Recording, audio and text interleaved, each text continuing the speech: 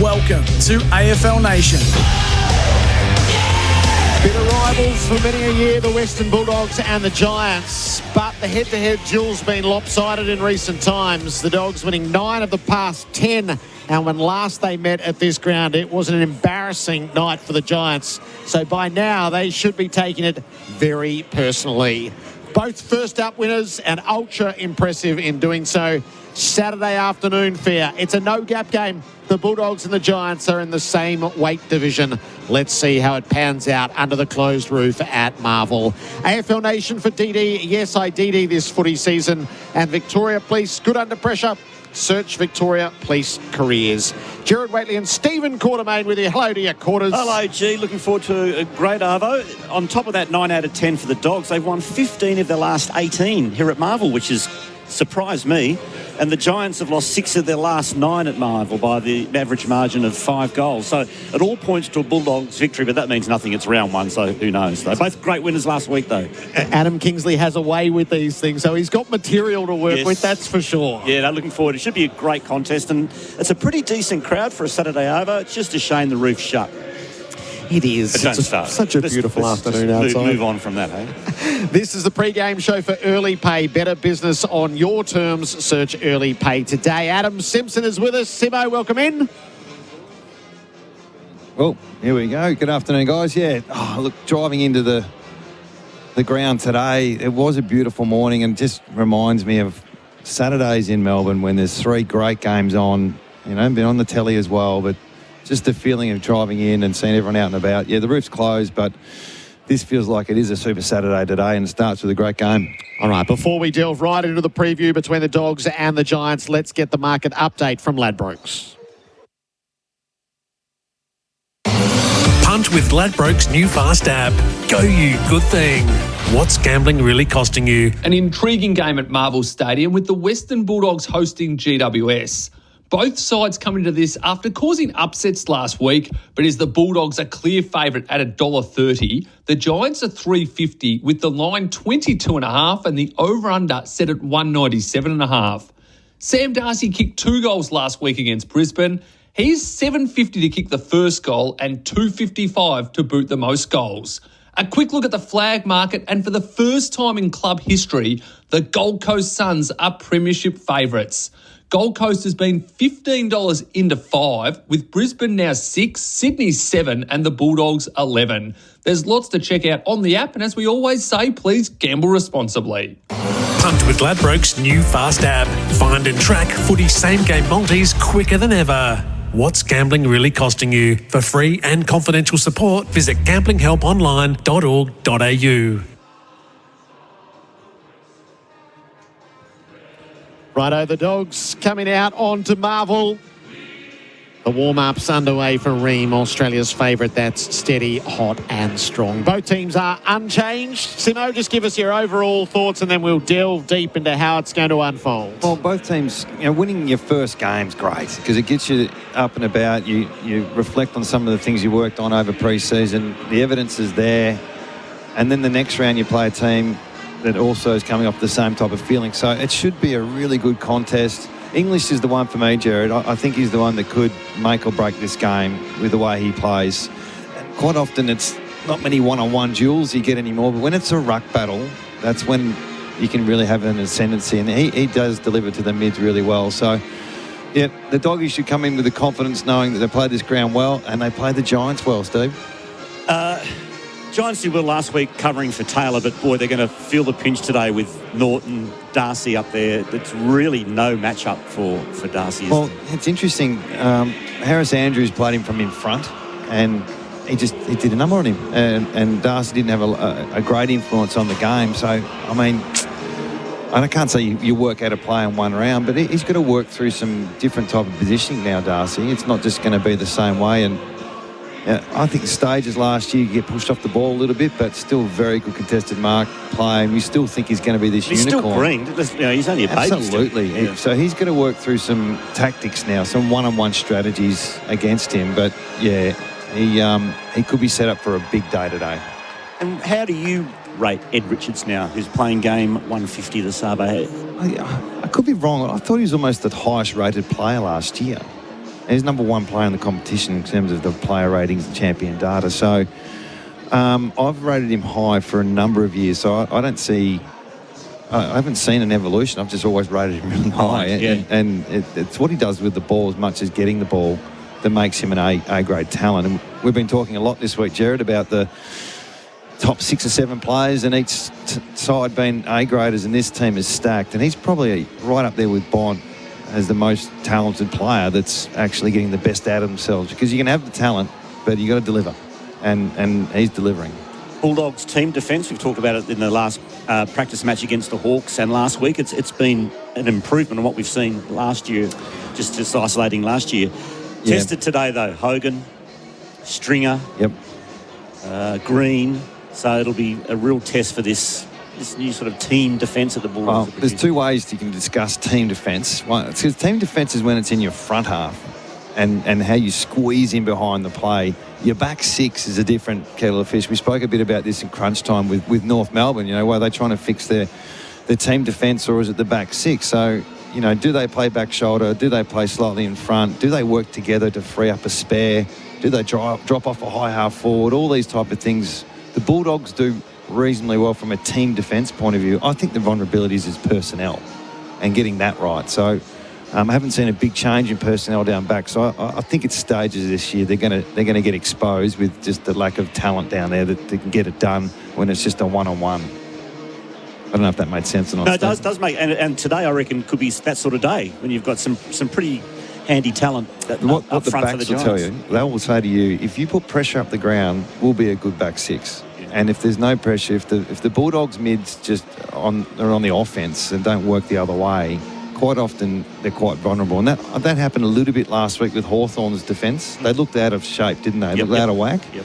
I suspect it's because the midfield of Hawthorn weren't putting enough pressure on the delivery that they were getting. And that's where it's all connected, and that's part of the coach's job, is to get everyone on the same page, make sure the mids, offensively great Bulldogs, but we need you defensively to make sure it's a dirty ball that goes into that back line. Adam Simpson for Sheen Panel Service. So when a matchup is long-term set against you like this is for the Giants, and they played a Thursday night last year and they were shocking, hugely embarrassing. We did that game, didn't we? Yeah. How are you using that if you're Adam Kingsley coming in, or don't mention the He war? looks like a guy that would remind, and we saw that half-time spray that he gave, which I think was a little bit orchestrated, Jared. When I more think about it, I reckon he said to Toby, listen, or Toby said to him, let's go. Let's get the boys going. Bit of theatre. Oh, absolutely, yeah. And I think Adam he's got that look in his eye. Sometimes you don't need to say too much. You just got to stare at a couple. You know, this time last year when we played them, you were bad. What are you going to do about it? You know, we've all done those type of disappointed dad conversations. So I just don't know if that'll work with the talent that's out there and the backs against the wall nature tonight. I think it might be more, or today rather, it might be a little bit more, let's just play away and do what we did last week. That's a start point.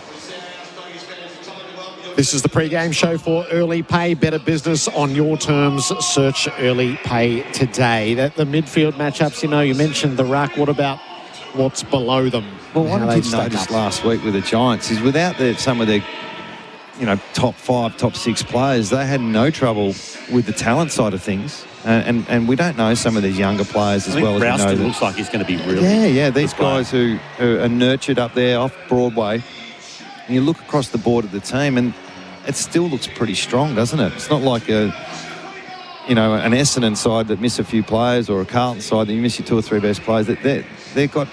The reflection I had from last week is they've got one of the deepest lists in the competition, and if anyone can handle injuries, it's this team. And let's not forget that Cornelio basically hasn't been a player for 2 years. Well, I don't know if he's going to come back. I don't know if we're going to see him like he was. No, but at least he's back fit. He's back fit, he's available playing, but he's probably not going to get to the same level he used to, and that's not expected. You're right. Just having a good experienced player there that, we spoke, Dave Matthews, during crunch time about what's the next piece of the puzzle for the Giants, and he mentioned on-field leadership and doing the right things at the right time from a player's point of view. And I think they've got the right system set up, and now it's about the on-field leadership. And I'm sure they would have been happy last week with their leaders, and it starts from Toby, who we had the pleasure of working with last week, and his football brain, and it looks like a bit of a knockabout, bit of an old school yobbo, excuse me, and as soon as the game started, he picked up things straight away that, you know, from a coaching point of view, that the sharpest of coaches don't get. So, and his ability to articulate it really quickly is important as well, because sometimes you've got to talk to the players on field and you've got to make it real simple. So he's got that gift and he's led really well. Coach Green. Oh, like to see look, that. I don't know if he'd want to get into coaching. He doesn't. How many yobbos end up coaching? But he's football brain. He might end up getting into the media and just doing a bit of the old part-time stuff. It's much easier than being coach. Congratulations to Will Lewis today, wearing number 28 for the Dogs. A week and a half ago, Gerard, he was not even on the list for the Western Bulldogs, just playing Footscray from their VFL program. And now the 26-year-old finds himself playing in the big time. What a great story.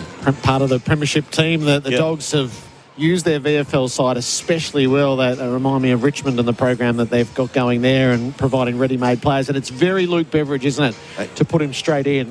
The only way you could describe that is it's very Luke Beveridge. He obscure pathways under his tutelage. It's an interesting list build or team. You got 7 A-graders and then you got obscure selections who, how's he getting a game? And suddenly they perform and they comply to the system is what I notice when they're at their best.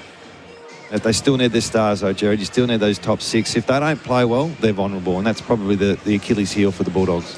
Who have you got for an unmissable moment today for Drink Wise? You won't miss a moment if you drink wise. Choose to drink wise. From what I've heard of Darcy, he's got the chip on his shoulder, and I think with a sluggish sort of start, he looked great in the Origin. Didn't do a lot last week. I think he could tear this game apart. Yes, it's a tall order for... Due for an 8 isn't he? I did say earlier that there's craft against him, and they're going to try, but... there's not really a matchup for him today, is there? No, it'll be about the delivery as much as the contest method, but they did a pretty good job last week. There was just no Darcy to compete with the Giants, so look at those 2 guys going in for the toss of the coin. Sworn enemies to the bromance, we're told, out of Origin, Bontempelli and Green. Yeah, there'd be I think the amnesty ends today, though. Toss of the coin for Keno Go. $40 million jackpot every 3 minutes with Keno Go. Toby's won the toss. Kicking to right of the dial, Gerard, in the first quarter. Always kick to your cheer squad at Marvel. The warm-ups have been completed for Ream Manufacturing in Australia for more than 80 years. So that's the pre-game show for Early Pay. Better business with Early Pay. The Bulldogs and the Giants about to unfold before us. Have you got the starting benches there, Simo, for Krause Electrical and Solar? Kick goals with Krause Electrical and Solar. Baker, Fraser, Lewis, Bramble and Selwood. Ronston, Riccardi, Himmelberg, O'Halloran and Brown for the Giants. Nice. 5. It's just weird, isn't it, seeing 5 on the bench? And we'll see what happens today with the rotations and who gets under 50% game time. Do they hold someone back? Doesn't look like both sides have jumped out of the box with anything too different. It might be just a standard 5-man rotation. All right, so who are you tipping? Well, I'll go with I think the Bulldogs will win.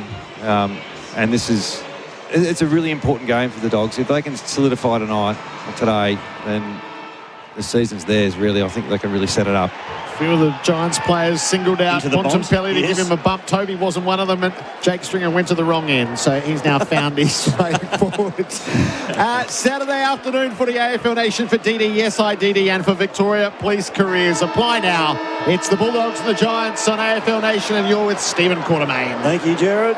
And it's Briggs up against English to start proceedings. As we said, the Giants going right of your dial to start this first quarter. Briggs a little soccer off the ground to set a half forward. Attacking it was Kennedy, couldn't control it. Green's kick was smothered. It's inside the Giants attacking 50, but picked up by Bontempelli. Got it over to Jakes. Right foot kick to half back, outer side of the ground, looking for Williams, couldn't find him. And over the line it goes for a throw in about 65, 70 metres out from the Giants' goal. Toby Green starting on ball again. Mentioned he's going to get more midfield time while these injuries are still taking place. So Briggs and English once again.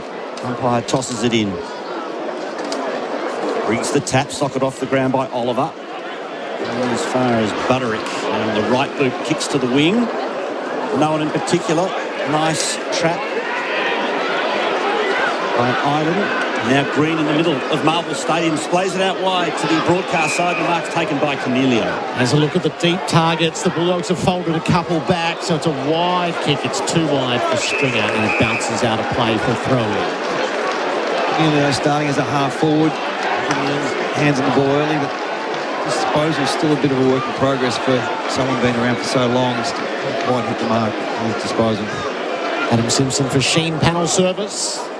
40 out from the Giants goal. Briggs knocked it goal side. Richards had hold of it. 3 got hold of him. So awake to the danger. Quickly up. Richards and Green are side by side. English tried to thump it out of there.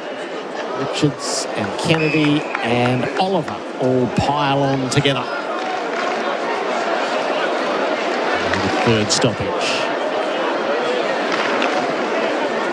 Briggs planted himself. English reached around. Richards wedged it outside the 50. Awkward bouncing ball. Liberatore got a good hand in and then got tackled by Ash. He's able to release, but the turnover comes. Giants try to build. Green got floored by Liberatore. Hines into a dead end. Off to Sanders. Kicks the Bulldogs down the line. West used the body around him. Open up the possibilities. Gives it to Bont. He controls and kicks. The goal front unguarded. He didn't quite get enough on it, and it trickles away next to the behind post for a throw. I have to say, great start from the Giants. Field position, 450 stoppage, but you run the risk of a slingshot and got away with one then.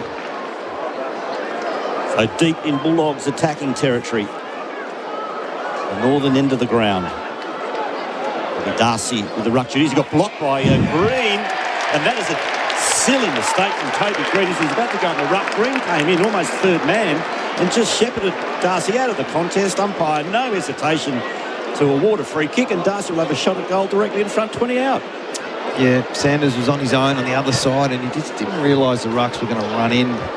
Maybe a little bit of a midfield rookie mistake. Quarters, it's cost him a shot at goal. And our boy Darcy wouldn't have thought that's the first way he was going to get his head shot. Very nice gift for Sam Darcy, only 25 out, virtually directly in front, and he's put it through. So first goal of the afternoon on the Tyre Power scoreboard. Your trusted tyre experts goes to the Western Bulldogs. They're one straight. Giants yet to score. I'm not sure what to make of that. It was a good opportunity taken from the Bulldogs. That game hasn't settled at all yet. We will all understand that, but 4 stoppages at both ends inside forward 50 tells us it's going to be reasonably tight. No one's really dropping off. Really is a rookie area, isn't it? It's inexplicable. It's a bit skitterish though as an on-baller. Just gets caught almost holding the ball here. He's in the game though, which is sometimes he can drift in and out. But when you're a midfielder, expectations are in the game, and he started reasonably well than that. It's a bad replay. Need a new TV score deal at Harvey Norman's 2025 TV run-out sale. Big brands, big screens, big savings. TV run-out sale now on. The Giants were about to break through Callaghan, but there's a ruck free kick going to English, so the Dogs go forward instead. Kick to a contest. West behind, but almost took the mark away from Iden. Ball released momentarily and then tied up by Fraser for a ball up. 35 out from the Dogs goal. Brings out the side. Kennedy does the roving. Hands it to Bontempelli. Swings it at goal. Oh, it's a work of arts. An ominous start from the Bolts and from the Bulldogs more broadly. 2 goals in 5 minutes. Tyre Power scoreboard. Get the power with your trusted tyre experts. Well, English involved. Stoppages has always been a strength for the Bulldogs, and peeled off the back of that stoppage. Bontempelli, and a difficult kick just outside 50. Pressure coming at him, and he just weighted that kick beautifully. Come back through the goals. Post height, really. Brilliant snap, really. It made it look, the difficult look very easy, didn't he? Just got the ability, Bont, to be inside and dirty, and just on the outside to receive as well. Really good balanced footballer. Great start for the Bulldogs. 2 straight. Giants yet to score. 5.5 gone first quarter here at Marvel Stadium from the stoppage. Socket off the ground by Bontempelli with little effect. Picked up by Green. Just hacks it inside 50 for the Giants. Nice little trap there by Selwood. Got it off to Dale. He shrugged the tackle. Got it to Sanders. just inside his own defensive 50. Then took on the tackler and it's a turnover. Handball comes to Cornelio from 40 out. He does the team thing and goes short. Nicely done. I thought he might have blazed away, but he saw Stringer, and Stringer has taken the mark on a slight angle kicking from 15 metres out. Teammates patting Sanders on the back. Nice conversation had as well about just do the basics, boy. Jake Stringer, 5 goals last week, was outstanding against the Hawks. Shouldn't miss from here.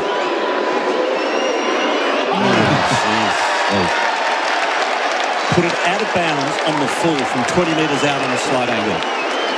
That's vintage Jake Stringer. Vintage Stephen Quartermain working the voodoo early. Kick in finds Karmas. Buku delivers up the wing. Norton, it was too strong for him. Laverde with the straight turnover. And the Giants make something of it. Bringing in board to Brown. Start matters. The Dogs kicked 6 goals to 1 late last season against them on the way to an 88-point rout. So 2 goals to 0. The Stringer miss matters even more. Himmelberg pumps it inside the 50. Fraser roves the pack. Gave it to Karmas and off to Williams. Dogs from the defensive 50. Again, too much on it for Norton and Laverde. Up over the top. The Dogs are feeding the new Giants defender. Laverde puts it into the pocket. Setting himself as Stringer. Third man up. Flew high off hands for a throw-in. About 35 metres out from the Giants' goal at the southern end or right of your dial. Out of forward pocket. Bulldogs 2 goals. Giants yet to score. Briggs and English in the ruck.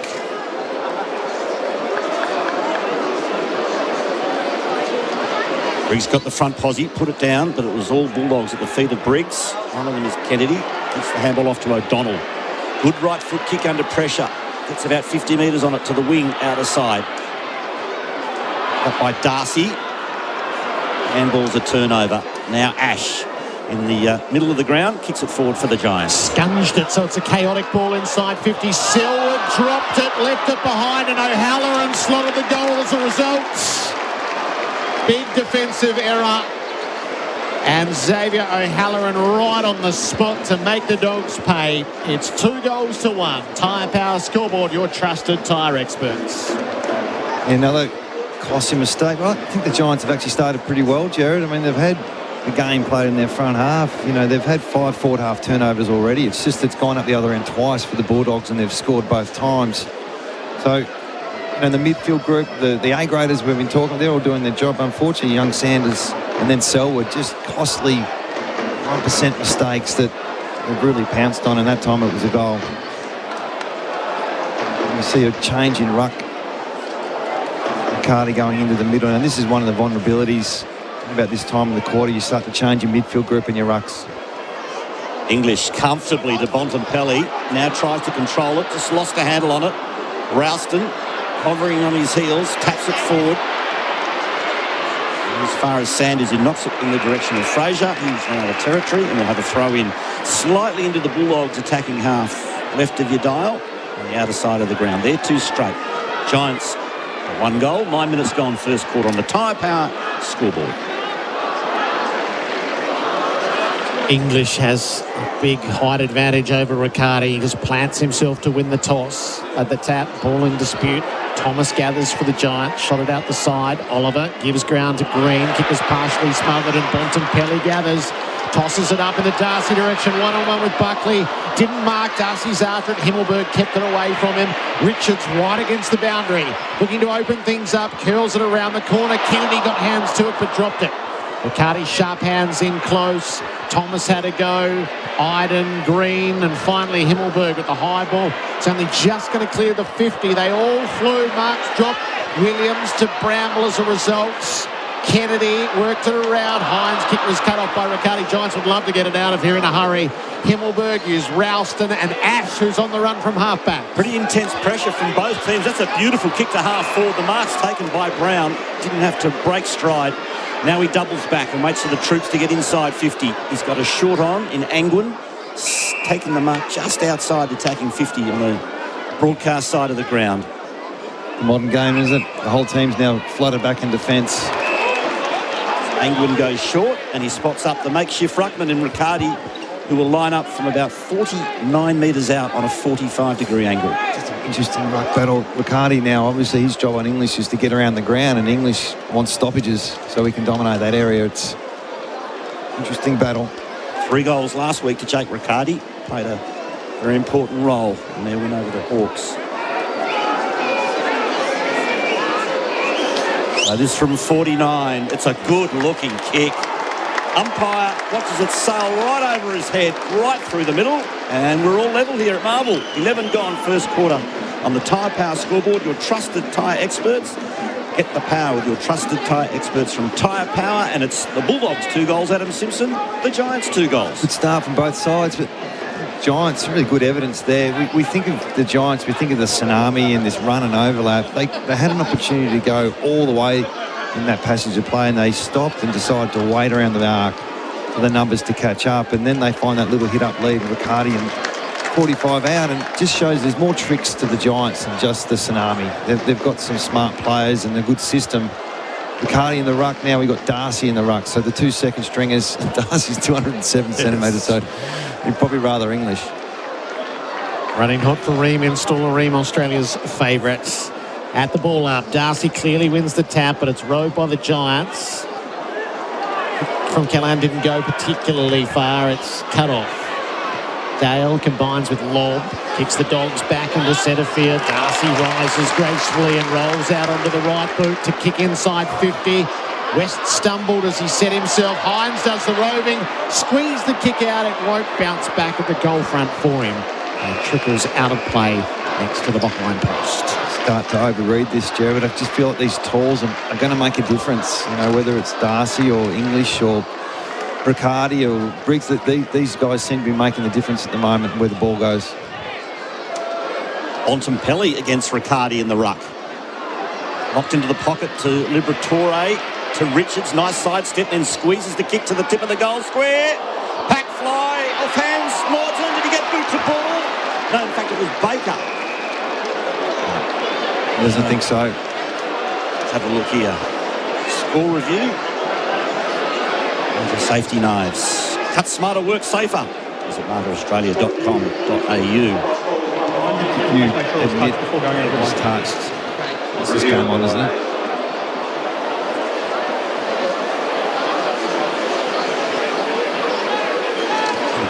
He really trod on the ball, Baker. It's whether it's brushed to stop. Oscar Baker is the man that's claiming the goal. Oh, is he? I thought he was saying, listen, let's get on with it. I didn't do it. That looked pretty cool. What's he doing? His hand up, so I did touch it, umpire. The boot.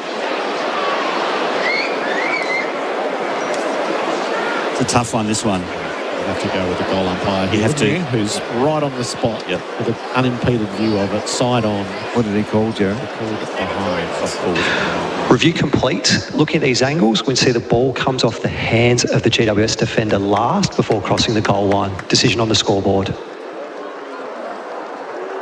Okay. So we now get a chance to look at the Bulldog zone, which is pretty much a 1v1 situation, and 5% of scores come from kick-ins, so they're not looking to score here. 13 plays 12. Dogs in front. Adam Simpson for Sheen panel service. Giants bringing in short. Himmelberg. So back to Whitfield and kept running after the kick, and all charged down by Baker. Himmelberg tidies up though for the Giants. That was a moment that needed to be saved. Thomas bangs it out of halfback. Long down the wing. Nothing scientific about it. Riccardi wins a good duel with Darcy. So he's kicked a goal and he's taken a contested mark against his taller opponent in his stint in the ruck.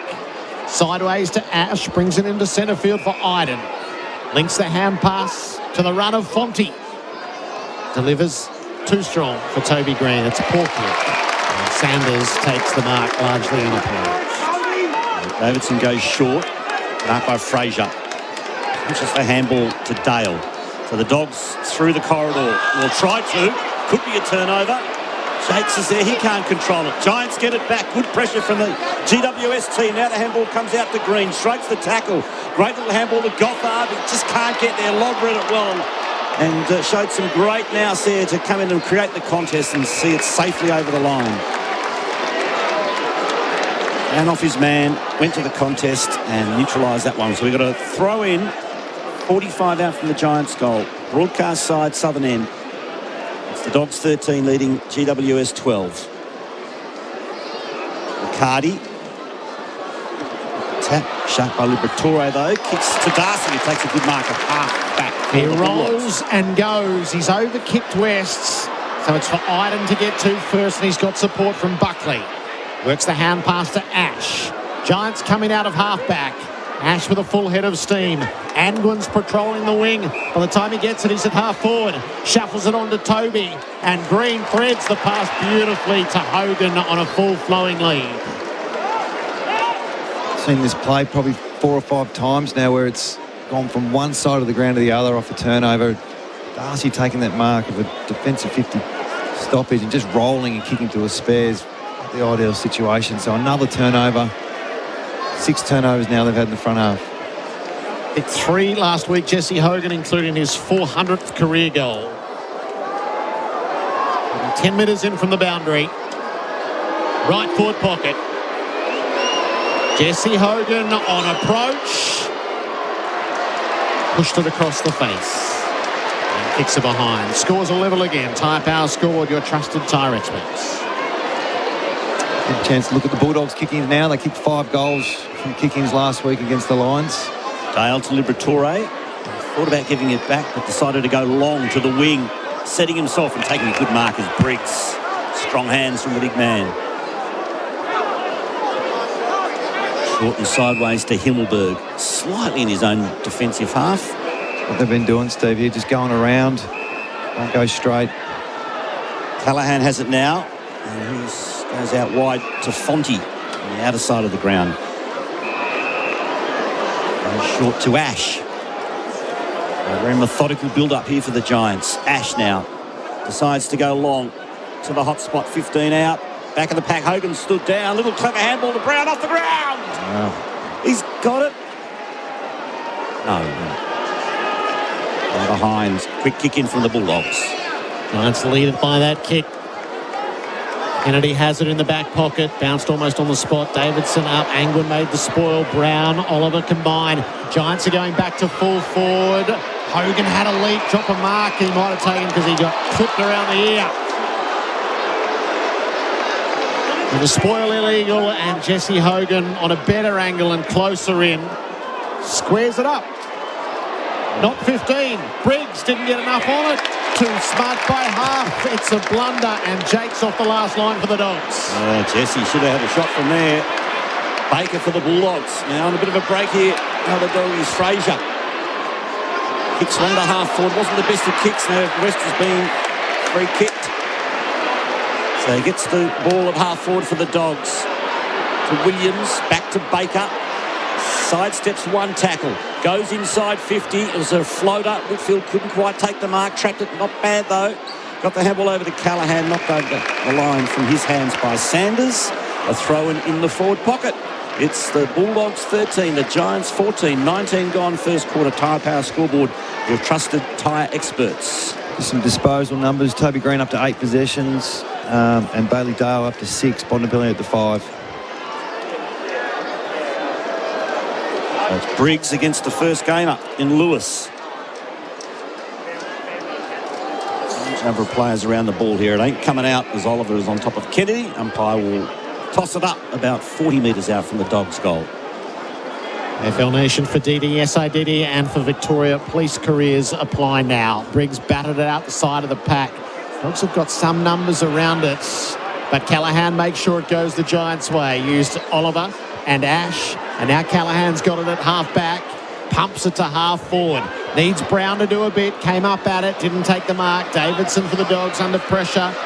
Delana tried to wear him close. Delana and Brown's come again after it. Brown's tackled by Davidson. Good honest contest all the way to the boundary. Going to do those 1%ers well for -1, the degree of difference. So it'll be Briggs in the ruck up against Lewis again. Briggs just ragdolls Lewis out of the way. And now the Giants, can they get position? Ralston's there, he paddles and then taps very cleverly to Goffard. The second gamer, centering kick. Karmas is there for the Bulldogs. Can't quite take the mark. It was a difficult one. Handball comes out to Hogan. Hogan back to Stringer. Stringer's dispossessed by Williams. Ball spills free. Sanders, Karmas is there, and he sees it over the boundary line for a throw-in. 45 out from the Giants' goal. Broadcast side, Southern End. 14 plays 13. GWS in front. Round 1 action at Marvel Stadium. AFL Nation for Didi is Gerard Wakeley. Lewis has been asked to do a lot in the ruck. Bridge just gets rid of him but wastes the tap. Gave it to Sanders, Bontempelli, back through Lewis. Butterick runs an arc of the defensive 50. Sold Williams into trouble, but fast hands out the side to Kennedy. Dogs trying to get it forward. Perfectly weighted ball for West, who's up and wanting the kick inboard. Bramble is on. Release Bontempelli. What a wave of running this is. Liberatore, Fraser, Baker. Brilliant from the Dogs. That's good. That's the footy that will take them a long way this year. 3-1-19 to the Giants, 2-2-14. Running hot for Ream, Australia's favourite. That's steady, hot and strong. What a great passage of play. Back half transition. That's all they're doing at the moment, the Bulldogs. They're really not getting the game played in their half at all, but they're just taking everything on. There's been 11 stoppages in the forward line for both sides. Like one side's had 5, the other side's had 6. So it's just going up, back, stoppage at both ends. So the coaches would be pleased with the transition, but trying to tighten up the defence a little bit. Doesn't look good when they go quick like that, though. Darcy's down on the bench for Rapid Mesh. Temp Fest Spence at Bunnings. Young Will Lewis there. We'll say young. He's 26, Adam, in the ruck. Got a pretty harsh initiation there, didn't he, from Briggs? English is waiting on the bench. English is back on, and they get another clearance, the Dogs, as Bontempelli puts them deep inside 50, smashed away by Iden. And it fortuitously fell in the arms of a teammate in Fonte. It goes short to Thomas. He marks on the defensive 50 paint. Thomas short to the run of Angwin. He marks it half back. To the wing. To Rouston. He waits for it to bounce, and it's a turnover. O'Donnell. Long left foot kick inside 50. Norton further! Takes the mark! He had a run at it, and he didn't let his teammates down. Beautiful grab, and he will line up. No, he goes short, stabs it to Bontempelli. Well, he was all alone inside 50. That's a bad breakdown from the Giants, and the Bont will line up. Slight angle, 45 out at worst for his second for the match.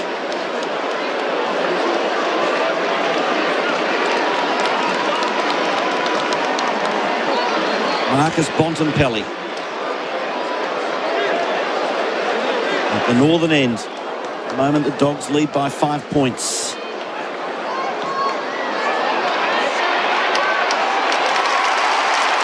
Well, the crowd tells the story. Bontempelli's got 2. The Bulldogs have got their 4th.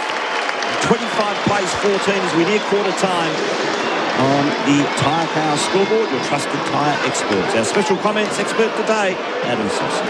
Looks a bit different, the standard from last night.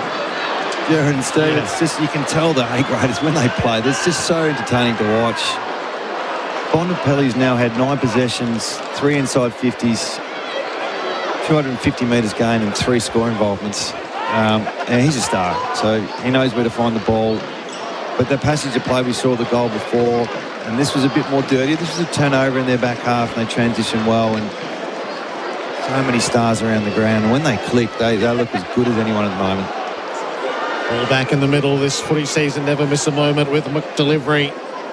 English got his hand to it. Richards coming through.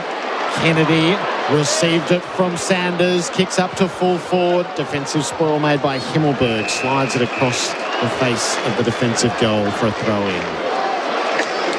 5 minutes remaining in this opening term. It's the Dogs by 11 points.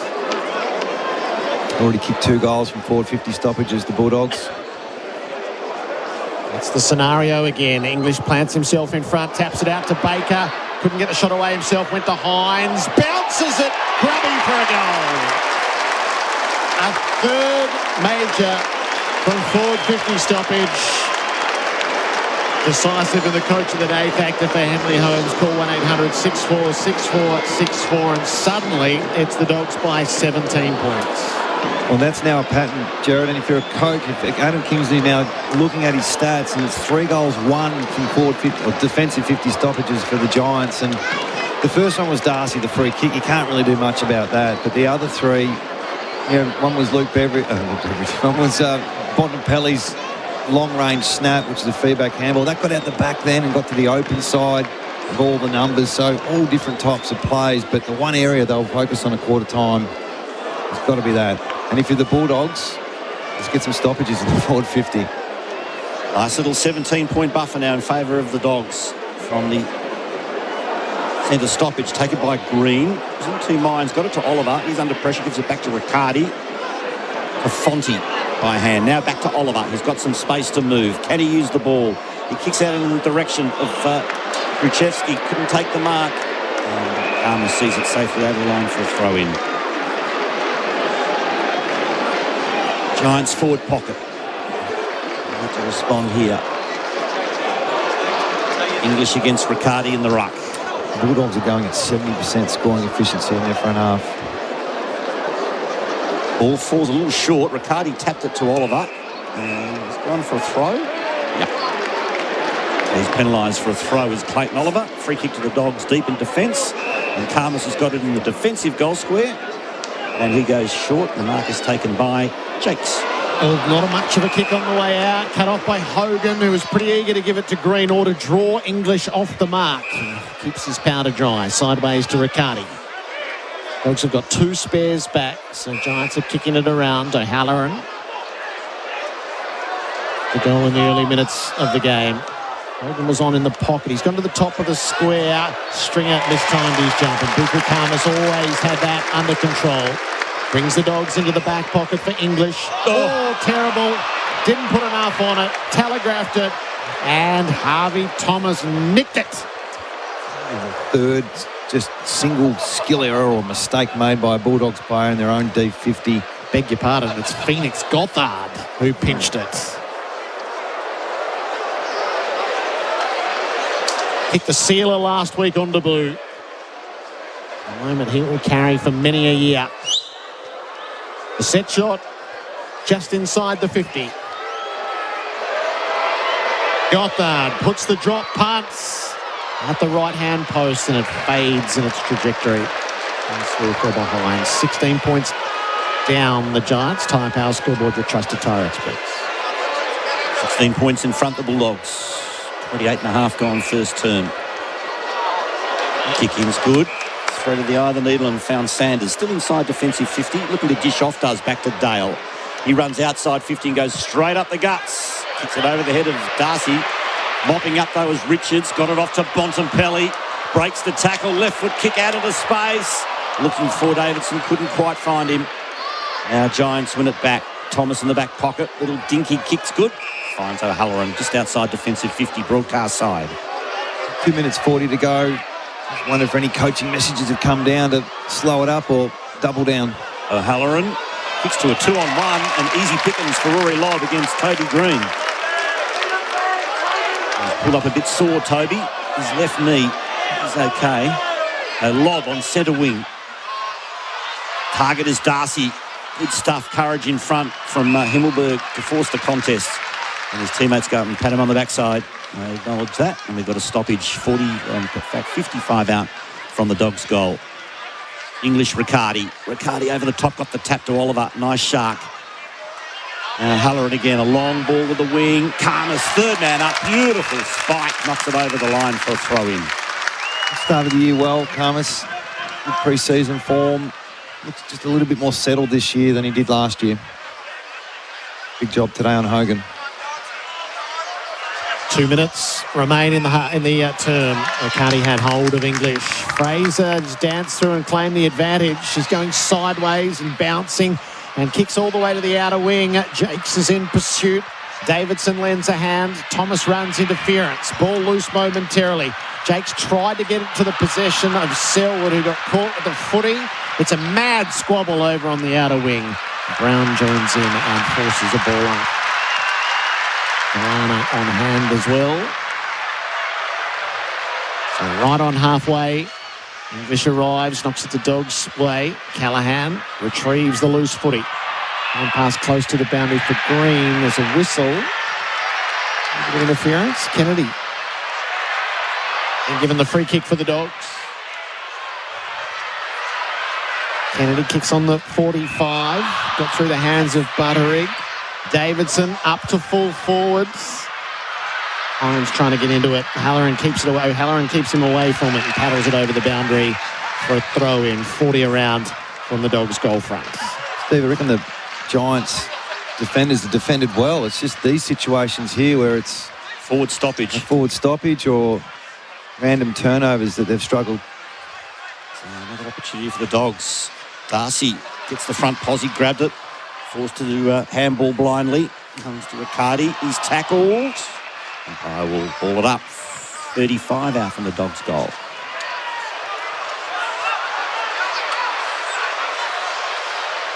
A pin drop at the moment. Quiet. Darcy, the tap to Richards. Got the handball out to West. West to Williams. Williams to Dale. 55 from goal. Gone holding the ball. Took on too many tacklers in the end. And it's a free kick to the Giants. We've got 47 seconds left on the clock. Will they try for something, the Giants, or just shut up shop? You can shut this down now. Just consolidate. Not really set up for it, although going around nice and slow. Should take enough time off the clock. Yeah. Alberti doing a lot of signalling. Oh, he took a long time to kick. It was a little off balance when he did, but Clayton Oliver makes it okay. Thought about the inboard hand pass. Danced around on the spot. He's kicked for Ash. 15 seconds remaining. Ash breaks particularly wide. Himmelberg in full flow. May as well give them a look up at the 50. Toby Green's a fraction too far out. So he'll want to move it quickly, or maybe he'll go the barrel after the siren. Well, this might get them going. Jared, if you can... Does he go the barrel? What are the rules? Is he allowed to come off his mark? I think he can arc. No. So the umpire's right behind him to keep him on the straight and narrow. It's always been a challenge with Toby. I think you can start as long as you finish it on your line after the siren now. He's deciding to go straight. He's going to have to kick it, what, from 58? Toby Green from a long way out kicks it into English. So nothing to tell from it. Dogs by 16 points at quarter time. 5-1, 31 to the Giants. 2-3, 15. 2 for Bontempelli, 1 each to Hines, Darcy and Baker for the Giants. Singles to Riccardi and O'Halloran. This is AFL Nation for DD. Yes, IDD, and for Victoria Police Careers. Apply now. That quarter on AFL Nation was for Tyre Power, Australia's biggest independent tyre retailer, keeping you safe on the roads. tyrepower.com.au. There's EV deals everywhere, but only one Toyota. The new electric BZ4X is ready now at Chadstone Toyota. Smarter tech, proven reliability. Make the switch. Test drive today. Oh, what a feeling. Toyota. LMCT 8169. At CommBank, we'll help you get your business in shape, no doubt. Whether you need capital, cash flow, or payment solutions, talk to one of our local specialists today. Search CommBank Business. Eligibility criteria, T's and C's apply. Aussie basketball lovers, there's a massive season of sport waiting for you, all thanks to ESPN on Disney+. They've got every game of the NBL streaming live in March, including everything you've been waiting for. The end of the tournament play, then bouncing into the playoffs, all before the final goal of the season, the Championship Series. Don't miss any of the NBL action with ESPN on Disney+. Sport is on the main stage all season long. Stream big on Disney+.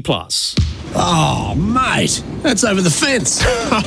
I can tell you one thing, we're not getting that ball back. Oh, yeah? Why is that? Because that's a rapid mesh temp fence. The guys just set it up. Oh, yeah. I've heard about rapid mesh temp fencing. Yep, I used rapid mesh temp fencing for my site too. It's so quick to set up and secure, and the best part is I own it. Tradies and builders, are you looking for temp fencing? Grab your rapid mesh temp fence today at your nearest Bunnings. For those who demand more from every acre, there's no compromise. There's Deutz Far. Engineered in Germany, built with more precision, more innovation, more comfort, and more performance from 62 to 336 horsepower. This is what premium feels like in the field. Now is the time to break new ground. The grass is greener with Deutz Farm. Talk to your local dealer today. There is power in your truth. Did you experience child sexual abuse in a Victorian government school or certain non-government schools prior to the year 2000? The Forum is a safe space for you to share your experience and contribute to the public record. Help Victoria better prevent and respond to child sexual abuse in schools now and into the future. The Forum is open until 18 March 2026. Call 1800 967 933 or visit truthandrecognition.vic.gov.au. Everything grows better with nutrient water. Everything grows better with Nutrient Water. From irrigation and filtration to pumping and lawn care essentials, Nutrient Water has you covered. For the best water management solutions, your local Nutrient Water store has the solutions to help everything grow better. Order online at nutrientwaterstore.com.au or find a store near you. Everything grows better with Nutrient Water. Everything grows better with Nutrient Water. At Kogan Mobile, we know kids are expensive. Ludicrously expensive. If you don't have them, you won't believe how much they cost. If you do, congrats on becoming the proud owner of an adorable money vacuum. Thankfully, Kogan Mobile's plans are not expensive. Get smarter with your kids' smartphones.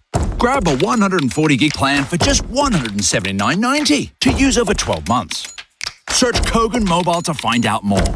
Kogan.com. Clickin' awesome.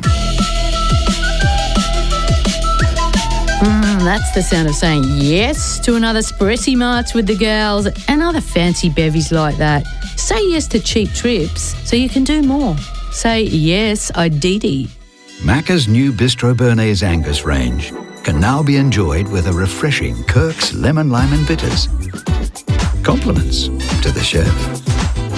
Ba-da-ba-ba-ba. Available after 10:30 a.m. for a limited time.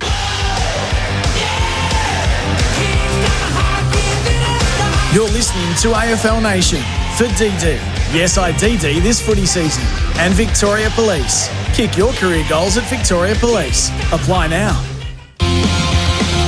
Kennedy does the roving, hands it to Bontempelli, swings it at goal. Oh, it's a working heart. An ominous start from the Bolts and from the Bulldogs more broadly. All inside 50. Selwood dropped it, left it behind, and O'Halloran slotted the goal as a result. Pelly, what a wave of running this is. Liberatore, Fraser, Baker, brilliant from the Dogs. That's the footy that will take them a long way this year. Couldn't get the shot away himself, went to Hines, bounces it, Grubby for a goal. A third major from forward 50 stoppage. Macca's, I'm loving it moments. This footy season, never miss a moment with McDelivery. Dogs by 16, Adam Simpson. Well, it's been a bit of a transition game from the Bulldogs to get it in there, but once it gets in there and they get their stoppage game going, they're scoring 3 goals, 1 from forward 50 stoppages. They've kicked 4 goals from stoppages in the first quarter, and that's been the difference, really. And Bontempelli, of course.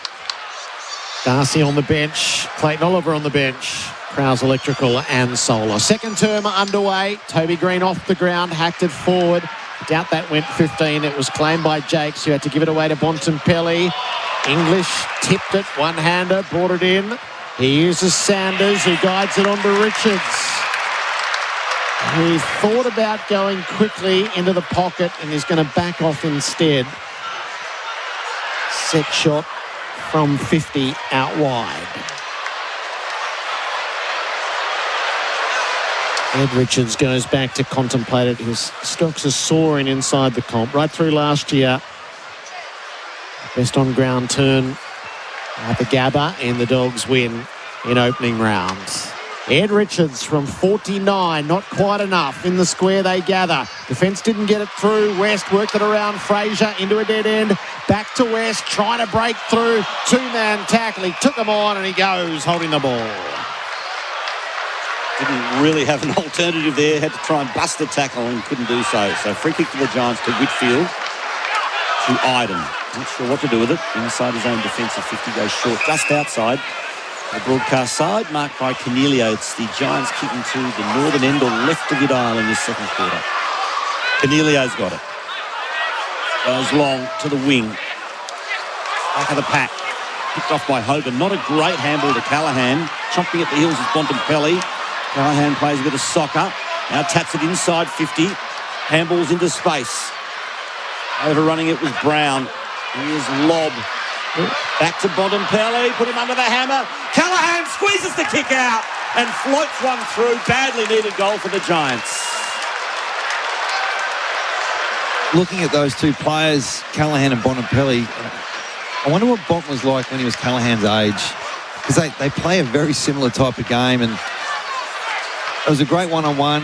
Callaghan got the nudge, and then it turns over, and this is the first time I've seen Bont fumble for a couple of years, and he pounced onto it and scored a really classy goal through hard work. And he's one of my favourites, Callaghan. He could be anything in a few years. I'm not sure of his age. He'll be down here somewhere, but he's upside. He's not being A-grader right now, but if he's not far off. 22 years old. Yeah. I wonder what Bont was like at 22. Probably already won 2 BNFs. He's 22 Bont, but he's got that look, hasn't he? Same similar size. Robot Building Supplies scoreboard at Robot's got it. It's the Dogs by 10. Callaghan's on duty again in the middle. Toby Green lends a hand. Worked the hand pass to Ralston. Needed the overlap run from Fonte. Kicks it out to Thomas. Forward of the wing. Thomas just backs off. Give him a hurry up by the ump. He'll deliver up inside the 50. So they'll need a big mark. Briggs sets himself in front of English. Probably should have marked. Dale, defensive hand pass. Butterick knocked off it by Green. Thomas and Green go to work. So too Liberatore, who sticks the tackle on Toby. And what do we have? It's a Bulldogs free kick. And it's going to Butterick. Goes short to Kennedy. Outside, just outside his own defensive 50 on the broadcast side. Kennedy goes long. Norton works his way to the front. Good fist coming from Laverde, though. Handball out in the direction of Richards. Laverde has a crack there. Richards almost playing basketball there, tapping the ball on the ground. Picked up by Fraser. He's tackled by Whitfield. Another stoppage. 55 out from the Dogs' goal.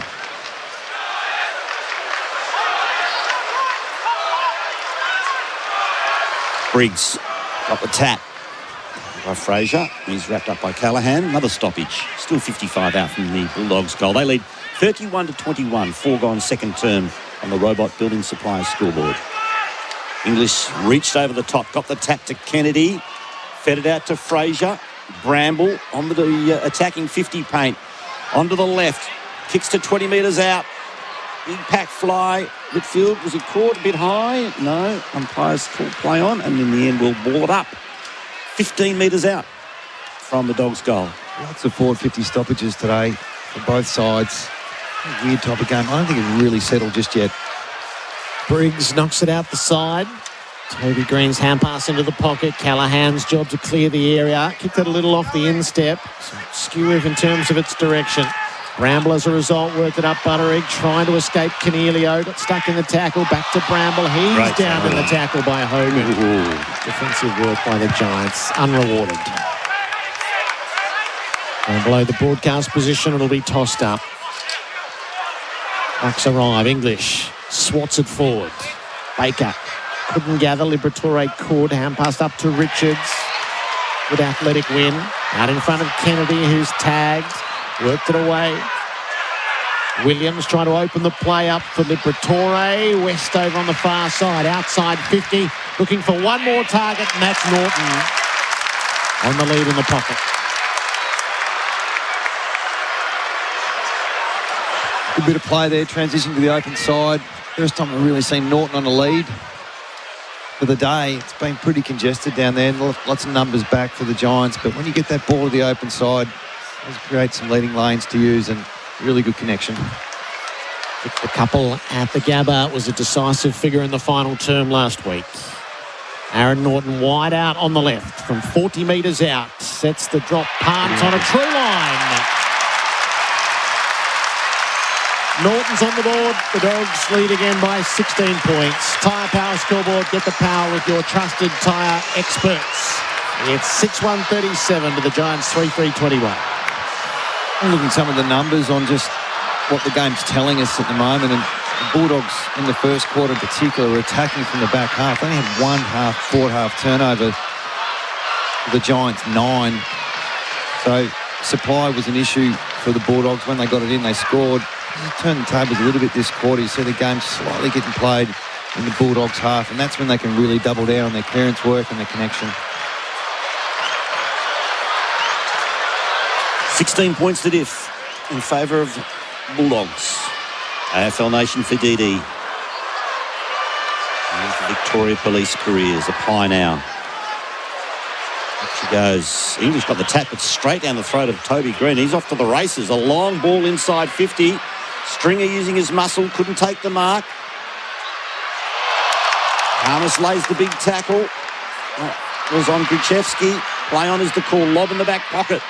Squeezes the kick out. There's a couple of Giants here. Picked up by Green. Gone! Great tackle by Weston. Doesn't he let him know it too?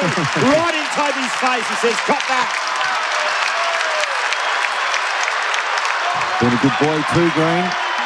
On a suspension or fine. Very clear about that. The 1%ers -1, the degree of difference. Long down the wing. Hines tried to feed Darcy. There were too many around. It ended up with Bontempelli, who coughed it up. Ash off his heels. Kicks it up to half forward. No mark for Gruchevski. Taken away by West. Sanders, Liberatore, Davidson. Missed his hand pass. Ash came off his man to win it back. The Giants might win out here. Oliver threw that to Gruchevski and then got down savagely by West. He's hurt, Oliver. Advantage paid the Giants' way. Thomas took a long time, wobbled it up. Stringer had it knocked away by Karmas. Terrific one-fisted spoil. Hines has to stand against the flow. Release the footy. Selwood bangs it on the boot. Thomas and Liberatore, the midgets go at it, and Thomas gave away the free kick. Still very sore, Clayton Oliver, and I think he's got a receipt in his pocket for that one, Jared. He's not too happy. Who was it? It was West. Don't know. It was West, was it? West. He's got that one in the memory bank, I think, Clayton. Took him a while to get up, but he's a tough nut. He's up now. As the Bulldogs have it, Butterick just inside his own defensive 50. It's the Dogs 37, the Giants 21. Butterick chooses the broadcast side. Good kick to Darcy, who gets it on the second bite. And he goes onto the left, looking for his skipper. Just getting a hand on it was Buckley.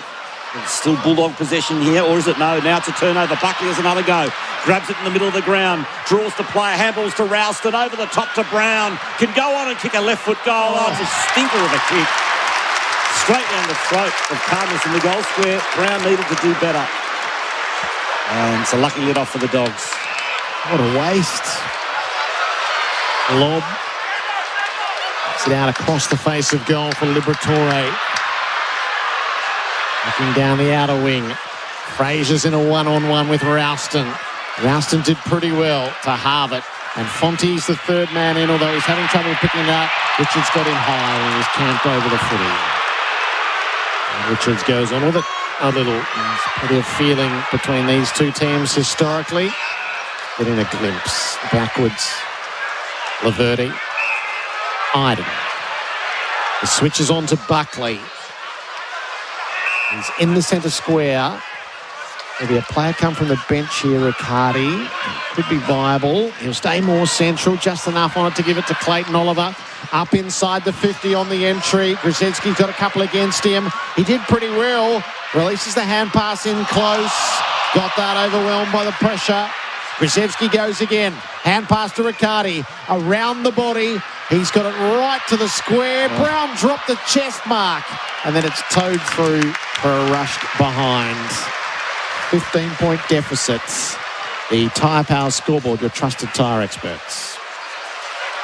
Couple of missed opportunities for Callum Brown. The last 5 minutes.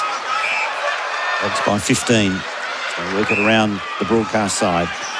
Butterick back into the corridor, under the defensive 50 arc and finds Bontempelli. He goes in the middle with precision and finds English. He dishes off to Sanders, runs into trouble, gives it back to English. Now Bontempelli Beautiful handball from English. Bontempelli gathers, goes long. 2-on-1 here. Iden sees it safely over the line with a big fist. And thrown in the Bulldogs' forward pocket. 11 gone, second quarter. It's the Bulldogs 37, the Giants 22 on the Robot Building Supply scoreboard. Robots got it.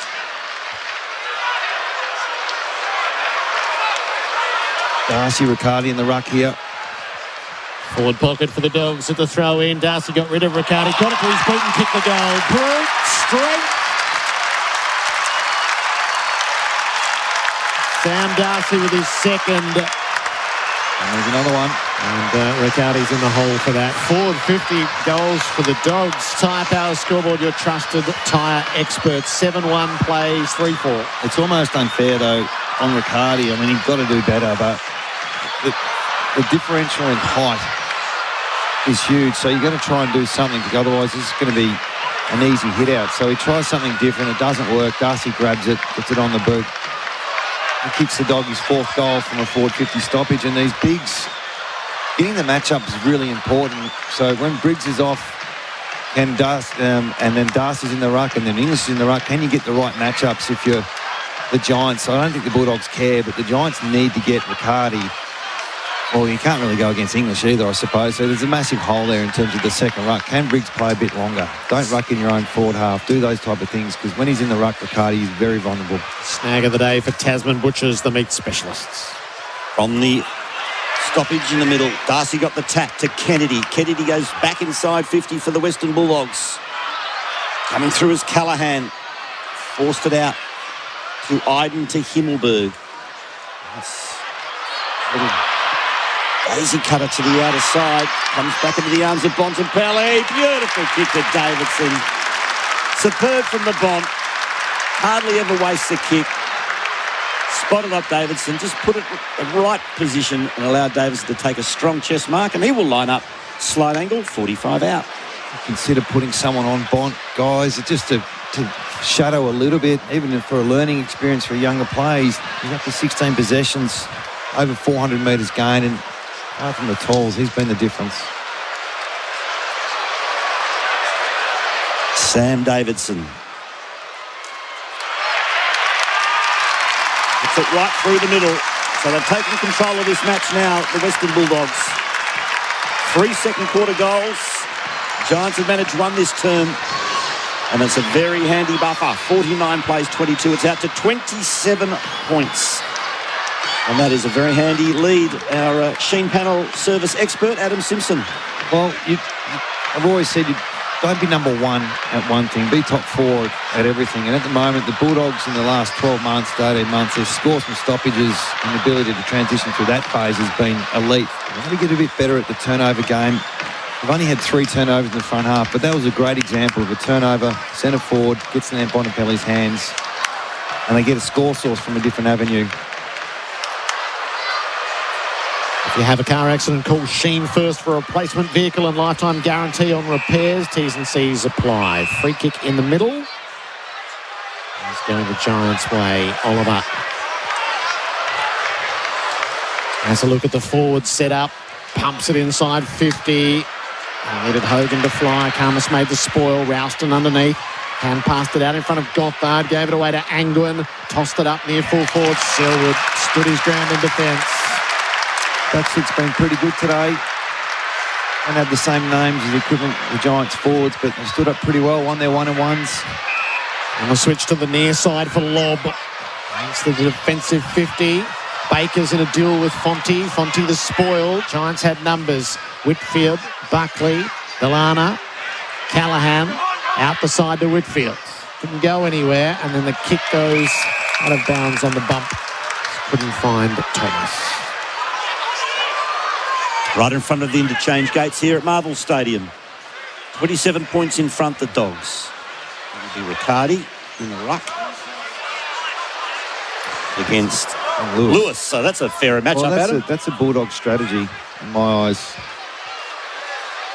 Thomas got it for the Giants. Ineffective handball. Baker for the Dogs. He's punched over the line by Fonte. You want to keep Darcy in the front half when English is off. You play Lewis in the ruck, and it's only against a Riccardi, so you wouldn't do it against Briggs. It's the chess game that you play with a ruck situation. Another throw in. Lewis and Riccardi once again. Riccardi with strength. Couldn't find a teammate with the tap, though. In the end, it spills to Thomas. Ralston can't control it. Bramble did better. Kept it alive. Fired out the handball. To Jakes. To the wing. Couldn't quite trap it on the half volley, could Kennedy. Another throw in front of the interchange gates. Number 3. This is the benefit for the Bulldogs having the 5th man on the bench. You know, they can play Lewis with limited game time and allows Darcy to be permanent forward when he needs to be. And on the bench for Crowes Electrical and Solar.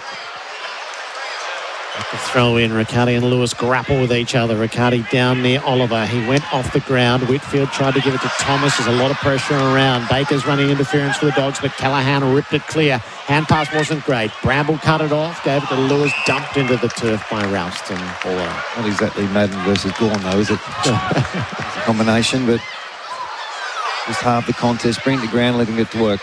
Boundary updates for Rapid Mesh Temp Fence at Bunnings. Sanders extricates a hand pass to no one in particular. Callaghan's onto it for the Giants. Defensive side of the middle. Has a bounce. He's going backwards and sideways. Full retreat with a kick to Buckley. The switch to the outer side. Himmelberg makes space at half-back. Stepped off his line, so he's called to go on. Angwin's patrolling the wing. He's going to dab it up the line to Whitfield. Kick mark from the Giants. Riccardi presents. No link-up run, so Riccardi has to look to half-forward. He's going to have to be a long kick to a contest. Hogan sets himself. Grzyzewski in front. Grzyzewski takes the mark. One of the rare ones, Bukukamas hasn't been able to put the fist through. Good pack mark, though. Do the work. The youngly framed player looks like he's going to be a big boy in the future. Got a share of it last week as well with his couple of goals. 45-degree angle to the right, 45 metres from goal.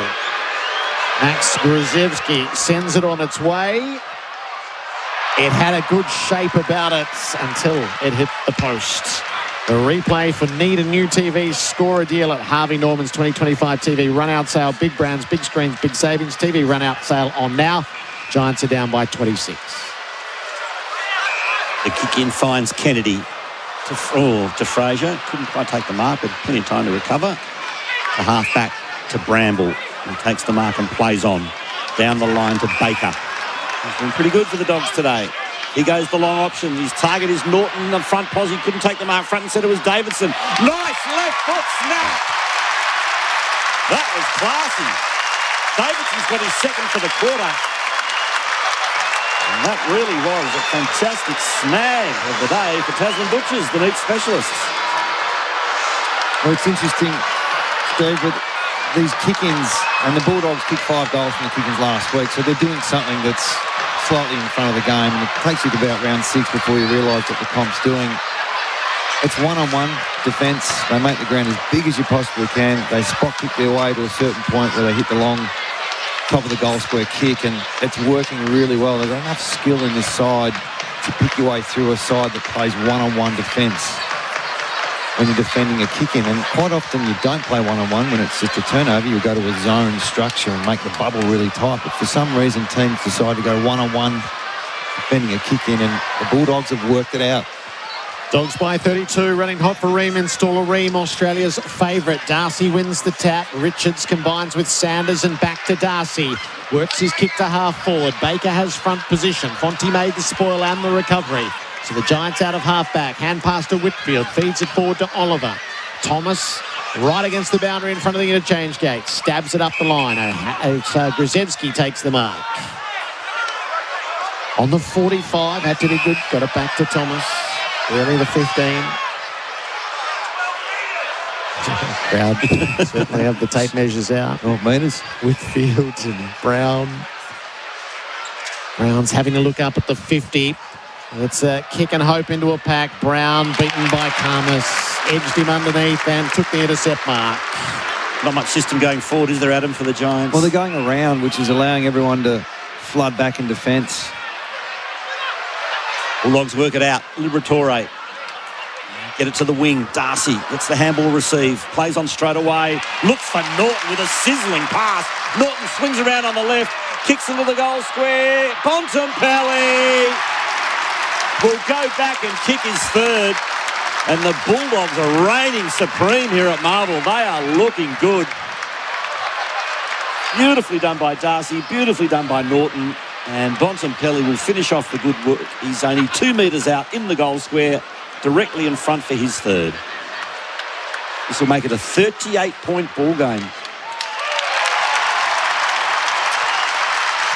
Similar story to last year, Gerald, when we were here on that Thursday night. And yeah, the Giants have been working their way around the Bulldogs, not through. And when they get held up, they look for these switch plays, which worked okay in the first quarter, especially when you're in your back half. But when you're in your front half going around, just allows everyone to collapse back into the defensive 50 and get the ball back off the turnover. And they transition from a D50 to forward 50 then. And just a complete contrast to forward lines. There are only 2 players inside the forward 50. And Callaghan looks like he's matched up to some degree on Bontempelli, and he's going to learn a lot today. Bontempelli's sitting in the forward line at the moment, and he's had his kicking boots on this year too. Bont, is he up to 6 goals? 6 already, yeah, 6 goals already. Going, Robot Building Supply scoreboard. Robot's got it. Dogs have added 5 goals in this term. The Giants 1. And it's a substantial lead. Kennedy hoovers it up in the middle. Kicks the Dogs inside 50 again. Norton's drawing the footy and commanding as he takes the 2-grabber.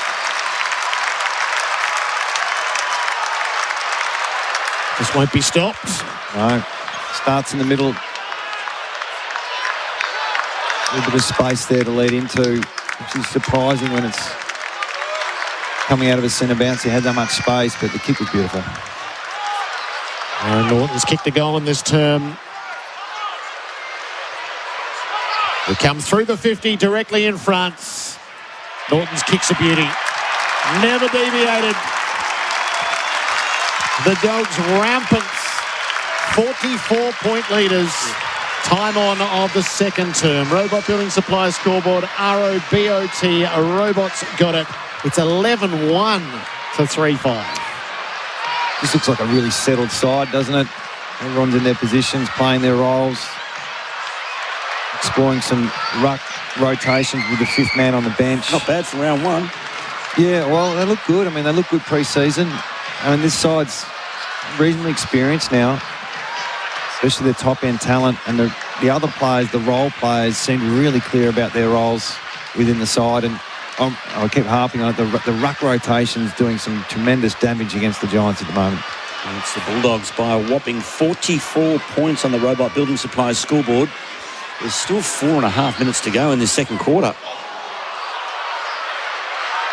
From the set of stoppage. Goes out to the wing, picked up by Angwin for the Giants. Gives it to Callaghan, who works his way onto the left and goes the long option again. It's a 3-on-3 lob in front. Just dropped the mark and perhaps should have snaffled in the end. Gothard can't pick it up.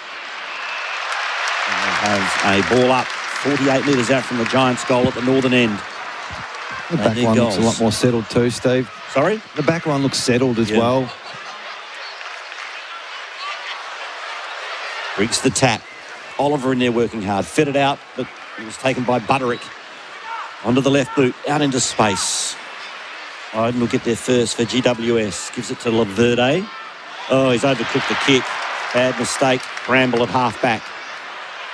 Time to weigh up the options. Decides to concede territory. Go back inside defensive 50 to Lobb, who decides to go into the corridor. Short to Dale. He goes up the middle. Again, a beautifully weighted kick, and it's marked by Butterick. He's got the overlap run coming from Liberatore. Dogs are building up to half forward, a bit wide of West, and all the way to the boundary will be a turnover. So Lasso comes out.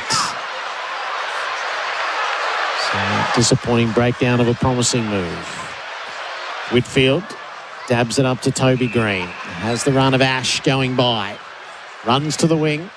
Delivers it up for Brown. Puts it onto his chest. Just slow here. Been doing it all night, all afternoon. Allowing numbers to get back. Taking a long time for the long ball inside. It's a 6-man pack. Ball hits the ground. O'Donnell charged down by Stringer. Hogan works it around to Stringer. Couldn't get his kick away, so backwards he goes to Callaghan. He can take a long-range shot at goal. Have to check the umpire was going to blow the whistle on the 15 metres, and he duly obliged. Haven't seen enough of the Giants, obviously, this year. If this is a strategy just for this game, that get in the front half and let your numbers catch up. We don't have the talent, perhaps, to keep up. Let's win a different way, but really not working at the moment.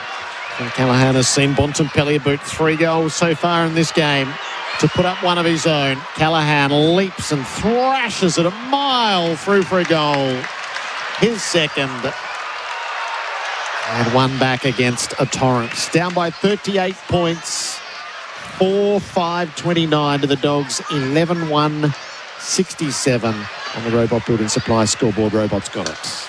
Don't think he's going head-to-head, Jared, but with Bontempelli, but Callaghan's had 16 possessions, 9 contested, 3 clearances, 4 score involvements and 2 goals and a half as well. So, and they're lacking some numbers. I think they've gone in with a bit of a strategy this week in particular with their lack of personnel to perhaps try and keep the ball in the front half a bit more. We haven't seen the tsunami, have we? It's been more methodical, which I would have thought's not a full year thing. Badly needed goal for the Giants. Up it goes in the middle. Missed it in the end, but gets it back now. Puts it on the right boot. Torpedoes one inside 50. Ash with the double fist. Picked up by Himmelberg. Is it to Buckley? Great smother by Darcy. Picked up by Ash again, and we'll have a stoppage in the forward pocket. Good defensive work from Sam Darcy. Nice smother. And we've got a ball up 25, 30 metres out from the Dogs' goal. They lead 67-29. Bontempelli's kick 3. Back of the pack, just hacked out of midair by Ralston. Lobs there, smashes it back inside 50. But only as far as Callaghan, who kicks a high ball of the wing. Stringer, 1 out, and gets a free kick for a hole. Will advantage be paid? It is. Oh, and so he took his legs. Ball's coming back. It was all a bit of a mess, wasn't it? Right call to bring it back. Dogs leading the clearances by 10. Giants, are they +6 on the inside 50s? Yeah, I think they're getting the supply, Jared, but this is the type of supply they're getting. It's just 18 men back in their own forward 50. Stringer's trying to pierce that to the lead of Hogan. O'Donnell got a fist into Jarrett, clear. Dale coughed it up. Delana into open space. Green's trying to bust through. They got him. English and Liberatore conspired to thwart him. So he's going to have to hand the football over. And he's playing out of position as well. He's having a reasonable game, but he's playing on ball, which just makes it even more difficult. English to O'Donnell, who can run into a little bit of space as he crosses the 50. Frazier's the target down the line. Dogs are flowing into the inside 50. Ball just sags to hold up for Jakes, and he brings it up now to West. They have the 3 deep targets. That's where it's going. Norton with big bounds. Darcy with a big reach. Neither could take the mark. Bontempelli slapped it to Hines. Gives it back to the Bont. He ducks out of trouble. Hand pass to Bramble. Worked it around to Jakes. Winkled his kick toward goal. There was never enough on it. And Ash marks on the last line. He goes short to Cornelio in the back pocket. He goes back to Ash in the goal square. Begin the task of trying to pick their way through this setup and get it out wide to Toby Green. Just this chip mark, try and go around, sticking with the process, but you see how well the Bulldogs are defending. It's because they've got time to set up as a team. Ash almost moonwalking backwards. There was only 5 seconds to go to the quarter. Fair enough. And that'll be it. An outstanding second quarter for the Bulldogs. 5 goals to the Giants 2, and at half-time it's a 38-point buffer in favour of the Western Bulldogs. They did get it out to 44, but 38 points is a great lead at half-time. 67 plays 29. The major goal scorers for the Bulldogs, 3 to Bontempelli, 2 each to Darcy, Norton and Davidson, while for the Giants the only multiple goal scorer is Finn Callaghan. A couple of very quick thoughts from Adam Simpson before we go to a break. Well, it just looks like the talent differentials sort of taking control to a certain degree. The strategy is important as well. That the Giants are happy to be a bit more methodical today, and I didn't see that much last week. It was more of a run and gun type of game last week, and they got their deep entries and they defended well. I don't think the Bulldogs are letting them do that and forcing them into slow play. And once the doggies get the ball back, I mean, their clearance work's the number one priority. And you're looking at Bontempelli at the moment getting interviewed. He's the difference in terms of the scoreboard with his 3 goals. But they're just too good around the ball at the moment with their stoppage work, and they're starting to pick up their defensive transition as well. So 38-point buffer to the Dogs at half-time. 11-1-67 plays, 4-5-29. This is AFL Nation for Dee Dee, yes, Dee Dee, and for Victoria Police careers. Apply now. That quarter on AFL Nation was for Robot Building Supplies. ROBOT. Robots got it.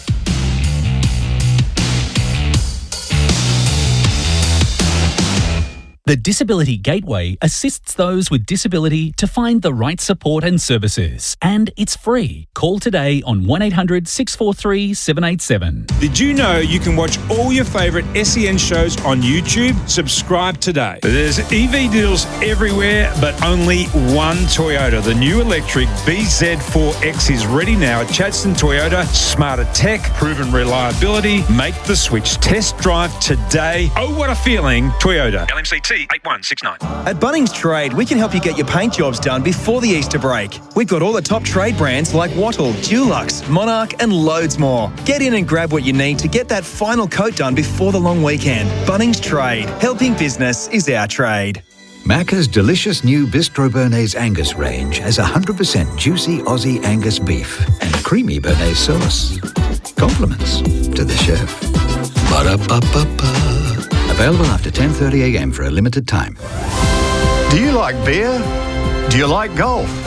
Then you'll probably like the Cooper's Mild Ale inaugural Cooper Pedy Classic. Win at Cooper Pedy, the world's roughest course, and you and a mate will score a trip to play at some of the world's finest in Scotland, the birthplace of golf. To enter, just buy any Cooper's Mild Ale. You don't have to be a pro, you just have to buy a beer. T's and C's apply. Visit coopers.com.au. So, have you had anything to drink? Yeah, but only a couple. And I ate a big meal. Okay, breathe into the device, please. One long continuous breath. I also drank plenty of water. And I'm a pretty big guy as well. Okay, you've blown over 0.05, so I'm going to need you to step out of the car. I'm not going to lose my licence, am I? I didn't drink that much. Stop kidding yourself. If you drink, don't drive.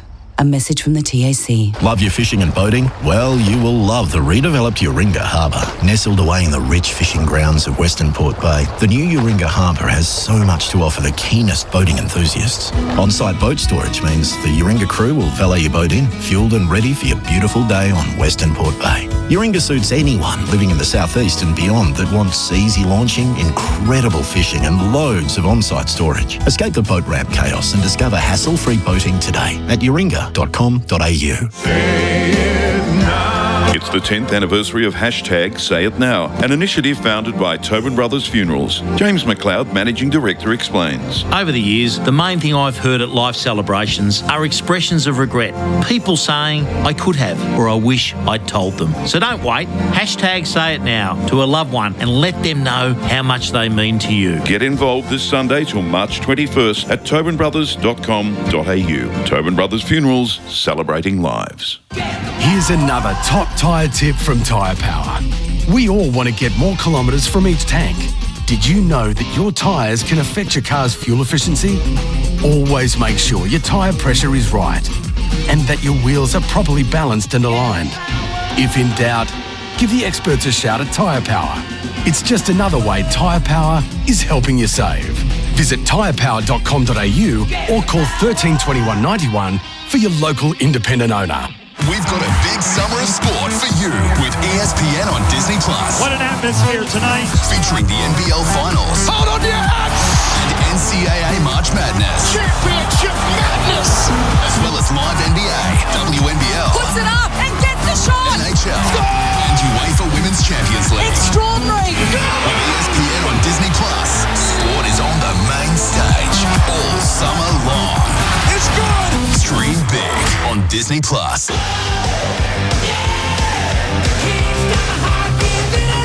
You're listening to AFL Nation for DD. Yes, I DD this footy season. And Victoria Police. Kick your career goals at Victoria Police. Apply now. Looking for one more target, and that's Norton on the lead in the pocket. Harms on a true line. Norton's on the board. The Dogs lead again by 16 points. Forward pocket for the Dogs at the throw in. Darcy got rid of Riccardi. Got it to his feet and kicked the goal. Brute strength. Found Darcy with his second. To the other side. Comes back into the arms of Bontempelli. Beautiful kick to Davidson. Took right through the middle. So they're taking control of this match now, the Western Bulldogs. He goes the long option. His target is Norton. The front posse couldn't take the mark. Front and centre was Davidson. Nice left foot snap. That was classy. Kicks the Dogs inside 50 again. Norton's drawing the footy and commanding as he takes the two-grabber. Norton's kicks a beauty. Never deviated. The Dogs rampant. 44-point leaders. Maccas, I'm loving it moments. This footy season, never miss a moment with McDelivery. Yes, the Bulldogs got it out to 44. At halftime, it's a 38-point buffer for the Bulldogs. 11-1-67 to the Giants. 4-5-29. Time now for the halftime floor show for Choices Flooring. The Halftime Floor Show for Choices Flooring. Style, comfort, quality. Helping you choose with confidence. Choices Flooring, helping you make the right choice. This is Super Saturday on AFL Nation for DD. Yes, I DD this footy season. And for Victoria Police, kick your career goals at Victoria Police. Apply now. So 67 plays 29 for the Bulldogs. 3 goals to Bontempelli, 2 goals each to Darcy, Norton and Davidson, and singles to Hines and Baker. While for the Giants, 2 to Finn Callaghan and 1 apiece to Riccardi and O'Halloran. Our expert comments man today is a premiership player and a premiership coach. Adam Simpson, how have you seen the first half? Adam? Well, it's been pretty impressive from the Bulldogs. I mean, they're losing inside 50s. They're -6, so field position hasn't been their friend, but they've been so efficient in the front half. 11-1 too, that helps. On the flip side, you know, the scoring efficiency for the Bulldogs is 55%. So that's really, if you can go 40, 42, you've done well. So they're effective in the front half and their defence. So, you know, the Giants are going at 32%. So it just sort of shows the back lines for both sides. One's struggling, one's going well. So they're converting well. They're +10 at clearances, which is their DNA. It's their strength. They've kicked 7 goals from stoppages and 4 of them are forward 50 stoppages. So that's sort of a bonus when you get the forward 50 easy goals, I suppose. So the turnover game, it's pretty even. The Giants, I'm not seeing the tsunami, and I don't know whether it's the Bulldogs' defence is too good or they're trying a different way today, thinking it's just going to be a tough day. So I'm hoping in the second half they just throw a bit of caution to the wind and pick the pace up in the game. There must have been 20 inside 50s there where there was, I don't know, 15 on 15 inside the Giants' forward half. So they've got nothing to lose now, have they? No. Well, that's right. Well, I mean, other than percentage, I suppose, but they've got to come out swinging a little bit. Callaghan's doing a lot of work too. You mentioned off air that he looks sore already. And did he struggle during the week to get up? Yeah. And I was just watching him coming to the interchange bench. He was absolutely knackered. He just could barely get to the bench. Well, he's playing his part. He's had 16 possessions himself and kicked 2 goals, but it just feels like there are a couple of talented players short and their system's probably not standing up the same way as it did last week.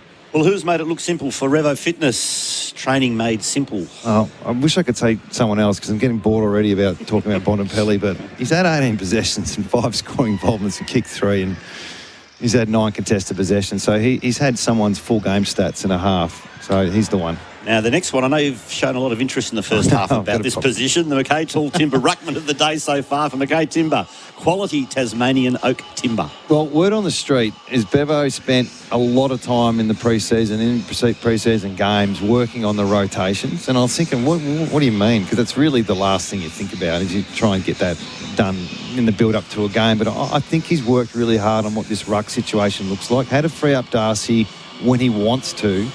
Keep him as a forward, you know, and every now and then it'll be Darcy will go into the ruck, but, you know, with Lewis coming into the side, he won't play much game time, but he'll be there if Darcy's feeling good and wants to play deep out of the goal square, and English comes off for a rest. So I think the strategy around that is pretty clear to me today. That's working well. Injury update for Carbone lawyers. When things go wrong, get Carbone on the phone. Pleased to report there's no injuries. I know Clayton Oliver copped a nice heavy bump from West. Have you seen Clayton's game so far? Oh, he's been very quiet. What about you? He's doing his thing a little bit. Yeah, he's got the bazooka leg every now and then that just goes, I don't know what that's like, just to get it forward where there's not a lot of polish in his disposal. No, he has been quiet today. The 1%er of the game for -1, staying cooler for longer while going the distance. I mean, not one person, but a couple of really strong tackles on Toby Green just to make a bit of a statement. West was one of them, but there was a few gang tackles there as well. The coaching move of the first half and the move you'd like to see in the second half for Henley Homes. Move in, ready homes, henley.com.au.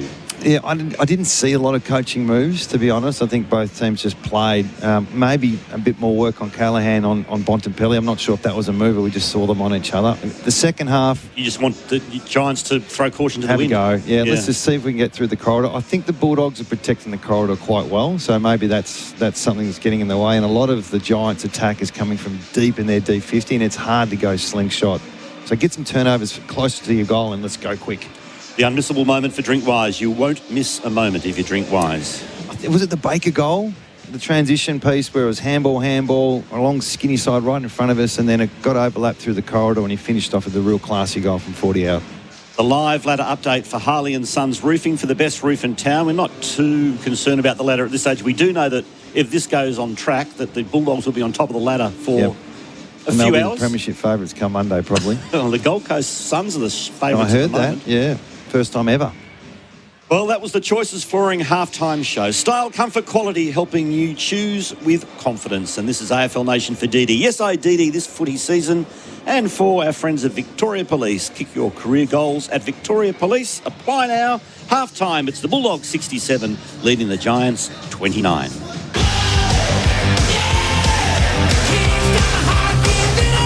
You're listening to AFL Nation for DD.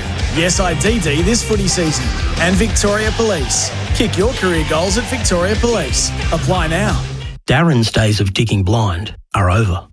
Ever since he blindly dug into that internet cable and took out an entire neighbourhood. Ever since his insurance declined to cover the repair costs. And ever since he saw that he was millimetres away from also striking a high voltage electricity cable. Don't be like Darren.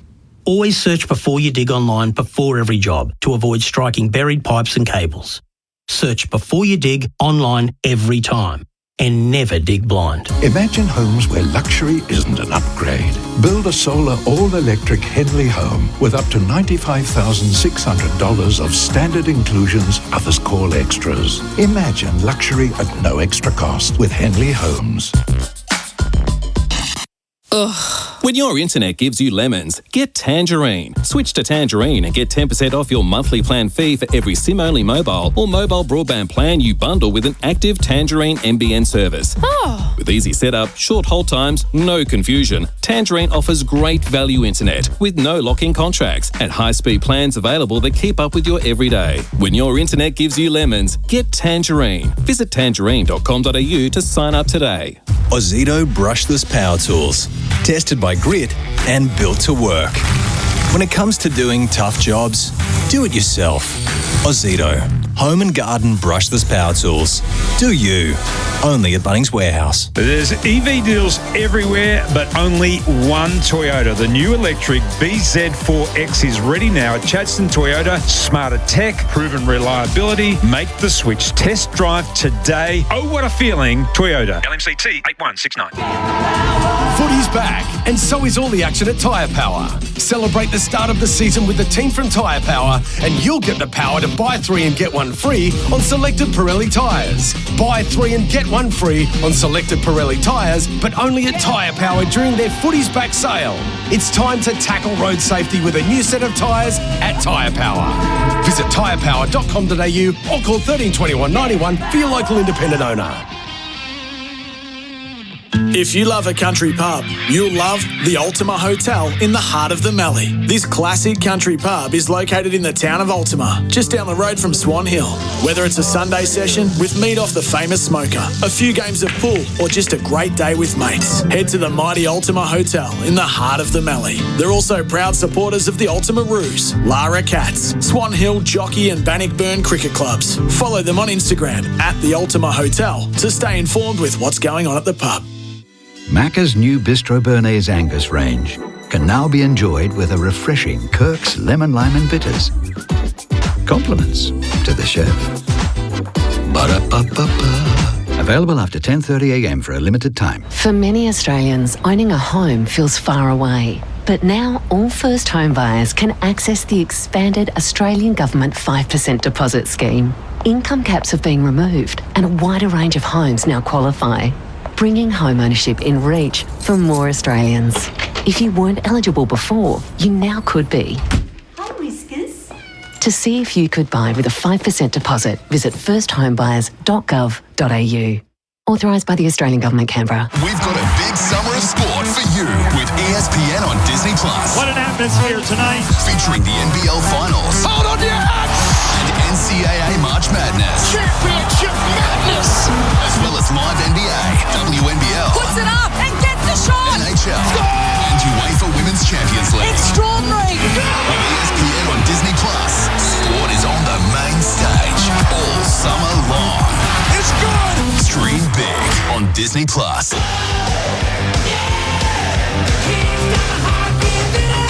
You're listening to AFL Nation for DD. Yes, I DD this footy season. And Victoria Police. Kick your career goals at Victoria Police. Apply now. It's the Western Bulldogs by 38 points. Half-time at Marvel. 11-1-67 to the Giants 4-5-29. Marcus Bontempelli's booted 3. His career best is 4. What if he ended up with 6 today, Adam Simpson? Well, that's going to be one of the questions, whether they need to put some more work into him. I'm not quite sure if Callaghan was on him or not, Steve, but it was definitely, he was on his own a lot, and they traditionally don't tag. So, yeah, the question will be more about the Giants and what they want to do with him. If they do nothing, he will kick another 2. I'm surprised that his career best is only 4. He's kicked it 3 times. I would have thought he would have had a 6 or a 7 somewhere there. Great set shot, though, has he? He's always had some issues with his set shots. He hasn't missed this year, and he started the season in tremendous form from last week. 6 goals already this season. Even last week, how he finished the game off behind the ball from a leadership point of view, and today he just seems to be in the right spots as usual in the right time. If they can put the Giants away, and the third quarter would determine that, as you keep Miles off the clock, he'll play forward for the whole last quarter, and anything could happen at that stage. Yeah. It's That's exciting. exactly right. Yeah, you're spot on. And the top, we've spoken with this so much, the top 6 or 7 players, when they connect, and you'd have to say every goal today's gone through someone's hands who's in that mix. And the combination of the ruck work and the rotations and all the things that Bevo's been working on has worked really well. And if you're the Giants, look, it's not all doom and gloom. They're missing a lot of players, but throw some caution to the wind. Just get going, take on the corridor, get some overlap, see if you can make the game a bit more chaotic, because every time it slows down, the Dogs' defence looks too good. So the Giants with much to do. It was a hard ask for them coming into the season. They took the points against Hawthorn. 8 of their first best 23 out last week, which was an incredible performance, really, from the Giants. Their forward line, though, has still got talent. And if you had to say there's one weakness in the Bulldogs, it's their back line. So why don't you try and get in there as quick as you can and just expose some one-on-ones? We've hardly seen any, to be honest. And mind you, when there has been a contest to be made, for the most part, the Bulldogs' defence have stood up. Third term coming, AFL Nation for DD, SIDD and for Victoria Police. Apply now. Starting benches down below us for Krause Electrical and Solar. Kick goals with Krause Electrical and Solar. So the Dogs have had some stars on the bench at various stages. What's the crowd, you reckon, G? It's not 30,000, is it? No, 26, 27? Yeah. Not bad for Saturday, are they? Sitting as the Giants playing. Green starting on ball as well. He's on Bontempelli, so look out. We're underway in the third quarter. Both ruckmen just ran past the ball. So we start the third term. A little soccer off the ground by Bontempelli. It's the Dogs going to left of Udall in this third quarter. And a hole in the ball free kick immediately goes the Bulldogs' way. And the recipient is Williams, and he is directly in front, kicking from right on the 50-metre arc. I spoke about this during half-time. Plus 10 at clearances and 7 goals from stoppages. The Giants have kicked 1 point from stoppages themselves, so it's been a dominant display around the ball. Bailey Williams directly in front. Right on 50.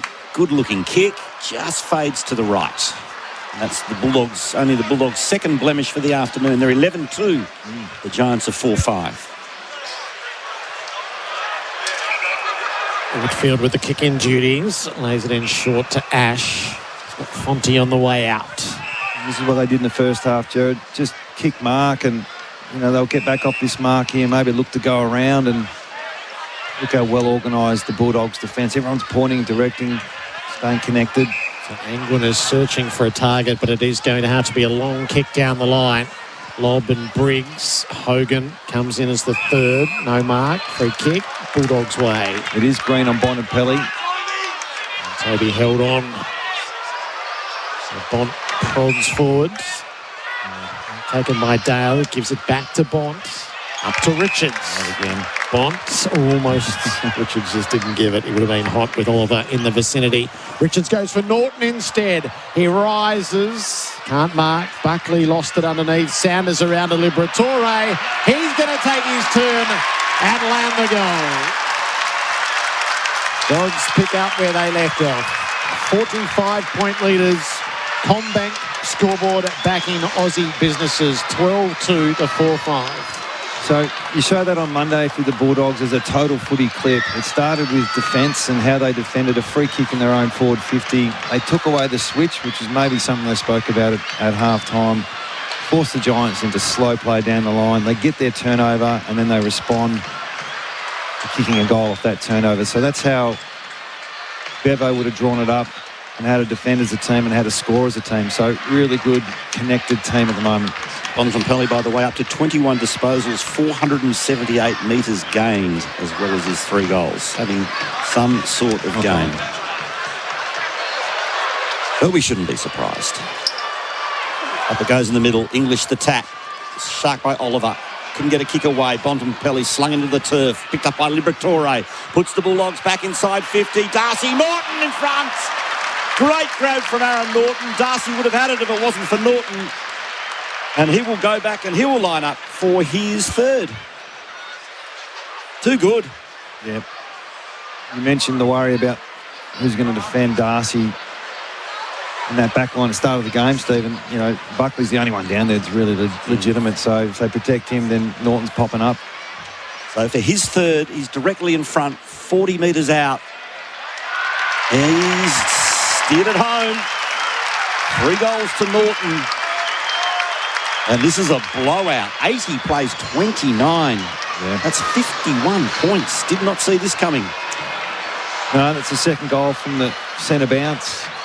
A second scoring shot this quarter from the centre bounce, which, when they get that going, that just doubles down on the damage they can do. Their A-graders are in the middle and they're up forward, so great way to protect your back line. Dogs running hot for Ream, Australia's favourite. That's steady, hot and strong. Great kicking too. Very un-Bulldogs like 13-2, isn't it? 13-2 to 4-5. Only 4 minutes into the third term. The mind was racing last night as to how much Hawthorn might have ended up kicking. Not as many as we were forecast halfway through the third quarter. But the same for the Dogs. This is sort of in the mid-hundreds from here. Bontempelli strides away out of the middle. Hand pass to Richards. Ducked out of a tackle. Ran around another. Laid it off to Norton. That's too easy. Starting to flex now. Another centre bounce transition score. I just wonder how much effort they put into last week against the odds opening round victory. We saw Callahan come off the ground towards the end of the second quarter, cooked. They just look flat-footed, Steve. Maybe they can't take the game on. Can't get the ball at the moment either. 3 straight for Aaron Norton, directly in front, 40 out. Make that 4 straight. Back-to-back goals for Norton. 57-point lead. Combank backing Aussie business day in, day out, no doubt. 14-86 for the Giants, 4-5-29. Adam Simpson is our expert. If you have a car accident, call Sheen first for a replacement vehicle and lifetime guarantee on repairs. T's and C's apply. Does Kingsley still have that stress ball he had a couple of years ago? Might be needing to give that a squeeze because there's not a lot you can do at the moment. When the Bulldogs are in a mood, they're hard to stop. And Aaron Norton running hot for Ream. 2 goals in the second quarter, now 2 goals in the third quarter. And there's, 16:41 left on the clock, so just early days in this third term. In the middle, English the tap to Bontempelli. Onto the left, inside 50. Iden couldn't take the mark. They're under the pump. Fonte, dodgy old handball to Buckley. It's deep in the Bulldogs attacking territory. Williams handballs into the goal square. Darcy gets a Joe the Goose. It's another one. It's raining goals. Darcy's got 3.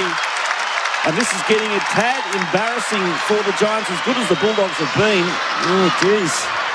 This could be very nasty by the end of the day. And the problem with God is English is still on the ruck, and then Riccardi comes in. And where do you want it, Bont? Where do you want it? That's the danger of the Bulldogs. Even their backups have got tremendous power. And you see them discussing it in the middle now. They've got Oliver, Caniglio, some leaders around there. It used to be the old defensive triangle, Jared. Don't let it out the front. If they're going to get a clearance feeding back. And at the moment, the Bulldogs are coming straight at the front on every centre bounce. So that's the first priority. They're not set up for it, though. That's 4 in the blink of an eye, really.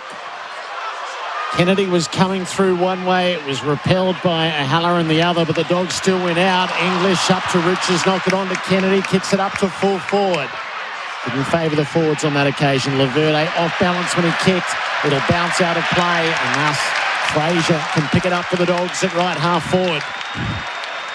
Plays it quickly. Williams, 60 out from goal. The Bigs just want it kicked in long, so they can have a fly. Whose turn this time?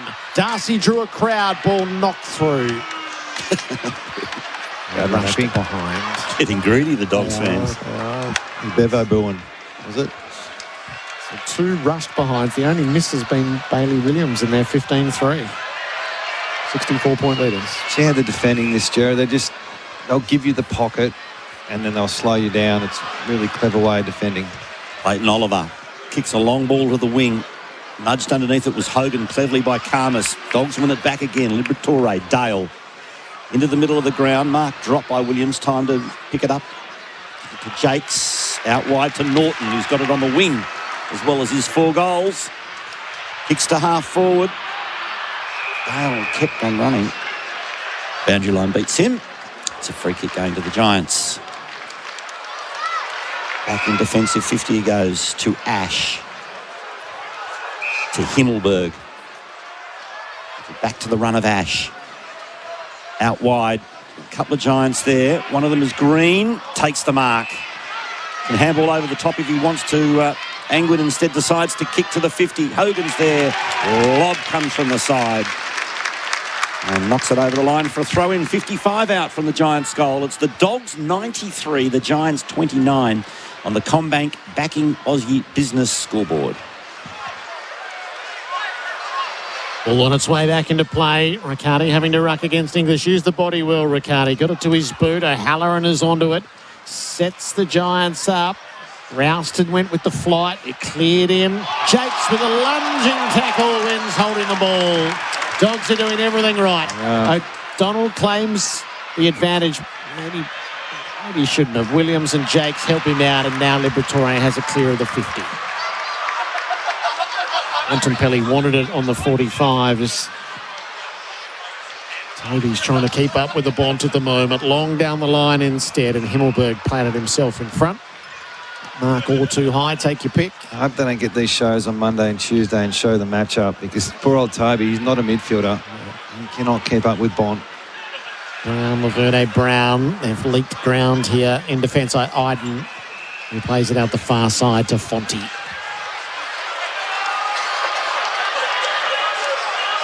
Fonte goes sideways as the Giants switch. Buckley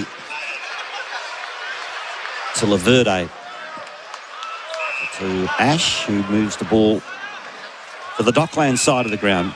Geez, they protect the corridor well, haven't they? England takes the mark. You can go down the line or around, but you're not going through. It's England on the left to the wing. Hogan, good mark against Karmas.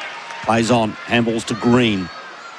Green to Riccardi, wasn't a great kick. Desperate stuff from Bontempelli. Forced to spoil, now lob to Karmas. Handball to Davidson. Ball knocked out of his hand by England. Throw in, centre wing. 93 the Bulldogs, 29 the Giants.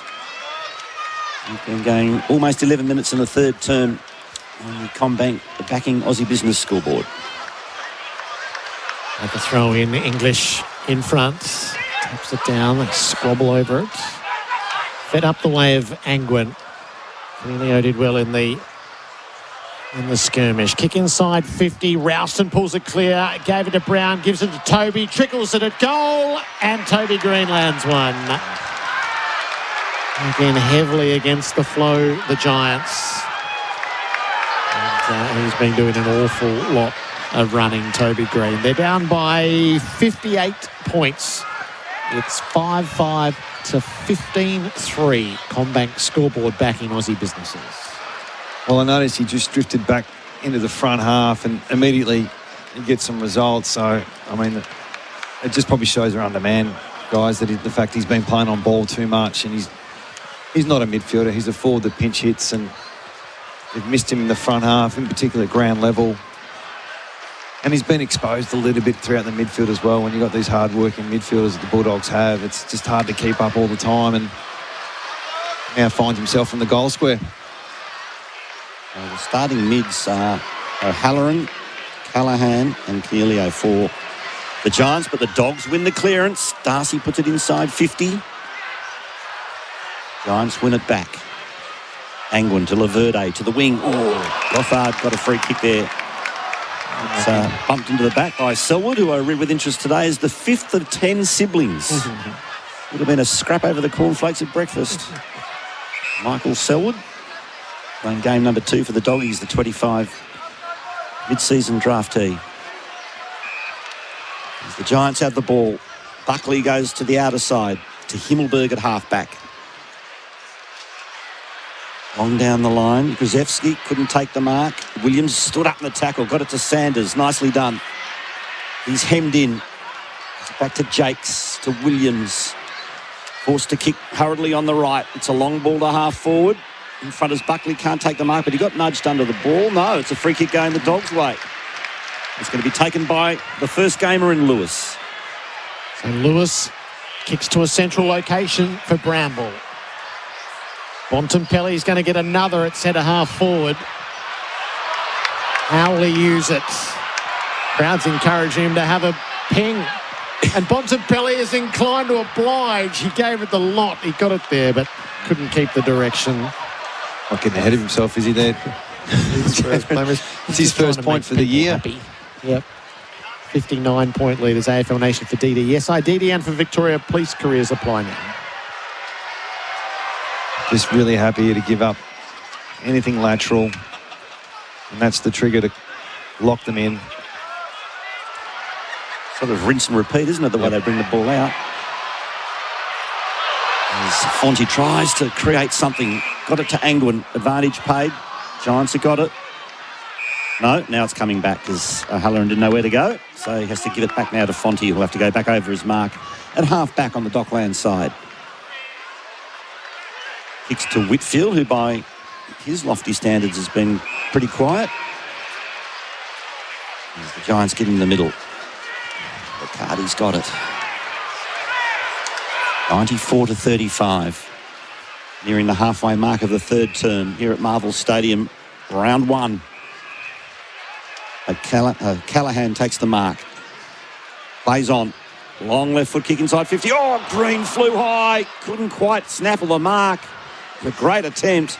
The umpire will ball it up. 48 out from the Giants' goal.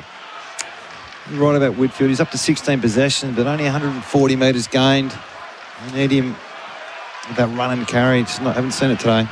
Iron Sharks the tap in defence. Gave it away to Jakes. Clears the area momentarily, although Fonte's going to win it right back for the Giants. It's a shame Toby didn't take that. It was a good leap. One of the great leaps of his career. Fonte to a pack at full forward. Lobb brought it to grounds. Brown threatens, kicked it off the ground, couldn't keep it on targets. Leaks away to the right for a minor 58-point deficit the Giants are facing. Combank back in Aussie business. Richards marks the kick in, still deep inside his own defensive 50 as he chooses the outer side. From the setter was Jakes. And balls to Lewis, to Richards. He tried to tap it on unsuccessfully. Halloran got it back. And Lana. This is on play. It's a free kick. It's going the Giants' way. And who's going to be? Is it going to be Toby Green, I think, going back over the mark? Yep. You can already see a different mix in that front half when he's there, as is his presence. And we all know what type of player he is. Can't avoid that. That's unfortunate. That's just what they've been dealt with these injuries. But the last 5 minutes has been a bit more fight. So it's against O'Donnell for a hold in the marking contest. So Toby Green kicked one nice goal this turn.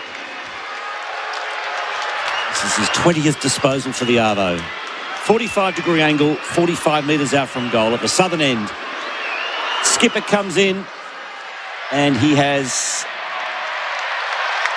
missed. 1-1 to Toby Green. 94 plays 37.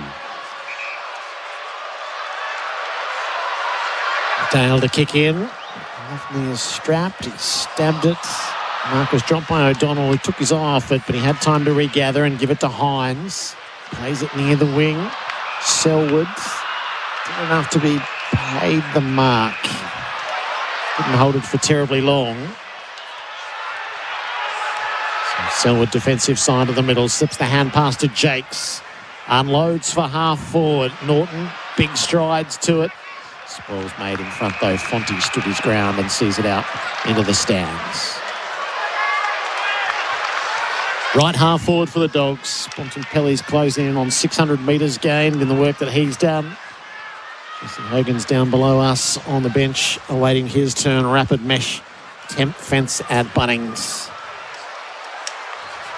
Tossed in, Lewis got it down to Hines. Fed it out the back to Sanders, who linked it up to Jake. So some of the Bulldogs youngsters going at it. Kick into the pocket. Himmelberg pushed it away defensively. Out and over the boundary. Still 8 minutes to go in this quarter. It just feels like it's a bit of a lull. Come out of the blocks, the Bulldogs. So now let's just consolidate for a few minutes and look to launch again. The ruck contest is between Lewis and Riccardi. Riccardi, the tap. And another stalemate, another ball up deep in attacking Dogs territory. 94 to 37. Riccardi the tap again to Callaghan. Got the handball away. Jakes did well, got it to West. Little right foot kick. It's not 15. Yeah, play on to the umpire, rightly so. Bramble to Dale. Dale into the hole, which is about 35 metres out from goal. And Baker is there and takes a comfortable mark, and he will line up directly in front. Plus 15 of clearances now, the Bulldogs. I mean, this says a little bit more about them than the Giants, doesn't it, today, boys? I mean, I just feel like it's going to be one of those games that I didn't think we were going to see. It just shows you there's one too many injuries to be fully competitive against what should be a top four side in the Bulldogs. Baker's going to kick around the corner. I suppose that if it works, it works. And he's put it right through the middle. So he's got two. And he's played a really good role today. He's done his job. He's one of those role players you talk about, Adam Simpson, and he's contributed 2 goals also. I feel like there's 3 forms of economy with the Bulldogs. There's the obscure players who, you know, how's he playing or getting a game, and then they do a few good things and you sort of see what Bevo sees. There's 4 or 5 of those. And then there's another 5 or 6 Baker types. So they're genuinely good C, B graders that can play a good role, and on their day they can really contribute. And then you got the top end, the top shelf, which when they turn up the play as we see. I think who we got in the ruck? Oh, English is back in the ruck now. And the two big dogs are back against each other. But yeah, there's sort of these three scales, and when they all click, they look really, really dangerous like they have today. Dogs have cracked the 100. They're a hunch. They're 63 points in front of the Giants. Making it look easy for Revo. Fitness training made simple. Dogs going to work it away in the middle again. Liberatore tosses it high. Initially, spoils are made. Lewis was dragged by an arm, though. So can kick the Dogs up into the pocket, right out in front of Norton. That's a lovely touch from Will Lewis.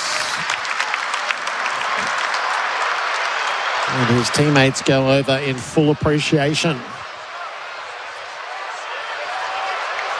Oh, Norton, 4 straight. That's something you don't say often. What, 4 straight? 4 straight. Okay. For Aaron Norton. He has persisted with that headband, hasn't he? It's been a good 4 or 5 years now. It's part of his identity. 3 headbands in the Dogs team today. Aaron Norton from the angle blemishes his record. 4-1 as he misses near side. 64-point leaders, the Dogs, with 6:22 to play in the third term. Lockie Whitfield to do the kicking in. Gets the hurry up. He plays on and chooses the Dockland side. Angwin. Baker got there, affected the spoil. Now picked up by Thomas. He kicks the ball to the wing. Make that Gothard who did the spoiling. The kicking. Giants have got it in their defensive 50. Whitfield under pressure to Fonte, to Callaghan, to Oliver. Back to Callaghan. He's trying to take on the whole team. He needs some support. Oliver did well. Desperately tapped it to Angwin. Angwin lowers the eyes. He tried to find Briggs, missed the target, but Thomas will mop up. Sweeping handball to Himmelberg on the outer side of the ground. And he drills it long. Caught behind is Hogan. Carlos brought it to ground. Front and centre. Great snap. That's Ralston. Lovely finish. Khamis did his job, but sitting in front was Ralston, and he has nailed the goal. Just haven't seen that enough today. Come off a big kill spoil from Lob, who unfortunately it bounced back into the corridor, and that just gave a green light for their overlap game. And Callaghan almost got caught, but we just have not seen that at all today. That the run and gun through the corridor, through overlap. We've seen a lot of deep attacks from their deep 50, and it's really hard to take on the corridor if you're doing it off a kick-in or a turnover and your goal square at the other end. So can they get more turnovers up the ground? Can they take the game on? I mean, the game's probably shot, but they can still get something out of this. 58-point margin in the Dogs' favour. The replay screen need a TV. Score a deal at Harvey Norman's 2025 TV run-out sale. Big brands, big screens, big savings. TV run-out sale on now. Oliver down in the tackle in the middle. Been a much harder day today than his first up performance. Liberatore and English work it clear. Norton's in front. Big collision. Himmelberg was coming back. Norton ran flat bang into him. There's carnage in the aftermath. 3 down, and I think there's blood streaming from... Oh, there's a bit of claret, I think, coming from Lewis's he's head. stuck in the middle. Looks like a 3-way clash of heads. That's Himmelberg down, and there's another player that looks out cold. Laverde. So player's been stopped. And Lewis's blood streaming. Himmelberg's, he's sore. And I reckon this is going to be a stretcher job here. Maybe for 2.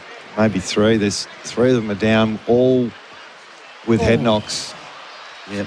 Laverde, Lewis, Himmelberg. They pinballed into each other. It's awful vision.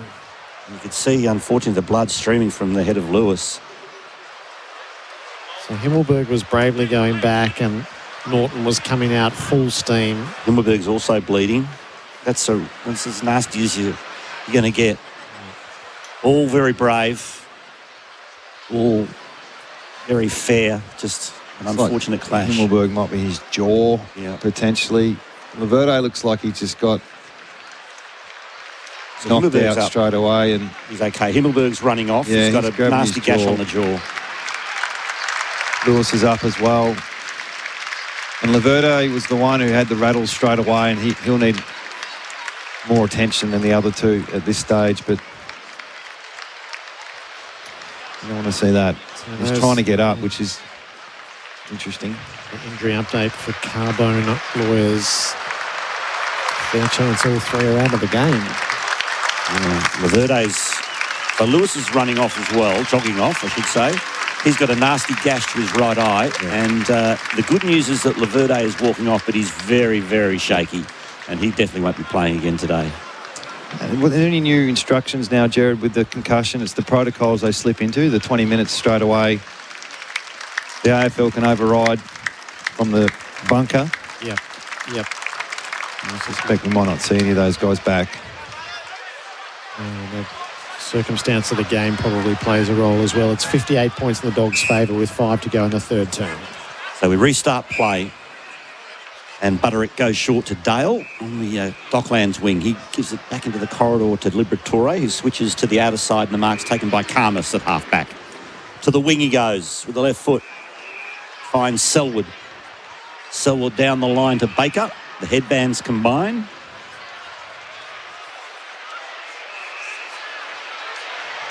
And looks for options. Floats one inside 50. Briggs couldn't take the mark.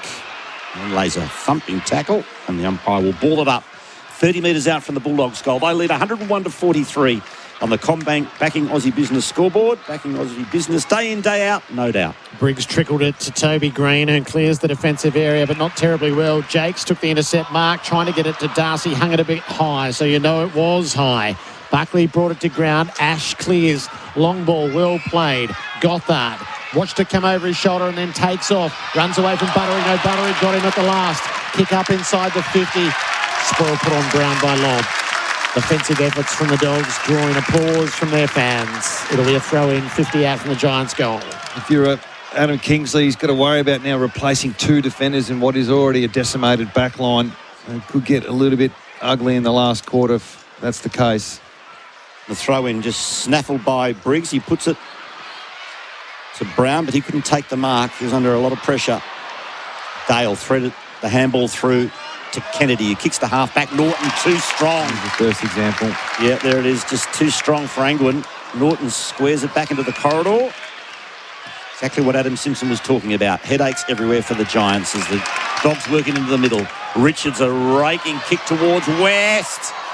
That's well done, though, by Buckley, who chopped it off and took the mark at the same time. Gives it to Whitfield. He goes short to the 50 mark by Callaghan. And he finds Oliver on centre wing. Oliver brings the hand pass boundary side to Whitfield, who kept on coming, doing some signalling for Brown to come at him. He didn't, so he lobs it on top of his head. Lob is there. Gothard squeezes a kick up into the pocket. Karmas got bamboozled by the bounce. Butterick is there to lend a hand. He's immediately in the tackle of Hogan. Ball it up. What you do from a coaching point of view is you play all your defenders. You don't have anyone spare on the bench. You try to get to quarter time and then reassess what you can do. 3 minutes. 3/4 time. And change away from the next break. Dogs clear the stoppage initially. Cornelio, though, combines with Oliver, and Toby Green tosses it back to full forward. Selwood's the third man up to make the spoil. Riccardi ended up with the crumb, and he prods it to the top of the square. Ralston, hand pass to Delana, didn't get enough on it, and Selwood repels off the last line. Baker's working everywhere. Sure is. Outer side, kicks to half back to Bramble. He can run on, takes the mark, has a bounce, just gets rid of it in the nick of time, but it was a poor handball turnover. Stringer plays a bit of soccer to himself, now gathers. Big right foot kick back inside 50 is an absolute beauty. Finds Gothard. He's got a short on in the pocket to Hogan, who's screaming for the ball. Gothard says, no, I'm going to go back and have a shot. You want to kick it now. I'll get some feedback from Hogan at 3/4 time. Phoenix Gothard kicked a great goal in his first game last week. Taken pick 12 back in 23. Had a lot of injury problems, but he's out there now, which is good. Hopefully he gets a run at it in season 26. Not much of him. Only 179 centimetres. In he comes. And he has hooked it slightly. It's his second behind for the afternoon. The Dogs 101. The Giants 44 on the CommBank scoreboard. Dale leaves the square, has a bounce over, kicks Darcy, who peers back over his shoulder. Come on, mate. He did, didn't he? Yeah. Buckley, Oliver, Ash. Up into the pocket. Hogan's got a couple against him. He used the shoulder to clear the way. Couldn't get the hands back to it. Throw it in. Hogan just slapping their hands together.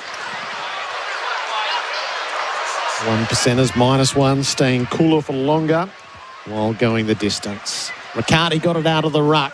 Didn't go terribly far. Ralston's onto it again, didn't get enough elevation. Lobb brought it down in the square.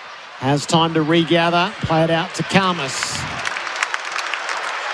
Inside the defensive 50. Buku just holds up, lets the field set, uses it short to Dale. Bites off the kick, 20 up the field. Liberatore. Inboard to Selwood. Butterick is running up ahead of the mark. Receives.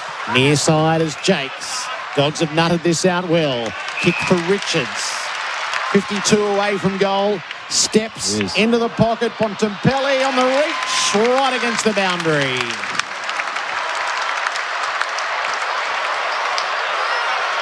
Go back and have the tough shot. Kick 3 goals, 1. Bontempelli won't have a shot. He'll square it up instead and give Kennedy a look on the 3/4 time siren.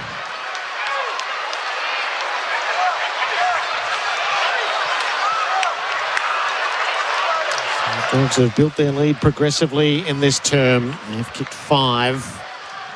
Chance to add a 6th at the end of it.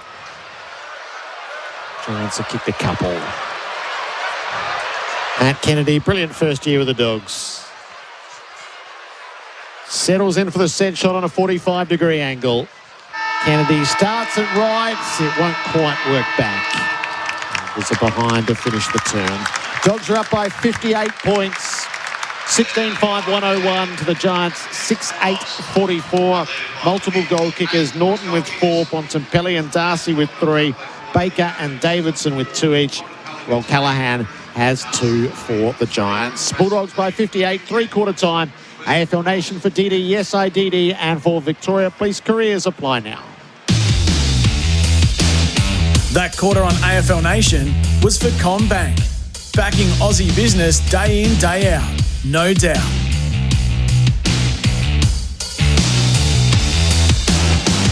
When using a knife in the workplace, safety is critical. Martel provides top quality knives, blades and accessories for safer ways to cut, giving you peace of mind knowing your workers are in safe hands. Martel Australia, the safer way to cut.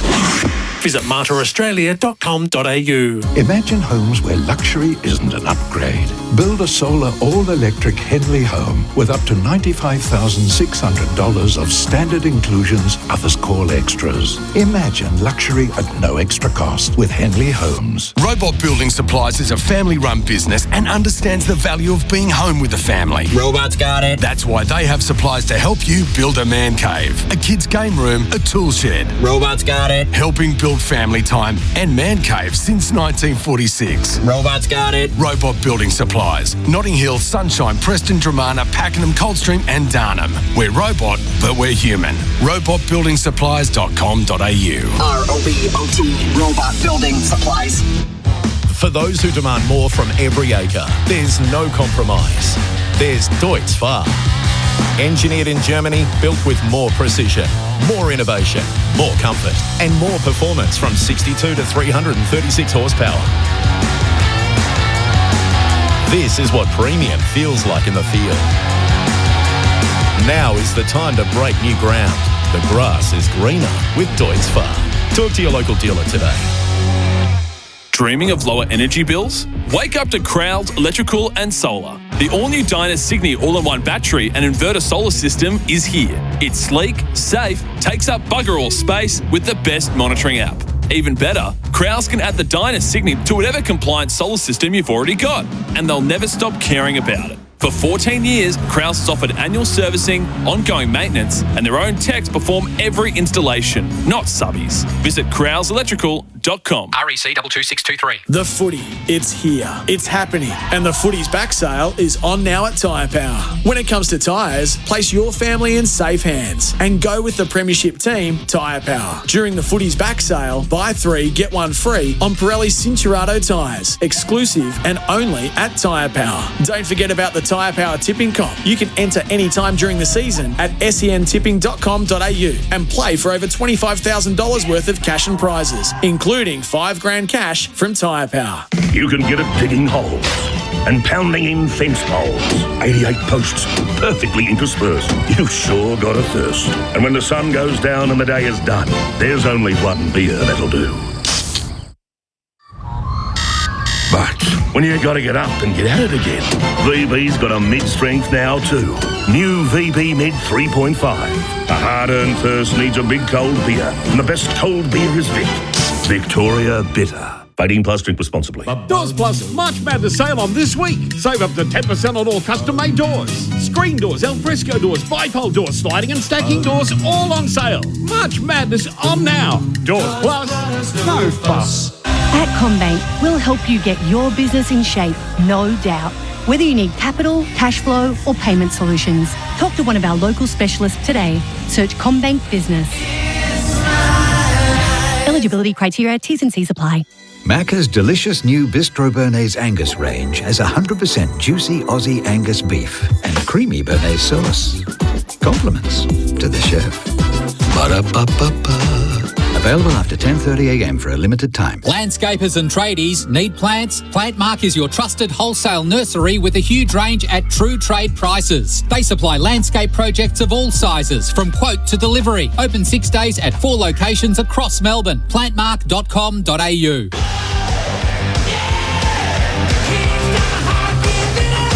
You're listening to AFL Nation for DD. Yes, I DD this footy season. And Victoria Police. Kick your career goals at Victoria Police. Apply now. Buckley lost it underneath. Sanders around to Liberatore. He's going to take his turn and land the goal. Dogs pick up where they left off. Puts the Bulldogs back inside 50. Darcy Morton in front. Great grab from Aaron Norton. Darcy would have had it if it wasn't for Norton. He's steered it home. It's deep at the Bulldogs attacking territory. Williams handballs into the goal square. Darcy gets a go to the goose. It's another one. It's raining goals. Darcy's got 3. And this is getting a tad embarrassing for the Giants. Macca's, I'm loving it moments. This footy season, never miss a moment with McDelivery. Dogs by 58 points at three-quarter time. They kicked 5 goals, 6 goals and 5 goals in the 3 terms so far. Okay, Coach Simpson, what would you say to the Giants at three-quarter time? Well, no, I'm just going to try and put myself in Adam's shoes, knowing the type of guy he is. He grabbed him in straight away. Now, I don't think it's a cook. I just think, are we going to feel sorry for ourselves type of conversation? Like, we've got a quarter to go. We've been off. Let's finish this off with a bit of dignity, because there's a little chance. I look at Oliver walking on. He's got the worst loser's limp of all time, Oliver. He's had it his whole career. It looks stiff as a board. Looks like he's chafing. And you want to see some fight in this last quarter. And if you're the Bulldogs, can we leave a scar? And they've already left the scar in previous times they've played. And for them, it's trying to really maximise on what is a vulnerable Giants, as we see Toby Green start in the middle again. Laverde's back on the field. He's not, is he? He is. He's standing Norton. There you go. Crikeys. Into the final turn we go. English wins the ball in the middle. Sets it up high. Williams, Whitfield made the spoil, but he reached over the shoulder to do so. Sanders, Bontempelli, up to full forward. Darcy was always marking that. 4-man pack. But he had control of where the drop zone was going to be with the superior reach. I had him in intensive care, Gerald. Yes. That's good to see, though. They still would have had to shuffle the magnets a little bit with Himmelberg, and the exposure that they're getting now is they're really vulnerable on those deep entries. 1 in each term thus far. Sam Darcy to complete the sets. He does. A 4-goal haul. 64-point leaders. The Tyre Power scoreboard, your trusted tyre experts, 17-6-108 to the Giants, 6-8-44. Well, that's 8 goals between the two big talls. Perfect result, really. They both had a good look at it, both contributed where they need to, and then a Bontempelli will pop up and kick his 2 or 3.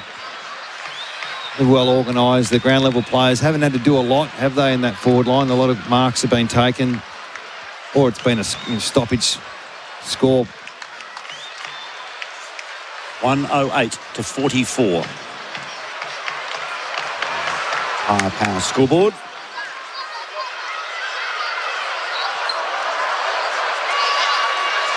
So down it goes in the middle again.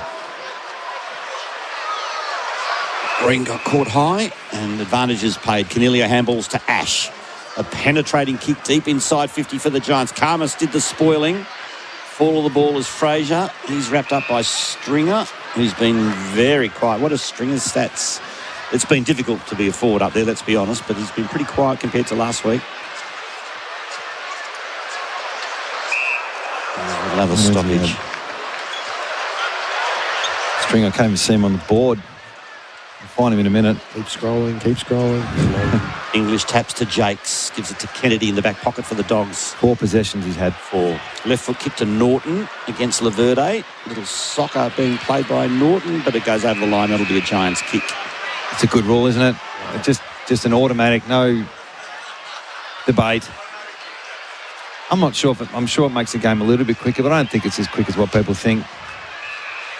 I know a few midfielders are complaining that they like the throw-in because it gave them 20 seconds to get some gas back. No doubt that's a little bit there, but I just think you get used to it pretty quickly as Toby Green takes a mark 45 out. And one of the big issues they've had is the centre bounces. They're -8 at clearances, the Giants, and it's just been a dominant display. And that gives you field position, and the rest of the game's set up after that.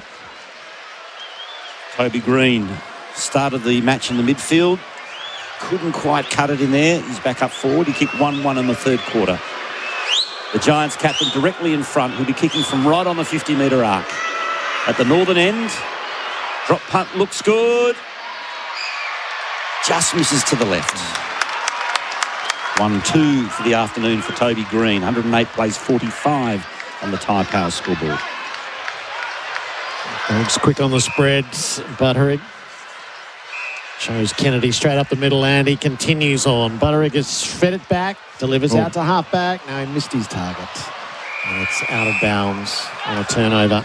Baker was the intended target. Thomas has it for the Giants. Forward of the centre. Up to Ash, who dives to mark low down. He's going to wheel out to the right and then pump it in deep. Hasn't been terribly successful throughout the day. Riccardi was the best of the Flyers. Selwood in defence underneath, ripped off it. Gothard squeezed a kick all the way across the face. A bouncing ball against the behind post to be thrown in. It looks like Himmelberg's out for the day with his concussion. I haven't seen Lewis just yet. So, ball thrown in. Briggs against English. Snaffled by Sanders to Liberatore. He was too slow to get rid of it. He's run down and he's gone holding the ball. And Gothard is the man getting up with a free kick. Well, that's what Kingsley would have been talking about. And just roll over. And that nothing worse than doing a great speech at three-quarter time when they kick the first goal in 20 seconds. But the full quarter, can you run out the game? Can you just hold a little bit of pride in your performance? And that was a good sign. Phoenix Gothard, as good as directly in front. He'll be also kicking from right on the 50-metre arc. He's got 2 behinds next to his name this afternoon. 20-year-old strolls in fact, kicks from about 48 in the end. Ugly looking kick, and didn't even make the distance, and an uncontested mark taken on the goal line by English. That was all too easy as he goes short to lob, and he's got a month of Sundays to decide what to do with it too. He goes short and finds Jakes, who takes the ball outside defensive 50 and hits up Baker. Baker can keep the flow going. Kennedy rocking past, had a bounce, chips near the 45. Mark taken low down. Fraser into centre field. He bit off too much. Gothard is there to intercept. Gives it to Green. Hand pass. I don't think Devana knew it was coming. And the Dogs are able to bring it forward again. Liberatore finds Bontempelli. Gives it to Fraser, who chips it for Norton in the pocket. That was an accident rather than by design, Gerard, that one. I think he had goals in his eyes. You reckon? Yeah. George, you reckon? I thought it was a pass, yeah. Probably went wider than he needed to go. Norton's on the move, around the corner, kicks his 5th. Wow, great goal. And lets a couple of Giants know about it in the aftermath. Sparks a little fracas. 18 on the board for the Dogs. 18-6, 114. to the Giants, 6-9-45. That is on the robot. Building supply scoreboard. Robot's got it. Big sign of fatigue kicking in now with turnover to turnover situation. And what the Dogs do really well is off the turnover, they're trying to shape back through the corridor, which really opens up the whole 50. And Bontempelli, maybe waiting slightly ahead of the play, gets his hands on it. And when he gets his hands on the chain of possessions, it normally ends in a shot at goal. Sheen panel service expert today, Adam Simpson. 70 points to diff. 70. Are we going to get 100? 114 plays 45. Almost 70. From the stoppage in the middle, we have a secondary ball up. 114 to 45. 69 points to be precise. Bontempelli, another possession for him. Dishes off to Richards in game 150. Inside 50, Norton's there. Well done. Nice mark taken by Buckley. 2-on-2 contest there. Buckley one out. Short to Iden, still in defensive 50. He handballs to Harvey Thomas to half back. Mark taken by Whitfield. To Callaghan was a bit messy. Back to Iden. Holding the ball. Great tackle by Bontempelli. He slapped it out of his hands and laid the tackle at the same time. And Bontempelli goes inside 50 to West. Lurking in the pocket is a Bulldog. Well, he ran out of territory, he does. It was Lewis who's back on, so he's back on. Lewis is back. Wow. Good on him. Well, that's a good sign. Yeah. And they'll have a throw in the forward pocket. Tough as nails, these boys. Well, Himmelberg might be the one with the broken jaw who hasn't come back. He looked like he was okay. Yeah, he's the one that looked okay, wasn't he? Anyway, let's hope not. West. Bontempelli. There's a whistle here. What's happened here? Advantage is paid, is it? Yes, advantage paid. Yeah. Oh, no. Chance away. Stringer looked tired, overran it, and English mops up for the Bulldogs and kicks it to centre half forward. Davidson's on the roll. He's got it off the outside of the boot. So by the time West gets it, he's 60 away from goal. Kicks the stab pass inside. Williams outside to Liberatore. Caresses it for the Bonk to have a jump at. Ripped out of his grasp. Kennedy underneath. Gets it home for a goal. Not their most efficient major of the afternoon, but effective nonetheless. Kennedy joins the scoring spree. We're at 75 points on the Tyre Power scoreboard, your trusted tyre experts. I think Jakey Stringer's put the cue in the rack. Yeah, well, he's the one of the players that your hope stands up when it's like this, and you need some really good leadership around you when you're going through this on field if you're the Giants. What can you do? What kind of resolve can you show? I reckon they've tried to play a little bit quicker this quarter, and they're just too tired now. The ball's turning over and they're getting exposed the other way. And that was just a great example of the Bulldogs' mindset with Liberatore. Probably could have had a shot, 70 points up, centres the ball, get a goal at the top of the goal square with Kennedy, who's just fit in really well in this side, hasn't he? The last 12 months in particular has been just a really smart addition. Bontempelli 31 disposals, Liberatore 26, Green 25, Ash 25, Kennedy 23. As the Dogs go inside 50 again, Norton's there, couldn't take the nail, it's a whistle. Free kick. Deep entries. Norton against Buckley. Any idea what that one was for? Body handling. Okay. So against Buckley, and Aaron Norton can go back from 20 metres out on a 45-degree angle. This for goal number 6. As Gerard Waitley quickly looks up a career best. 7. Thanks, Gerard. So Norton shouldn't miss from here. He's got it. He's got better at his goal kicking too, hasn't he, Steve? Yeah, I've seen him miss from there plenty of times. Yeah. I wasn't as confident as you were, but it just seems to be automatic now for a lot of these players. 2 in the second, 2 in the third, 2 in the fourth for Aaron Norton. He's got 6, and it's getting nasty now. It could be 100 by the end of the day. 126 plays 45 on the Tyre Power scoreboard, and we've only been going 11 minutes in the final term. The English ruck work in the middle then. Richards just ran a route, which we're seeing more. With this new ruck rule, you can run plays instead of being all one-on-one, especially if you've got an inferior ruck to go against, and they're just doing what they want. They've kicked 5 goals from centre bounce now, and they're +9 in clearances. Up she goes. English spikes it forward. Oliver, though, is onto it for the Giants. He gives a little bit of ground as he finds Thomas. Have to start near enough to half-back. Thomas takes off, finds Green. Rolls onto the right boot, then hand passes to Thomas, who kept on going. Took on Baker, kept his footing, then kicked it straight into the charging Bramble. Canelio's going to win it back for the Giants. Lovely sidestep and kicks a ripper. In different circumstances, that would be met with rapturous applause. Stephen Canelio's first of the afternoon. It's a nice snag of the day, though, Gerard, for Tasman Butchers, the meat specialists. 75-point margin. Glimpse of overlap run there that we haven't seen all day. It's normally a Toby Green mark, centre forward, and he just holds up, tries to go around or long bombs at that particular occasion. He gives a handball received, and it's just amazing what can happen if you take the game on like that. And these guys almost invented that type of play. We just haven't seen it today. 126 the Bulldogs. Incredible kicking. 7-9-51 the Giants. AFL Nation for DD, yes I DD, and for Victoria Police Careers. Apply now. Still almost 13 minutes of game time left on the clock.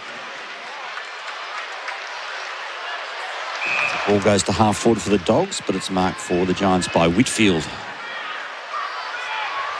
Goes short to Ash. And he plays on. Half back out wide. City side of the ground, Laverde. He was one of those three that got a really heavy hit in the third quarter, but it's great to see him back out there. Taken by Karmas for the Bulldogs at half back. Handball to Hines, had a little bit too much on it. And he gathers the ball again. He's sat on top of by O'Halloran. Umpire will ball it up, 45 out from the Giants' goal.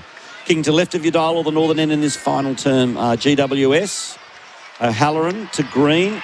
He ran out of territory and will have a throw in about 35 metres out from the Giants' goal. Coming up next, it's the Cats hosting the Dockers. Game that should be. How do we feel about that game? Jared's reasonably confident. Okay. I'm tipping the Dockers, but I did last year too, and they lost by about 1,000 points down there. Remember how bad they were, the Dockers? They won the previous two games before, though. Their record there is good, except last year they had a nightmare. From the stoppage, still inside the Giants, attacking 50. Oliver picks it up, jams it on the left boot, falls to O'Halloran, who snaps around the corner. Made a good fist of it to hit the post. They've defended well. We've spoken about that throughout the day. The Dogs kept them to 36% of scoring efficiency per entry, which is pretty good. The other end, they've done the damage. You're going at 57. They've had 17 marks inside 50, the Bulldogs. Oh. Reasonably high. By 74, so they have run hot for Ream, install Ream, Australia's favourite hot water. Dogs bring it in. Jakes, Hines and Jakes out for English. Top of the arms from Callahan. So English's free kick at half back. You're brave. Are you going to back the Dockers, or do you think that... Oh, the Dockers will win. You reckon? Yeah. Wow. Jeez. Inboard to Bontempelli's not 15. Back to English. Sidesteps Callahan. Was a nice little move for a big man. Norton clears the way.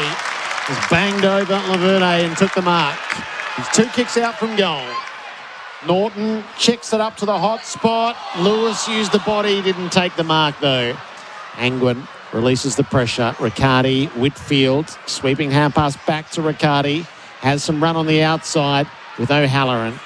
Whitfield, boundary side, kicks on the 45. Oliver slipped over. Dogs have got numbers around it. Richards hand passes it forward to Norton. Worked it across the turf. Bramble will split the 50 and goal.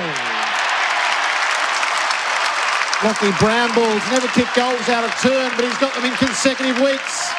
The 11th of his career. And the Dogs put the lead back at 80 points. Robot Building Supply scoreboard. Robot's got it. 21-6 to 7-10. Well, we mentioned earlier about the turnover game now. The Giants trying to take a few things on. Oliver just slipped over, and unfortunately for him and for the Giants, the turnover was in the corridor. And once it gets in the corridor, I've not seen the Bulldogs not have a shot at goal. So Once again, probably self-inflicted from the Giants, but the Bulldogs make them pay. Play of the day for Plant Mark, wholesale plants and trees for landscapers and tradies.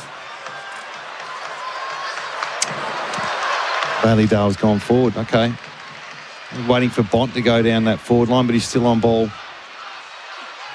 In the middle, Riccardi didn't even contest it. English smashed it forward 50 metres. Picked up by Bailey Dale. Swings onto the right boot. Has a ping at the goals. Oh, that would have been spectacular. Amazing ruck knockout from English. Just smashed it forward. And Dale just couldn't quite finish off the work. I wonder why they're doing that, to give him exposure. Good pick up from Benny Lyon in the back row. 133 plays 52. Dogs in command. They mark the kick in, boots it long. Baker got across the front of Thomas just to affect the spoil and get it out of bounds. Rapid mesh temp fence, don't rent. Buy it at Bunnings. And no late changes down the highway. The Cats and the Dockers to line up as selected. Hoiked into play. English and Riccardi. Riccardi knocks it down to the front. Eddie Green put his head over it, left it behind. Kennedy releases the hand pass. Hines in tight. Up to Fraser, who's kicked it out on the full under a bit of pressure. What is interesting, Jared, is the Giants haven't done anything to protect that back line. There's no extra number behind the play. There's no seventh defender or high half back drop off. It's just been it's 5-on-5, and the high half back has followed the Bulldogs half forward up the ground. Thomas the restart to Ash. Adam Simpson is our Sheen panel service expert. Into centre field for Oliver. Slip the hand pass to Whitfield, approaching half forward. Canelio sends it out a little wider. Delana gives it on. Thomas is busy. Jammed it up into the pocket. Gothard couldn't get hold of it. Hines did. The Dogs have come out through Baker. Baker measures the kick beautifully to Fraser, who marks it half back. Dockland side. Been a completely dominant performance from the Dogs from go to woe here. 133 plays 52 as the Dogs switch now to the City side of the ground. Marked by Williams, in two minds what to do with it. Then just easily hits up a player at half forward. And now the mark's taken by Davidson inside 50 to the pocket. Mark West. No, touches the umpire. Play on. West has gone holding the ball.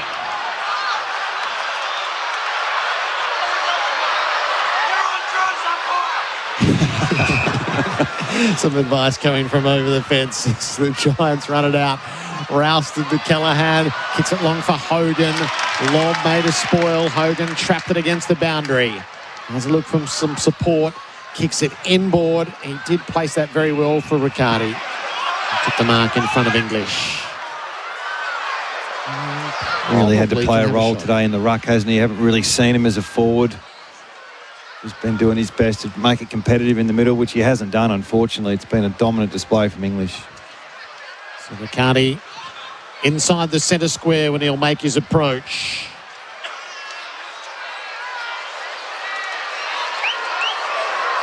From half forward, Riccardi gives it all he's got. It's out to the right. It kept carrying all the way to be out on the full. AFL Nation for DD, yes, DD, and for Victoria Police careers apply now. It's the Dogs by 81 with 7.5 to play. Butterick takes the mark deep in defence, goes short. Finds the Victoria, back to Butterick. Displays it out wide to Baker. He chips over the top to the wing. Kennedy will run onto it, gather. Shrugs the tackle from Canelio and goes back into the corridor. Just overcooked the kick to Hines. And now it's a turnover. Ash to Ralston on defensive 50. Kicks to the wing, City side of the ground. Mark taken by Riccardi in front of English.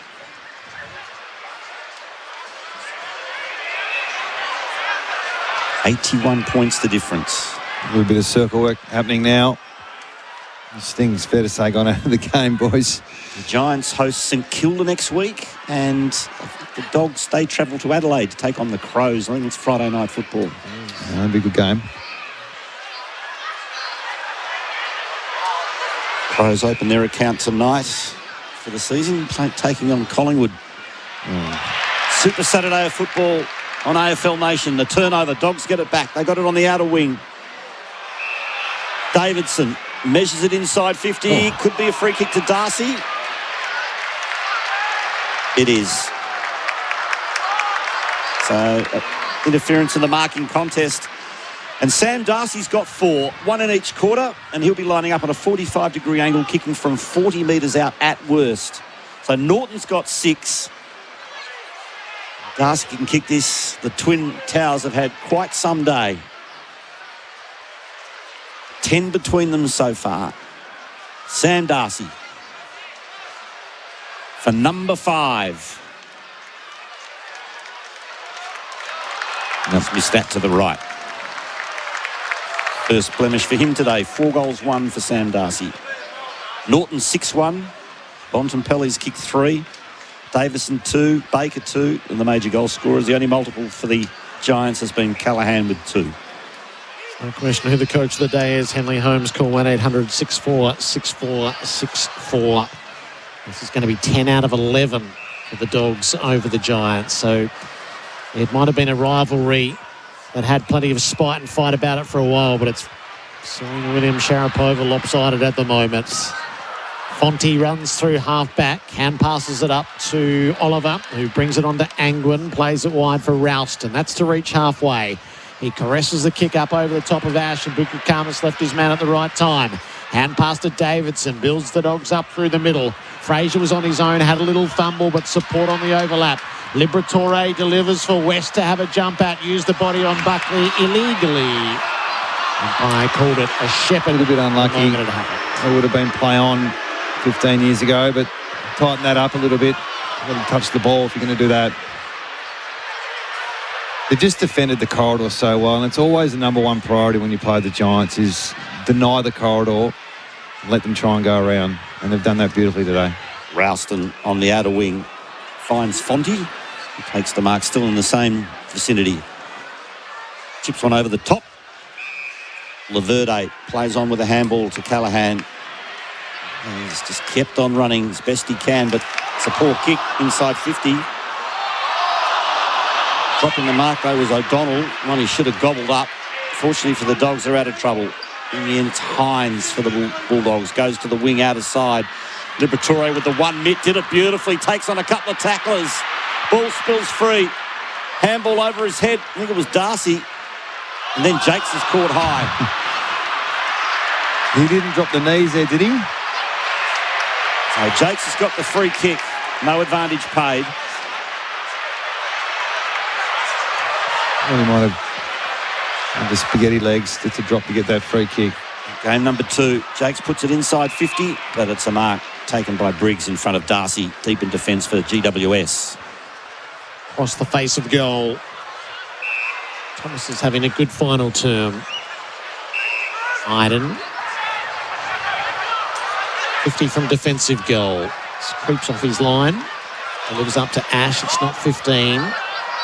Bulldogs come at him. Chips it high down the line. Krusevski in front. Takes a good mark. The Green trying to get back from the bench down on the boundary for Rapid Mesh Temp Fence. Don't rent. Buy it at Bunnings. Ash. Krusevski. Not a great hand pass to Brown, who was hot. Kept the hands free, though, to Cornelio. Has a look up inside 50. Oh, overkicked O'Halloran terribly and delivered it straight to English. The good news is that guess who's coming on after passing his HIA? Himmelberg. They're all back out there. Good on them. Hey, where's the doctor down there? I shouldn't say that. We know you're only having a joke. Joking. It's great to see, though, isn't it? Yeah, fantastic. Especially for the Giants for next week. And the last thing you want to do is miss 2 players through concussion when you're already injury ravaged. Dogs have it at half-back. Bontempelli for disposal number 33. He set this game up, no doubt about that, for the Dogs with 3 first-half goals and a dominant display in the midfield. Giants have got it at half-back. Marked by Buckley. Kicks to the Dockland side, and taking the mark uncontested is Brown. He plays on. Kicks to half-forward. Mark's taken by Grzyzewski. Been okay today. Take a couple of strong marks. Kicks into the pocket. off hands over the line for a throw-in. Bulldogs 134 lead the Giants 52, and there's just under 2 minutes of game time left. Next, as we said, down to Cardinia Park, where the Cats will be hosting the Dockers. Worried about the rucks down there, Steve. It's the same as today. I think there could be a big mismatch. Yeah. Briggs clears the way, took it out of the ruck and misses on the snap. Is Mason Cox playing? No. No, so it's Darcy and Jackson. Darcy and Jackson. I think there's a young ruckman for Geelong who's come into the side, but it's just hard to cover. The good thing for the Cats is that Dangerfield and Cameron are back. Where young Murphy Reid announced himself to the footy world last year. Yeah, 4 goals in about 6 minutes. Only kicked 4 for the day, but he kicked them in a hurry. Giants got it at halfback. Iden back to the wing. Horrible bounce for Grzyzewski. Donald in there working hard. Managed to tap it over to Sanders, to Bramble. Now Butterick switches to the City side. Williams back into the middle to Butterick. No one on the mark, so he plays on. Kicks a long ball inside 50 to the uncontested West. And he has taken the mark on a 45-degree angle, kicking from 50 metres out. Stringer just the 5 touches today. He's had a dirty day.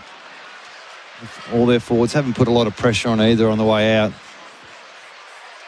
Riley West loves a goal. Hasn't bothered the scorers today, which will be a disappointment to him, given the fact they've kicked 21. But here's his opportunity. It's going to be a very good kick. So it goes from about 52 metres out. It's across the face. Ball still in play.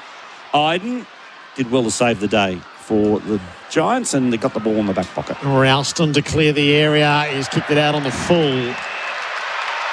Game's petered out a little bit, but they haven't stopped the Bulldogs, have they? And Bontempelli's still out there playing midfield. No one's sort of, other than Dale changing his role, they've sort of kept their foot on the pedal a little bit. 9 seconds of the game. Williams plays it back to Buku Kamas, who give a bit of ground to Butterick. And now to Jakes. Selwood's last flurry. Kennedy will mark. The Dogs have had their way with the Giants again. It's a big margin in a lopsided rivalry now. Here's a torpy, Jared. Matt Kennedy with the last kick of the day. From 60 metres out. The he's given it a ride and flies long. It comes up short. 81-point margin for the Dogs. They start with a pair of wins that will impress the football world.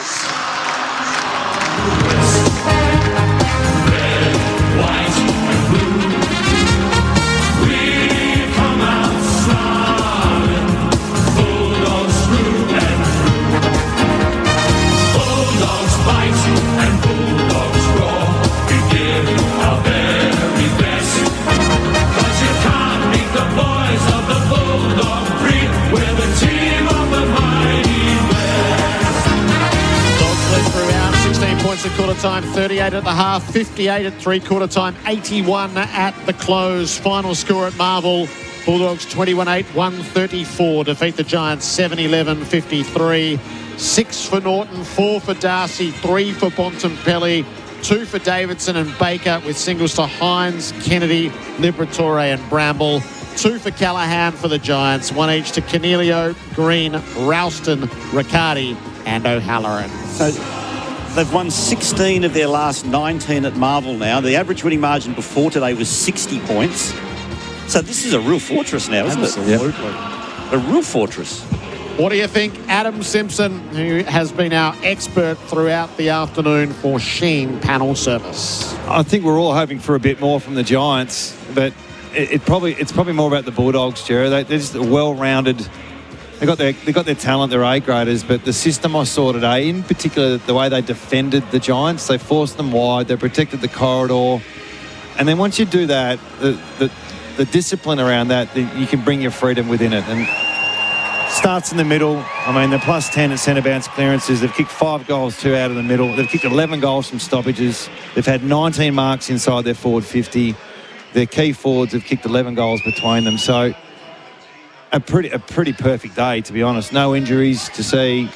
some of the younger players played their role as well.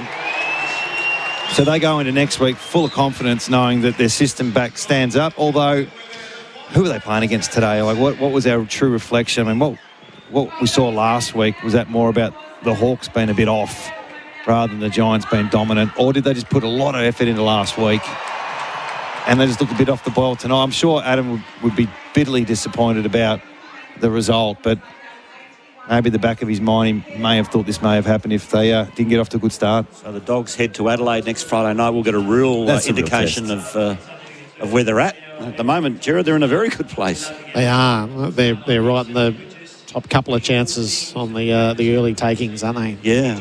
It was a really, I know it was only a practice match, but their performance against the Hawks was very strong, and they brought that into... Well, they managed to get over the I think last year they brought into to play last year a new system around defence and how to defend in transition, and it worked sometimes, not all the time.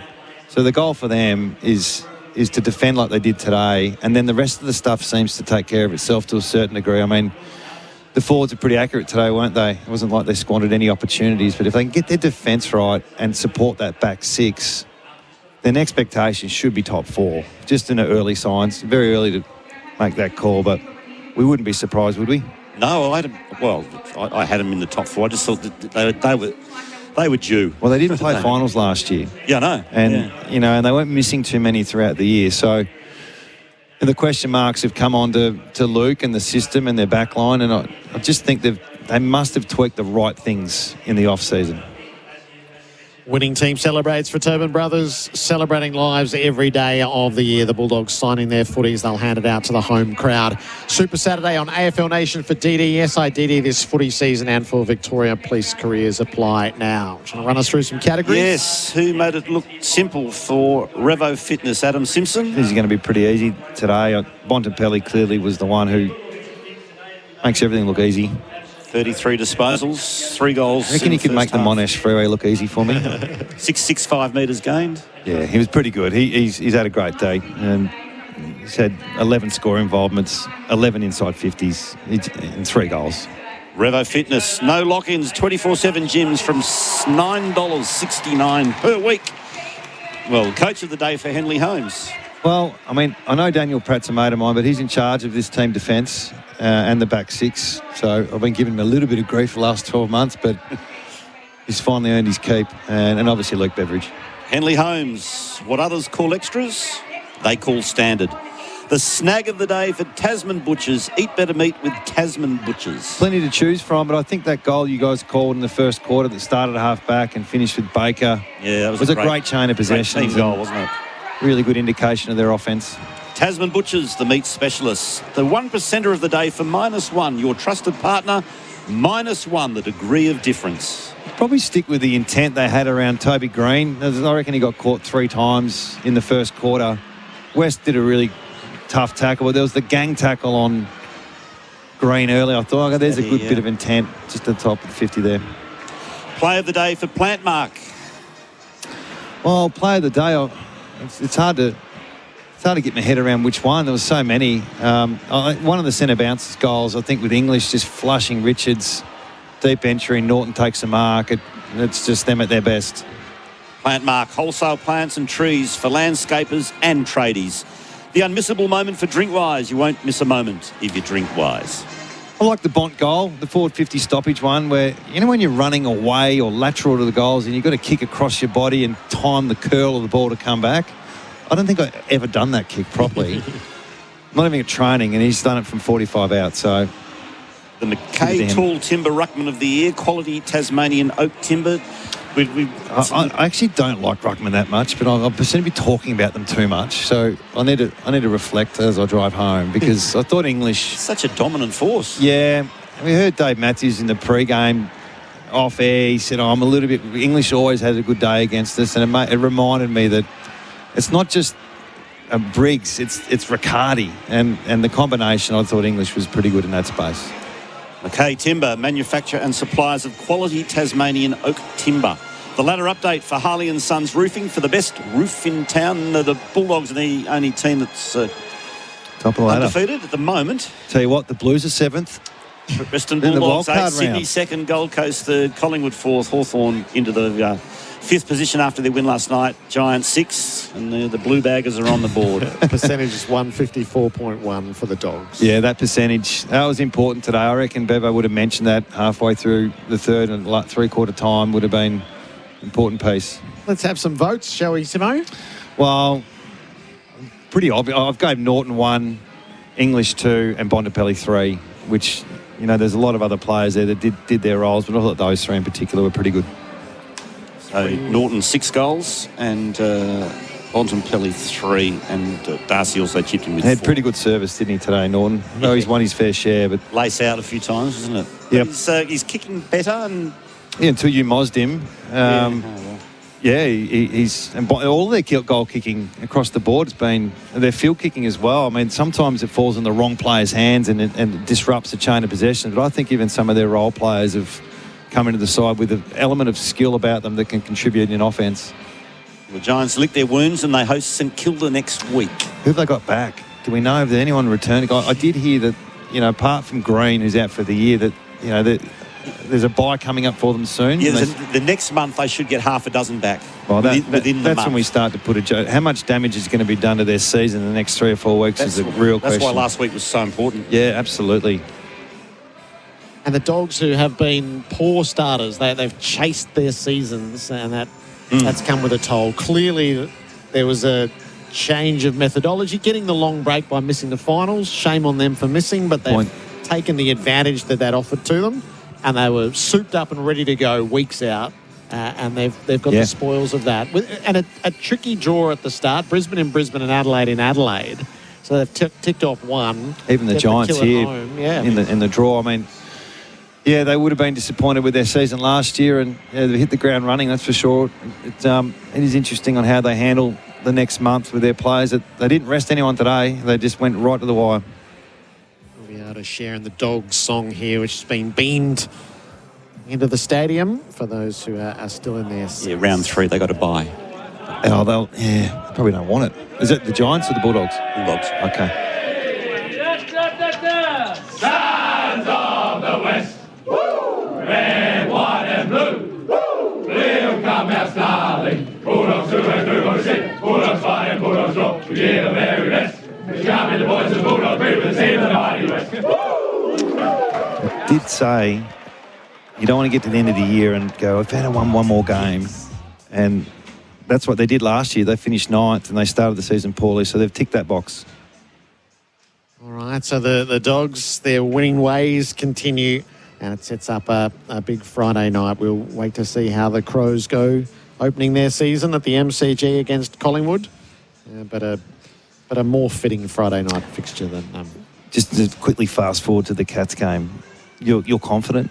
No, I'm like Ken Hinkley, you know, when he said the other night, he said, but by Friday, I'm certain we're going to win. if you can't be confident, what are you in it for if you can't be optimistic on game day? That's true. Well, the Cats are one team that are really allowed a mulligan, I think. Well, interesting approach. I mean, Hawthorn come good. But, you know, I just think the Cats are coming from a bit further back to turn it around against. If Fremantle come over with real intent. I got them in the top 4, so... Yeah, well, this is a game that I think they'll be really looking at to have a win, so it should be a classic. All right, watching the Bulldogs celebrate down in the rooms. 21-8, 134, 81-point winners over the Giants, 7-11-53. So it was round 21 last year. They beat them by 88, and they... come in round 1 and beat them by 81. So they are big margins that the Dogs are putting on the Giants. What do they want, 9 out of 10, is it? 10 out of 11. 10 out of 11. Against the Giants. Yep. Simo, quarter's terrific. Yeah, thank you. That's been our post-game show. AFL Nation for DD. Yes, I DD this footy season. And for Victoria Police careers, apply now. We're going to head to GMHBA Stadium shortly, where the Cats and the Dockers are poised to do battle. But as we sign off from Docklands, where the Dogs have banked their first home win of the season, let's relive how they thrashed the Giants. Kennedy does the roving, hands it to Bontempelli, swings it at goal. Oh, it's a work of arts. An ominous start from the Bolts and from the Bulldogs more broadly. All inside 50. Selwood dropped it, left it behind, and O'Halloran slotted the goal as a result. Pelly, what a wave of running this is. Liberatore, Fraser, Baker, brilliant from the Dogs. That's the footy that will take them a long way this year. Couldn't get the shot away himself, went to Hines, bounces it, Grubby for a goal. A third major from forward 50 stoppage, looking for one more target, and that's Norton. On the lead in the pocket. Harms on a true line. Norton's on the board. The Dogs lead again by 16 points. Forward pocket for the Dogs at the throw in. Darcy got rid of Riccardi. Got it to his feet and kicked the goal. Brute straight. Sam Darcy with his second. To the outer side. Comes back into the arms of Bontempelli. Beautiful kick to Davidson. It's it right through the middle. So they've taken control of this match now, the Western Bulldogs. He goes the long option. His target is Norton. The front posse couldn't take the mark. Front and centre was Davidson. Nice left foot snap. That was classy. Kicks the Dogs inside 50 again. Norton's drawing the footy and commanding as he takes the 2-grammer. Norton's kick's a beauty. Never deviated. The Dogs rampant. 44-point leaders. Buckley lost it underneath. Sanders around to Liberatore. He's going to take his turn and land the goal. Dogs pick up where they left off. Puts the Bulldogs back inside 50. Darcy Norton in front. Great grab from Aaron Norton. Darcy would have had it if it wasn't for Norton. He's steered it home. It's deep in the Bulldogs attacking territory. Williams handballs into the goal square. Darcy gets a go the goose. It's another one. Raining goals. Darcy's got 3. And this is getting a tad embarrassing for the Giants. He was always marking that. 4-man pack. He does. A 4-goal haul. 64-point leaders. Presses it for the Bob to have a jump at. Ripped out of his grasp. Kennedy underneath. Gets it home for a goal. Not their most efficient major of the afternoon, but effective nonetheless. Kennedy joins the scoring spree. We're at 75 points. As the Dogs go inside 50 again, Norton's there. Couldn't take the mail. It's a whistle. Free kick. So Norton shouldn't miss from here. He's got it.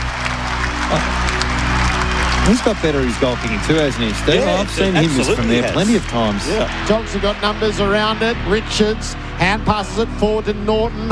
Worked it across the turf. Bramble will split the 50 and goal. Buckley Brambles never kicked goals out of turn, but he's got them in consecutive weeks. Selwood's last flurry. Kennedy will mark. The Dogs have had their way with the Giants again. It's a big margin in a lopsided rivalry now. Here's a talkie, Jared. Matt Kennedy with the last kick of the day. From 60 metres out, the top. Oh, he's given it a ride and flies long. It comes up short. 81-point margin for the Dogs. They start with a pair of wins that will impress the football world.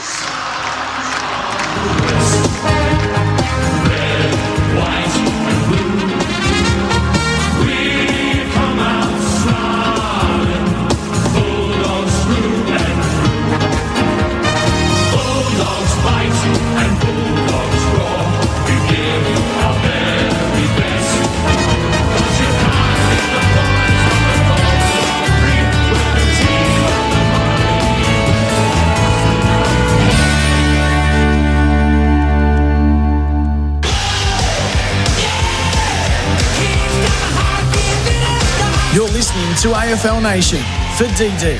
Yes, I DD this footy season. And Victoria Police. Kick your career goals at Victoria Police. Apply now.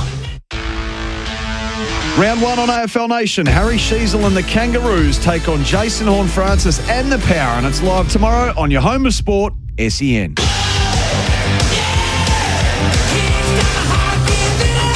You're listening to AFL Nation for 4 and 20 Pies, Australia's original fan food.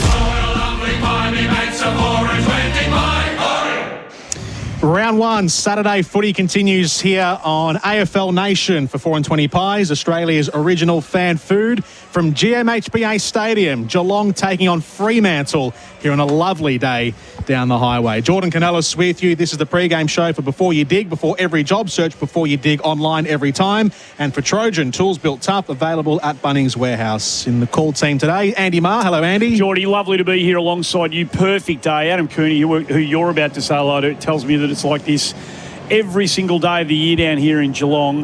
They call it the Riviera of Victoria, and on days like this, you can understand why. Absolutely. Hello, Coons. The Barwon Riviera region. Superb. Andy, what a place to live, what a place to be. Sun is shining, deck looking superb. What a Saturday. A little sleep in, did some jobs around the garden, mowed the lawn, did the edges, blew the leaves away, and then watched the doggies just dismantle the Giants.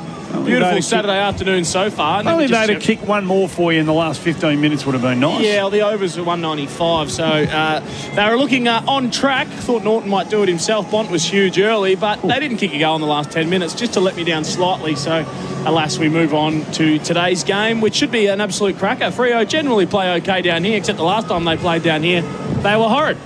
Yeah, last time they played here, 78-point win for the Cats. This time last year, round 1, 2025, but the last 2 times prior to that, Fremantle won at this venue. They're both on the ground at the moment doing their final warm-ups for Ream, manufacturing in Australia for over 80 years. What do you reckon about today, Coons, after the Cats got spanked last week by the Suns up north? They come back here, take on a fresh Freo team. You'd be a foolish man to write them off after one game. I'm just caught in between sort of believing what Chris Scott said last week about how they knew it was going to be a challenge against a rampant Gold Coast Suns, and maybe they didn't try at their very, very very as they always do. Well, that would be extraordinary. Well, I was listening to Ken Hinkley, former Port Adelaide coach, and on Sports Day, he was talking about he used to highlight games. Green was a must-win. Orange was it'd be good if it'd be a bonus, and red is going to be a challenge. I know, but he's not telling the players that. That's in his own. I reckon Scotty's put the highlighter up in red and said, "Don't worry about this, lads. That's danger. A scandalous claim from you, Adam. Jezza, you can stay on the farm, and we'll just go up there and we'll take the PISS and come home and get ready for this one." So are they ready for this one? I hope so. I've got no idea. Based off last week, you'd say no, but you know, with the big dogs back, the senior players and Paddy Dangerfield and also Jeremy Cameron, that should make a difference. No doubt they would have been stung. They're a pretty proud group. They love to play in front of their home crowd. Sun shining, perfect day for footy. You'd think you get the best out of the Cats this afternoon. The ins and outs, so you mentioned Jeremy Cameron back in, Patrick Dangerfield in for their first games of the year. Mitch Edwards makes his debut as well, the Western Australian ruckman from Mandurah. He came through the Freo NGA and he's playing against the team that developed him, making his debut for the Cats today. Out goes Warple, Ollie Henry and Mitch Nevitt. While for Fremantle, of course, this is their first game of 2026, but new player to the team this season. Judd McVie makes his club debut coming over from Melbourne in the off-season. What will be an unmissable moment today for Drinkwise? You won't miss a moment if you drink Wise. It's got to be the unmissable moment. The Cats have picked a ruckman. Yeah. We've seen Mark Blake and Reece Stanley. They're the only 2 rucks we've seen in the last 20 years from the Cats. Blitzarves has battled out of his weight division every week. They couldn't get Toby Conway out on the park, and Reece Stanley is about 45 years old. So we're going to see one today, and it's a pretty good day to do it because it's a formidable duo you're coming up against in Big Das and Luke Jackson, who has the potential to play as just another midfielder at times as well. The Geelong Premiership flags above the Hickey stand are flying quite in a quite pronounced fashion towards the Joel Selwood stand end, and Geelong have won the toss, so Paddy Dangerfield is elected to kick. If there is what appears to be a scoring end, it certainly appears to be in Geelong's favour in the opening quarter. We like to call that as locals the Corio Village end, Andy. Well, okay. That's where the village is. Well, you can call it that. What's the other end? The Barwon River end. The Riviera end. The Barwon Riviera end. Well, I'm going to go with the Selwood stand end, if you don't mind. If that's all right. I know it's going to upset you. What's that one? Is that the players' stand? That's the players' stand. How come that doesn't have a name? It's the players' stand. Why is it? Well, which player? All the players. Pick one. You can't just have every player all of you in your stand. So Joel gets his own one, and every other single player in the history of the club gets the players' stand. He's right there, mate. And look at him looking at his stand. He's taking photos of it, of his name right now, Joel. The coin toss for Keno Go, $40 million jackpot. Download the app, as you said, Andy. The Cats going to the Selwood stand end. AFL Nation for 4 and 20 pies. Andy Marr. Underway, Tyre Power scoreboard. The opening quarter, Geelong get first hands on it. The big ruckman gets gets a handball that was only as far as Brayshaw. He lays a big tackle and wins the free kick. Smith was in on that and will take the free kick. I thought the ruckman had the better of it, to be honest, but the umpire let him play very short to Martin. They've been red hot on the 15 metres. Not then. Martin's kick was battered down. They go to half forward. Manor misses with the handball. Now they're a chance. Bolton gets the loose foot. He has a bounce. Gives it off to Voss. Lays the handball off. Clark bursts off half back. Goes inside forward 50 and Amos can't mark.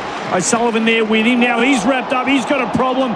Voss goes in and the umpire says, I'll ball it up 25 out from the Geelong goal. Up from the Fremantle goal. Careful turning the ball over at half forward in the corridor because Fremantle will make you pay. Very un-Geelong-like as well. They were exposed one-on-one behind the footy. Ball thrown up. Young in the ruck goes to Brayshaw, tries to dribble it through the goal square and it's paddled through by O'Sullivan on the goal line for the first score of the day. A rush behind to the Dockers. No one sweeping back. Generally that's a Tom Stewart for covering that quick transition, but no one was back there one-on-one. Amos Holmes brings it in, takes his territory, thumps it down the line, but it's a turnover again. Fremantle having the better of the early skirmishes here. McVie goes in, misses the target. Stewart back there to usher the footy over the boundary line from the position where Brayshaw just had that little dribbler a few moments ago. So Fremantle have set up well here. Gee, there is a high line they are playing. There is no player in the Fremantle defensive half of the ground here.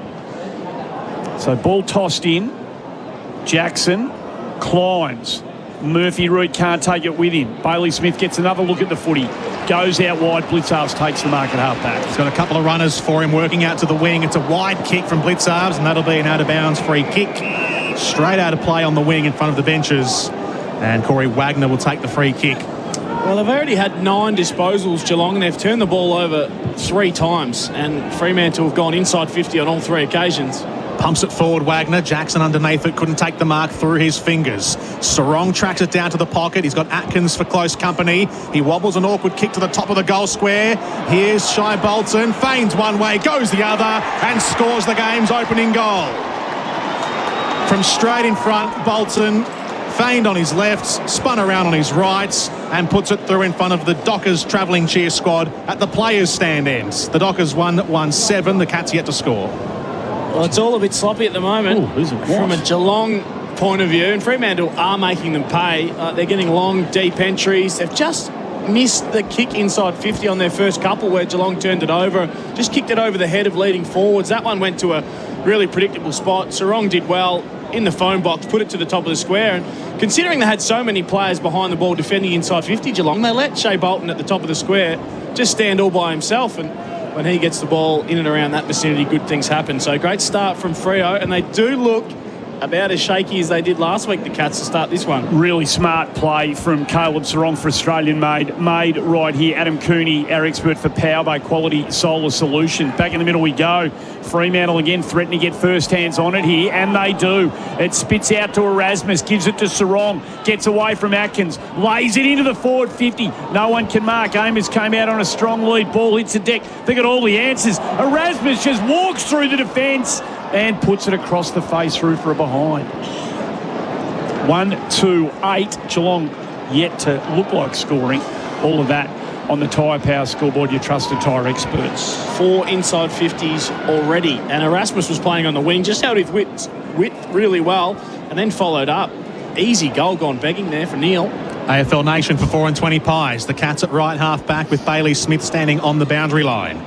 He chips it up the paint. It just made its way to Martin, who barely marks in the field of play. Very short kick.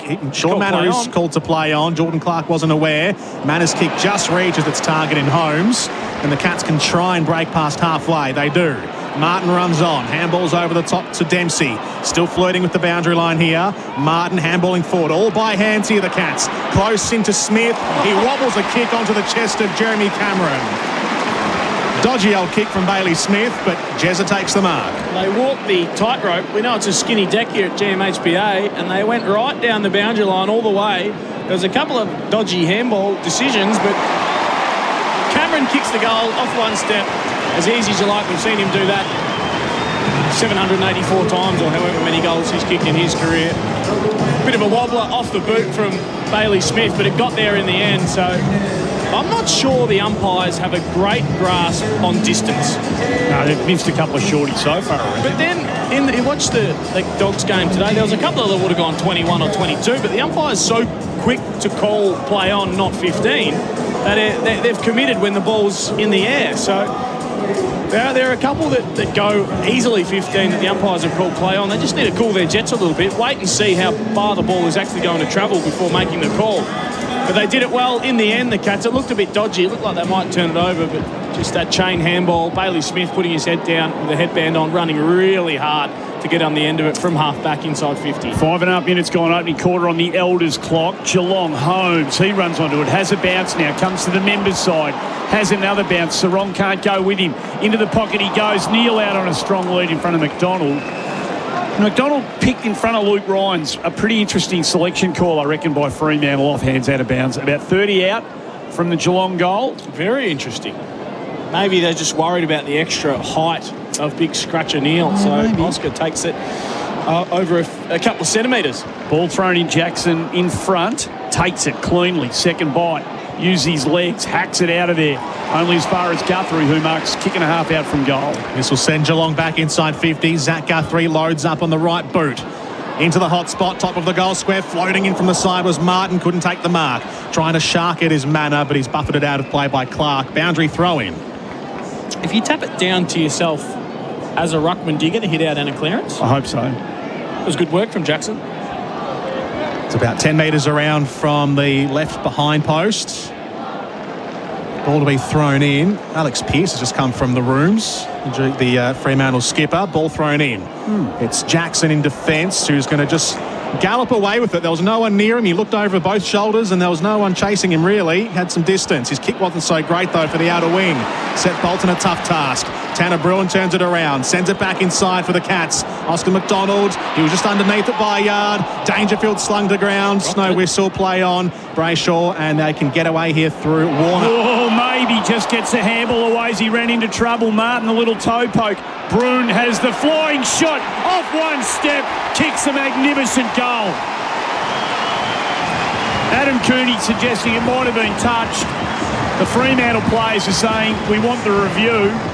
The two flags have gone up already, but there will be, as there's always the case, a review of any scoring kick. So back to the middle we go, and we await to see the replay for Need a new TV. Score a deal at Harvey Norman's 2025 TV run-out sale. Big brands, big screens, big savings. TV run-out sale is on now at Harvey Norman. Well, I don't know if we're going to get a close-up call of this one to see if a finger did bend back. So we'll have a look at it. There was about 4 Fremantle players that went up claiming it, but I'm not sure if we're going to get the vision to be able to see it clearly enough. But gee, it was a good finish off one step by Bruin after he was the one who laid the big front-on tackle to Warner. That pressure straight up in the grill. Let's have a look here. We've got a close-up. I reckon that's coming back. It is too, I reckon. Who is it that lunched? Who's got the fingertip on that? Heath Chapman. Heath Chapman, it is too. Yeah, I think you're right, Coons. Yep. Players are all resetting here. So that just ruins the footy record momentarily. Which for pedants like us, Geordie, always a problem. Very annoying. Yep. Can't catch a break, Tanner. Kick comes in. So it's a 1-point ball game. 8 plays 7. The Dockers up by 1. Out to the near side. It's going to be a ball up. Right half back for Fremantle. Jackson doing the ruck work. Guides it down to Brayshaw, who shrugs off Bailey Smith. Handballs to Dudley. Links up with Reed. On the near wing, he nurses the kick towards the 50. Inch perfect for Voss, who'll chip it inside 50. He was looking for Amos, couldn't take the grab under duress. Sarong kept on running, shredding tackles as he goes, and scores the Dockers' second goal. What a player. The Dockers turn it around. They get lucky at one end through the good work of Heath Chapman, and then all the way down the wing, and some brilliance from Reed, Voss, and Caleb Sarong finishes it. The Cats 1-1-7, the Dockers 2-2-14. Well, it's just strength. First of all, strength through the stoppage from Brayshaw. That strength through the hips to break the tackle. And then Murphy Reed coming up and getting really dangerous around stoppage and just breaking through for that forward handball. The kick was sublime. centimetre perfect, as the great Dennis Cometti would say. I thought Voss missed the opportunity for the big kahuna who was running back to goal all by himself, but Caleb Sarong just put his head down and worked harder than any other midfielder out there. Got to the front of the contest and finished nicely. Fast start, Fremantle. He looks dangerous early, running hot for Ream, Installer Ream, Australia's favourite. He's got Atkins on him too to shut down Merchant, so we'll see how that goes. Holmes bangs Geelong forward from the restart, middle of the ground. Fremantle got numbers at the back. Chapman gets it from Warner. Comes out to Walker. He exits defensive 50 and standing there nicely taking the mark was Bolton. They surge through Clark up towards centre half forward. Tracy works his way to the front brilliantly. Got Amos out the back all on his own. That's where he goes. It's a magnificent kick. And Sleepy Joy in the goal square turns around and goes bang. And Fremantle make the early move here. Superb rebound footy by the Dockers. 3-2-20. Geelong 1-1-7. Tyre Power scoreboard. Get the power with your trusted tyre experts. We've seen some pretty good slingshot footy in 2026. But that's just about as good as you could possibly get. You know, extra numbers, deep in defence, chain handball, getting it into the hands of your users and your runners. Jordan Clark off half back just blasted it forward. Tracy, the run, leap, launch at the footy, big contested mark, and I think it was O'Sullivan who left Amos to try and help out third man up in the air, which meant that Jai was sprinting back to goal and ended up in the goal square, uncontested mark. The kick from Tracy was superb as well. He's as good an outnumbered player in the competition, I reckon, Tracy, at the moment. How good was the launch? Yep. 3-1 in the opening 12 minutes of this game, AFL Nation for Tyre Power. They're trying to get the centre clearance here as well. The Cats are just preventing that movement, but they can break free. Fremantle. Erasmus handballs to the wing. Brayshaw takes a bounce. Thumps it inside 50. A deep entry towards Amos. And it's punched away by O'Sullivan. Out of play. He did well, a young fella then. Amos looked like he had him cooked on the body in the body contest. Yeah, he's a very good defender. He's a very proactive defender, Connor O'Sullivan. One of their best last week. Not afraid to start in front, although they have been done out the back a couple of times this afternoon, but that was a well-timed fist. Ball in right forward pocket. Dockers comes in. Both ruckmen didn't have a swing at it, so the Cats will pick it up out the back, and Holmes will kick wide in the Dempsey direction. He'll try and let this run on here, Warner. Yep. And he's done very well there. It's going to be a free kick to the Dockers for out of bounds. He played that beautifully, Warner. He just kept Dempsey away from the footy. Knew the ball was going to carry on that breeze, as it did, so he drives the low ball up towards half-forward. Tracy in front again. Started the game nicely on Henry. Can have his handful. He's 55 out. Surely... He can launch this? Yeah, not this breeze, Coons. No. He goes short, top of the square, big pack. Atkins almost Stewart. Out the back it comes to DeConey, but his kick only as far as Tracy again. They'll come back inside forward 50. He might launch this time. There are players everywhere. He's calling for the lasso. What's that? Low driving ball, top of the square. Want someone to come at it off. Hands out the back. It won't get to the line. Jackson first hit. Dudley tries to cut through. Gets it to Erasmus. Standing there all on his own. Snaps and kicks another one. Well, that is poor defending by Geelong.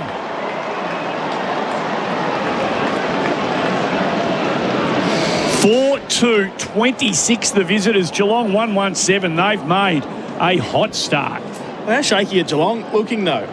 The first kick to hot spot from Tracy is so predictable. Tom Stewart should have gobbled that up. He spilt the mark, and then it was a panic kick straight out to the same spot where Tracy kicked it. So he had another go at it. He was calling for the boundary umpire sort of lasso style. He kicked it to the exact same spot, and it slid off the back knuckle. I think it was Jackson who was the tallest forward who ended up getting it at the back. Dudley did well to get the ball to boot. And then Neil, again, who's just finding himself in too much space out on the wing, push forward. Pretty handy snap, and not liking what I'm seeing at the moment from the Cats, but gee, Freo are hot.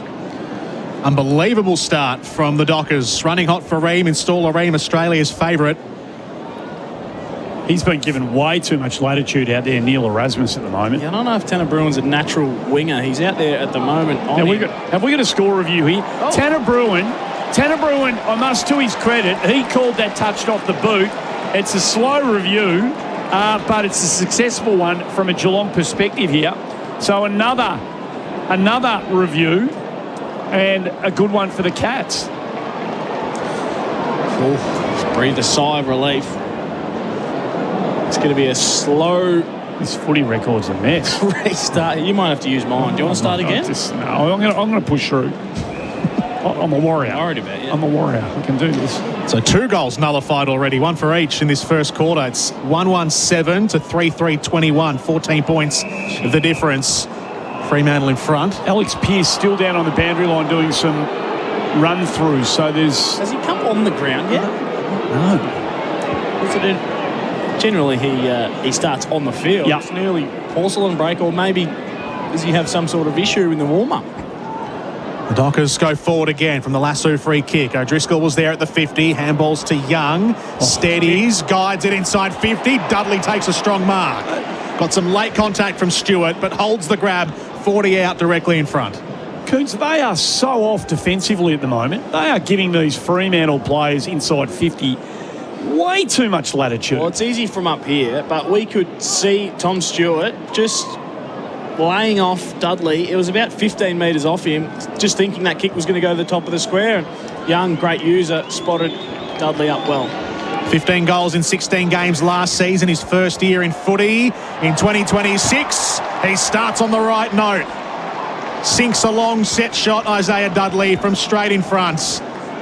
And gets the Dockers' 4th goal of the game. The Cats at home, 1-1-7. Fremantle, 4-3-27 on the scoreboard for Tyre Power. Get the power with your trusted tyre experts. And that was a great set shot from the little fella. Yeah, great ball use from Hayden Young. Just lowering the vision, not blasting to that predictable spot where the likes of Tom Stewart like to drop off. He thought that was going long. He thought it was going to a predictable spot, top of the square, and Dudley just stood in the corridor and said, kick it to me.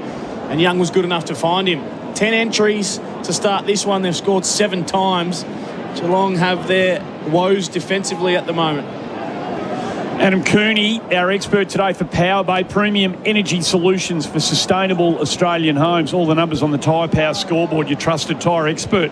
They need a response here, the Cats. Who's going to provide it? Fremantle sweating on them. Sarong fighting like an absolute tiger in there against 3. Geelong eventually win the skirmish, but the former Cat, Jordan Clark, takes the mark in the middle of Cardinia Park, sponsored by GMHBA. I mean, they're looking for the next wave, but it might be time to get Paddy out of the goal square.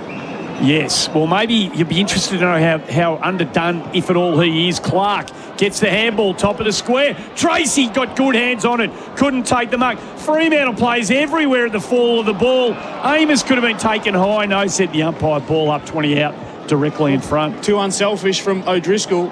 Natural left footer, wheeling around. Just tried the handball, one-step kick. He should have drilled that. Darcy, only as far as Smith. Bruin just handballs to space, but it's going to come. Oh, Young was just knocked off the footy. Dudley, around the body, snap, hits the post. Gee, it was a good effort. 4-4-28, 1-1-7. Tyre Power scoreboard, your trusted tyre expert. Fremantle in front, 18 and a bit gone on the elders clock for Australian agriculture. Gee, they look like they're going to score every time they get it in there, though. Oh, they're trying to run it out of defence here. The Cats, Zach Guthrie almost got caught. And there's a late hit on Bruin. Advantage paid. Geelong keep on going, but they've turned it over nearly. Chapman drops the mark. He then gets tackled by Martin, holding the footy. Something now finally going the way of Geelong, who, but for a 5-minute patch a little earlier, have barely been inside 50.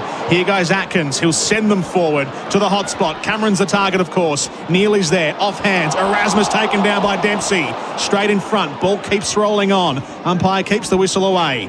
Dempsey fires the handball out to O'Connor. Now to Myers. Snapshot out of the pack. Playing goalkeeper on the line there was Judd McVee. Handballs away to Erasmus, and he kicks the Dockers clear of defence. He's enjoying his time here, Neil, and no one going anywhere near him. DeConing wins the skirmish, dumps it back inside forward 50. Big pack stand under it. Oh, and that's a brilliant mark from the side from Shannon Neil. He didn't look like he was going to get there. McDonald looked like he had the sit and the easy put away if he wanted to, but Neil just too big and too strong. Yeah, they had the sit, they had the outnumber. Neil just came from the side and crashed the pack. Vice-like grip, can he finish? Well, he's generally very good at that part of the game, isn't he, Coons? He's a reliable kick for goal. So from deep breath, he'll kick from about 25 to 30 out inside the 45. So almost no angle to speak of. The right side for the right footer. Alex Pearce comes onto the ground. Neil eases it right through the middle for a little steadier for the Cats, one they needed. 2-1-13 Geelong. Fremantle 4-4-28 on the Tyre Power scoreboard. Get the power with your trusted tyre experts, AFL Nation, for 4 and 20 pies, and your expert is Adam Cooney for Power Bay. Well, that might be a good settler for them because they're getting dominated in all the statistical data. Spit that one out. That's easy for you to say, mate. It was a great contest from De Koning down the line because Tracy has had his measure so far. He just looks too big and too strong, but he just did enough to get the ball to ground and was quicker to recover once the Sharon did hit the deck and just blasted it back in there. They had the 3-on-1. Neil came from the side, took a big contested mark, much needed. That could be a settler for the Cats. Again, I'm watching Paddy. He hasn't touched the footy yet. He basically hasn't had a lead out of the goal square. He's just standing there and just wants it to the top of the square. I reckon he is severely underdone, Andrew. Yep.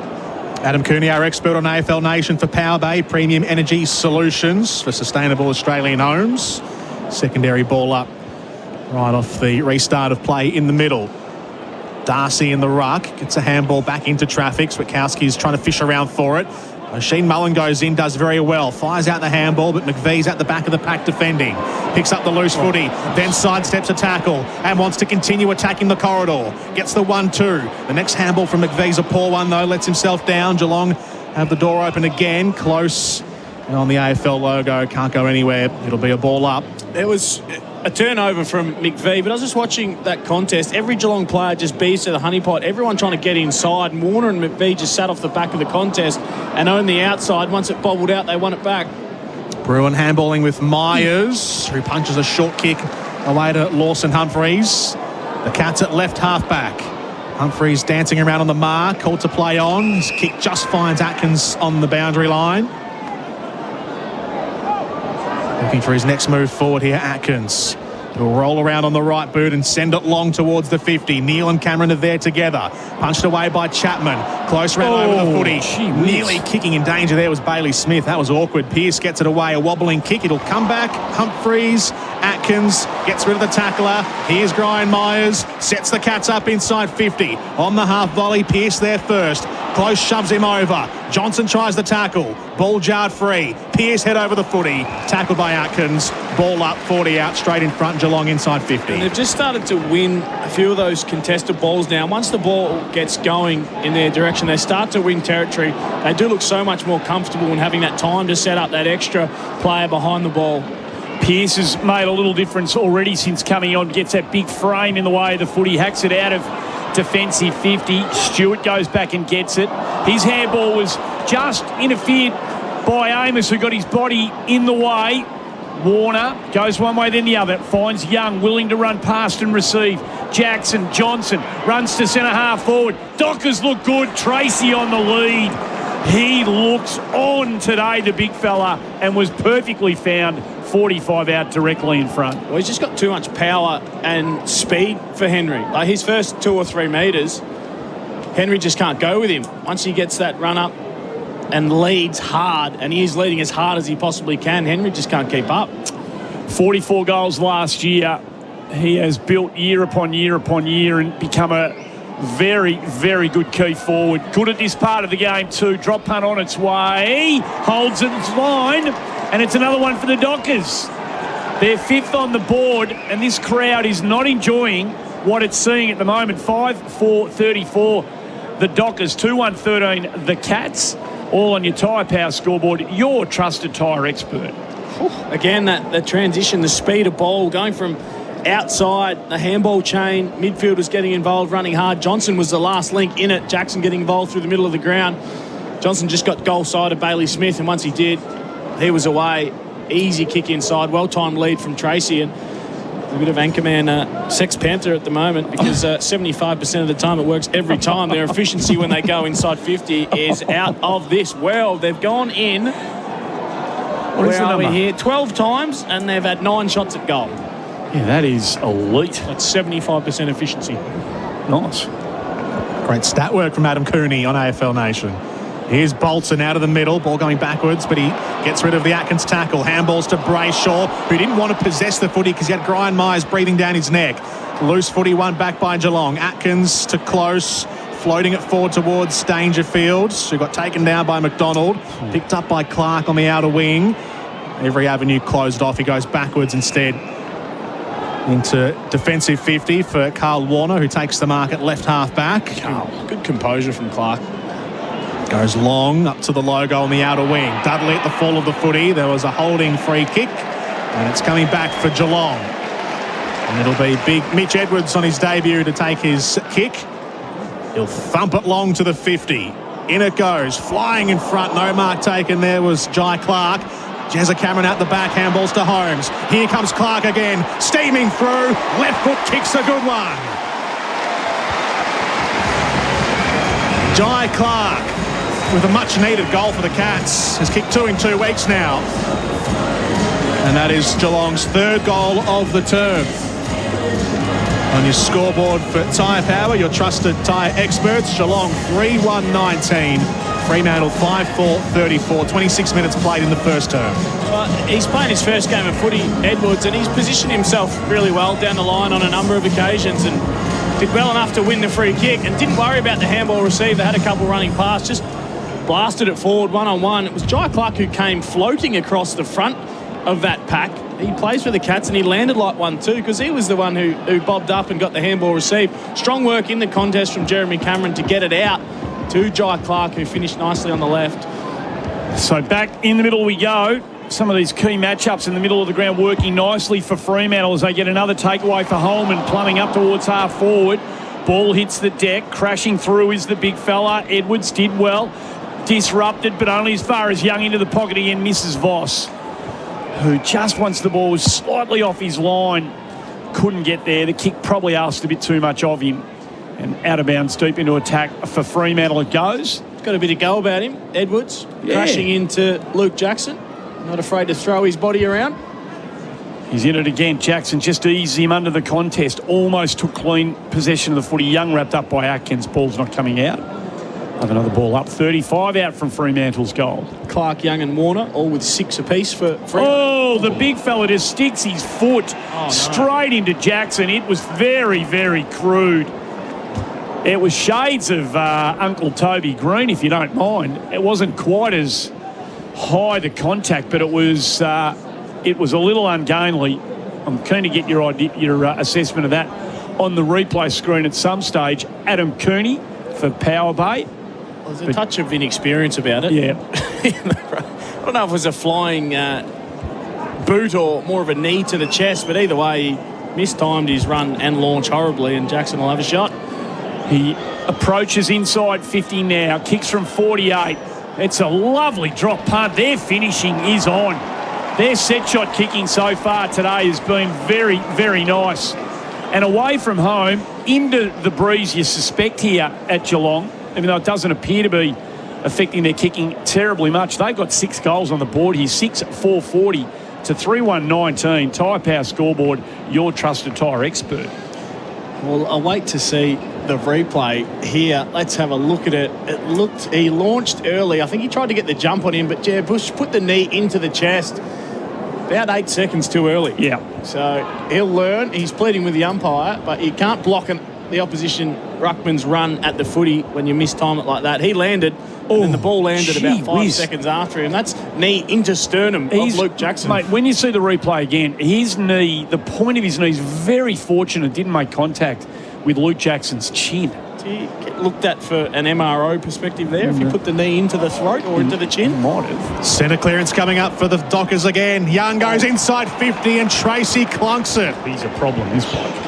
That was Route 1 football from the centre circle to centre half forward, and Josh Tracy will go back and try and kick his second of the afternoon. Hayden Young's a nice player. He finishes nicely. That was distributed perfectly into the waiting hands of Josh Tracy, who has mark number 5 for the match already. Wow. To extend the lead further, 21 points at the moment.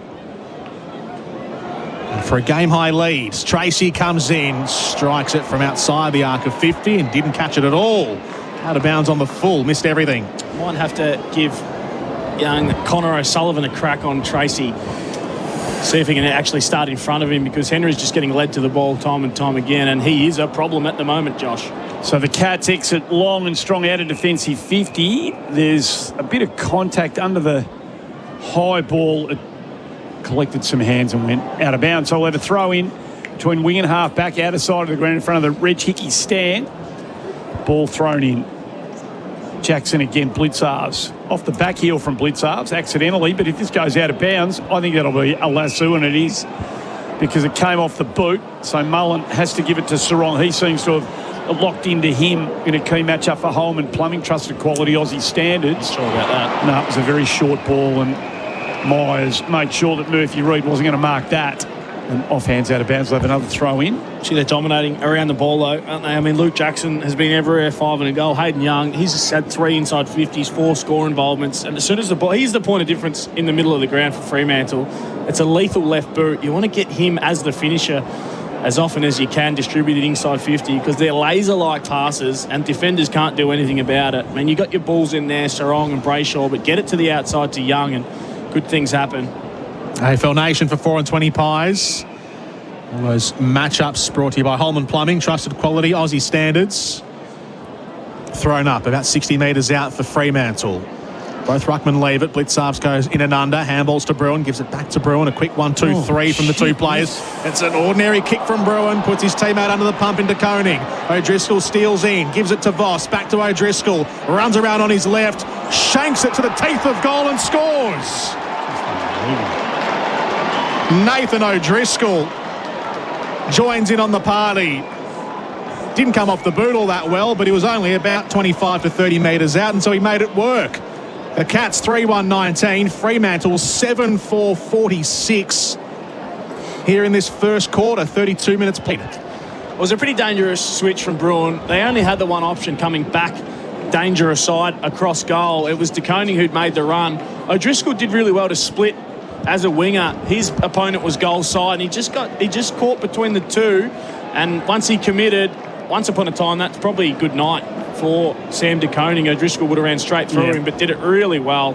Hit only ball, managed to avoid the clash, and then followed up and shanked one really around the corner. It was a wobbly one, but it went straight through. You don't see this happen at Geelong very often down here. Opening quarter, big game. Bruin gets taken high in the middle of the ground, lays it off straight away. They surge through the middle of the ground, but the kick was speculative to centre half forward into a cluster of players. Mann runs onto it. Very short, too short. Myers. Very short to O'Connor on the bounce. Couldn't mark. Goes on the left, top of the square. Pearce in front. Just read it off the boot. Way better than Shannon Neal. And takes a very, very good defensive mark. Well, he just got proactive. I was watching that contest top of the goal square, and Shannon Neal was standing on his heels. Pearce took that front position, exactly where the ball was going to go. Your starting point as a key forward always has to be in front. They'll kick it away from defensive 50. A big fly from Bolton. He misjudged that by quite a fair way. Bolton, it runs out the back. Voss slays the tackle on Henry, and the umpire's going to come in and ball it up. Sullivan and Voss giving each other a few shoves in the chests.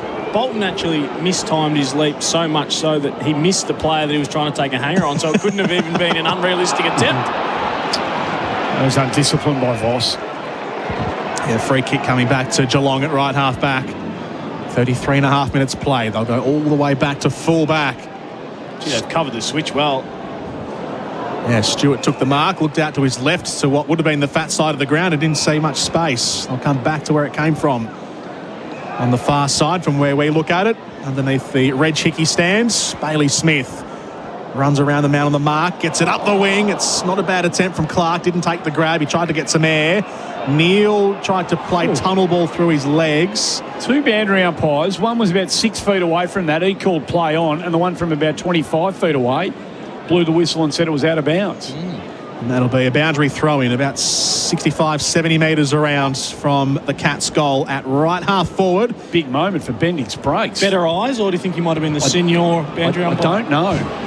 O'Connor goes deep into attack. Pearce can't mark. There's a whistle. There's a free kick. There was some interference. Cameron not happy. Oscar McDonald, the recipient. Well, Jeremy's not happy because Oscar McDonald took his eyes off the footy and was facing goals and wrapped his arms around Cameron. Well, that should be a free kick against him. Should have gone the other way. There's going to be a free kick here. You watch him get angry here. It doesn't matter. Advantage is going to be paid to Reid. He just shares the handball with Switkowski on the bounce, gathers, gives it to Erasmus. Now they keep going here. Walker into the pocket. Stewart read it. There was no one corridor, Coons. There was not really any other options other than that kick that he produced, Walker, or going for home. And yeah, I suspect you might have gone for home. Well, I would have blasted home for sure, because the other option was kicking it to an outnumber, and Tom Stewart reads those situations really well. Bolton won the little dinky 15-metre up, but he blasted it to Stewart, who will mop this up. Brayshaw taps. Jeez, he put Guthrie under the hammer with the handball, did Tommy Stewart. He gathered the ball that you called, Coons, off the Brayshaw tap and was under a little bit of pressure, gave it straight to Guthrie, who was tackled immediately. Here's a chance. Bolton on the left. What are they doing in defence? Fremantle cutting them to pieces and doing as they please. 8-4-52. Bolton's got his second. Geelong 3-1-19. This is a stunning opening quarter statement by the Fremantle Dockers.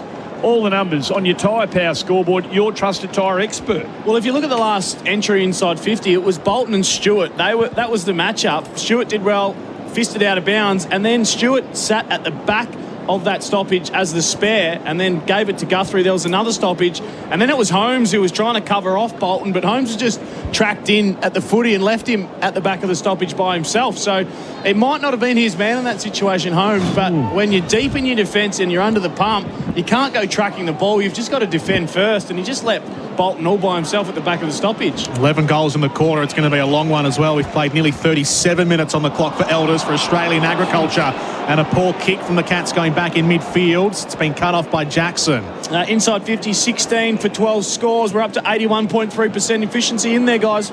Still a minute to go in the term as well, and Fremantle are lurking. Record numbers. It's gone out of bounds on the full. If only we had a stat sponsor for the day, they'd be getting real bang for their buck. Absolutely, and we'll keep an eye on that efficiency as the match wears on, guys. Adam Cooney, our Power Bay expert this afternoon. Free kick to Geelong. I suspect it may drop under 80 at some stage. I think that's a good call. That's why you are our expert for Power Bay. The Cats will thump it forward. There's 30 seconds left in the first turn, but Oscar McDonald gets back and takes a great mark.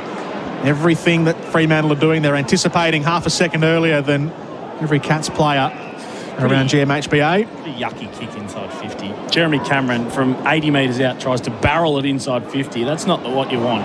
McDonald puts it into space on the outer wing. Voss just can't control it. It goes out of play. Boundary throw in on centre wing outer side. This is the second game of your Super Saturday around the grounds for Chemist Warehouse. Get discounted prescriptions and save more money at Chemist Warehouse. Earlier it was the Dogs by 81 points over the Giants. Tonight doubleheader, Sydney and Brisbane at the SCG, and at the MCG, Collingwood and Adelaide. Boundary throw in on the outer wing. Johnson is over it there for the Dockers. It's not really moving. It'll be another stoppage. Drove past the old Royal Hotel on Punt Road at about 25 past 1 this afternoon. Saw a couple of Collingwood supporters nicking in there. It's going to be a long day. Have a listen to the crowd. They dance there? I don't know whether there's dancing. I've never been there. I've never been to the Royal. I don't think there's dancing, no. There are poles there? What goes on at the Royal, Andy? What's the Royal? The Royal Hotel on Punt Road. Oh, yeah, across. Anyway. The Cats fans are far from happy here at GMHBA Stadium. Meanwhile, first quarter comes to an end. 3-1-19 Geelong. 8-4-52 the Dockers, who raised the bat at the end of one quarter. 38 minutes that went. AFL Nation for 4 and 20 pies. Back with the thoughts of Adam Cooney after this. That quarter on AFL Nation was for Tyre Power, Australia's biggest independent tyre retailer, keeping you safe on the roads. tyrepower.com.au. Bring footy tipping into 2026 with MBRX, built by fans for fans, with tipping, content and rewards, and $2 million in prizes across both codes this season, including $250,000 for each code's season winner. Get tipping at mberx.com or download the app. That's the sound of saying yes to another Espressi March with the girls and other fancy bevies like that. Say yes to cheap trips so you can do more. Say yes, I Didi. Getting some momentum starts with taking the first step. like finally cleaning out your junk drawer. Then you're reorganising the whole kitchen. And then you may as well repaint the entire house. Next, you're hosting a renovation show on primetime TV. And Momentum Energy can help you take that first step with your energy. For a great plan or business energy solutions, talk to the company that helps you get some momentum. Momentum Energy. If you drive a European car, make it stop as well as it goes. Bendix's Euro Plus disc brake rotors are designed specifically for European vehicles and feature high carbon metallurgy for superior braking. Their SwiftFit protective coating also inhibits corrosion, so rotors will look great for longer. A direct replacement for OE rotors and tested to strict European standards. Bendix's Euro Plus disc brake rotors are the perfect choice for discerning owners. Bendix. Put your foot down with confidence. Growing a business is rewarding, but cash flow pressure can be stressful. Supplier invoices, tax obligations, payroll requirements, it all adds up. Octet can power your business with smart business finance. From lines of credit to unlocking cash from unpaid invoices, Octet helps your business move forward. Plus, you can choose to earn frequent flyer points on eligible payments. So, keep cash flowing, seize growth opportunities and be rewarded. Find out more at octet.com. That's OCTET.com. Lending criteria and conditions may apply. At Choices Flooring, we know choosing the right floor or window furnishings can feel overwhelming. That's why for over 60 years, we've been more than just a retailer. We're your partner in making the right choice. From stunning carpets and sleek timber to stylish blinds and shutters, our friendly team combine personalised service with state-of-the-art technology to bring your vision to life. And we're here for you every step of the way. Visit choicesflooring.com or head to your local showroom. Choices Flooring, helping you make the right choice. When the day is done. But the job isn't. VB's got a mid-strength now too. New VB Mid 3.5. 18 plus, drink responsibly. Siteco stands for safety because their ladder range is built for the worksite, compliant with Australian standards for industrial use and backed by a 3-year warranty. Siteco stands for safety on site, and that's Siteco with a capital C. Available at Bunnings Warehouse. Will they get up? If your boys are getting the job done, sticking their tackles, walking off winners and singing their song, this one's for you. Because if they win, you win a delicious, healthy free burger from Grilled. Valid via coupon this Monday and every Monday after your Aussie Rules team wins. When you spend $20 and dine in. Mad Bun Day, where bragging rights equal burger rights. Sign up to Relish and select your team today. Grilled. All taste, no regrets. T's and C's apply. 2026 is the year to upgrade to your ultimate fishing weapon. And Bar Crusher, Australia's leading fishing boat builder, has the perfect weapon for you. Come see for yourself and check out the most advanced plate aluminium fishing boats on the market with industry-leading design excellence and quality. Find Bar Crusher boats at Bar Crusher Melbourne on Quality Drive, Dandenong. Or build your dream boat online at barcrusher.com.au.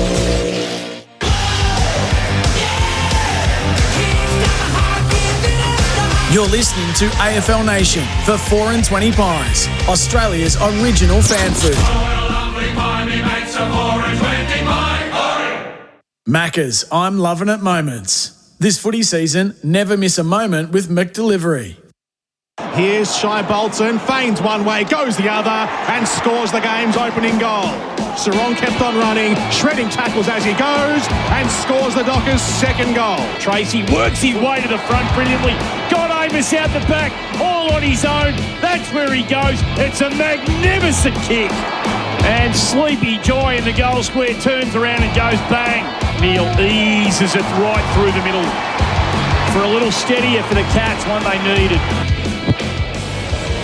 The highlights from the first quarter on AFL Nation for 4 and 20 Pies. Those moments brought to you by Macca's. This footy season, never miss a moment with McDelivery. Quarter time, Geelong 3-1-19, Fremantle 8-4-52. It's a 33-point lead for the Dockers at the end of the first term. Adam Cooney is our expert for Power Bay Quality Solar Solutions.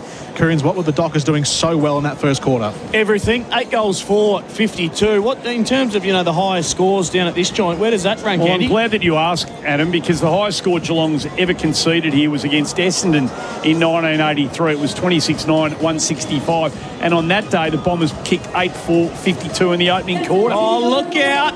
Look out. Gee, they were efficient when they went in there. I spoke about it a few times. The entries inside 50, they had 16 and they scored 12 times. I mean, that is just incredible at 81.3%. The Cats were messy when they had their opportunities. No flow in their forward line whatsoever. Paddy hasn't touched the pill yet to start this one. Tanner Bruin's at 10. He's kicked it at 25%. Grimes kicked it at 50. Blitzarves hasn't hit a target yet by foot. So they're all at sea at the minute. Here we go for the start of the second quarter. The Cats looking to get the opening clearance. Holmes running backwards, has to get around a couple of tacklers. Takes a bounce away from Brayshaw and sets his path forward. That's nice. Kicks up to the front edge of the centre square. And Manor takes the grab. Called to play on now as he runs off and kicks to centre half forward. It was a bit shallow. Sean Darcy got a hand in there. Smith mops up. Gives it back to Manor. Feigns the handball. Gets around Chapman and nurses it through for the Cats. The perfect way to start the term. Sean Manor involved twice in that passage of play and finishes it with a goal. The Cats break a run of 3 goals at the end of the first term from the Dockers in red time, and they carve the margin back into 27 points on the scoreboard for Host Plus. That's a plus. That's what we need to see more of. Winning contest, winning clearance, and then some breakaway speed from Maximus Holmes. Worked his way in and out of traffic, took a bounce and then spotted up Manor. It was a great kick. Had to be good and was perfect. And then Manor, the kick, shallow entry to Cameron was almost forced because he was the only forward that was actually willing to lead and get on the move. And he got in the eyes of Manor, followed up well, and once he stepped around Chapman drive-by, he had a fast car and he finished nicely. Is that the Bendix Breaks big moment? The best-known breaks, Bendix for the Cats. Can that get them going? Nice work too, Coons, for Power Bay Quality Solar Solutions. Back in the middle, Darcy drops it down nicely to Jackson, who's the ground level player. He gives it to Sarong. Inside forward 50 they go. Desperate stuff from Henry. Blitzarves the crumb. Back to Henry. Got to get rid of it. He does. Tracy brings him to ground. Affects the kick. Nice work from Dempsey to somehow fashion a kick up towards centre half forward. Martin can't take it with him. Clark spins through a couple. Brilliant stuff. Darcy. Atkins runs at him. Gets the footy out of Big Ruckman's hands. And a couple of good 50-50s there lead to a ball up in the middle of Kardinia Park. Yeah, first win of the day for Jack Henry. The Kahunas had 5 marks and been dominant in the first quarter. Got the better of him then with the 1-2 follow-up. Blitzarves beautifully to Atkins, who wheels around onto the right, beats one tackle. Inside forward 50, McDonald brings it to ground. Umpire let the big boys play. Walker goes in over the top, can't take it with him. Chance for Wagner, does nicely. Cuts inboard to Chapman, brilliantly done. Over the top he went to Walker. Now they come out with a chain of handballs. Walker gets it back from Jackson up towards half forward. It was a scrubber of a kick. Henry's got it, hit hard by Bolton, got his hands free. Stewart up towards half forward. Geelong have got good numbers here. They all flew against one another, Edwards and Neal. Ball hits the deck. Walker wants to go back. Myers battens the handball down in front of the interchange gates, and we will have a boundary throw in. Got lucky then, the Cats. Walker missed Switkowski on the 45 kick inside. He would have run inside 50 and had a shot or chipped it over the top, but just chose to go down the line. Missed that inboard kick. Would have opened it up. Hasn't played a lot of footy, Brandon Walker, in recent times. Injured for most of last season. That's a heavy challenge. Gee whiz, Tommy. Jackson and Tom Stewart coming together. Well, he's lucky he kept the arm down. I thought he was going to raise the elbow up at one stage. Good hit from both players, Jackson and Tom Stewart. Holmes' kick rolls over the boundary, and that'll be a turnover. Fremantle ball on the boundary near side. Heard the slap from here.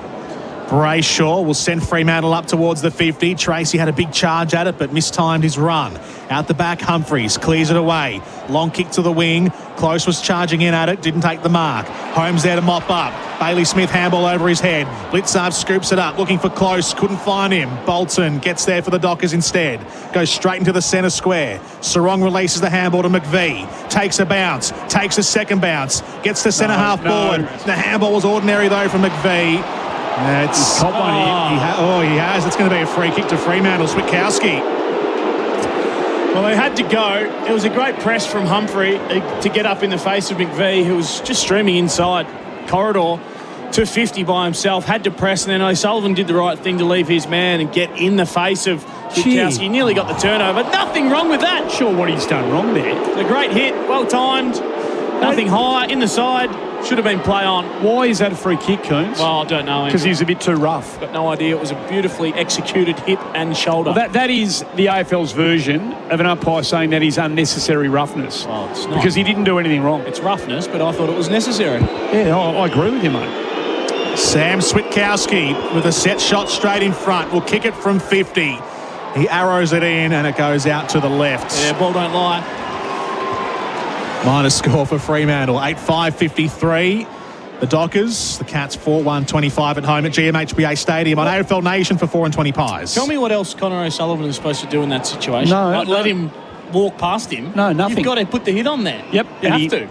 He committed with the arm. He was low. It was textbook, really. So they exit defensive 50. O'Sullivan, the kicker, who puts it up towards half forward off hands. Pearce hits it hard, full-chested, gets the handball away. Chapman, Darcy. Oh, he just hammered it to Reid. It was a bit sloppy. Now they turn it over.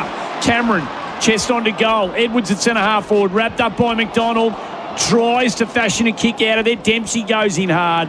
Can't do anything with it. Pressure was good. We'll have a ball up.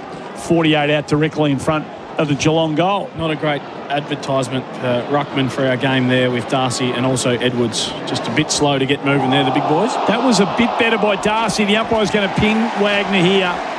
He had it. The umpire said he had some sort of prior. Wagner will dispute that, but man of the goal kicker. The issue was he tried to handball with the same hand that he dropped the ball in. So he did the left-hand throw up and then tried to fist it. Because the other arm was pinned. The other arm was pinned. So he did what he was supposed to do, but he just didn't get an effective disposal away, is what you're telling me. Correct. Well explained. Manor, wheels. Oh, they don't really come at him. Switkowski was probably a bit slack there. Manor read it like a book, and that is a beautiful finish. There is no wind advantage here, folks. He has kicked that 60 metres, 10 past the goal line. And Manor giving Geelong exactly what they needed, the early momentum in this second quarter. 5-1-31 the Cats, 8-5-53 Fremantle on your Host Plus scoreboard. Host Plus, that's a plus. Well, he's kind of been the one who's got him going in the second quarter. I mean, he's worked up, took a really nice mark on the half-forward flank to start this thing, kicked it back in board to Jeremy Cameron, then followed up for the first goal, and good defensive pressure around the ball then for his second. So he's blasted that from 51. You're right, not a lot of advantage going to the Barwon Riviera end at the moment.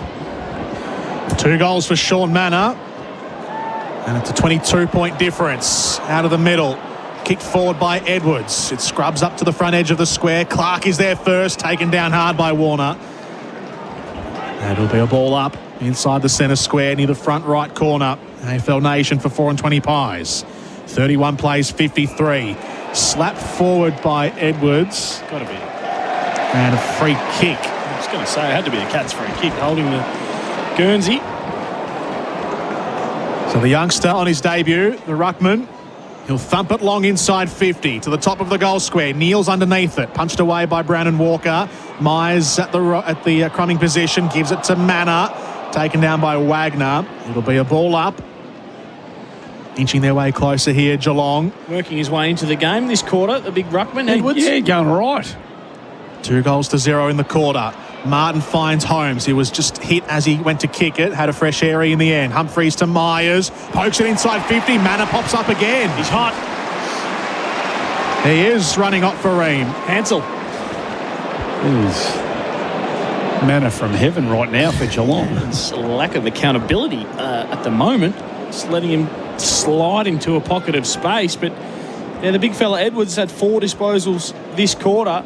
He has been okay. The issue is Luke Jackson has been extraordinary in this game so far.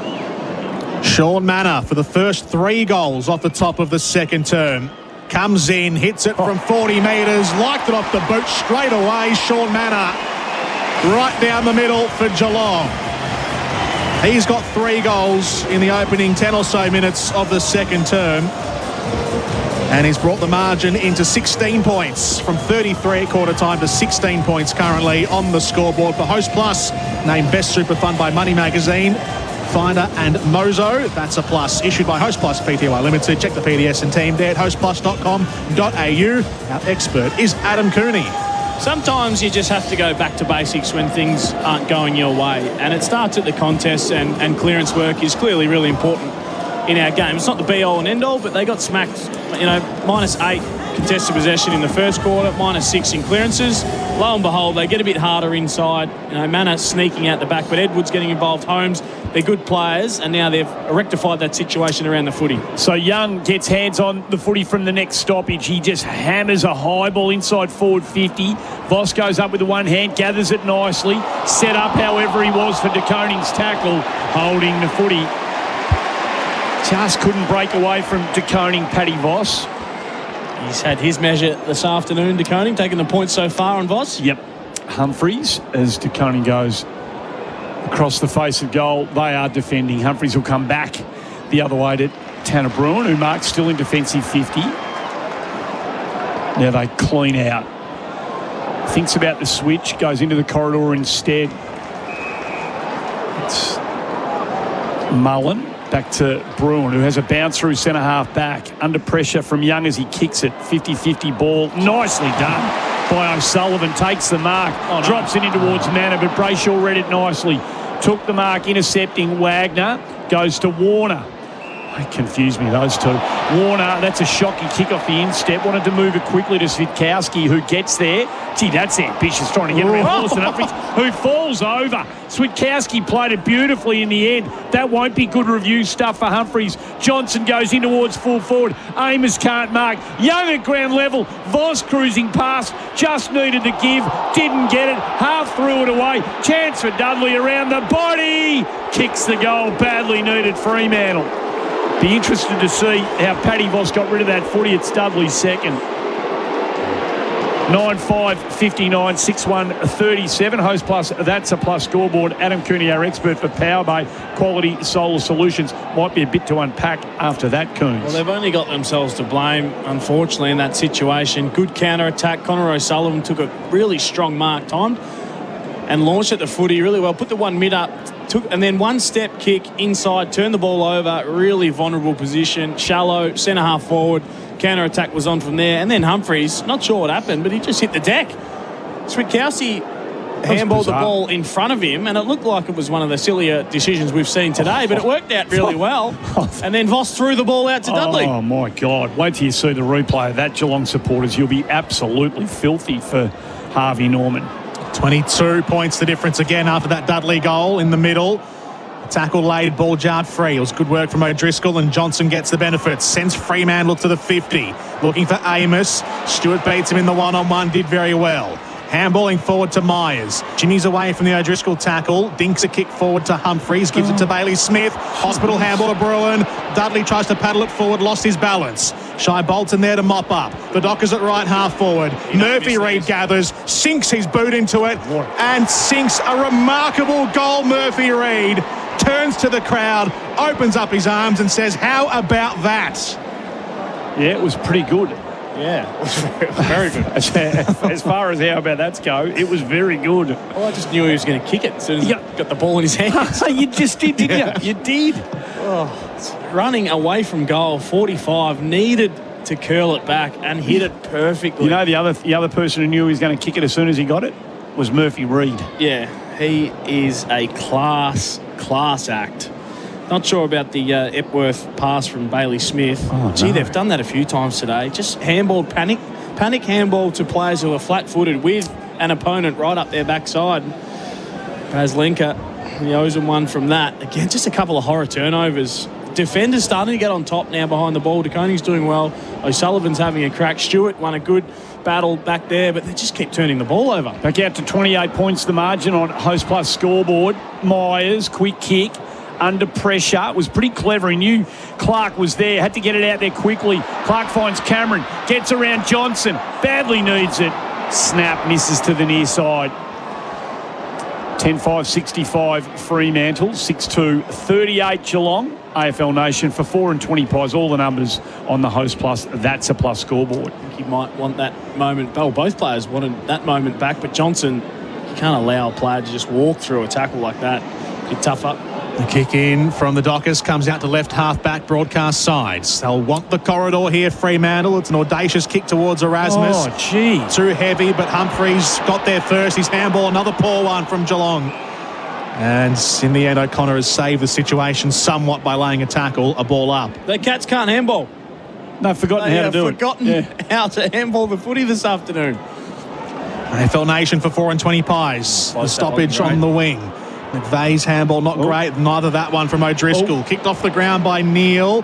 Gets up to centre half forwards. Getting back, Martin. Tried to claim the mark. They can take the advantage. They paid the mark. They paid the mark, which is hard to believe, really. I don't know how that was a mark. And the Cats would be a bit unhappy that the advantage wasn't given. You know who was about to kick his fourth of the quarter, don't you? Sean, not Higgins. Megahead.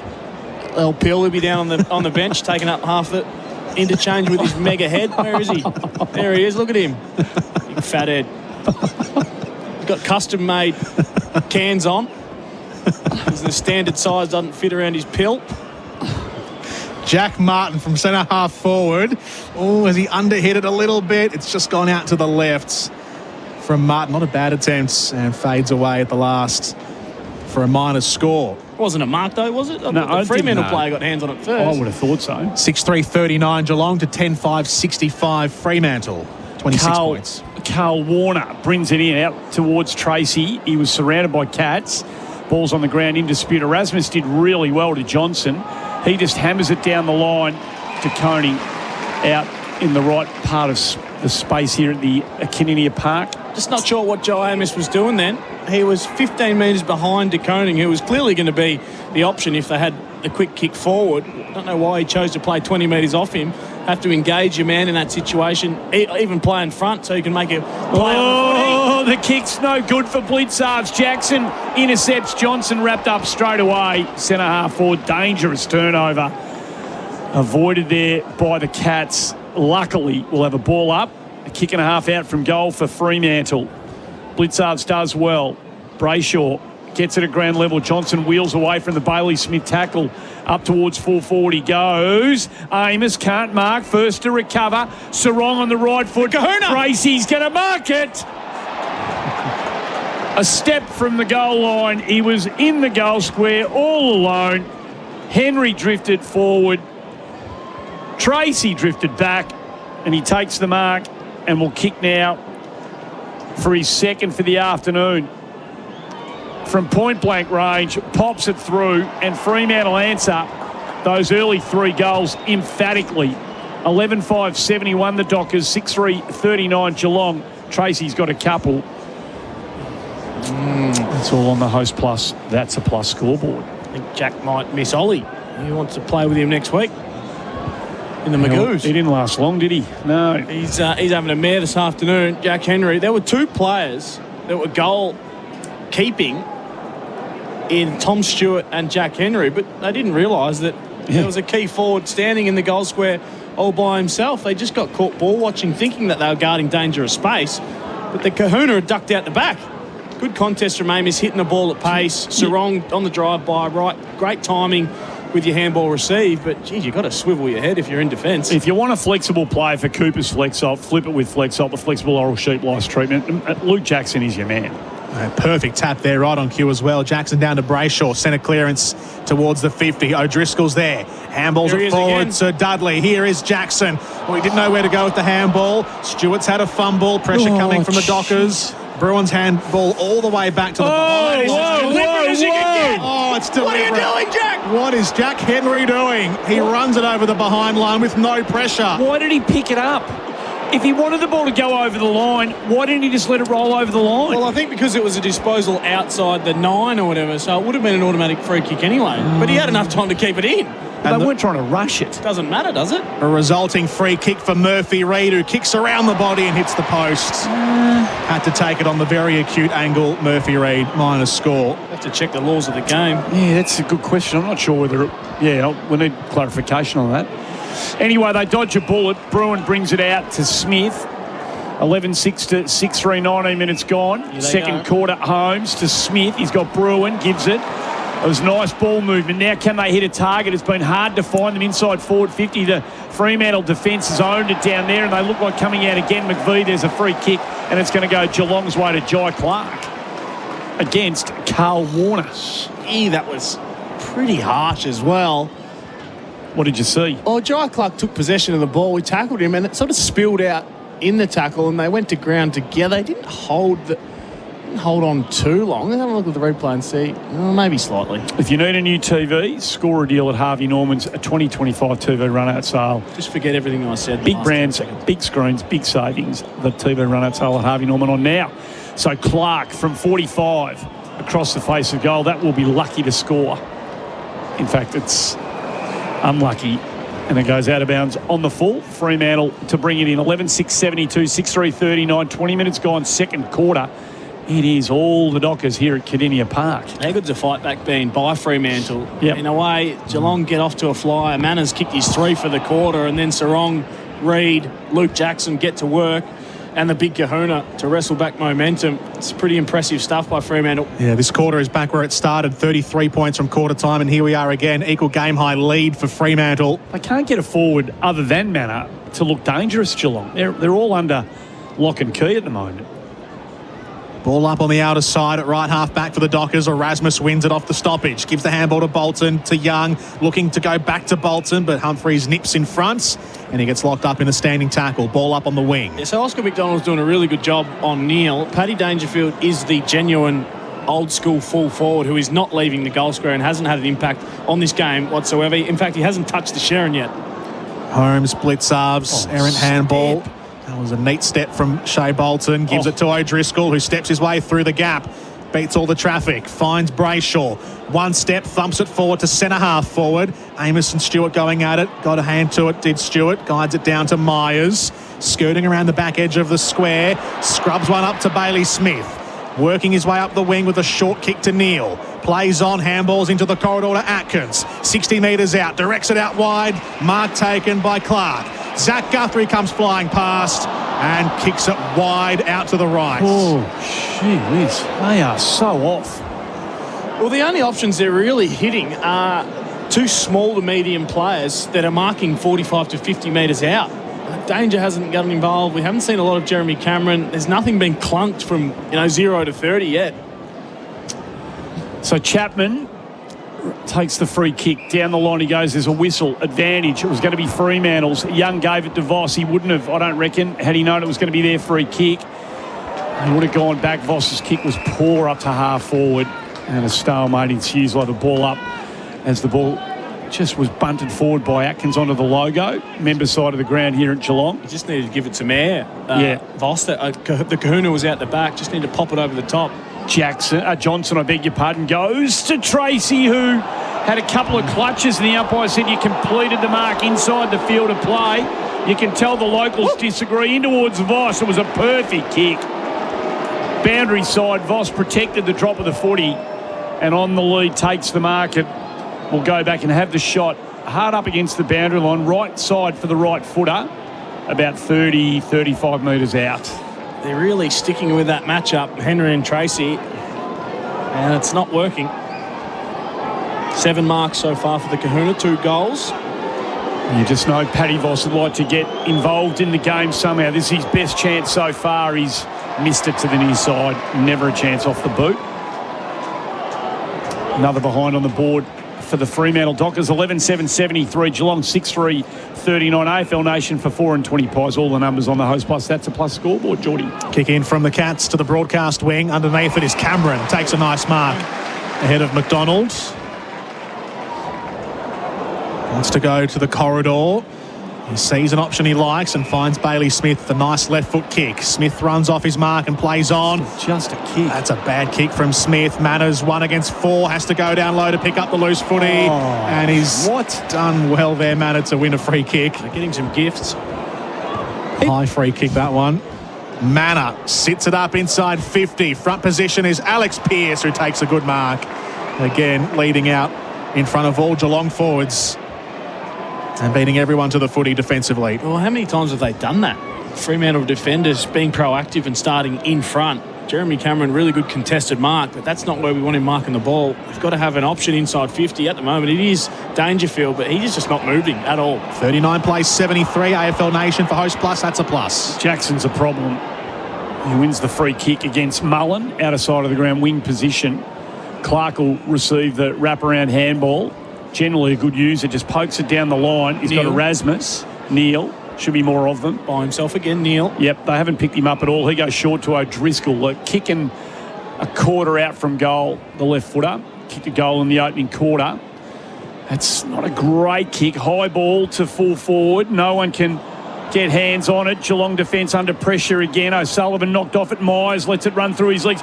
Tracy gathers. Tracy on the left. It was terrible defensive work again by the Cats. And they dodge another bullet. 11-8, 74, 6-3, 39 Host Plus scoreboard. Been going 25 minutes second quarter on the elders clock for Australian agriculture. I haven't seen the Cats look this nervous over the footy since 7 days ago. The fumble from O'Sullivan, then Myers, who's just he just never fumbles, ran over the top of it and then was just pushed off the footy. The 08 Brownlow medalist Adam Cuneo, expert for Power Bay, premium energy solutions for sustainable Australian homes. What a privilege it is for us to be here with him. Presence of greatness. Yep. Me? Yeah. Well, you're a Brownlow medalist, mate. I mean, that is... You'll take that to the grave. That makes you... Unless I have you won the game's highest honour. Unless I sell it. Mate, that makes you a king amongst men. Don't matter whether you sell the medal. You'll always be the medalist. Guys, stop it. Come on. You're making me blush. This isn't about me. Atkins to Holmes. They're gaining it right half forward here, Geelong. Bailey Smith puts his foot through it, sends it to full forward. McDonald punches it away from Neil. Running onto it, Wagner. It bounced off the head of Jordan Clark, then into his hands. Didn't know where it was for a second. Wagner to Walker, then to Erasmus. Neil. Sidesteps around O'Connor. Spreads it wide towards O'Driscoll. Didn't take a touch, I don't think. Lasso free kick, Geelong. Okay. Gee, they've defended well, Fremantle.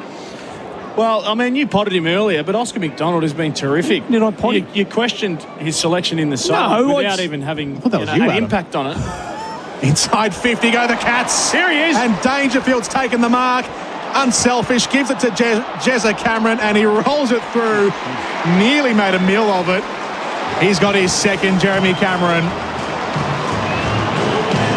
And the Cats stop the run of 3 goals from the Dockers from earlier in the term. He played on, well, he got the handball, Jeremy Cameron, but played into nearly 2 Fremantle defenders and then dribbles it through the goal square. 7-3-45, the Cats to the Dockers, 11-8, 74 after 27 minutes in the second term. There should be a rule about these songs after goals, that when you're 5 down, maybe just hold the DJ action. No, it sparks the players up. Do you reckon it does? Watch Jezza now. Okay. Listen to a bit of Kenny. He's up and about. He's kicked a goal. Dangerfield's in the contest now with a big contested mark. He doesn't look like he is in the best mood to be playing. I think he'd rather be at Moggs, maybe, in the green room. He doesn't look like he's... Offshore down there today? Yeah, might be. Anyway. Got two footers rolling through. Nice down there. So they go forward, Holmes up to half forward. Dempsey just couldn't complete the mark. Had Erasmus beaten in the air. Put it to the deck. Myers, little toe poke over the top finds That's Cameron. why you put the song on, Andy. Yeah, no, it's a good point. Sparks him up. Stand corrected. So Cameron marks at about 38 out. About a 45 degree. You know what he wants to do here. Push the ends of the Sharon in. Yep, wheel into the corridor. It's a long way out for this kick. But he's the master at it. Hits it absolutely perfectly. You can't flush it any better than that. He's got 2 in quick succession. And they are vitally important goals for Geelong. They cut the margin back to 23. A bit more Kenny just to save in the moment. Yep. And badly needed goals for Geelong. 11-8-74 Fremantle. 8-3-51 the Pussycats. 28.5 gone. second quarter. Does the gambler spark you up, Coons? And the juices are starting to flow from my end, Geordie. No doubt about it. I'm a Kenny guy. And Danger's up. Jez has kicked a couple. Jez is going to have an off day and finish with 5+ here. That's just the kind of player that he is. Grind hitting targets. Now the Cats are just starting to turn the wheel a bit. Baslenka getting involved. He's into double figures this quarter with a couple of contested. Max Holmes getting on the end of it. So a couple back, breathing life into this one again. So they started the term with 3 goals, then the Dockers 3 goals, and now 2 for Jeremy Cameron here in the second quarter. And Dempsey having a moment on Neil there with a good mark going forward on that last play. 51 Geelong to 74 Fremantle. Bolton out of the centre square, sits a high one up underneath. It is Switkowski and Humphreys. Humphreys over the top, punches it to the boundary line for a throw-in. Crowd trying to lift their players as well, sensing the moment. Half an hour gone on the Elders clock for all your crop protection, seed and fertiliser needs. And a minute to go before half-time. Boundary throw-in, Darcy and Edwards. Darcy had 2 hands to it, then dropped it. Coming through was Brayshaw, missed the kick off the ground, and Atkins scoops it away. Gives it to Holmes, takes a bounce, sprints to the 50, kicks to the pocket, Dangerfield underneath it. Walker swipes at it, wins it back to the Dockers, and then gets away from Neil, puts the afterburners on, and laces out Caleb Sarong at centre half back. Good one-on-one victory from Walker. Brilliant. Looked like Danger was just going to have his way with him, fold him out the way, and Walker did really well. And the counter-attack to go with it. Sizzling ball out to Sarong. And now Murphy Reid at left half back. Casts it long to the wing.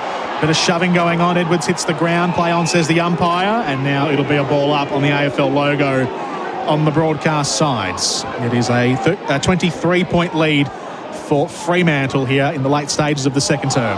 Darcy lays it down. The crowd wanted the free kick against him moments ago. Geelong burst from the stoppage. Myers' kick was brilliant. On the outside of the foot with no room to move to Cameron, who's too far out to score a kick. 17 to go. A kick and a half, so he'll go short. He does. He's got the short on. Give it. It's Holmes. He goes back to Cameron from 49. He has a go. It misses to the far side. Oh, that would have given him some momentum. And that song has ignited Jeremy Cameron. Since he heard that. I take it back. Andy, he has been up and about. 11-8, 74-8, 452. AFL Nation for 4 and 20 pies. Final few seconds of the first half, and the Dockers will maintain their leads, although Geelong did cut the lead down by 11 points in that term. 33 was the margin at quarter time. 22 points is the margin here at half time. The Cats 8-4-52 to the Dockers 11-8-74 on the scoreboard for Host Plus. That's a plus. Before we take a break, Adam Cooney, your quick thoughts before our halftime show. Well, there was one man and one man only that ignited the Cats, and that was Kenny Rogers. It was Kate. As soon as Jeremy Cameron kicked that goal, the crowd heard that. Danger started to look up and about. He was launching at the footy. Jeremy Cameron finishes the second term with 8 disposals, 2 goals, 2. It was a pretty good fight back from Fremantle. Sean Manor got him going with 3 goals early in the second, and they fought back really well with 3 of their own. So this one's set up. The Cats aren't out of this. If their big dogs fire and silence Fremantle's run, or stop Fremantle's run, then in the first 5 or 10 minutes of this third quarter, it could be really important for them. Around the grounds for Chemist Warehouse, saving your prescriptions at Chemist Warehouse. An 81-point win earlier today for the Dogs against the Giants, and tonight 2 night games. It's the Swans against the Lions and the Pies against the Crows. Halftime show coming up next. We'll get the finest work of Adam Cooney on the other side of this on AFL Nation. That quarter on AFL Nation was for Host Plus, named Best Super Fund by Money Magazine, Finder and Mozo. That's a plus. Issued by Host Plus Pty Limited. Check the PDS and TMD at hostplus.com.au. If you love a country pub, you'll love the Ultima Hotel in the heart of the Mallee. This classic country pub is located in the town of Ultima, just down the road from Swan Hill. Whether it's a Sunday session with meat off the famous smoker, a few games of pool, or just a great day with mates, head to the mighty Ultima Hotel in the heart of the Mallee. They're also proud supporters of the Ultima Roos, Lara Cats, Swan Hill, Jockey and Bannockburn cricket clubs. Follow them on Instagram at the Ultima Hotel to stay informed with what's going on at the pub. When it comes to boat insurance, Club Marine is Australia's largest provider and the insurance Aussie boaties trust. From weekend escapes to epic adventures, Club Marine's been built around being there for the moments that matter. Trusted by thousands of satisfied members, it's no wonder Club Marine's been awarded Australia's top-rated boat insurance for 2025 by Product Review. Join the club today. Get a quote at clubmarine.com.au. Before buying, check the PDS and TMD, available at clubmarine.com.au. Will they get up? If your boys are getting the job done, sticking their tackles, walking off winners and singing their song, this one's for you. Because if they win, you win a delicious, healthy free burger from Grilled. Valid via coupon this Monday and every Monday after your Aussie Rules team wins. When you spend $20 and dine in. Mad Bun Day, where bragging rights equal burger rights. Sign up to relish and select your team today. Grilled. All taste, no regrets. T's and C's apply. Real people, real products, real fun. No matter who you are, Sexyland has something real sexy for everyone. With Australia's biggest range of sexy costumes, lingerie, couples toys and fun gifts and games for adults. Sexyland. 11 stores in Melbourne and Geelong, open till midnight 7 days a week. Or shop online for 2-hour delivery.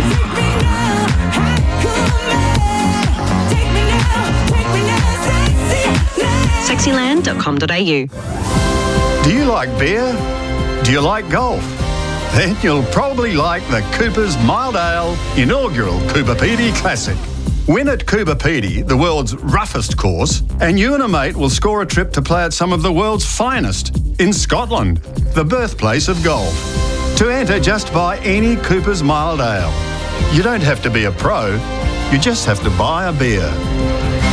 T's and C's apply. Visit coopers.com.au. At Bunnings Trade, no matter where you are, we're here to help. We have trade specialists in store dedicated to you and your trade. Whether it's sourcing supplies, quoting on jobs, or arranging delivery direct to site. And our builders team with dedicated account managers has got you covered at every building stage, from the front fence to the back gate. Plus, you can call our Trade Assist team on 134872 for quick quotes on a wide range of supplies, saving you time and hassle. Bunnings Trade. Helping business is our trade. In the footy, we often hear in commentary, this is a big 5 minutes coming up. Well, at Tyre Power, your 5 minutes is here too. Drive in for their free 5-minute tyre safety check. They'll check your tyre condition, tyre wear and air pressure. The safety of you and your family on the roads is not a game. So visit your Aussie-owned local independent Tyre Power dealer today. The footy's back sale is on now. You can buy 3 get 1 free on Pirelli Cinturato tyres. Exclusive and only at Tyre Power. Top midfielders run over 15 kilometres a game. That's sustained performance. Just like Host Plus, who have sustained strong long-term returns over 20 years. A top-performing super fund, that's a plus. Issued by Host Plus Pty Limited. Past performance is not a reliable indicator of future performance. Consider the PDS and TMD at hostplus.com.au before deciding. Search Compare Host Plus today.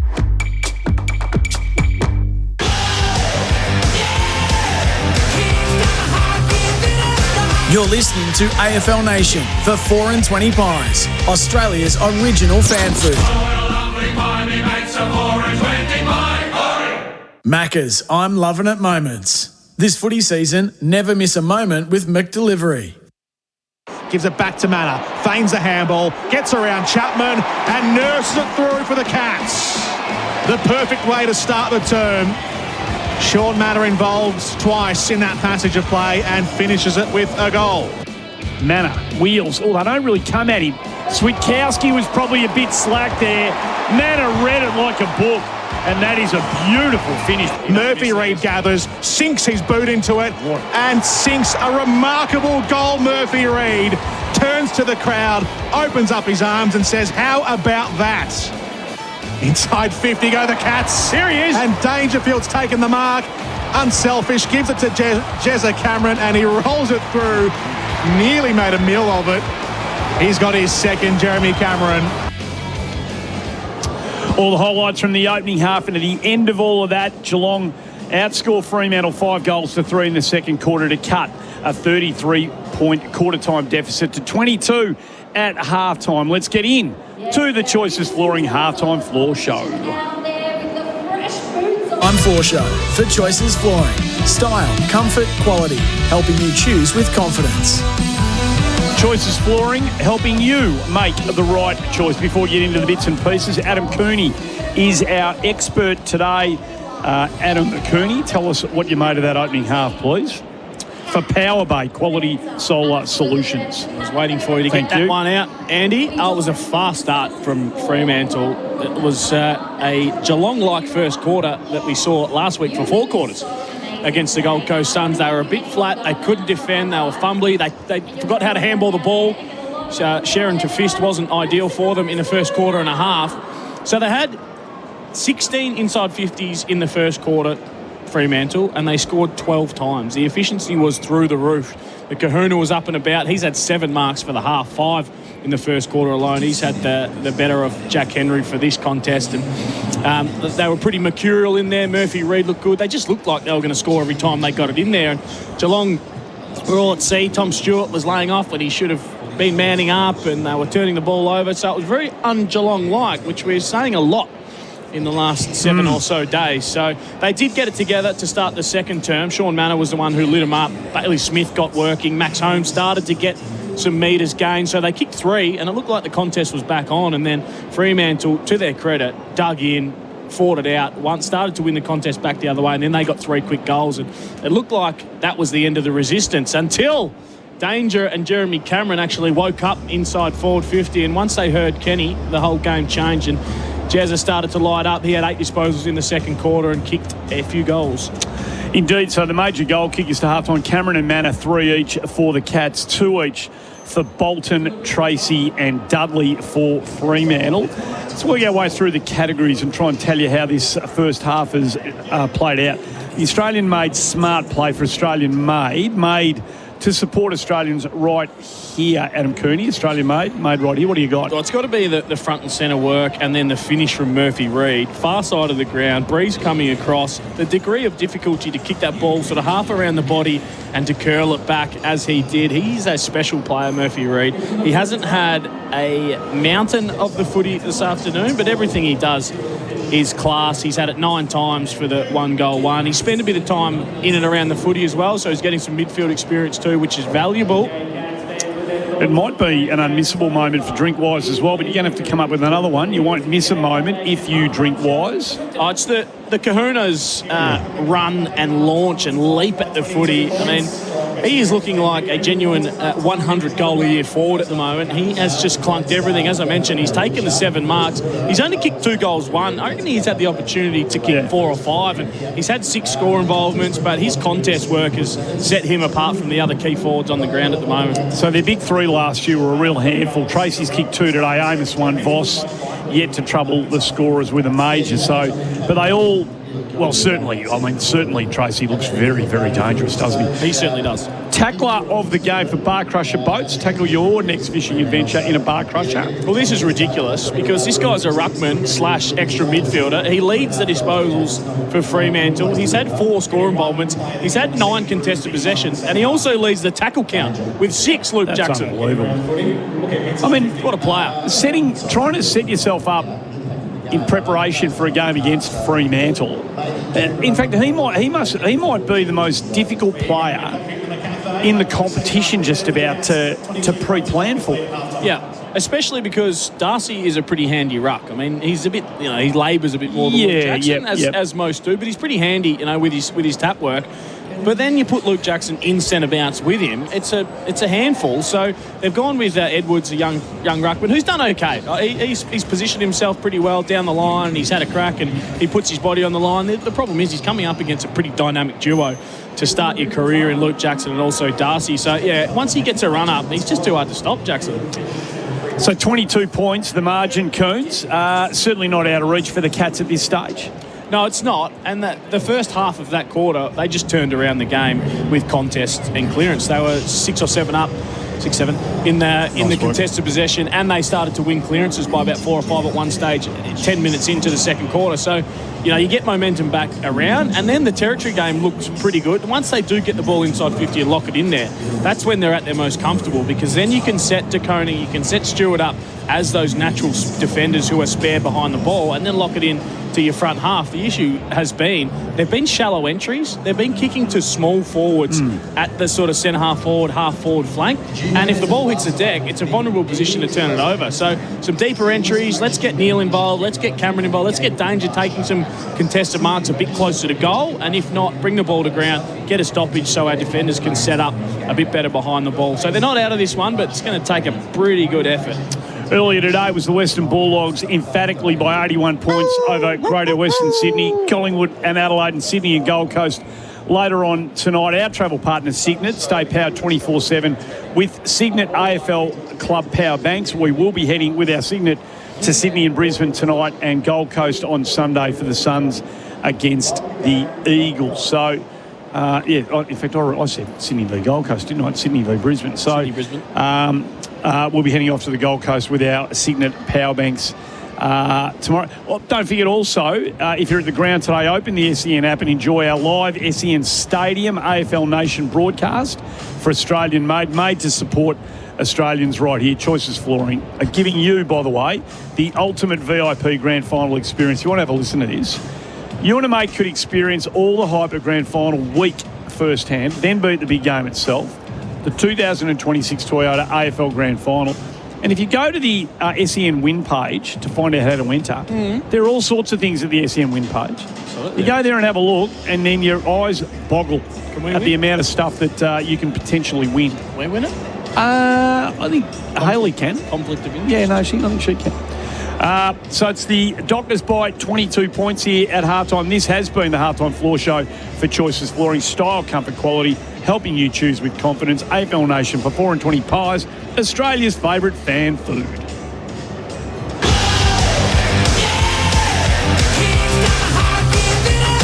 You're listening to AFL Nation for 4 and 20 pies, Australia's original fan food. New cars, demos and near new, quality used cars, great trade-in prices on all makes and models. Wow, they really do have it all at Car City. Up to 2,000 cars on site and even more online. Plus easy off-street parking, finance available, even a cafe. For new wheels, you know where to go. 415 Maroondah Highway, Ringwood. What's better than a Samsung TV? A Samsung TV sale. It's on this weekend at Harvey Norman. Samsung 2025 TV and soundbar run-out clearance. All stock must go. Save over $260 on Samsung 55-inch mini LED TV. Save over $700 on Samsung 65-inch OLED TV. Save over $250 on Samsung Q Series 9.1.4 channel soundbar. Best range, best prices. There's more in store at Harvey Norman, but be quick. Samsung 2025 TV run-out ends Monday while stocks last. Conditions apply. Here's another tyre safety message from Tyre Power. If you're serious about safety on the road for you and your family, then you need a free tyre safety check from Tyre Power. There's so much more to it than just wear and tear and correct tyre pressure. If in doubt, give the experts a shout at Tyre Power and get a free tyre safety check. Visit tyrepower.com.au or call 13 21 91 for your local independent owner.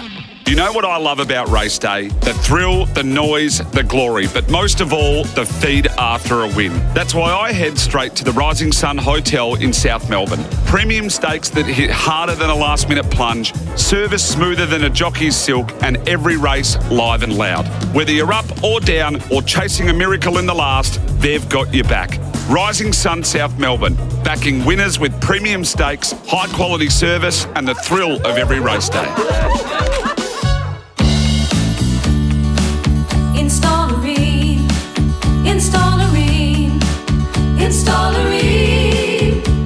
For the hottest of hot party you've ever seen. Rain comes on steady, hot and strong. It just keeps on and on. Want the assurance of an Aussie family-sized electric water heater with a 12-year cylinder warranty? Installerine. Installerine. Then accept nothing less than Australia's best.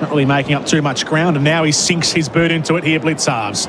Elevates it up towards right half forward. Tumbling forward was Alex Pearce. Couldn't round it up. Max Holmes does. Kicks them inside 50, Geelong. Looking for Dempsey, who tried to fly over his teammate Edwards. Still scrounging around for it at ground level. Throwing himself in there is Henry, who's been swung forward, and the free kick is coming up the way of that man, Jack Henry. Oh, can they get the coaching move to have an impact straight away? Collingwood did it with McCreery last week, hardly sided. That's like Paul Weston in the 1984 grand final. Who could forget? Yeah. Oh, Westo. What an impact he had after half-time. One of the Kicking three. One of the great impacts. Jack Henry comes in and delivers a great goal. Set shot from 40 metres, slightly to the left of centre half forward on the right boot. Liked it right off the foot as well. And the Cats get the opening goal of the second half here at GMHBA Stadium. That's on the Deutsche Spa Tractors scoreboard.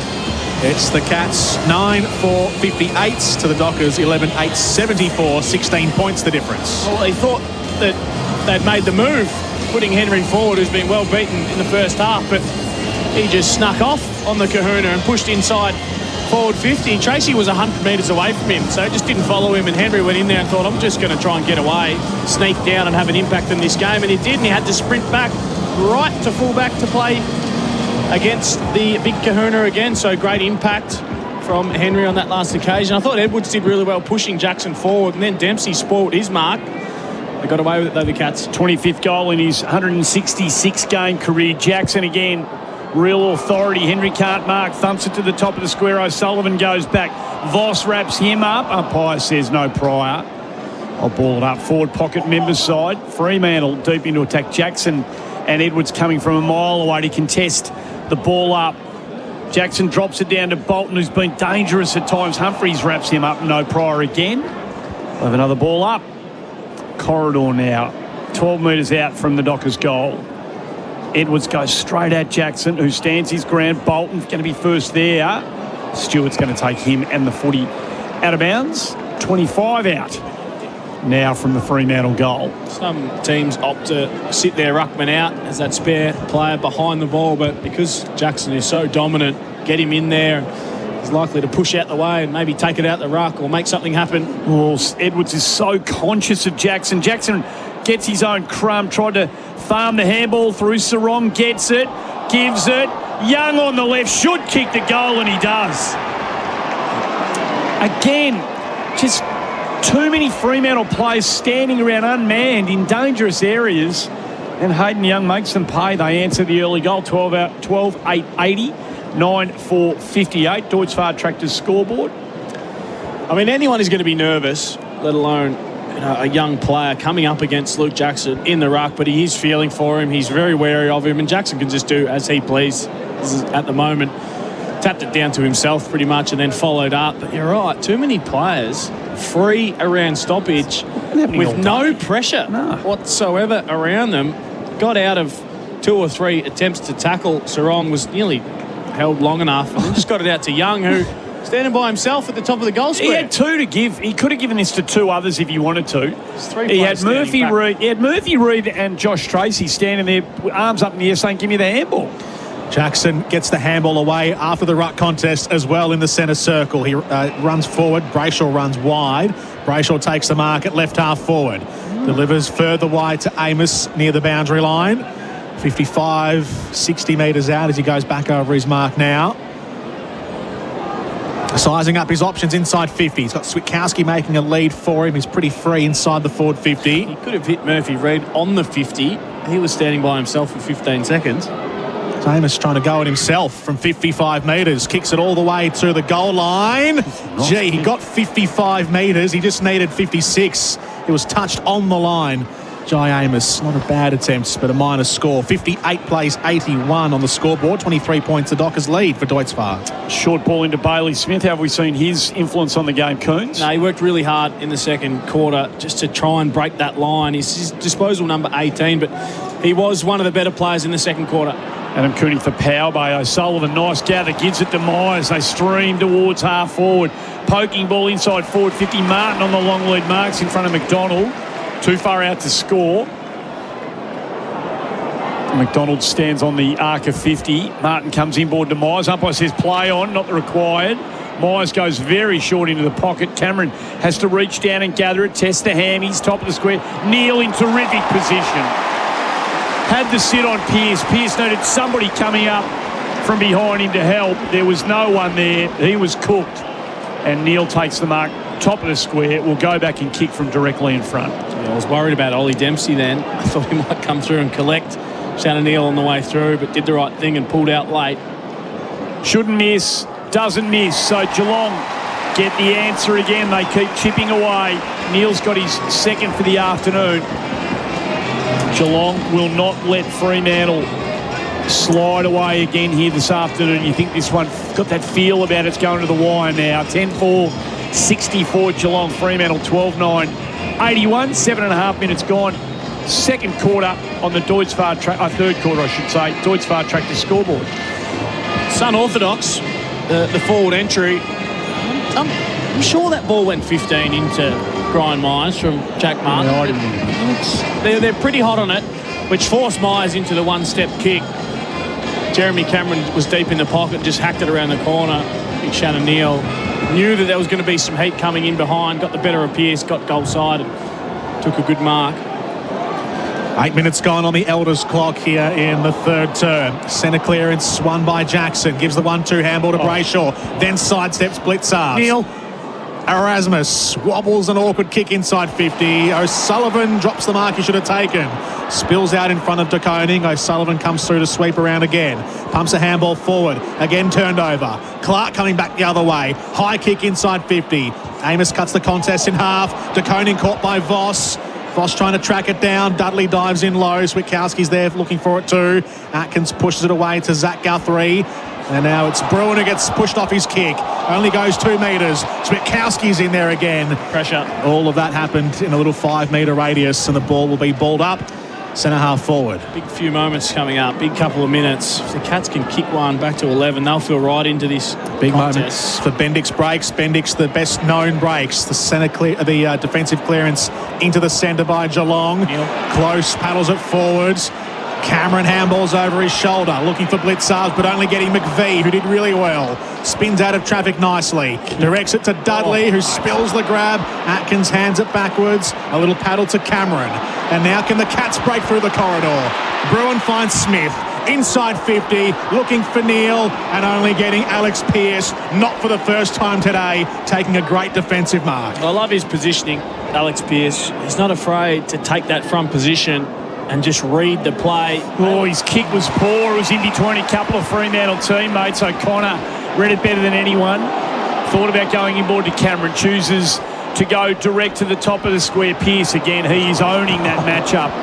Absolutely owning it for Holman Plumbing. Trusted quality Aussie standards. Shannon Neal not happy. That's not where he wanted the footy to go. He wanted it central corridor so he could run and launch at it. Kicked it to the advantage of his defender in Pearce. Erasmus goes short to Chapman. Still inside defensive 50, Fremantle. Out of sight of the ground. Chapman short, dangerous. Bruin read it, took a couple of steps. Umpire said you can go back over your mark. That was a horrible kick. Heath. So Tanner Bruin will have to kick from about 52. Everyone could see where that kick was going from Chapman. One step, blasted it inboard. Bruin read it pretty well, but it was easy pickings. He didn't think he could make the distance, and that is slack from Fremantle. Erasmus was the last one to try and cover off Jeremy Cameron. He couldn't do it. And Cameron is more of a chance from about the same distance out as Tanner Bruin, you suspect. Yeah, just a small arc around. Bruin, Bolton's onto it for the arc around, waiting for the umpire to call play on so he can try and get there. Bruin will try and block him to give him that extra metre of space. He's kicked 3 for the afternoon. This will have to be as good as any from 50. No, he's pulled it way to the right, scrapes through for a behind. 10-5, 65 Geelong, 12-9, 81 Fremantle. Deutz-Far Tractor Warehouse Range scoreboard. It's Deutz-Far evolved. Max Holmes up to 24 disposals now. 434 metres gained. McVee's kick in, long to right half back. There was a flying attempt from Henry and a free kick going his way too. Starting to turn now. Henry's won a couple of good ones against Tracy. Goes back inside. Comes into Stewart in the centre square. Thumps it long right down the middle, looking for Neil. Strong mark from Shannon Neal, flying in from the side, clunking it with two hands. So self-assured in the contests. And he'll go back on the set shot just right of true centre-half forward. Yeah, that's where you want the ball as a key forward. Put it out in front to your advantage. So you could run, leap at the ball. Oscar McDonald was on Neil on that last one-on-one. Just got the jump on him. For his second goal in the term, third for the match, Shannon Neal strides in 35 metres, hugs the left goal post and goes through. Another goal for the Cats. They've got 3 goals to 1 in the term and they are making inroads now. It's 10 points the difference on the scoreboard for Deutz Bar Tractors.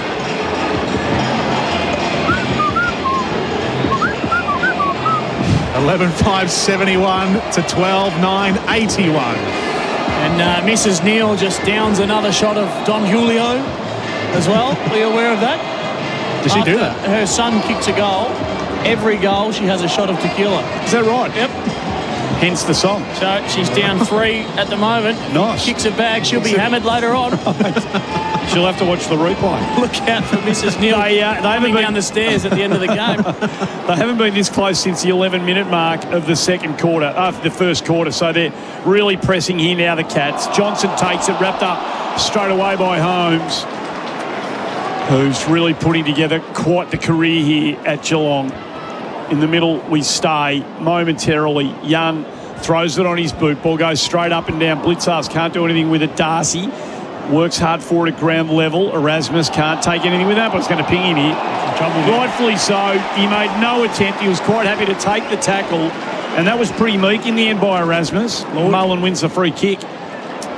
Goes short to Dempsey. Logo That's out of sight, 50 metres. Oh, Neil again. He's had a bad 3 minutes here. He's had a really bad couple of minutes, Neil Erasmus. A couple of very big moments for Bendix breaks. Well, you've just got to make a better attempt at getting the ball out. And then he ran straight into the protected area for a clear 50-metre penalty. I'll tell you what, momentum has turned.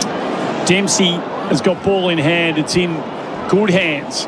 He's an excellent finisher. He kicks from 45 directly in front. Goal umpire watches it closely and it just drifts right at the probably the last 10 minutes of that ball flight. It looked through for all money and then it went hard right to left through for a behind. Half the crowd still think it's a goal because Dempsey doesn't miss those. 11-6-72, 12-9-81. Deutz Far Tractor scoreboard. McVee thumps it long from centre half back out to the near sides. Tracy parked underneath it. Big challenge comes in as Cameron takes down Sarong. Sarong trying to steamroll his way through the traffic. Ball up. A few metres outside the centre square. Blitzarves does the ruck work against Darcy. It's parried on by Bruin towards the arc of 50. O'Connor dribbles it inside 50. Close, taps it out to Cameron. Handballs into space. Sean Manor needs to pick it up. He does. In the goal square. Neil out of mid-air kicks the goal.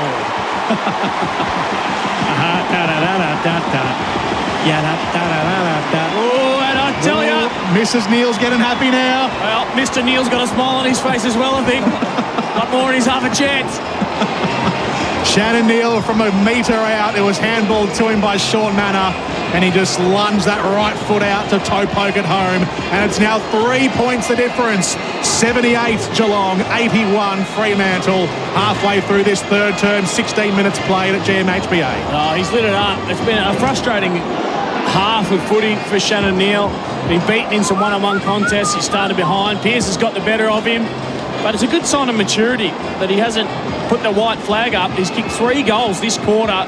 He's been terrific for 4 so far, and Mrs. Neal has had 4 shots of tequila to go with it. I wonder if she has a little champagne or 2 in between as a spacer, or does she just wait for her son to kick a bag of goals? Adam Cooney for Power Bay Quality Solar Solutions. Momentum momentarily thwarted as Sarong takes the free kick.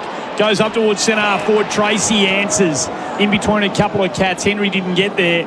Humphries had no chance. And Tracy looks every inch the man who'll go back and have the set shot from about 53 out. It's been quiet this quarter. Henry's got on top of him. Again, a good sign of a mature player. Been well beaten in the first half. Henry's been good, but he's been super so far. This is that's 8 marks for Tracy and could have had a real day out. He's through his third. He hits it pretty well. It hangs up in the breeze at the end. Doesn't get there. Voss had no hope against a couple of cats. Dudley farms it out to Switkowski. Back to Sarong. They reload. Voss can't get there. De Koning's owned him this afternoon. Gives it back to Stewart. High ball. Young stands under it. Has to wait for it to come down. It eventually does. Warner gets the handball to Johnson. Inboard to Young. Can't break the tackle. Gets hands free. Johnson gets through momentarily. Manor back to Young. Manor does well. Second ever was excellent. Geelong win the skirmish. Holmes handballs into the path of Myers. Can he do something with it? No. Clark goes back and gets it. Sarong. Fremantle stand up well there. Stand up very, very well. And it comes out to Wagner. He's had to keep his feet in the contest. Myers knocked to the ground too easily. Or forward momentum, even kick the ball off the ground, keep riding that wave and get it inside 50. Wagner goes long down the line towards half forward. The Cats are all parked there, ready to go. Zach Guthrie gives it to Humphries, gives it to Stewart. Geez. Bad handball. Brewer nearly had his head taken off. Stewart goes in again, makes amends. Humphries getting busy on the wing. They break the lines now, the Cats. The Cattery getting noisy. Inside 50, Mark taken down low, and it's Jack Martin who beats Walker to the footy. Oh, so they're starting to run on top of the ground, which is a good sign. You don't want to be running under the ground, but just running in waves.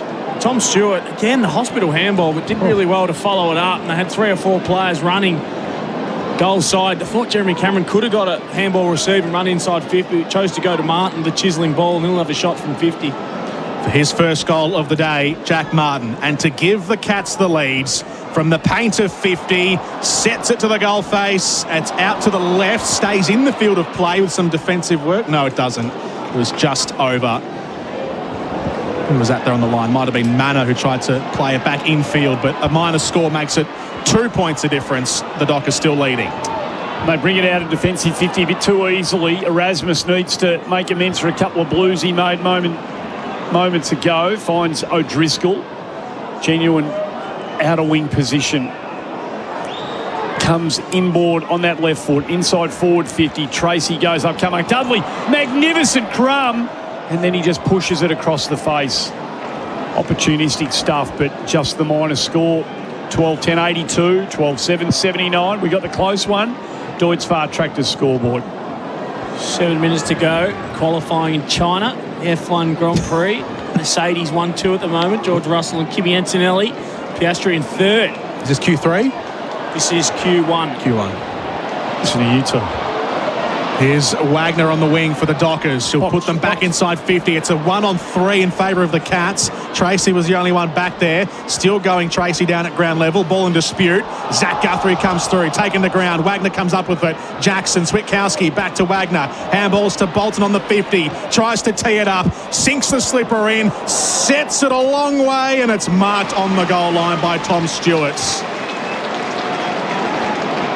And so no score for the Dockers. He's having a good quarter, Tom Stewart.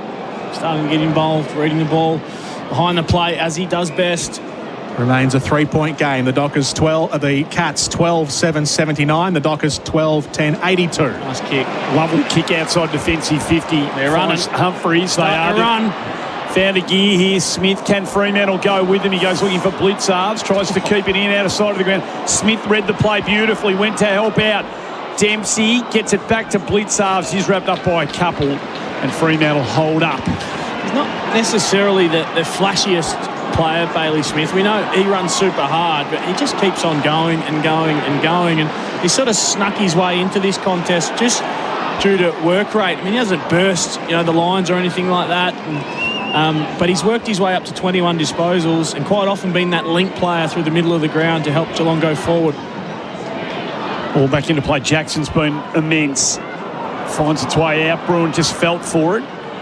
Atkins, clean hands. Steps through a couple on his left. Chance inside forward 50. Martin had a look. Brilliant crumb by Clark. Martin again keeps the footy alive. Fremantle, good numbers back there. Walker did well. Warner back to Walker. He can steady up now, drive it out of defensive 50. Darcy could do some more around the ground. Umpire said, you've taken the mark. Oh, that was off several pairs of hands before Sean Darcy claimed it. Jack Henry had a piece of it. Yeah, 2 pieces of it. We need to dust that for fingerprints. And so Darcy goes long, takes DNA everywhere. Takes as much of an opportunity as he can. Switkowski feeds the handball forward. It's just a bit too hot for Dudley. He tidies up, chips it forward. O'Driscoll's there, Voss as well. Dudley kept on coming. If he gathers, he goals. He does. Who missed the tackle? Someone for Geelong. I reckon it was Zach Guthrie. Terrible. Isaiah Dudley gets his 3rd goal of the day, 1 in each quarter. And it's the Dockers out to 9 points. Time on in the 3rd term, 22 minutes played. It's 79 Geelong, 88 Fremantle. We'll have to get confirmation before we completely torch Zach on this one. But it was Humphrey letting Switkowski goal side. Then Dudley, he just walked around the tackle of Zach Guthrie. And then Dudley followed up again. So, just went with the arms.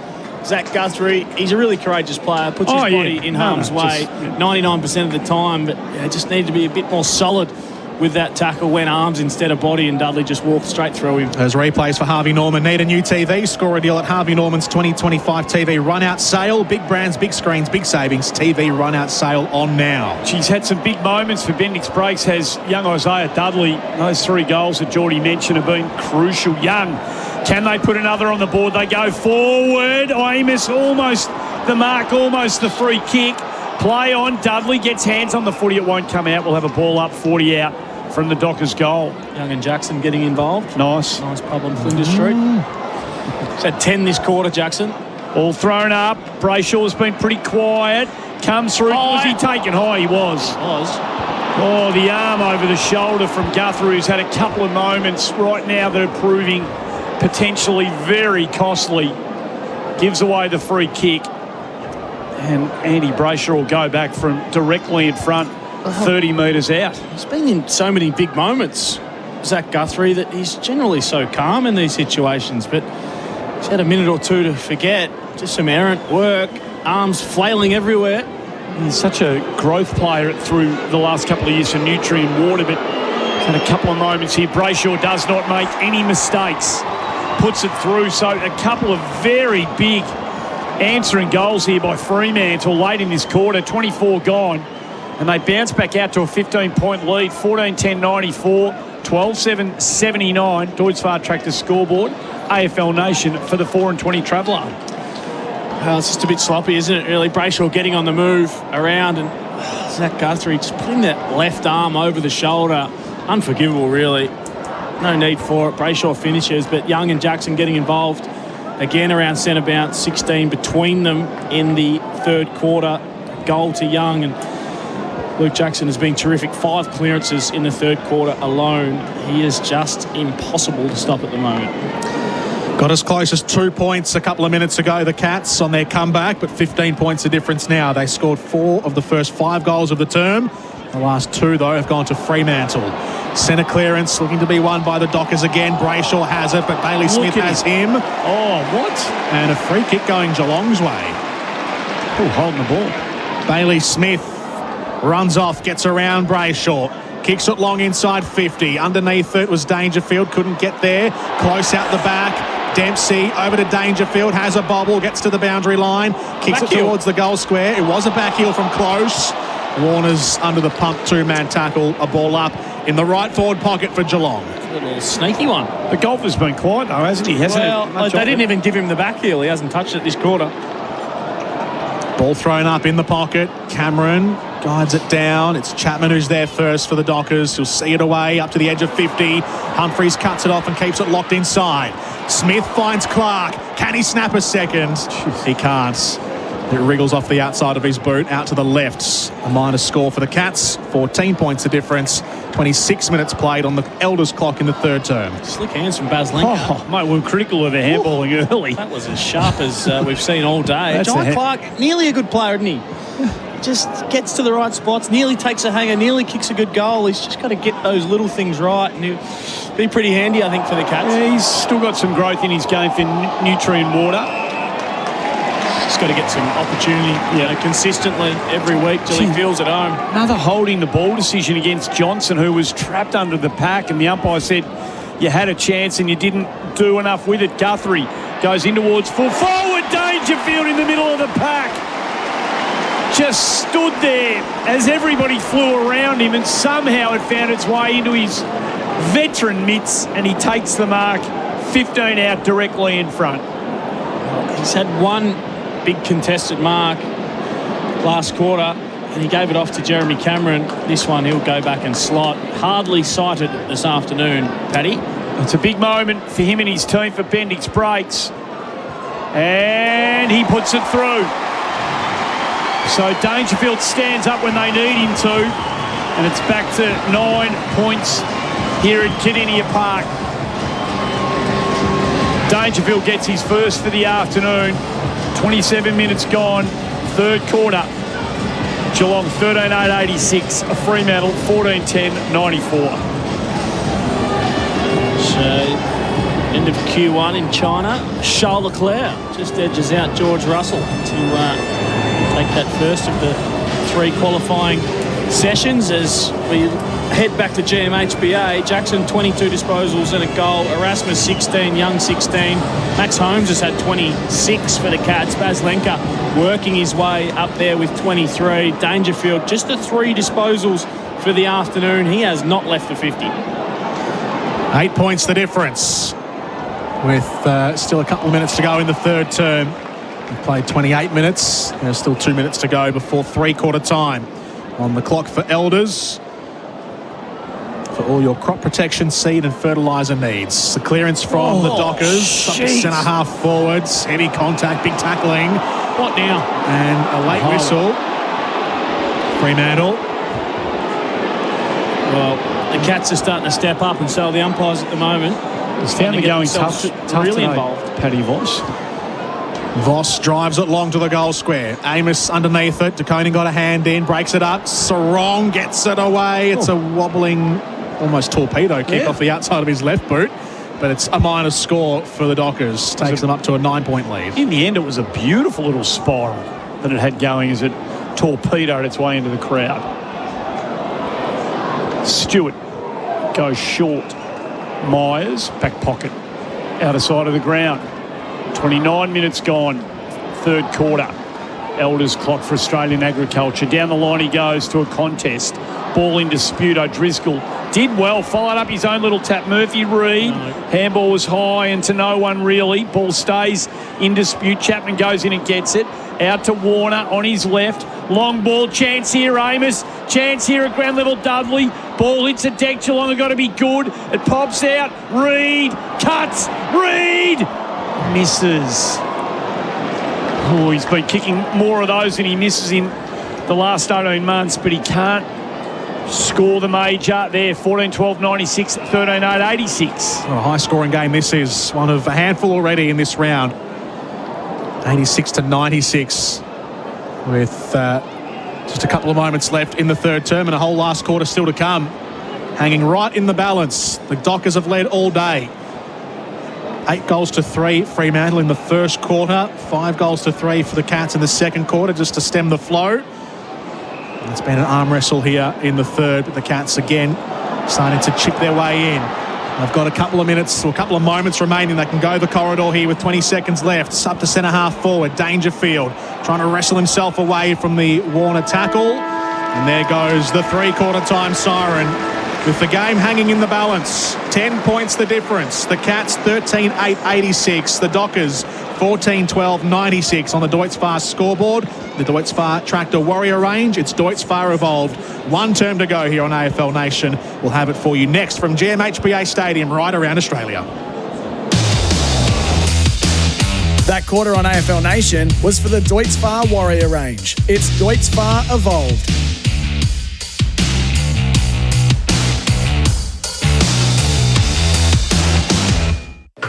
When you're in line for a large oat latte, turn your daily grind into your time to shine with our $40 million jackpot every 3 minutes. Keno Go. Download now.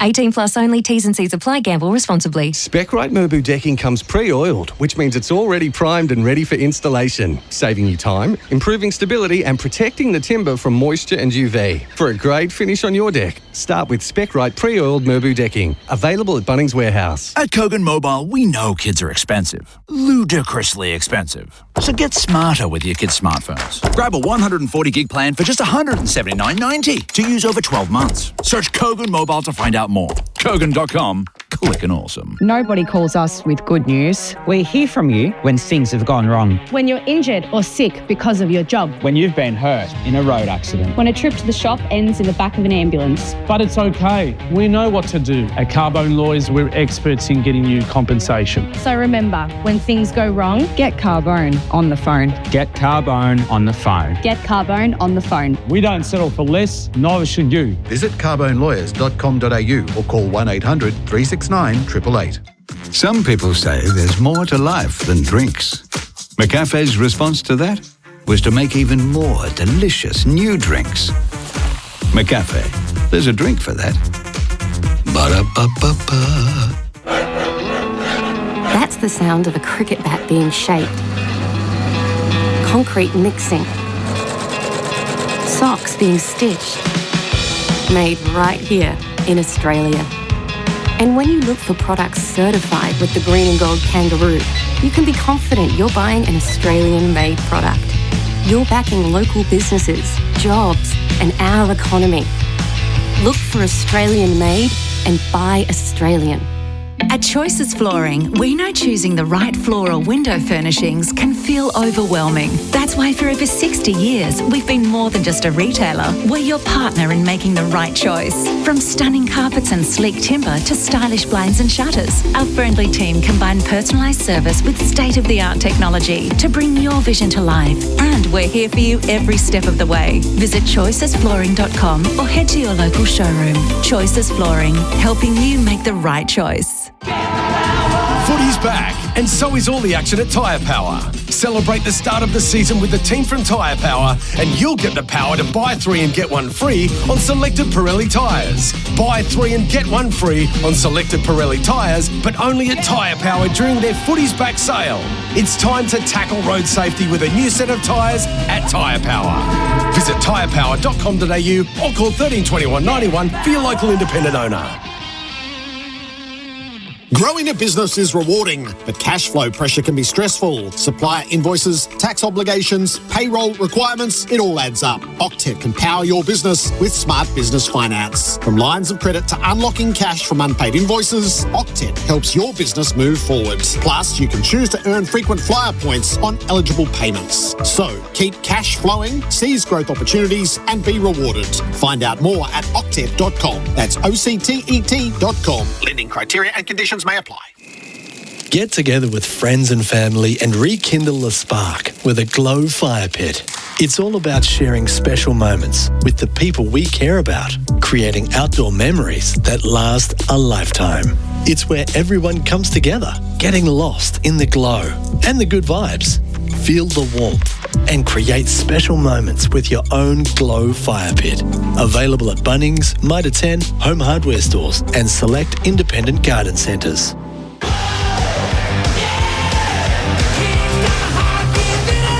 You're listening to AFL Nation for 4 and 20 Pies, Australia's original fan food.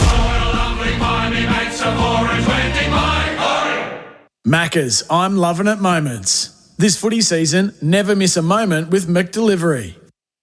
Jack Henry comes in and delivers a great goal. Farm the handball through Sarong, gets it, gives it. Young on the left, should kick the goal, and he does. Close, taps it out to Cameron, handballs into space. Sean Manor needs to pick it up. He does, in the goal square. Neil out of mid-air, kicks the goal. Goes in towards full forward, Dangerfield in the middle of the pack. And he puts it through. So Dangerfield stands up when they need him to. With the Angels just providing a magnificent soundtrack to those third quarter highlights.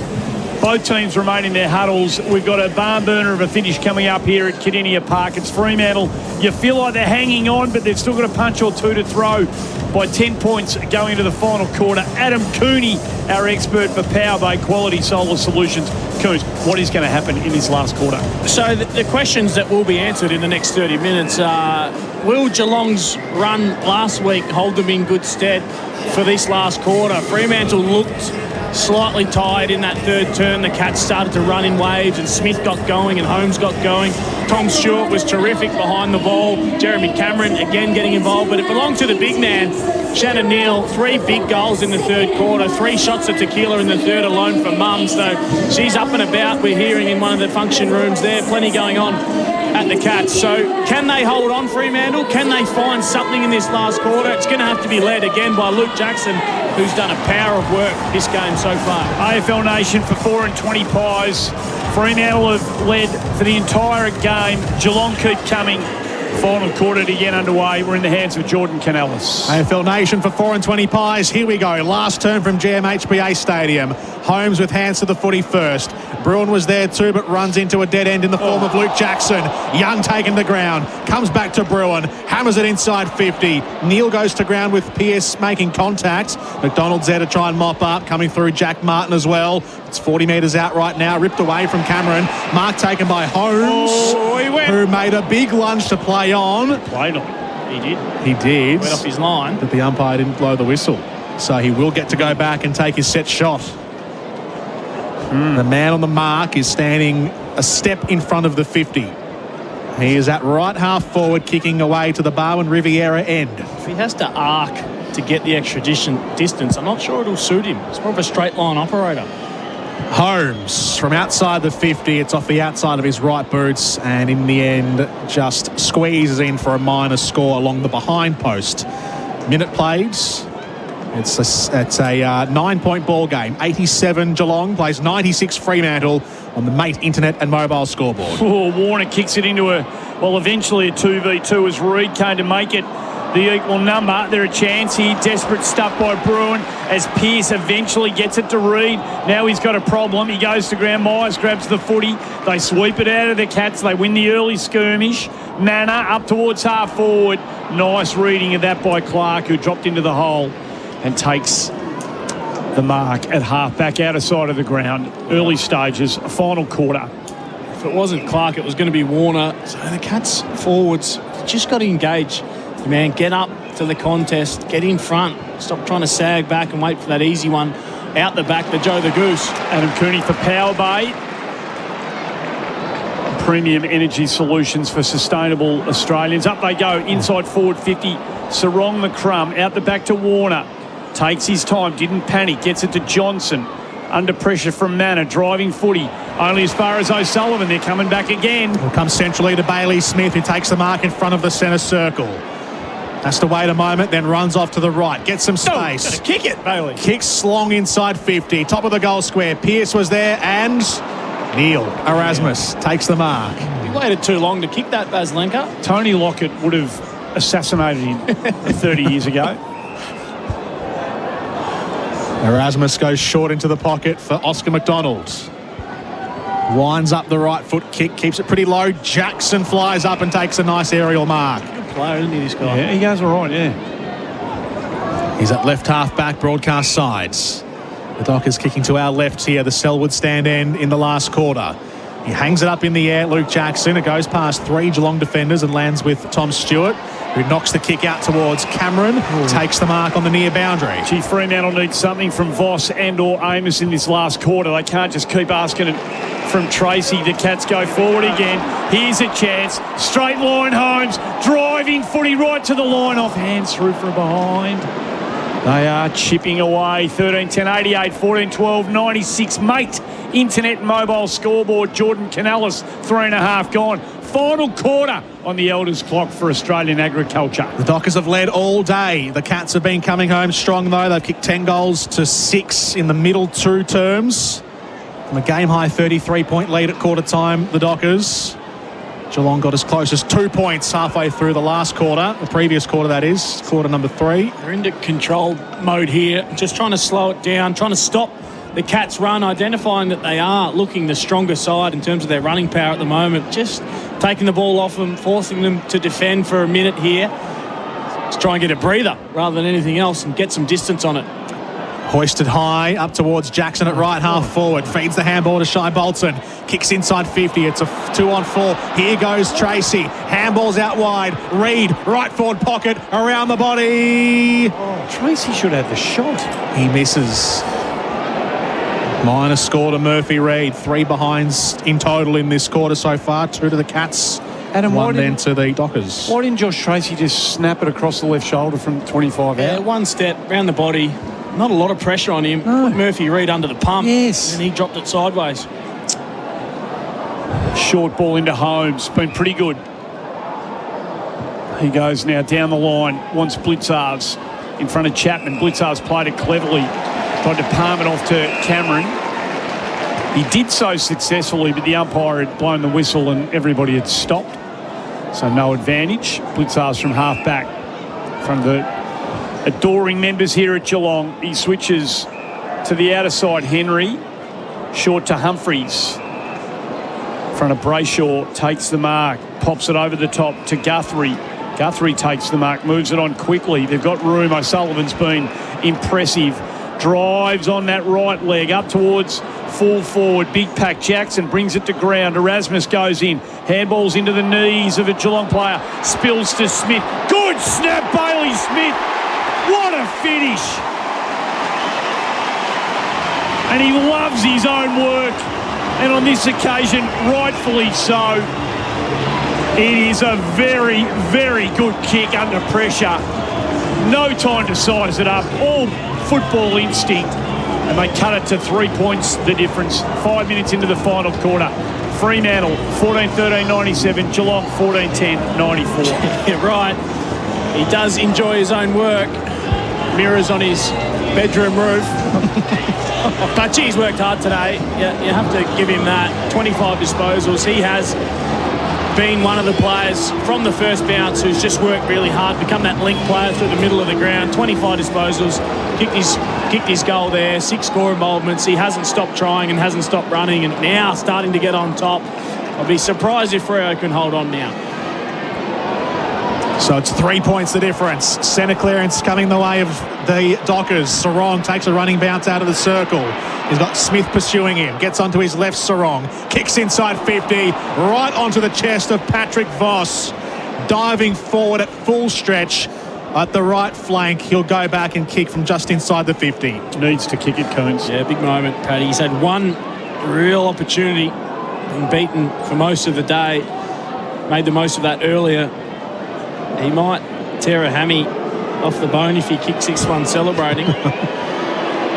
Hasn't got a goal yet, the pony.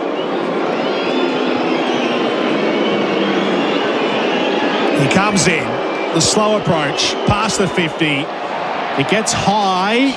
Crowd like it, and it goes across the face. Yeah, more height than he wanted in that kick, and it didn't help its accuracy. Across the face, out for a minor score for Patrick Voss. So 4 points the difference now. It's 14-10-94 to 14-14-98 on the Mate Internet and Mobile scoreboard. Yeah, the Bendix breaks big moments. They're running Geelong's way this last quarter. Humphreys dumped as he kicked it. It was in the act. It was all fair enough. Wasn't high.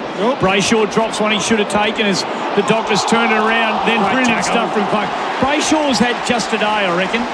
Doesn't look like he's moving as well as he generally can. Clark had the win 50. there.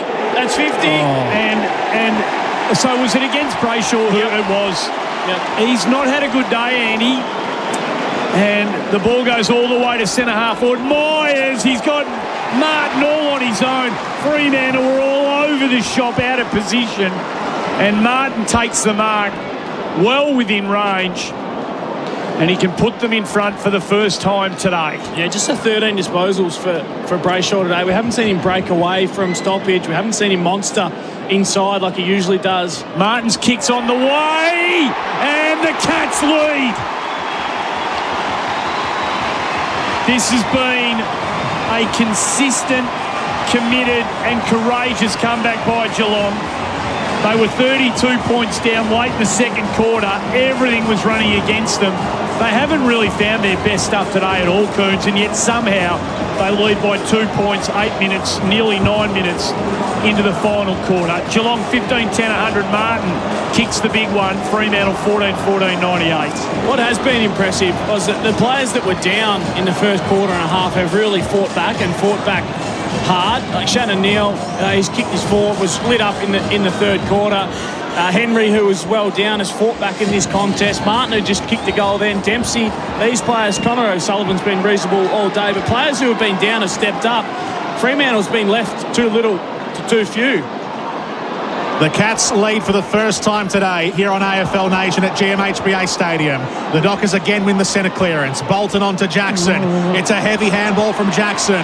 Reid is there to mop up, gives it back to Bolton. The pressure from Holmes overwhelming the Dockers.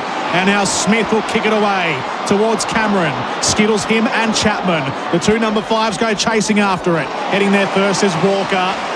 And the Cats stand him up in a tackle. It'll be a ball up on the near edge of the centre square. Have a look at the effort from Max Holmes. His hands on knees at the moment, just to sprint back and help out. 2 or 3 efforts to win the ball back for his side. Clearance from the Dockers, but a good mark taken by Lawson Humphries at right half back. The crowd's into this one now. It's going to be hard to stop this momentum from the Cats to finish this off. Swings it backwards to Jack Henry at centre half back. We'll go across the defensive 50 to Zach Guthrie. And then further on to O'Sheen Mullen. Oh. Careful, Andy Brayshaw on the mark. O'Sheen Mullen standing in the remaining sunlight at left half back. He'll come back in and go to the last man in defence in Jack Henry, who'll work it out the near sides. To Myers. He had O'Connor. He went there. Now they're starting to run with purpose, Geelong. They're spreading all over the place. O'Connor takes on Reid. He couldn't go with him up towards half forward. Ball drops. Blitzarv's in front. Dempsey hits it hard. Almost throws it out. Sarong goes in. Threads the handball through to Wagner. Chapman, excellent. Gets it back to Sarong. Up towards half forward. Henry. Now, Shea Bolton, you've got to be better than that, mate. You're beaten flat out in a one-on-one and you just gave up on that ball in the air. They need him to be better than that, Coons. Great starting position from Henry, but Bolton again, just the easy play, the lazy play, trying to sit out the back. Humphries goes wide to Mullen. Brayshaw mans the mark. Play-on's the call. Mullen on the left, hugs the boundary line, out of sight of the ground. Ball spits over the back. Martin, little back heel, does beautifully. O'Sullivan into full forward. Neal can't mark. Ball hits the deck. Close over the top, and Dempsey kicks the goal.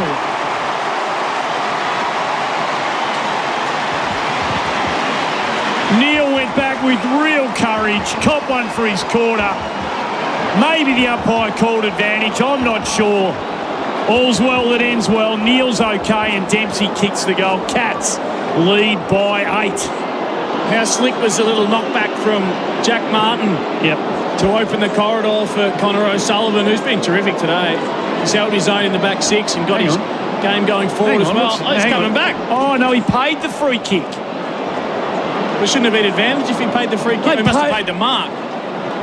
No. So it's come back to Shannon Neal. They must have paid the mark.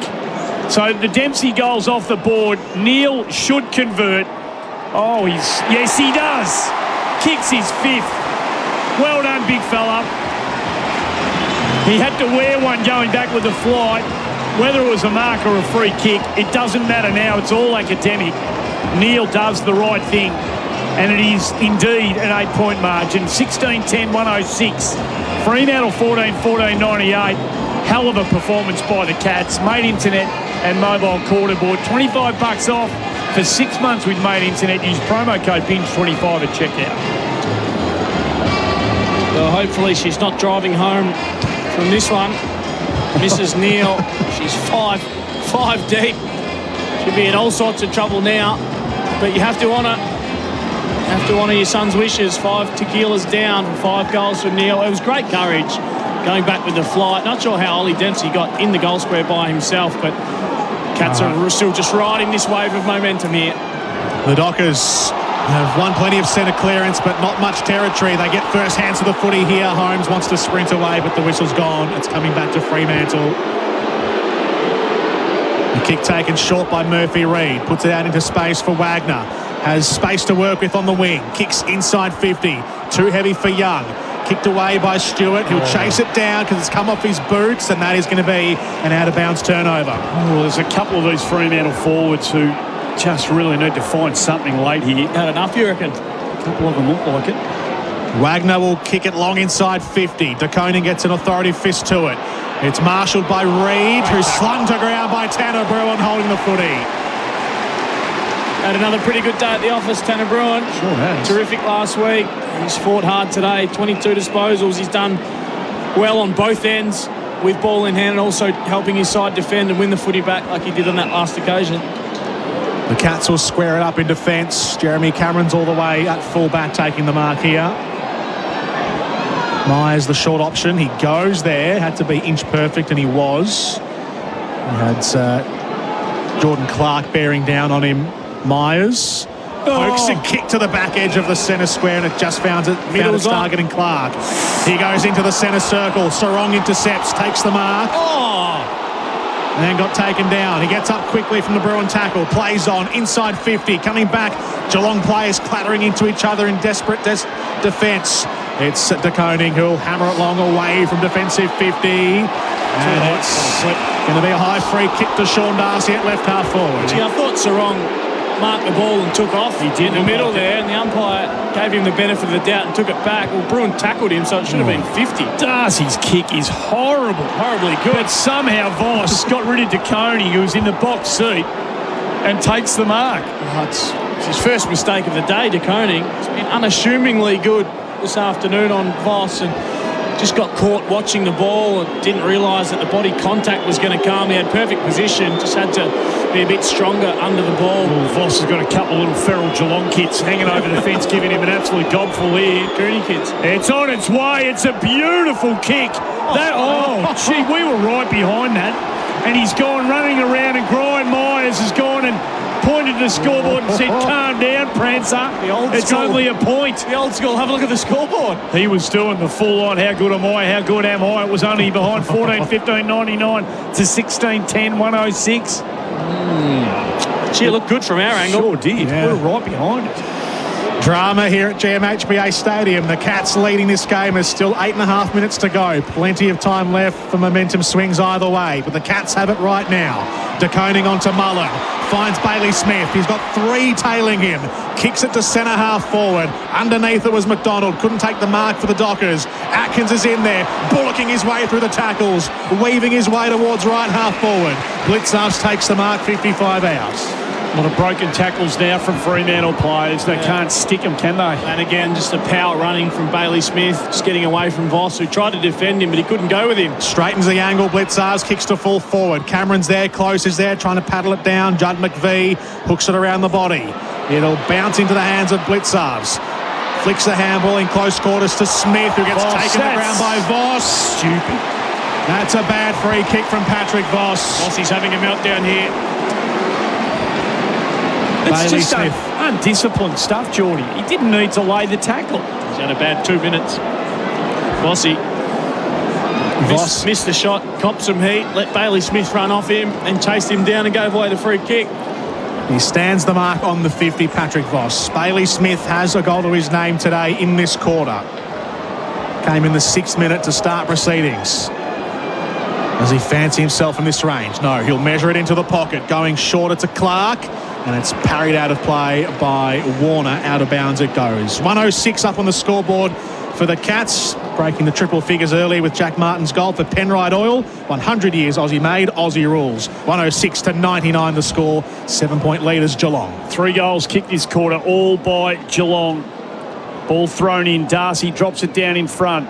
Clean hands, Atkins. Magnificent stuff. Then just threw the footy away. You can't knock the bloke for the effort. He just bit off a bit more than he could chew on that occasion. Murphy Reid with the free kick. Voss, he got another chance. Get through to De Koning.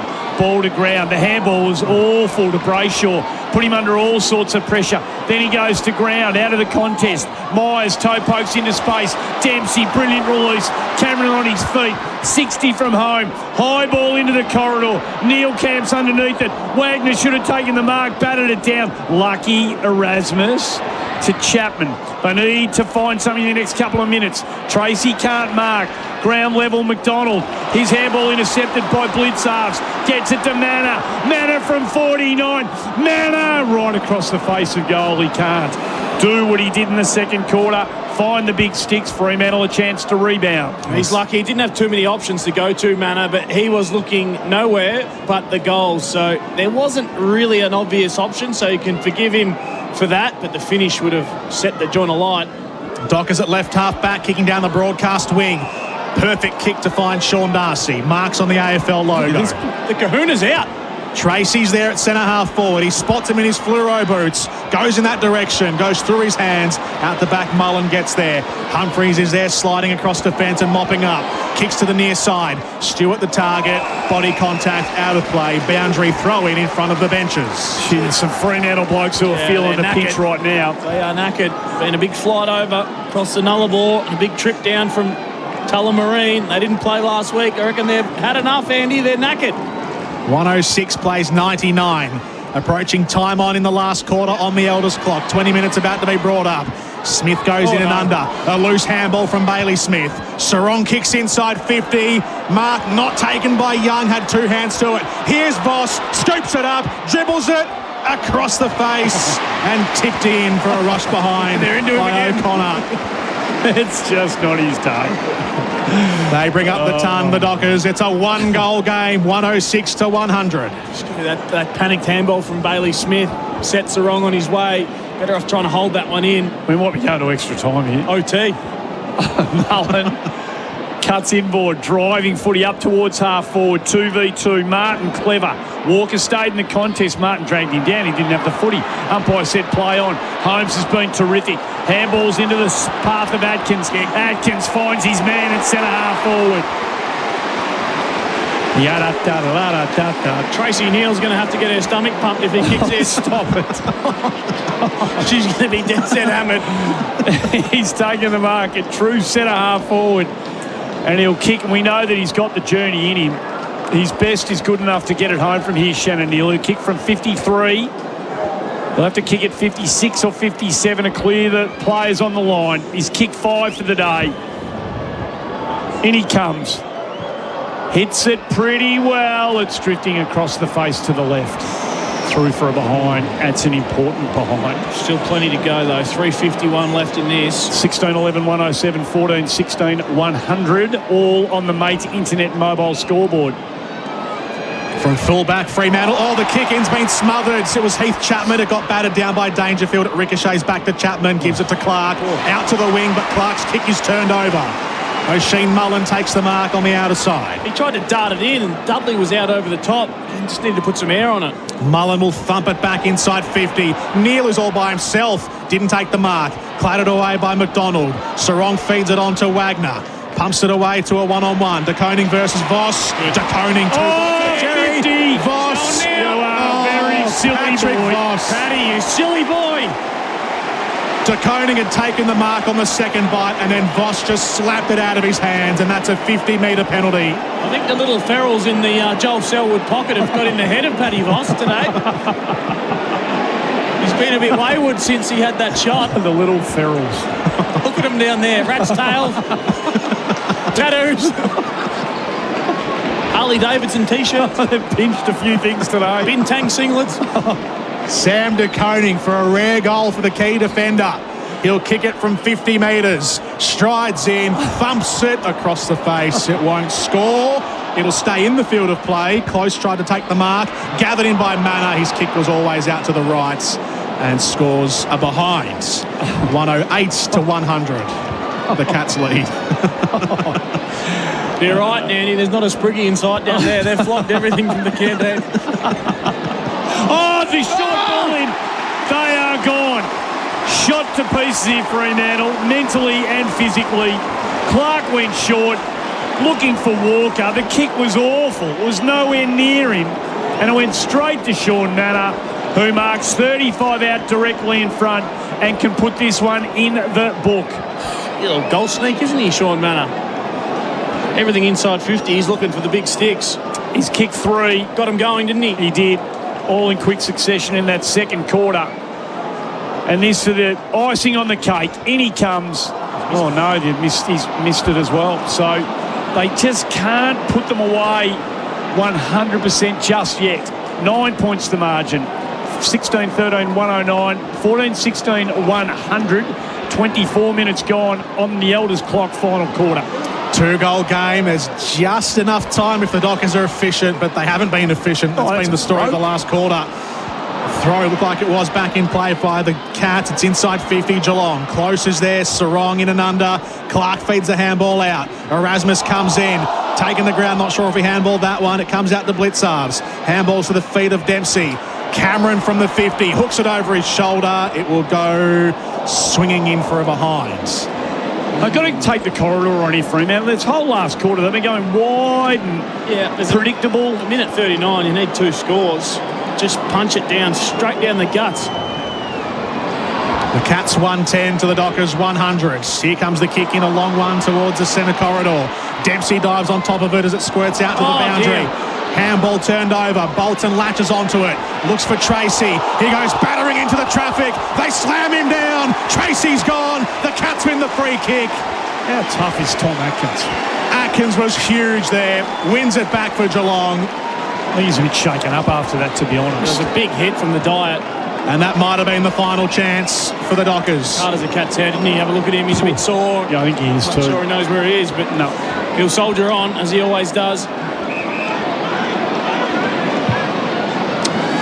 Bailey Smith goes up towards half forward. Big pack of players. Cameron, the deliberate fist towards the boundary line was very clever. Out of bounds it goes. 50 out from Geelong's goal. They have been eager to keep the ball in play in the last couple of minutes, Geelong.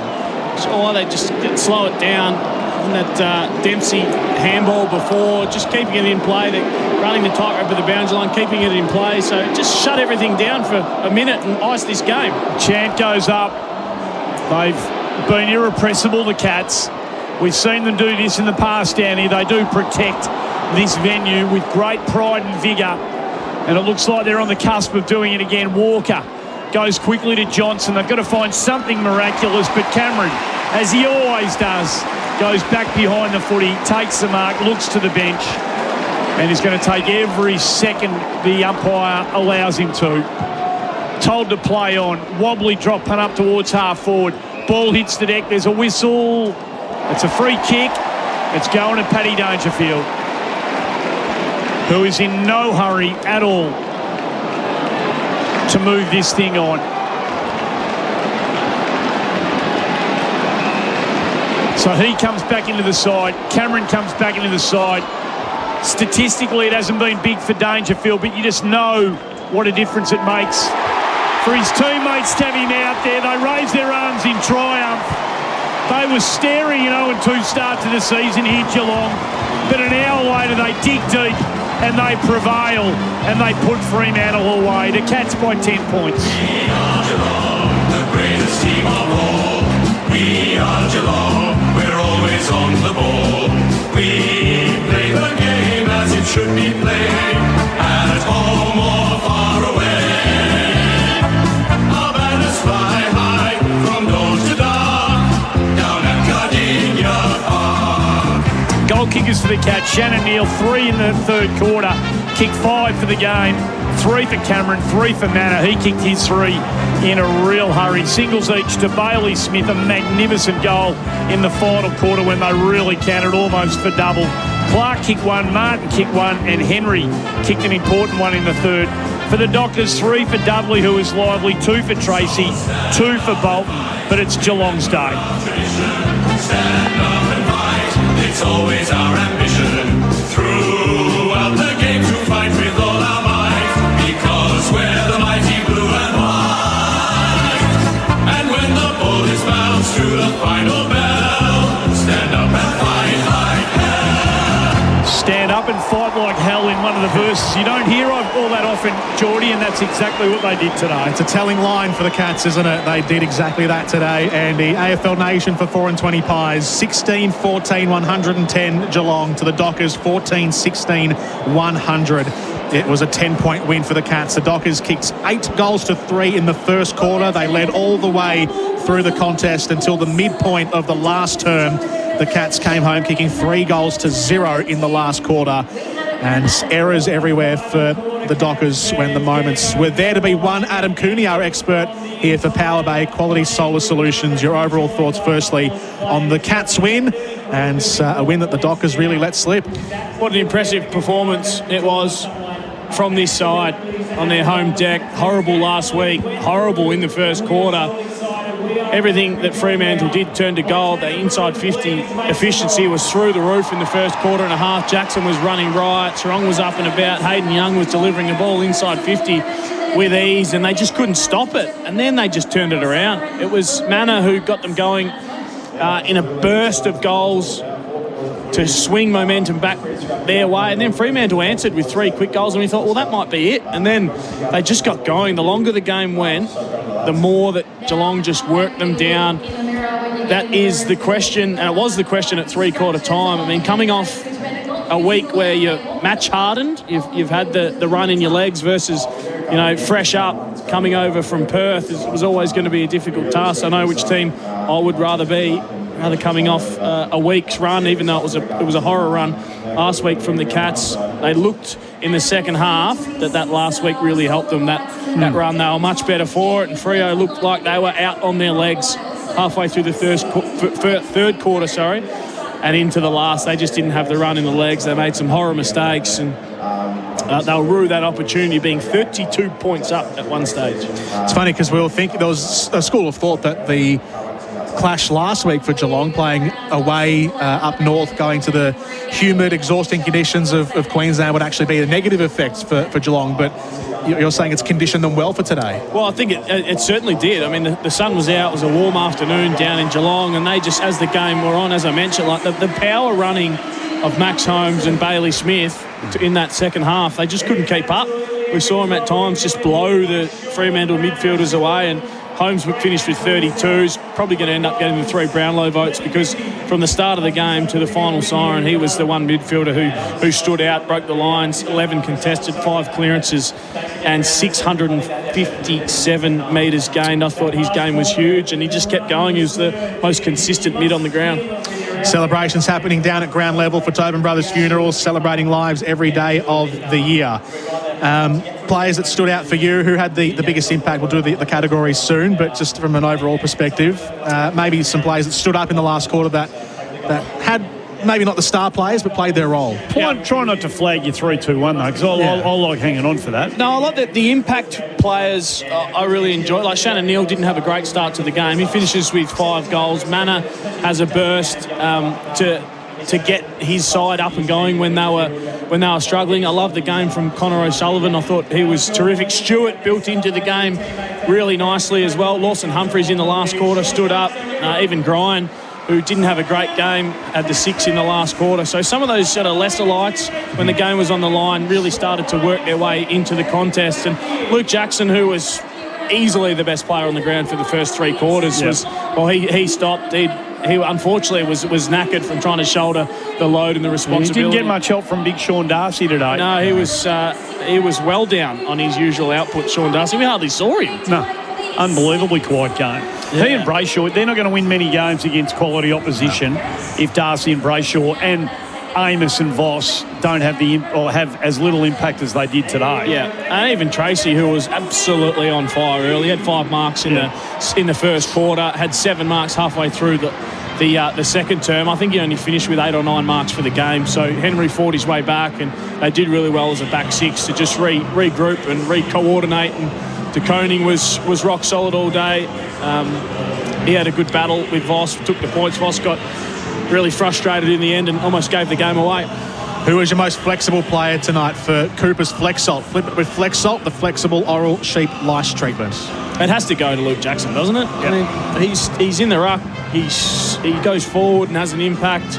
He plays as a genuine midfielder. I do like what they're doing with Murphy Reid as well. He starts at the forward line, comes into centre bounce and gives them some flexibility through there as well. We saw some big tackling in the last quarter in particular. There were some heavy tackles. There were a couple of players that were laying plenty throughout the game. Who was your tackler of the game, Coons? For Bar Crusher Boats, Australia's ultimate fishing weapon. Well, he had one of the tackles of the day late on Josh Tracy. He's only a little man. the Diet, Tommy Atkins. He had 10 tackles. No surprises there, double figures. I wonder if he can remember that tackle. Well, I think he was a bit dazed and confused, but he did spring back pretty quickly when he was giving some direction to Bailey Smith, who'd won the ball. The growth player for Nutrient Water, your irrigation pump and filtration specialist, a player that's maybe had something of a little breakout today, maybe played above their best. I'm going to give this one to Connor O'Sullivan.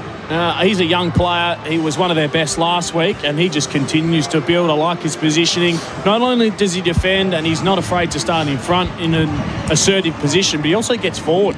He delivers the ball to his forwards inside 50 as well. So he's got some growth. He's only young in his career, but I think he's going to be a terrific player for the Cats. What was the game-sealing moment in the end in that last quarter? Where did Geelong actually say that they pinned down the win for Loctite, fast, strong and reliable adhesives that go beyond the bond? Well, it was just a power-running game of the Geelong midfielders that was the difference in the end. I mean, cameos from some players. Jeremy Cameron had 7 shots at goal, as he usually does. He's a terrific player and hard to keep quiet for 4 quarters. But it was just line bursting runs from Bailey Smith and Max Holmes, and the finish from Smith around the body was probably the sealing moment.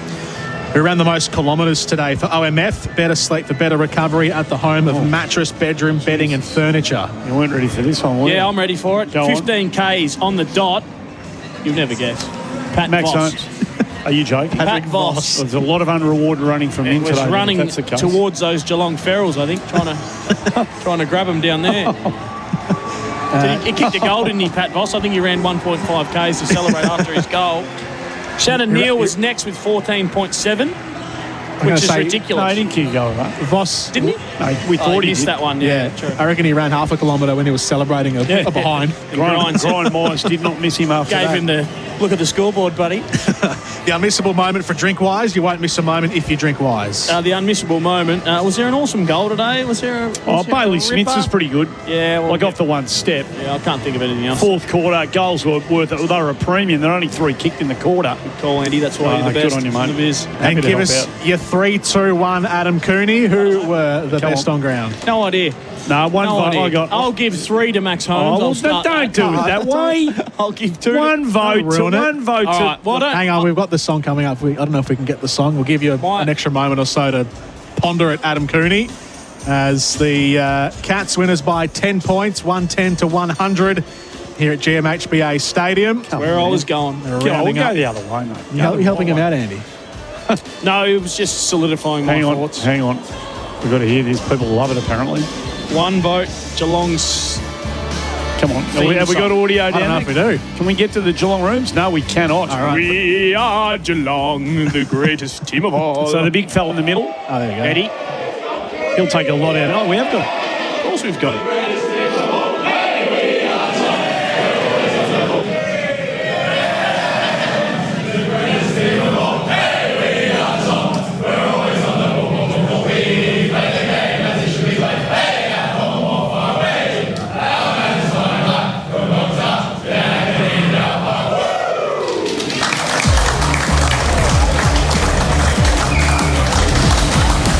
Mitch Edwards.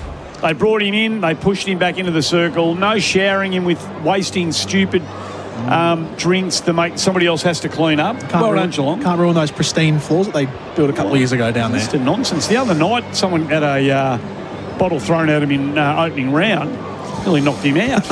All right, Coons. Work Grandpa Simpson yelling at the crowd. Oh, come on, mate. It's stupid. Give us your 3-2-1. Can I give you some apologies? Nope. Nah, don't worry about them. All right, we'll give 1 vote to Luke Jackson, who would have taken the 3 if he just finished the game off, but he was a bit quiet in the last term when the game was on the line and there to be won. But gee, he was tremendous. 27 disposals, 8 score involvements, 10 clearances. Terrific. 2 votes to Bailey Smith.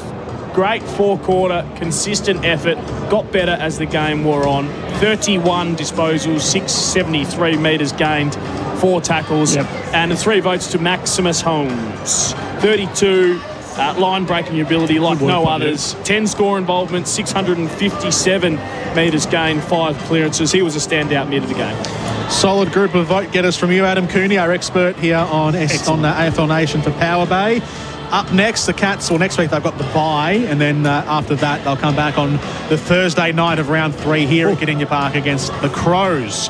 for Fremantle. They take on Melbourne next week at home in this Saturday twilight slot in round number 2. For Bendix, when it comes to braking, Bendix are the best. Put your foot down with confidence with Bendix. We are taking you across to one of 2 games, depending on where you're listening from, right around Australia. AFL Nation for 4 and 20 pies, Australia's original fan food. Up next, you'll be heading to either the SCG for Sydney and Brisbane or the MCG for Collingwood and Adelaide. Coons, a tip, Sydney or the Brisbane Lions? I'm going to go Sydney, few outs for the Lions. And the Pies or Adelaide? Crows, upset. Crows for you. All right. Yep. Thank you very much, Adam Cooney. Thank you. Well done. Pleasure as always. How did Piastri go in qualifying, by the way? My computer stopped working, so I'm going to have to go home and watch the replay. Fair enough. Andy Marr, thank you. You're a star, Geordie. Good boy. Today it was the Cats who won by 10 points. It was 16-14, 110 to the Dockers, 14-16, 100s. Over to Saturday night footy up after this on AFL Nation. See you soon.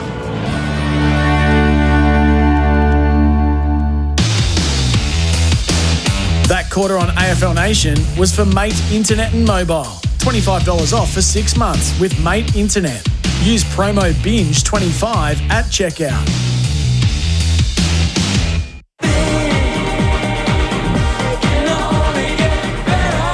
Breakfast with Gary and Tim, Tuesday to Thursday from 6 on your home of sport, SEN.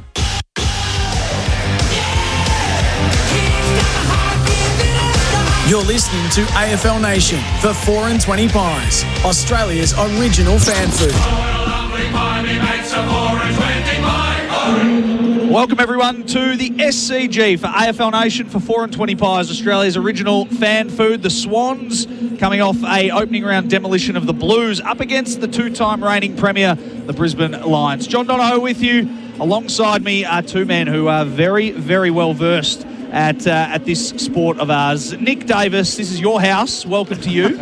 Maybe not my house. I can maybe take an end, but not my house. But no, looking forward to this clash. Sydney started slow last week, but third quarter was one for the record books, and the Lions, defending premiers, staring down 0-2. So looking forward to this one. Former Gold Coast Suns coach, West Coast superstar Guy McKenna. Hello, Bluey. Yeah, great opportunity, Johnny, for the Swannies to go back-to-back. A bit of consistency with those 4 big outs for Brisbane. A great opportunity. All right, straight into it. AFL Nation for 4 and 20 pies right around Australia. It's a heavyweight battle, and Brisbane, they're down on manpower. Away we go. In the middle, Fort paddled it down into the direction of Ashcroft, slung in the tackle. Dunkley gave it to Neil. Inside 50 they go. Zach Ostelski got it, and he threw it on his boot to the outer side wing. McCartan up against Allen. McCartan will win the battle, gives it to Blake. He loops a handball over the top to Roberts. In game 50, he got pile-drived into the ground, and it's towed forward. Levi Ashcroft on the end of it. He sends one long inside 50. Berry was underneath it. Off hands. Numbers form. There's Rosas for the Swans. Gives to McCartan out of defensive 50 with a nice chiselling ball into the middle. Opens it up for Errol Goulden, who laces out of Marty. Gives it now to Blakey. Runs inside 50 for the Swans first. Over the head of Warner and dribbles it through for the first of the night. Beautiful start from the Swans.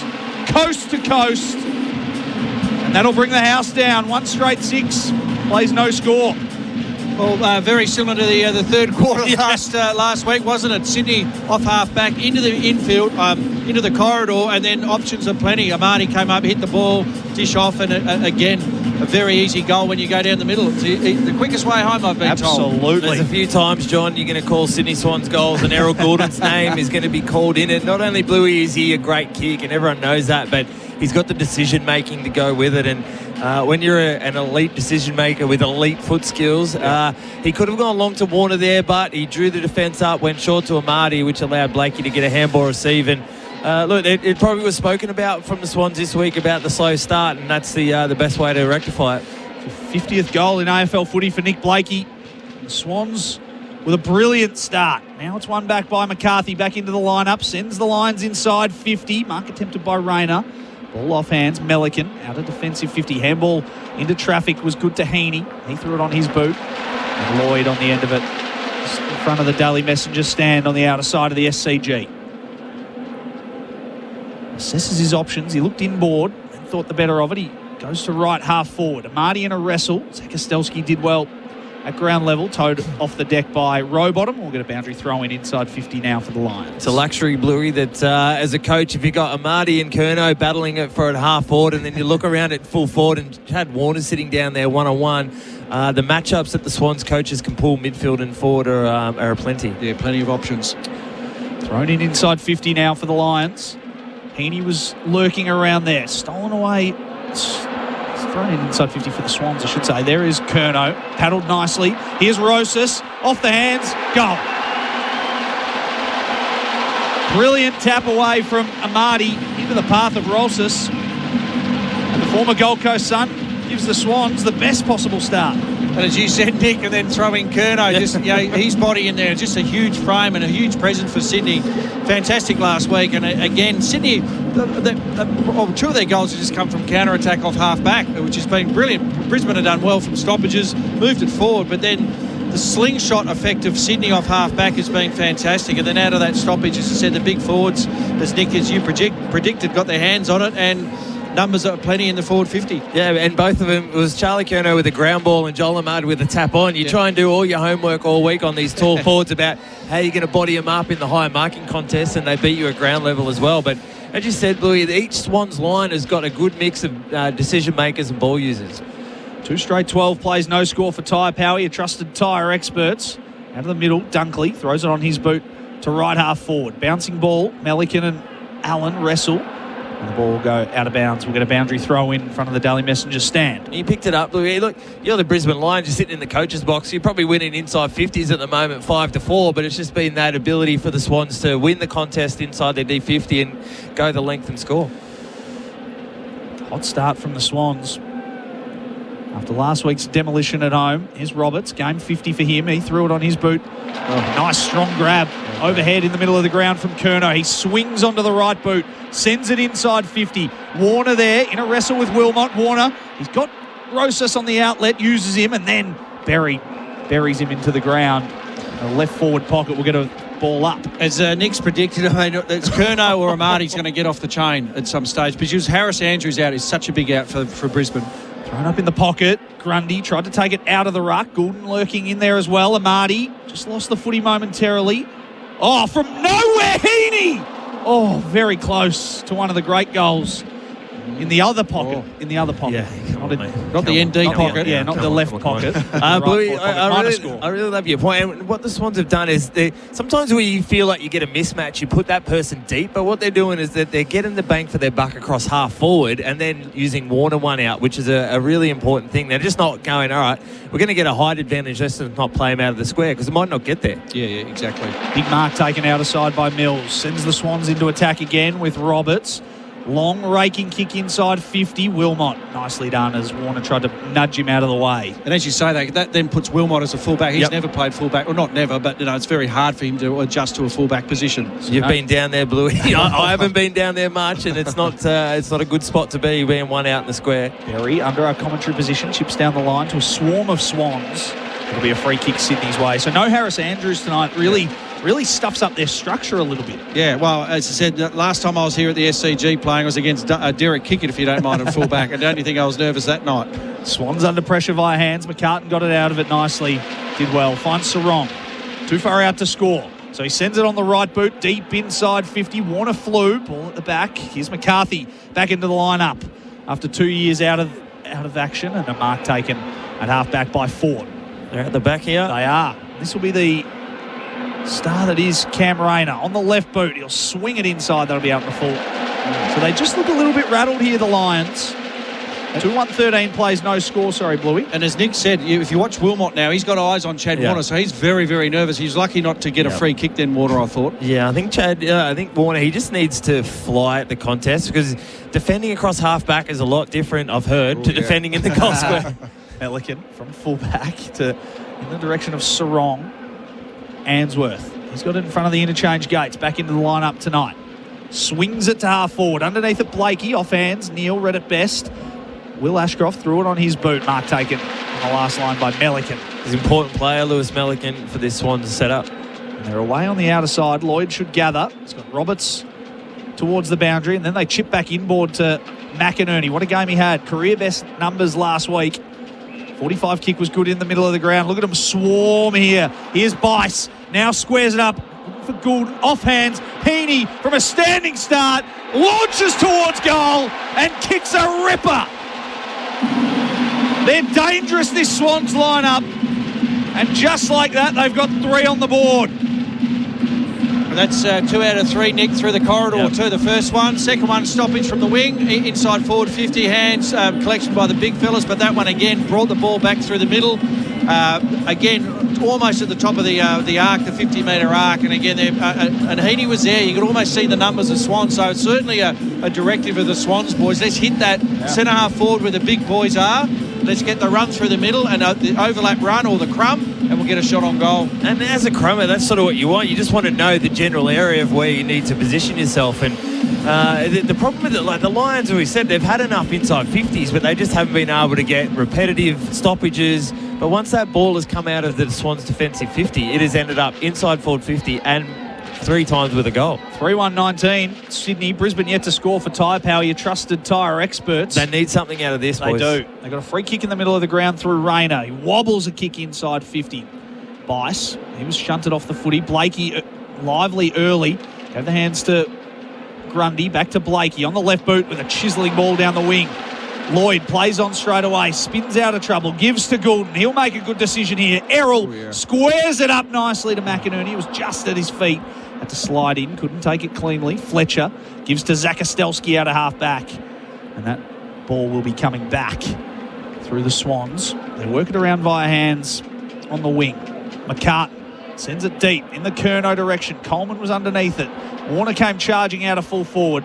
He was pulled off the footy. Coleman, there's Draper in his first game for the Lions, and now Ashcroft, Will Ashcroft off half-back. Loops the handball over to Tunstall. Dribbles the kick down the wing. Sydney with all the answers here. Rampy gave it to McCartan, back to Rampy. Run-down tackle was good by McCarthy. And the smother, and we'll get a free kick. He got around his legs. Yeah. He got around his legs late, Link McCarthy. But great story there. Over 600 days out. Terrific player. And look what the Lions need at the moment when you're 19 points behind 9 minutes into the first quarter. If your player that's been out for 2 years coming up with a good tackle, or if he can get the first goal, it's the Lions will be really happy with that. So Rampy sends it inside 50. Warner was underneath it. Zakastelski with a really nice grab in his second game of AFL footy. Needed to take a mark there. He'll settle things down in the right back pocket. Zane Zakastelski sends them to the outer side. Spoil came there from Rampy. Off hands, Dunkley. Wins it back to Will Ashcroft, to Zorko via hands. Into the middle of the ground. Nice kick from Zorko. Out the back. Out in front of Cameron. Now they've got an opportunity.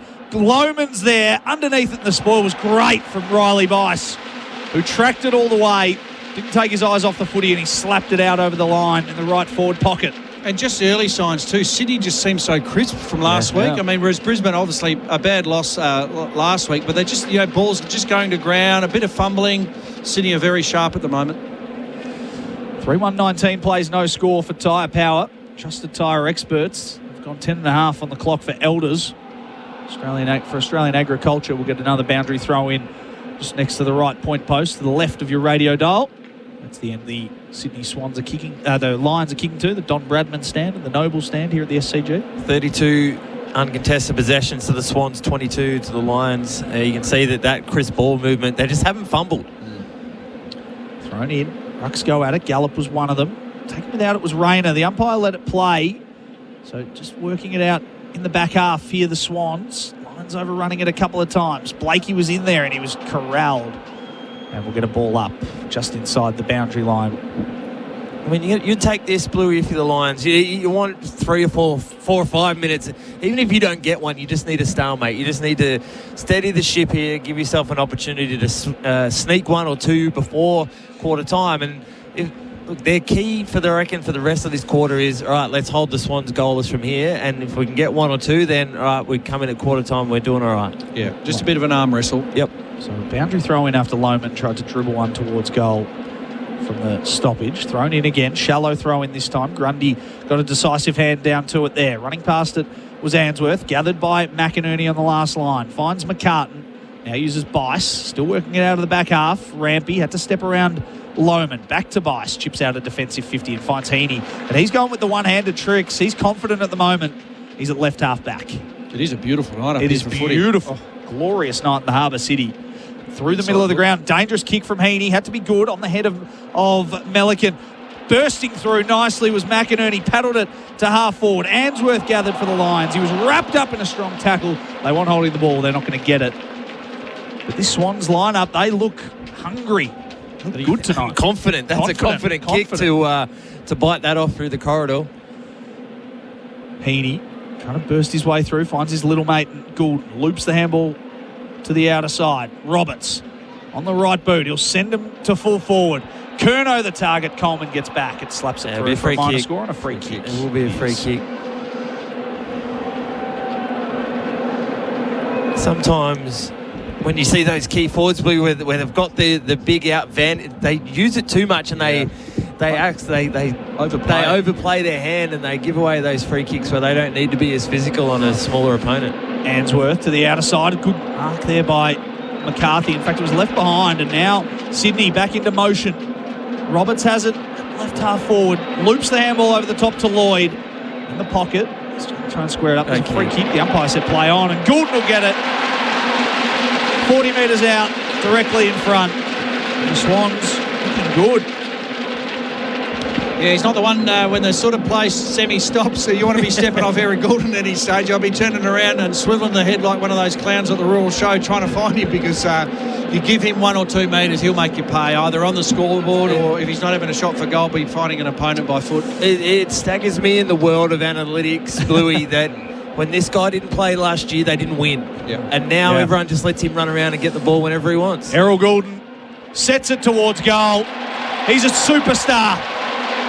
The crowd tells the story. They missed him so badly last year. And now he's setting them up with a dream start to this game. It wasn't last week a validation. If you want to know how important he was, go and look at the third quarter last week. And 27 touches or something. But he would have had half of those in that third quarter and got Sydney out of a huge hole and set him up for a massive quarter. Yeah, I said it staggers me in the world of analytics that you can't work out that it's pretty simple that this guy, when he plays well or when he plays, that the Swans are a really good chance of winning. And you said it, look, the play half broke down and slowed down, but all alone, 20 metres by himself in the middle of the 50 is Errol Goulden. If you're a Lions player and there's a spread on and the footy's gone into fast play, someone's need to get eyes on Errol Goulden and someone needs to be near him. 25-0. The Lions haven't scored a single point yet on the scoreboard for Tyre Power, your trusted tyre experts. And now the Swans, they're going to go into attack again.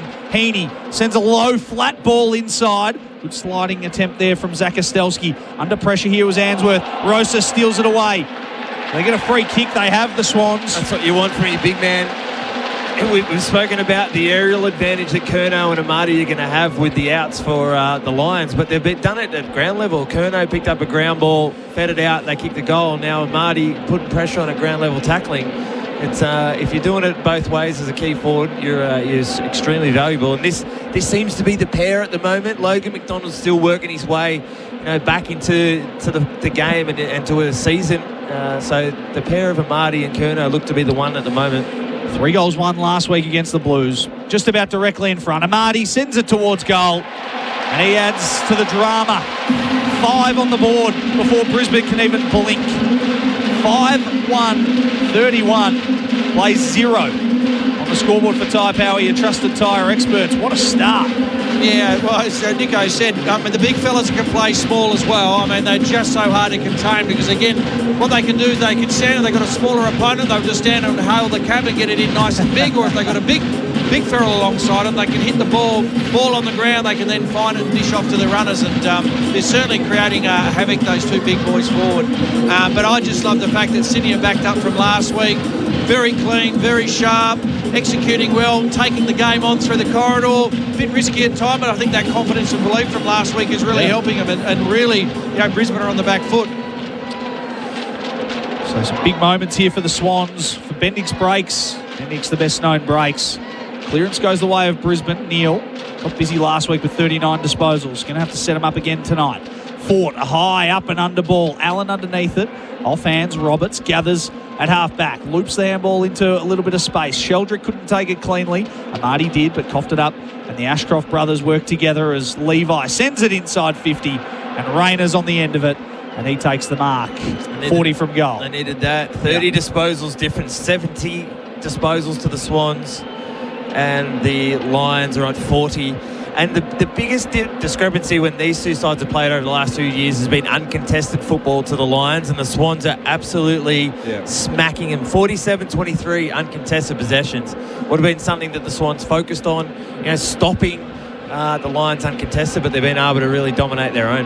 Well, I think from a clearance point of view, we're just waiting for the shot on goal. Rayner comes in to give Brisbane their first of the night. Umpire dances around, and they are on the board with a minor score, 5-1-31. Plays one behind. We've ticked over 18 minutes, Bluey, for Elders. Yeah. So they've won a few clearances around the sort of centre bounce. Brisbane got forward, but then the contested ball, they haven't won that at ground level. So Sydney have won that, but so, as Nick's saying, then they win it on the outside because they win the inside ball. It's making it very hard for Brisbane to stay in this game. Might be turned over here at half-back. It is. So Brisbane have got the free kick, which turns it into half-forward. Wilmot. It's probably just too far out to score. Handy's on the paint of 50. It's important for the Lions, Bluey, that this guy does his work. We saw him early get isolated in the goal square on Warner. It's probably a message gone out that he must roll up and take the highest of whoever it is, because he does a lot of damage through the midfield and inside 50. Darcy Wilmot, such a star for the Brisbane Lions in recent years. Played every game in 2025. This will take his best. He'll kick from 55 metres out. Passes the point of the square. Launches it towards goal. It's bending back. It's just not coming back enough. And another minor score for the Lions. Two behinds they are. 5-1-31 the Swans for tyre power. Get the power with your trusted tyre experts. Well said. So from fullback, Blakey brings it to this broadcast wing. Heaney! Up he went! Highlight reel all over the place is Heaney. The Swans are in motion again. They're out the back if Amadi can get and go. He has the ball on the paint of 50. God, he can fly, Isaac Heaney. Yeah. There's some just simple things, Bluey, I think, that get missed in the game of footy these days. If Isaac Heaney is around a contest, he needs to be locked down. You can't let him have a free run and jump, because he is going to fly all the time.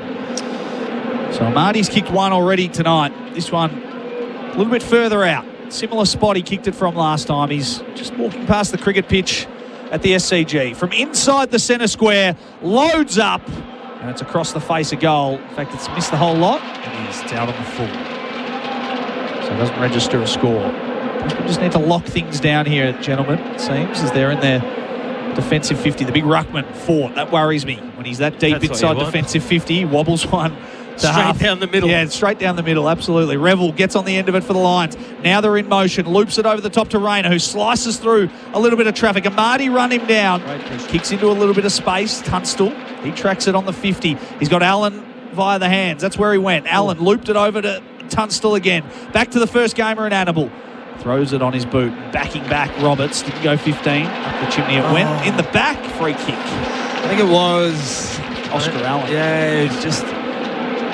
Then he endeavours there to put the pressure on. Just needed to roll him on his side. Swans happy to play on at all costs, as Gordon was on the end of it. Underground handball from Zorko to Coleman. Back to Zorko, inside 50. The target was Allen. Cut off by Mills. Happy to chip it around via hands. Bice to Gould. Now chipping into the middle of the ground with Blakey. Through the cricket pitch, he played on. Umpire said, yes, you did. And that should be holding the ball, and is. He tried to con the umpire there, Blakey. We all saw it. And the free kick is going to go the way of Josh Dunkley, who is a tackling machine. He is. If you're ever going to try and not run around someone, it's probably Josh Dunkley. Sends it deep inside 50. Poor kick.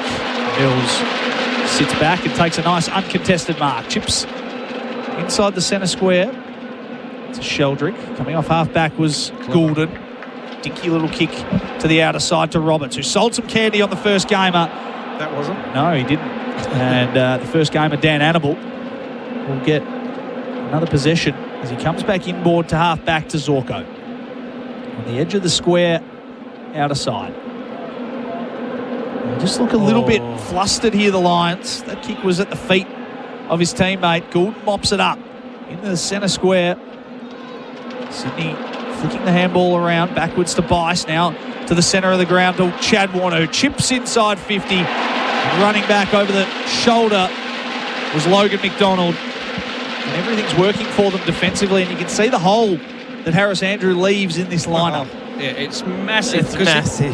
He can press up, he can roll back, he can do a lot. He goes side to side. He's always just there. Yeah, but he's an all-Australian fullback, and it just shows Bluey and the way that lists are constructed these days, that once you've got to dig a little bit deeper into your list, these are the back-to-back premiers, and you've dug into 27, 28 on their list, and it's not looking great. Logan McDonald, to give them their 6th of the night, pops it through. And the Swans line up looking very, very dangerous again as they get their 6th goal on the board. 6-1-37 to 2 behinds. Brisbane are shell-shocked. Yeah, but as we've discussed already, that's the end result, getting into those, the 3 big hooers now, because Logan McDonald's on it, while Amati's into the ruck. Grundy is in there as well, but it's the clean hands of the Swans, the decision making of, you say, laying off Goulden and Heaney. You give them time and space, they will hurt any side, let alone the reigning premiers. And I said Sydney have certainly, as I said, it's a great testament to them and their resolve, if you like, to come off last week. Had a fantastic wing, but they backed it up with their supreme pressure around their ball. They're winning the inside ball, fanning it outside to their really good runners and users, and they're getting the result up forward. It's been Brisbane's way the last couple of years. They've backed themselves there. If we win as much possession as you, we're better than you are. And at the moment, they just can't get their hands on the footy. Swans are running hot for Ream. Stall Ream, Australia's favourite. Wilmot slaps this one on the outer side to the boundary. We'll get a boundary throw in. 6-1-37 plays 2 behinds. They're putting teams to the sword this year, the Swans. They look a little bit more lively. I know we're only 2 games in. And they've got their best players available. Every team will go through injuries, but it is who and when and where you get your injuries makes a big difference. Grundy into the path of Charlie Cameron, who Sheldrick there, or Roberts there in tow. There is Roberts, gathers off his shoelaces, couldn't take it cleanly as Wicks was the target and hold on Levi Ashcroft. So we talk about Harris Andrews down back, but Hugh McCluggage around those contested footy. That was a free kick, but normally he's winning 50% of those kills. Yeah, and you're coming out the front of the stoppage. So Fletcher has it on the edge of the square. He goes back towards the boundary line outer side to Levi Ashcroft. And the other thing that happens, Bluey, since when you were the levers that you can pull as a head coach now to stop a run on, your hands are tied. You can't do a lot. Levi, send him inside 50. Neil came bursting through. Blakey got it out of there as quick as he could in the Amati direction, who gathered and walked it over the line. And we will get a boundary throw in. John Donohoe, Nick Davis and Guy McKenna with you on AFL Nation right around Australia. It's great to have your company for 4 and 20 pies. Geelong did it again. They came from about 45 points down and won by 10 against Freo. Dogs by 83 over the Giants in the earlier games around the grounds for Chemist Warehouse. Yeah, the doggies are looking good too, aren't they? Very sharp. Very sharp. Ford out of the ruck. Gave it to Annabelle. Wobbles the kick inside 50. Off hands. Gallop read it nicely. Can he give them their first goal? It looked off the side of the boot and it was. Good desperate tackle down there.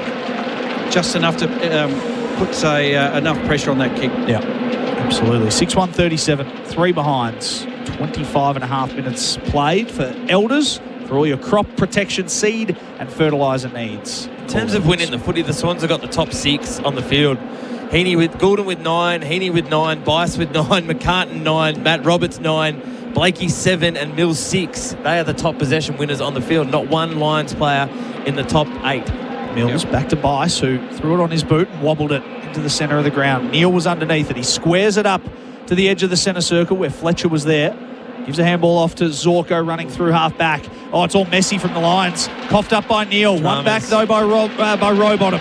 Now the Swans are out. At half forward, here's Curnow. He can wheel and go. In fact, he squares it up. He looks for Warner, who drops an easy chesty. Warner won it back. He'll wheel around on the right boot. Waiting for it in the goal squares Amati. He can run into an open goal and bang it home. Slightly messy, but effective from the Swans. And they're 7th on the board inside the first quarter. They lead by 40 points. And I reckon that was almost a non-pressured area in the middle of the ground. I think that was I think the pressure comes from the scoreboard, and it's inferred pressure that happened, Louis. You're right. And there was a similar, so again, Brisbane cough it up. Sydney just go whack, whack, whack. And I mean, Chad Waters should have taken that mark, but he didn't. But he had time to pick it up. Again, find a handball, and then Amati sitting in the goal square all by himself. So, as I said, great credit to Sydney. I think you said it earlier when they only maybe kicked their third goal in a row. Brisbane just got to own the footy. They just got to roll their sleeves up. Again, get a bit hungry for the pill, the hard pill, own it, and then own it on the outside and start to take a bit of heat out of this game. Yeah, it's been the way they've played for 2 years, and it's won them a premiership. And as I said, they've backed themselves to think, okay, if we can have the same amount of possession as you, we've got good enough players to be able to win it. But at the moment, they cannot get their hands on the footy. When they do, they cough it up. Yep. And because defensively they're not as strong, Oscar Allen is starting to go behind the ball here. They've pulled a lever there. What's the inside 50 count there, Bluey, in the first quarter? Well, 16-13, but I said I much prefer to be on the front of the 16 Sydney ones because they're so much cleaner and precise versus the bombs of Brisbane out of the centre. There was a throw out of the pack there from Neil. Umpires let it play as the ball goes to half forward for the Lions. Rampy, he paddled it to Rosas, who just spun around on a dime and gave it to McInerney. Threw it on his boot. Bouncing ball at half forward. In dispute, Rowbottom burst through the pack nicely. Here's Papley. He pounces on it. It couldn't get clean possession. He was shoved off it. And Allen's gone back, I reckon, here. Yeah, he's a +1. Gave it to Neil just to try and shut it down. Yeah. Sydney's +1 back here. There's Mills out the back. So there's a fair chance it's probably 4 goals too late, Bluey, but at least it's been done. Hannibal on the outer side. Latter stages of this first term as Bice gets up. There's a free kick going Brisbane's way. So if you go a +1, you just can't go down the line because you just feed into the +1. You have to swing it lateral and expose him somehow. So they're trying to slow it down, but by kicking it long and straight, guess what? Look, it's going to go straight to the +1. Gallop deep inside. Grundy's on the ground here. He looks in a bad way. They might have to stop play. He hasn't gotten up yet. He's trying to triggle it forward to McCarthy. Ball's going to be in the way of this little incident as Grundy slowly gets to ground. McCarthy now to Hannibal. Chips inside, and probably as a result of the crush, Cameron got out the back and he takes a mark in the forward pocket. He doesn't look well. Try and get a look at a replay. There's a cannonballing of bodies. He's very proppy. Backing back into the pack. I thought he was under the sort of the front of the ball. He backed into the front of the pack. So unless someone's landed, he looks like he's moving. Might have just got a little stinger. So in the right forward pocket, kicked 4 goals last week. Kicked 4 goals twice in season 2025 to Charlie Cameron. Good decision, Charlie. Yeah, he went to snap and then I think he might have got told that the siren was about to go. So he's going to go the drop punt. Boy, do Brisbane need this. They're down by 40 points. Charlie Cameron from the pocket with the drop punt. Splits the middle.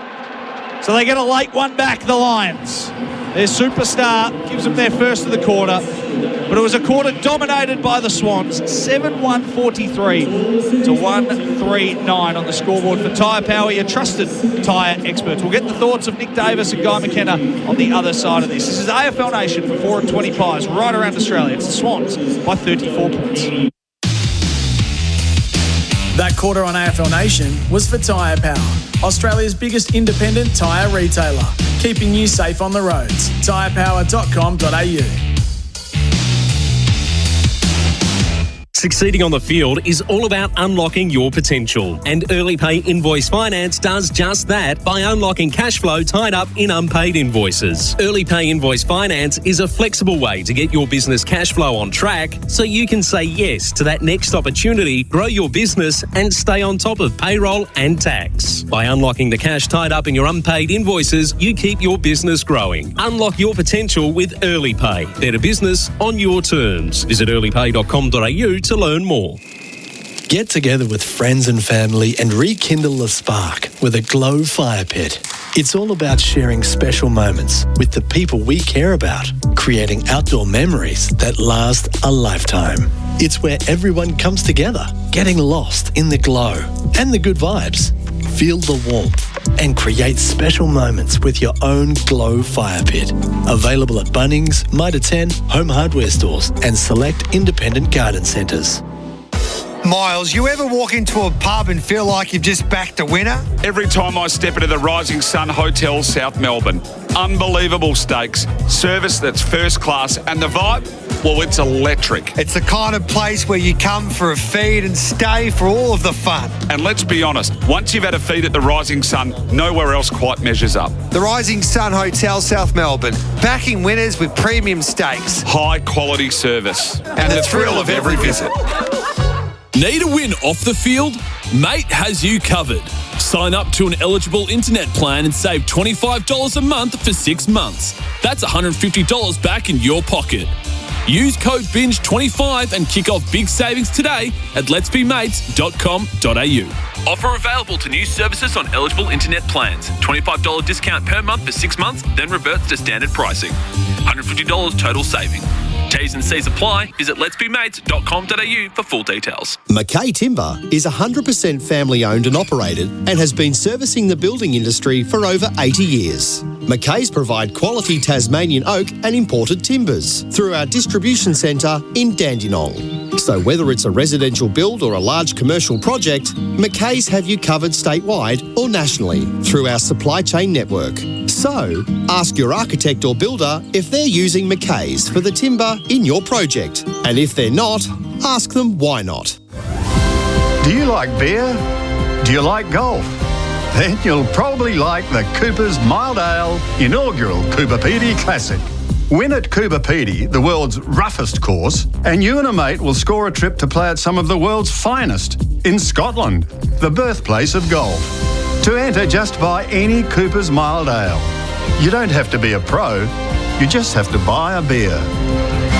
T's and C's apply. Visit coopers.com.au. In contact sports, we share a duty of care because the dangerous hit is the one you miss. Remove the guesswork with pro-level head impact tracking. The Hit IQ Protect Smart Mouthguard, powered by Shock Doctor, flags high-risk impacts. For players, it means playing with confidence, and for parents on the boundary line, it's total peace of mind. This season, make brain health an essential part of your kit. Every session, every game. Get yours at Rebel Sport, Chemist Warehouse online or hitiq.com.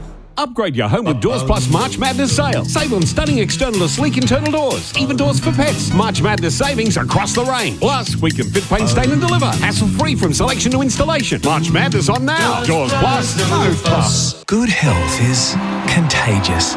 And at Bupa, we're helping it spread around Australia by helping our almost 4 million members live healthier. Search Bupa Health Insurance today. Proud member partner of Carlton Football Club.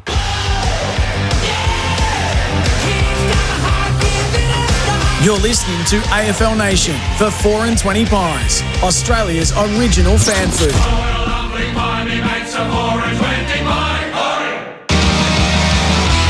Opens it up for Errol Goulden, who laces out Amati, gives it now to Blakey, runs inside 50 for the Swans first, over the head of Warner, and dribbles it through for the first of the night. Here's Bice, now squares it up to Goulden, offhand, Heaney from a standing start, launches towards goal and kicks a ripper. McCarthy now to Annabelle, chips inside, and probably as a result of the crush, Cameron got out the back and he takes a mark in the forward pocket. He's going to go the drop punt. Boy, do Brisbane need this. They're down by 40 points. Charlie Cameron from the pocket with the drop punt, splits the middle. Maccas, I'm loving it moments. This footy season, never miss a moment with McDelivery. All the highlights from the first quarter for Macca's I'm loving it moments this footy season. Never miss a moment with McDelivery. John Donohoe, Guy McKenna and Nick Davis with you on AFL Nation for 4 and 20 Pies. Hot start for the Swans, boys. Yeah, well, I got them down for the 2 Cs. Clean in close. Yeah. And then corridor use. And it just opens them up. And, you know, as Nick's spoken about the big tall forwards, I mean, they're just getting mismatches. They're using him smart. They're bringing the big fellas up the ground, isolating Brisbane halfbacks that haven't played fullback before. And Brisbane are under the pump. And we're seeing, skills by normally good decision makers going to ground. And it's certainly Swans' pressure is right on top. Away we go in the second quarter. Grundy won that one down. We'll keep an eye on him if he's a bit injured in this quarter. Fort, quick kick away. Only as far as Sheldrick, though, who looped the handball over the top, looking for Gould on the outer side, on the edge of the square. We'll get a ball up as Kitty Coleman's wrapped up. It's been the uncontested possessions. And by hands, the Swans have doubled hand passing of the Brisbane Lions, 62 hand passes to 30. And Bluey, it's been off that half back. They've been able to hold on to the footy with hand passing. Yep. So Reville sends it high to half forward. Gallup was the target. The mark taken by McCartan. Does that so well, Tom McCartan. He'll never see the forward goal square ever again. Nah, that was a silly experiment. Ever Blakey, again. Back to McCartan. He's too good back there. Now they work it via hands. Rampy and Bice takes a bounce as he wanders across his defensive goal and chips to the wing. That was attempted by McInerney, but he was shoved off the footy by Dunkley, who might win the footy back here. Does. Just quickly offloads it in the direction of Levi Ashcroft. He got coat hanging. And he'll win himself a free kick. Probably just too far out to score for the young man. It'll be 56 metres or so. So he'll chip into the pocket instead, looking for Rayner. Coming across, taking the nice mark was Blakey. They're unconnected then. Blue is a forward line. A few new faces down there. Rayner just went one out in the lead and he was easily chopped off. Bullet from Blakey was in the Curnow direction. It was slapped out of there by Coleman. Slow to get up though in the middle. One of the Swans players, McInerney, as a ball. We'll get a ball up underneath our commentary position. And the Ashcroft kick, just a yard off. Yeah. That's all it has to be, and the Swans will pick that off.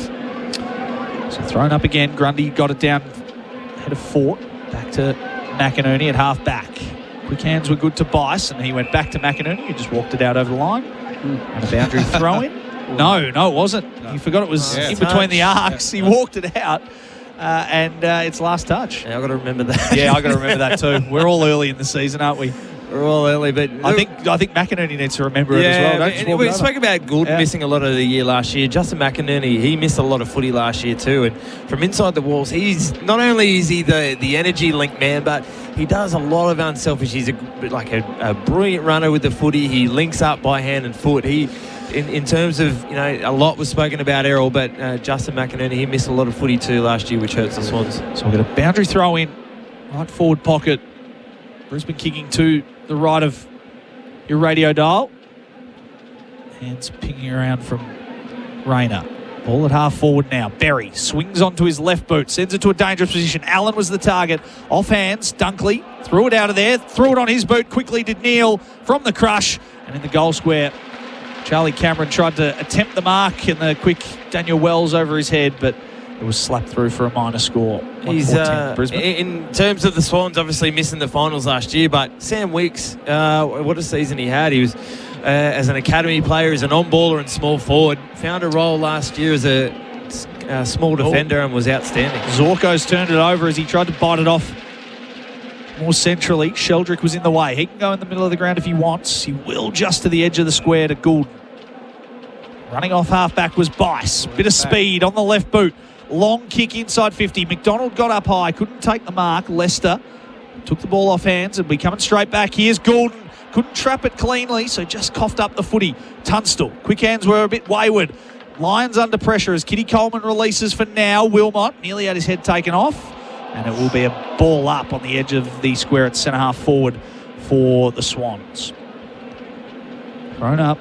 60 from goal. Goulden came bursting through and got rid of one of them and then quickly offloaded the hands. Oh, clever from McInerney into the path of Warner, who ran past it. Lester, clean. Now Coleman coughed it up. Sheldrick went the fend off and the snap. Ricocheted to McDonald. Now to McInerney. Standing start. Bang. 3 last week. Picking up where he left off. And that was poor checking from the Lions. They just handballed their way out of trouble. And McInerney reaped the rewards. They're getting absolutely smacked on turnover, Bluey, and it's turnovers that the Lions haven't made in the last 2 years, so they're not set up off the ball to be able to defend it. And normally they're using handball chains, they're high and uncontested, they can move the ball down the field, but they're turning it over in strange spots for them, and it looks like they're just not set up to be able to defend it, and the Swans have been able to do what they want with the footy whenever they want when they've turned it over. Yeah, like as you talked about before about Sydney's, a year last year, but you get to blood some young kids, so all of a sudden they come up to senior football. Again, just with McCluggage and Bailey, the two things that stand out, those two fellas, they're probably on the highest level of being clean and good decision makers for Brisbane. And you take those two sets of hands away, all of a sudden it puts pressure on the Brisbane lesser lights. Yeah, they just look unnervingly fumbly. That was clever from Gould. Gives it to Papley from outside 50. He can chip to the goal square. And coming across was Wilmot. They are all over him. They just look so fumbly at the moment, the Lions. Kitty Coleman has it in the heart of defensive 50. Goes towards the boundary, cut off by McDonald. Slapped it to his own advantage, kept the ball in. He's got Curnow on the inside. He can roll onto the right, send it towards goal. It's across the face. It was looking for Lloyd, and it beats him and Zorko. Got a boundary throw in left forward pocket, just to the right of the members' pavilion. Just can't get any connection, Brisbane. Just handballs, just hitting the ground, just a yard off, kicks inside 50, just a yard off, giving Sydney defenders a chance to spoil the ball and turn defence into counter-attack. It's so uncharacteristic of them. And it hasn't been the new players coming in either, to be fair. Yeah.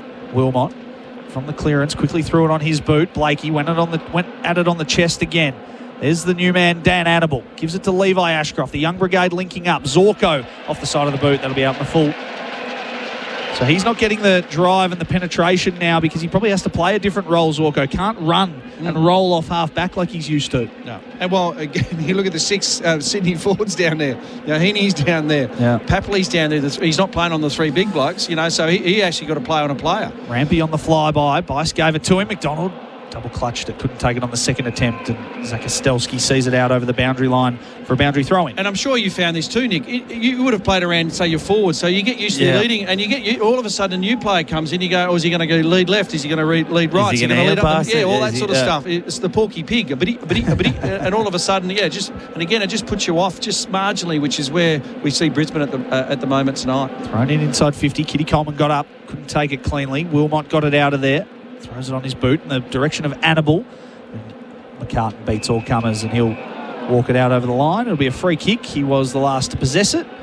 So it'll be a Brisbane Lions free. It'll be Oscar Allen. And if you're a Brisbane Lions supporter, you're not handing back the 2 premiership cups. And Bluey, you're a part of a club that was 2 in 3 years, 92, 95. I was unashamedly a West Coast Eagles supporter as a young fella, so I know. And I was there, don't worry.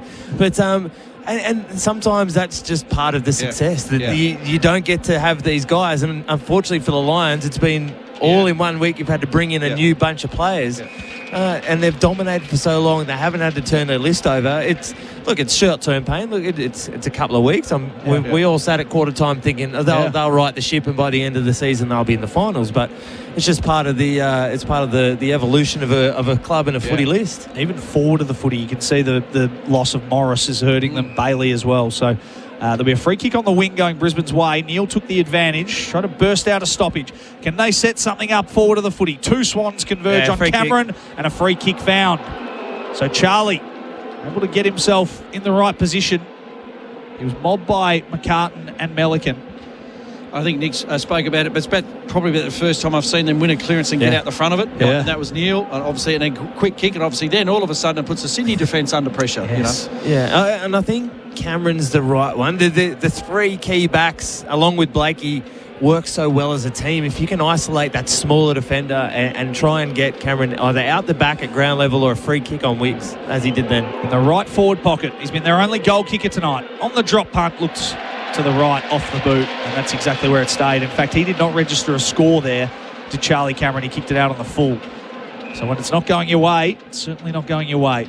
8-1-49 the Swans, 1-4-10. We've played 9 minutes in this second term. All thanks to Host Plus. That's a plus. Ball to the wing. Draper got up high for the Lions. Off hands, Levi Ashcroft bursting through traffic. Gives to his brother, Will. Now at the back, Wilmot. Bouncing ball to half forward. Will Ashcroft in there again. Kai Lohman couldn't just get a clean possession. And now the Swans, they've got 4 of them lining up. Blakey was the first, Mills. And he was collared late by Rayner. They needed it because they're one more hand pass, Bluey, and they were gone. Yeah. So Rayner sends it into the forward pocket. Great kick. Brucey Revel waiting for it. And the Swans fans are not one bit happy.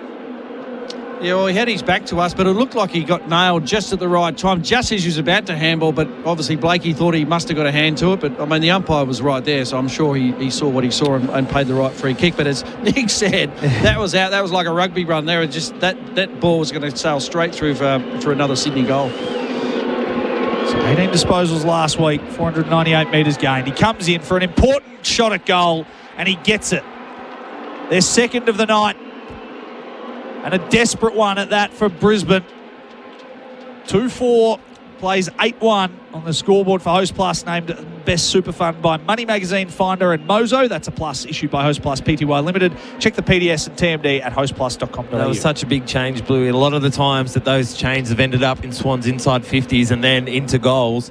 Cam Rayner being able to not only put the pressure on, force a throw off Nick Blakey, and then I think it's the way they're going to have to go forward into this forward line. It's going to have to be lower the eyes or get off the line a little bit. And Rayner there, we know how much of a goal kicker he is, but to be able to facilitate a goal there, it's what they're going to have to do. They're going to have to find a different way to win. They're not winning the footy around the ground, so they're going to have to put pressure on and then try and go forward that way. Thrown up in the middle. Draper got up high, was able to get a hand to it, then towed it to half back. Blakey under a bit of pressure. It was a high tackle played. The umpire said play on, advantage, Grundy. It's still a high tackle because he hasn't let him go. He hasn't. Sarong got rid of that quickly. Dumped it out of there to half back. One back by Fletcher. Now they open it up, Brisbane. Loman. He goes backwards though. Finds Answorth on the outer side. Now Levi Ashcroft chips down the wing. Loman dropped it and just fumbled it out over the line. And it will be a boundary throw-in. I'm interested to see how Draper goes about this tonight and for the next few weeks. He's probably left the club in Melbourne and come up here to Brisbane thinking, I'll be able to, be a piece of this puzzle and get on the end of some good footy. But it hasn't started that way for him. I'd be pretty keen for him to assert his dominance some way here, and he did there with a tackle on Nick Blakey. He did. Burst his way through was Will Ashcroft. Now Levi laying pressure on as well. Here is Levi. Ball smothered by Papley off the hands. Heaney won it back. He wobbles one to half forward. One-on-ones everywhere. Here's Curnow. He can load up from outside 50. His bread and butter usually just leaning onto that right boot. As he lost his opponent, he kicked it out in the full. It's a nice matchup for him there. Oh, yeah. It's a very nice matchup. So, no score for him. 8-1-49, 2-4-16. For Host Plus, that's a plus. Ball in the back pocket for the Lions. Fletcher gets it out of there. Goes in the Draper direction. Tunstall got up high to try and keep it in play. Swans via Sarong goes to Papley. Now back to Bice. He wants to square it up. Top of the goal square he goes. Pack forms. Amadi gets up high and takes the grab. Everything's working for the Swans at the moment. 20 metres out, just about directly in front. And Riley Bice has had a good game, Bluey. Yeah, 18 touches, just ahead of Tommy McCartan. So, no, he's fine on the footy. Don't worry about that. He certainly is. Joel Amadi's kicked 2 goals already tonight. Should make this his 3rd, and that'll make it back-to-back weeks where he's kicked 3. And again, just that mismatch, it's one it's up going to be ground. one or the other. Yeah. The Twin Towers, if you like. So he's just left of centre, 30 metres from goal. Should make no mistake. And pops through his 3rd. And the Swans back out to a 39-point lead as Venga Boys rings out across the SCG. 9-1-55, 2-4-16. Good start here from the Swans in the second term. Yeah, it's been good. And look, we spoke about Riley Bice, 19 disposals, Tom McCartan, 13, Nick Blakey, 11, Callum Mills, 10, Matt Roberts, 10. They're all the Swans back half-backers. It's where they're winning the footy, Bluey. It's across half-back. Yeah. And the Lions aren't able to have any turnovers through the midfield. And given the deficiencies that they got down back, it's either McCartan or it's Curnow or McDonald is starting to warm into the game as well. But Joel Amadi, again, he was injured for bits and pieces of the year last year. I think he enjoys being the 2IC down there. He had some really good games when it was Franklin and him. And now with Curnow down there, I think it's his preferred role being the second in command down there, and he can get a good mismatch. Well, he's in the ruck now, so he's kicked the goal and gone into the centre of the ground. Yeah, Fletcher wobbles one to half forward for the Lions. Burst through McCartan's hands. Weeks was there to clean it up. Gave it to Blakey, back to Wicks, but the handball was a little bit wayward. Working it around in a tight phone box. McCartan on the end of it.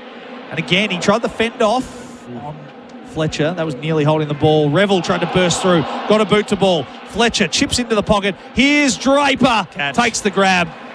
Half forward turnovers for the Lions. It's the only way they're going to stay in it, Bluey, if they can keep the pressure on the Swans half-backs. So 78 games for the Bombers. Playing his first game for the Lions. Went down with an Achilles last year. Had a little foot complaint. Kept him out of round 1, or opening round. He needs to kick this to keep his team alive. He's going to go the drop punt. The big ruckman. In fact, he check-sided it, just kicked it across the face.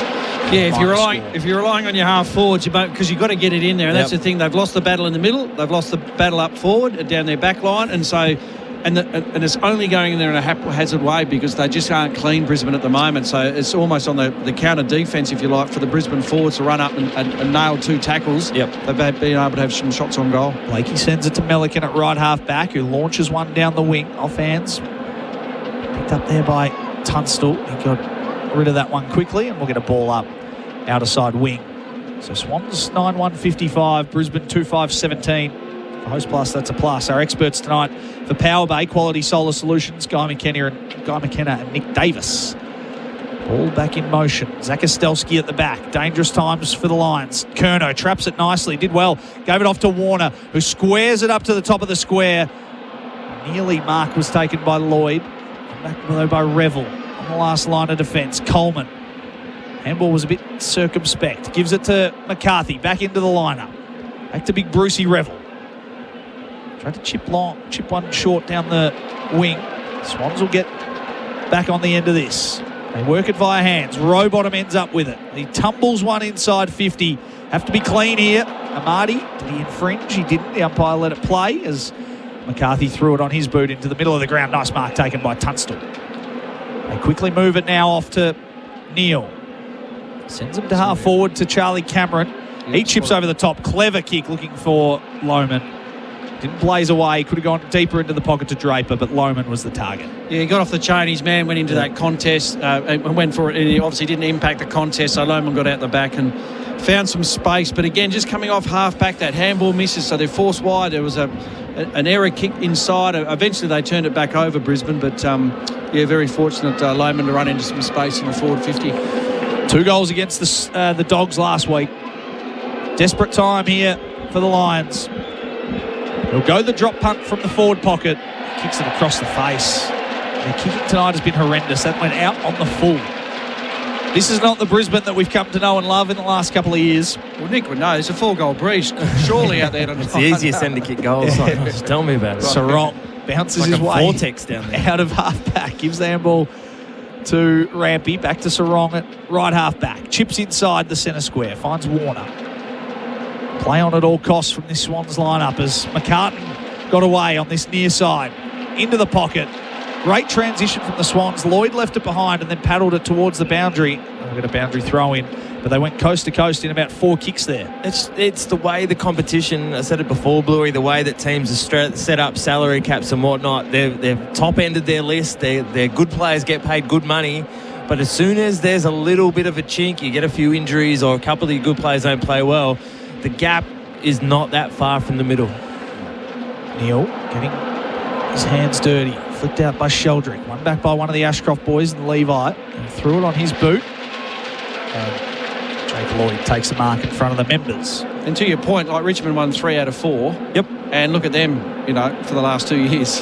Rolled onto the right boot.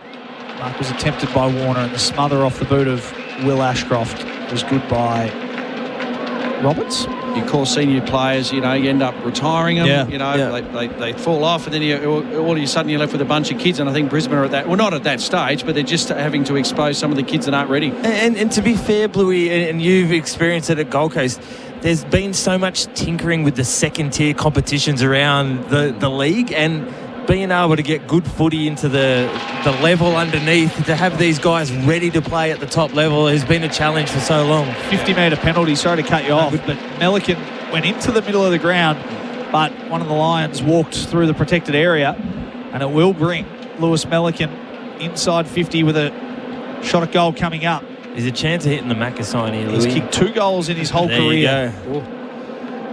So you think the Macca signed out to the right? Yeah, the one to the right. Yeah, the race there. Okay. I'll tell you what, he was looking around to give it to he a couple was. of the teammates, that's for Lewis sure. Melican, not a noted goal kicker, just 2 in his career. From 45 metres out, he pulls it to the left, and it just couldn't bring it back. So the guy that looked like a defender kicking a goal. And he's a good defender. He's, again, another one that's had injuries and interrupted, but in terms of the key defensive stocks of the Swans, you've got McCartan, you've got Rampy, you've got Melican. those three out on the field together, they work beautifully. They are so connected as a defensive group. 9:2:56, 2:5:17. We've ticked over 20 minutes in this quarter on the clock for Elders for Australian Agriculture. As Brisbane work it down the outer side, Allen was the target. Hasn't had a big impact in this game. Swans win it back. Look at the swarm. McInerney to Rowbottom. He chips to half forward. Papley slides in and takes the mark. He's too far out to score, the little man, for now. He'll square it up. Goes into the pocket, looking for Heaney. Beautiful kick. Exquisite execution. Heaney takes the mark, leaning out in the right forward pocket. And isn't that the spooky thing? I reckon you've called Papley 3 times tonight. So he's lurking down there too. He hasn't really bobbed up. So Kerner hasn't kicked the goal, I don't think. Heaney's going to point his shoulder to goal for his second of the night. Runs around, snaps truly. Beautiful passage of play from the Swans. 10 on the board. And they are absolutely hammering the 2-time reigning premiers on their home deck. Swans on fire. 10-2 plays 2-5. Guy McKenna, this is a hammering. Just so clean and under pressure clean, and finding targets and not breaking stride. They're hitting targets, and then just Papley's lace out to Heaney, and Heaney just, he's exquisite to me. He can come out of the middle, go forward, sit it full forward, and he's one of those smalls that can play tall because he'll jump on your head. So you've got to guard him in the air, but then he's probably, well, not by far, but he's equally as good on the ground. And so, again, really good signs for Sydney. It's been probably the biggest thing I'm most disappointed, and the difference between the two sides is how connected the Swans have been and how disconnected the Lions have been. We've spoken about the players, absolutely. They haven't been able to be but this is the side that's won 2 comps. There should be a better system in play. Rayner from the centre square launches long over the head of Draper and just off to the left. So minor score. 10-2-62. They are accurate, deathly accurate, the Swans. And the Swans have got a system of play that's going really well at the moment, but the personnel is so interchangeable. You're going into a forward line where it's Goulden at full forward, and sometimes it's Warner, and sometimes it's Curnow.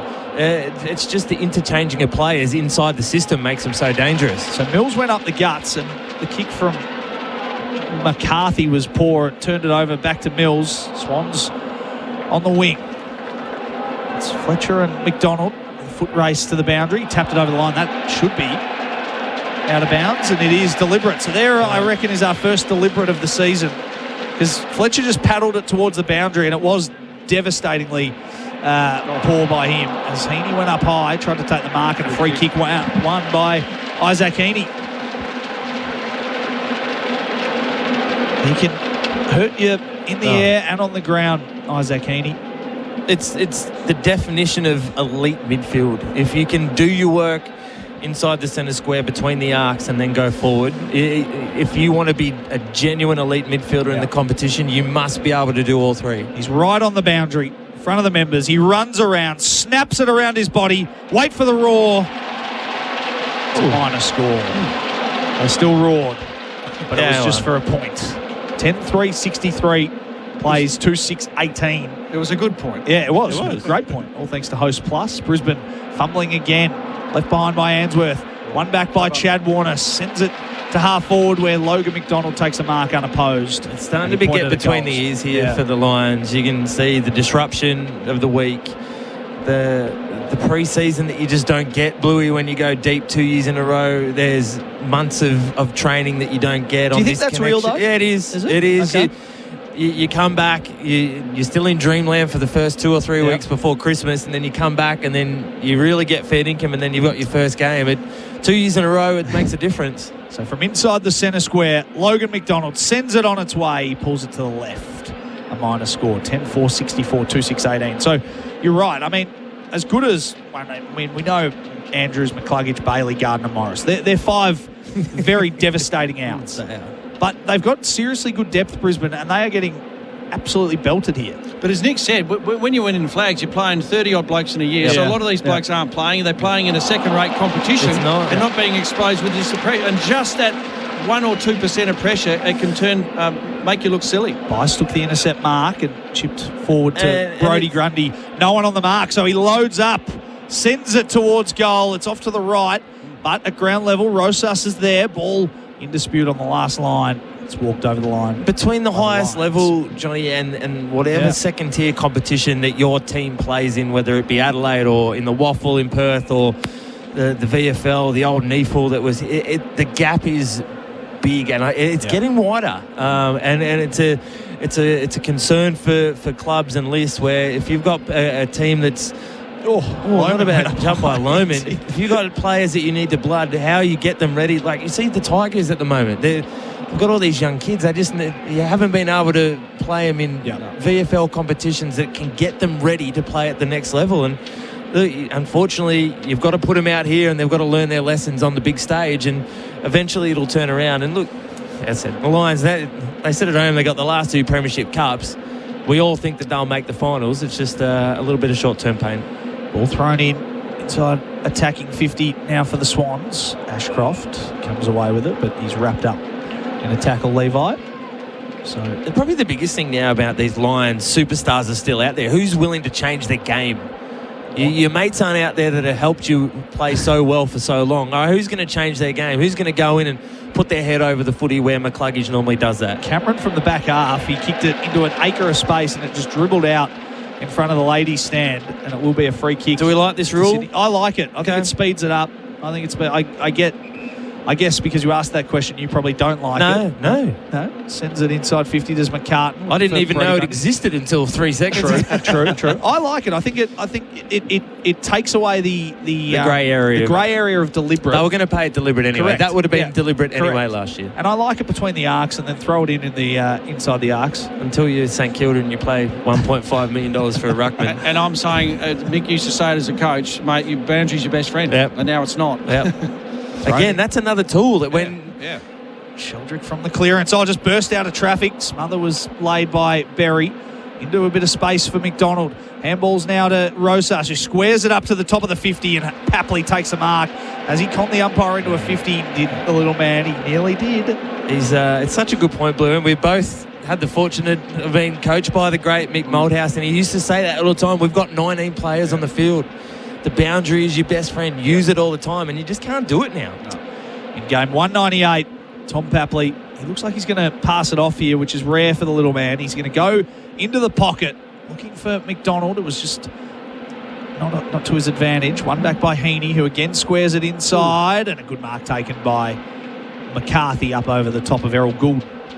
Nice to see McCarthy back in the lineup. His last game was round 8, 2024, when he did his knee against the Gold Coast. 678 days since his last AFL match.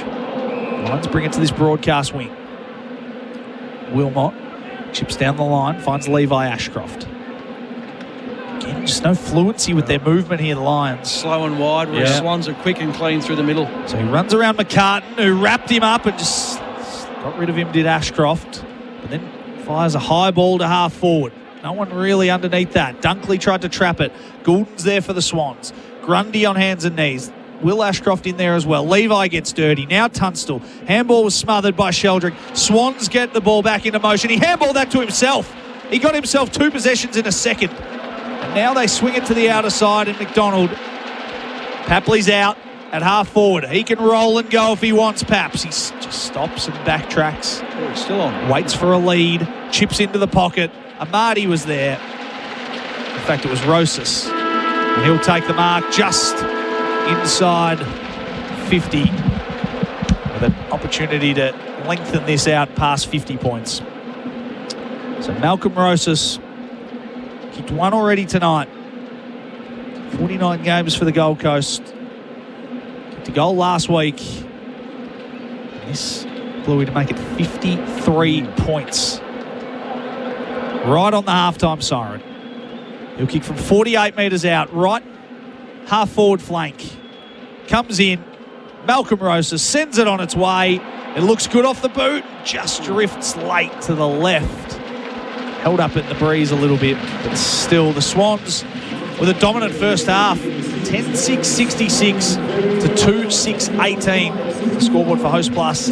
That's a plus. Our expert tonight, Guy McKenna for Power Bay Quality Solar Solutions. Your observations from the first half there, Bluey? Well, just Sydney have been clean. quick and through the middle. Yeah. And that's where, I mean, you know, your under-10s coach would be telling you to do that. I mean, obviously the AFL, because of the pressure and the standard of players, it's a high risk, of course, but Sydney are confident. Yep. And as I said, they've been clean, and they've really put Brisbane to the sword. And Brisbane probably been the other, they've been slow and wide and, you know, fumbling. And it's a great testament to the Swans' pressure. 3 goals to Joel Amati, 2 to Isaac Heaney, and singles to Logan McDonald, Malcolm Rosas, Errol Gould, Nick Blakey, and Justin McInerney. The only goal kickers, Bluey, for the Brisbane Lions are Charlie Cameron with 1 and Bruce Reville with 1 as well. So they have a bit of work to do. Chris Fagan will be probably not overly pleased with their first half as they go inside. No, and it's hard when you're fumbling. It's hard. You just can't say, "Hey boys, let's not stop fumbling." It's a very hard thing for a coach to do. And what you have to do, unfortunately, is then find players that are clean. But that's it. Fags will look across that group. Yeah. Who's been clean? I mean, Neil's copped them up, and McCartney. You know,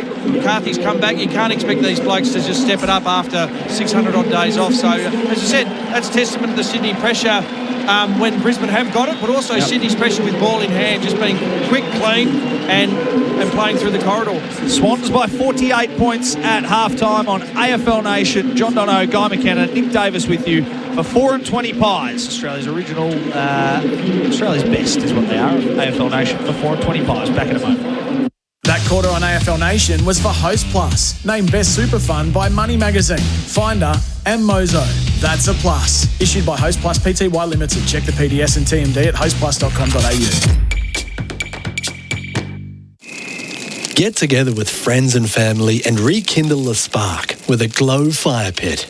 It's all about sharing special moments with the people we care about, creating outdoor memories that last a lifetime. It's where everyone comes together, getting lost in the glow and the good vibes. Feel the warmth and create special moments with your own Glow Fire Pit. Available at Bunnings, Mitre 10, home hardware stores and select independent garden centres. Pie, pie, pie, pie, pie, pie, pie, pie. Pie, pie, pie, pie, pie, pie, pie. Pie, pie, pie, pie, pie, pie, pie. Pie, pie, pie, pie, pie, pie, pie, pie. Pie, pie, pie, pie, pie, pie, pie, pie. Pie, pie, pie, pie, pie, pie. Pie, pie, pie, pie, pie, pie, pie. Pie, pie, pie, pie, pie, pie, pie, pie. The wait is over.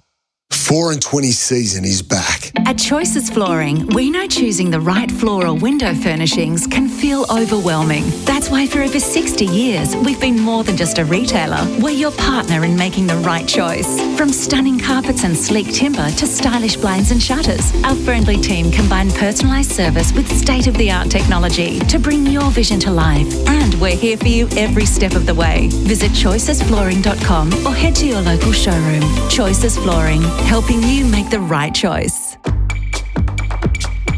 Top midfielders run over 15 kilometres a game. That's sustained performance. Just like Host Plus, who have sustained strong long-term returns over 20 years. A top-performing super fund, that's a plus. Issued by Host Plus Pty Limited. Past performance is not a reliable indicator of future performance. Consider the PDS and TMD at hostplus.com.au before deciding. Search Compare Host Plus today.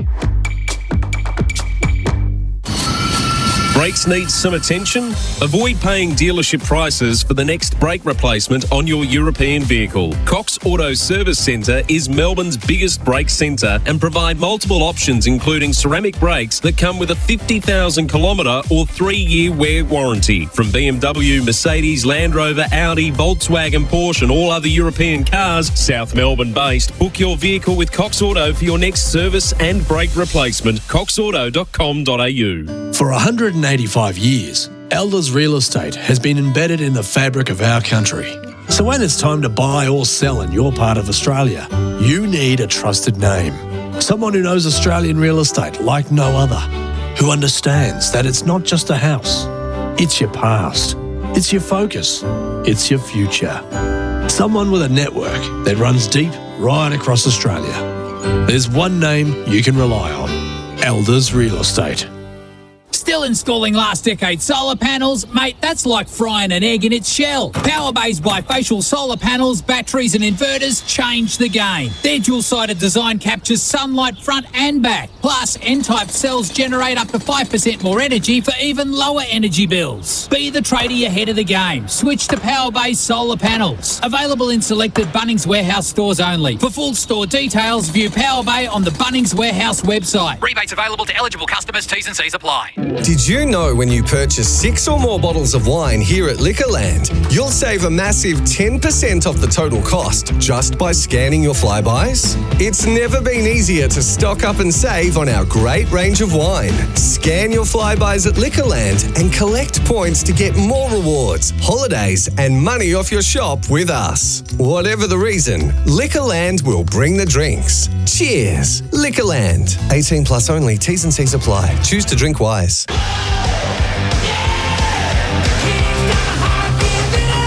You're listening to AFL Nation for 4 and 20 Pies, Australia's original fan food.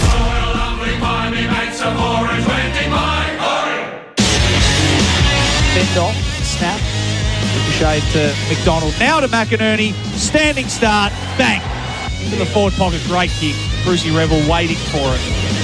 And the Swans fans are not one bit happy. Disposal last week, 498 metres gained. Comes in for an important shot at goal, and he gets it. They're second of the night. He's too far out to score, the little man, for now. He'll square it up. Goes into the pocket, looking for Heaney. Beautiful kick. Exquisite execution. Runs around. Snaps truly. Beautiful passage of play from the Swans. Macca's I'm loving it moments. This footy season, never miss a moment with McDelivery. So Sydney by 48 points at halftime on AFL Nation. All the highlights for Macca's. This footy season, never miss a moment with McDelivery. Time for the Choices Flooring Halftime Floor Show. The Halftime Floor Show for Choices Flooring. Style, comfort, quality. Helping you choose with confidence. John Dono and Guy McKenna with you. Bluey, just before we get into the categories around the grounds for Chemist Warehouse, Adelaide 4-3-27 are leading Collingwood by 9 points, 2-6-18. There is, what have they played, 11 minutes in the second quarter. So that one at the MCG. We'll keep you across all of that. Early days, but good signs for the Crows into the start of the season for them. So backing up, they finished on top last year. So against the Pies away from home, that's a good result for them so far. It's kind of an interesting matchup, that one, and I couldn't really get a proper read on it. Collingwood were good against the Saints, but Saints has probably let them into the game. And first outing from the Crows looks positive so far. But back here at the SCG, before we get into our categories, what do the Lions need to do to just work their way back into this and stop the scoring? Well, again, like we spoke about just before the break, I mean, it's getting the blokes that actually can handle the heat around the ball. And again, just with the younger ones, it just you go from one player that will win the ball to get handball to the next player that's clean again, but then he's going to go to 2 or 3 options. They're going to fumble, bumble, and again, it's just hard to find those players because I mean, but again, I reckon Fags, the second round of the season, what you do is throw some of the kids in there and find out, because they say the strongest steel's forged in the hottest fires, and we were talking about the players that haven't played a lot of senior footy. Well, you never know. This might be their night, so throw them in there. Let's find out. But don't give them 1 or 2 goes, because they're young kids. They're going to find it's going to take a bit of time to find their way. But give them 5 minutes, give them 10 minutes if you have to see if they can actually stand up. And you might find one out of them, and that's perfect, because then you get that chain and you get the connection between the midfield group into the forward group. Then all of a sudden you start owning a bit of the footy. You own a bit of the quarter. A bit of confidence starts to come back in the boys, as opposed to them playing out wide and slow.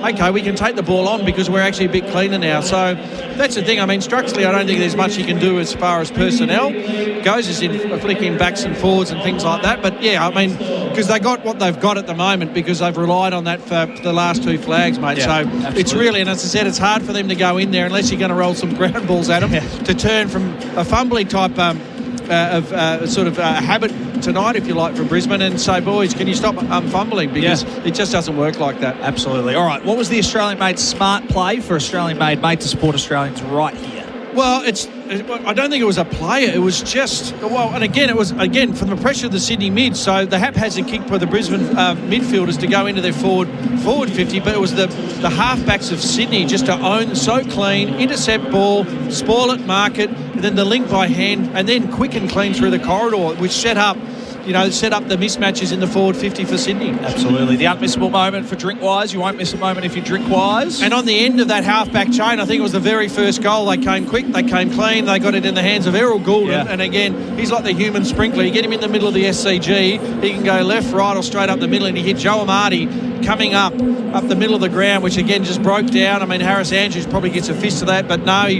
the defender fell off him. Amati gets that, lays the ball off, and Blakey kicks their first goal. So, yeah, Errol Goulden there, that's for sure. My travel partner up here today was Signet. Stay powered 24/7 with the Signet AFL Club power banks. They keep your phone and tablet, everything ready to go because you need them when you're on the plane. You mentioned what the Lions need to do, but what will the last thing the coaches say before they head back for best sheds, Australian sheds at the lowest prices? Let's just go to Dean Cox. What's he saying to his team right now? Well, he'd be asking him, so why are we in front? Why are we've kicked 10 goals? Where have they come from? And he would have said pressure without the ball, that's one thing. And again, we know Sydney are very defensive orientated, and Coxie's no different. But they're lighting up. Why? Because the pressure then with ball in hand. Simple 10-2 handballs, targets coming up. You're easy early, we would say as well. So hit the easy target, get that connection, get it into your forward, because you got, there's probably 8 forwards. You're not all playing 8, but you got 6 live targets down there, and they go rotating on and off the bench, and so they got options. Heaney goes forward. Logan McDonald fills out Amati and Curnow down there. You've mentioned Papley 3 times, I reckon, tonight. So he's sitting down there too, just waiting to burst open. So, God help Brisbane in the second half. They're chock full of talent. They're up by 48 points at halftime. At the ground today, open the SEN app and enjoy our live SEN Stadium AFL Nation broadcast for Australian made to support Australians right here. Choices Flooring are giving away the ultimate VIP grand final experience. You and a mate could experience all the hype of grand final week firsthand, then be at the big match itself, the 2026 Toyota AFL grand final. Head to SEN Win to enter now. That's been the halftime floor show for Choices Flooring. Style, comfort, quality, helping you choose with confidence. This is AFL Nation for 4 and 20 Pies, Australia's original fan food.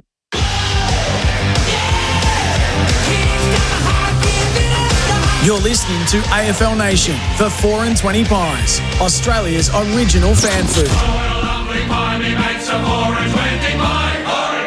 What would you do with 9 weeks annual leave? Go backpacking through Southeast Asia? Follow your favourite band across the country? Or fall into a TikTok rabbit hole?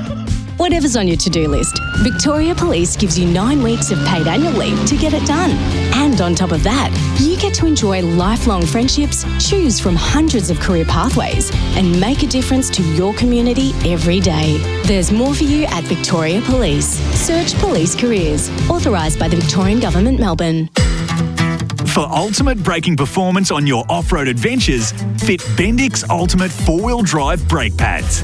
Their high-tech ceramic formulation provides low dust and noise, while delivering high-temperature stability and exceptional fade resistance. They also feature our mechanical retention system backing plate for improved pad attachment strength. Bendix Ultimate 4-wheel drive brake pads.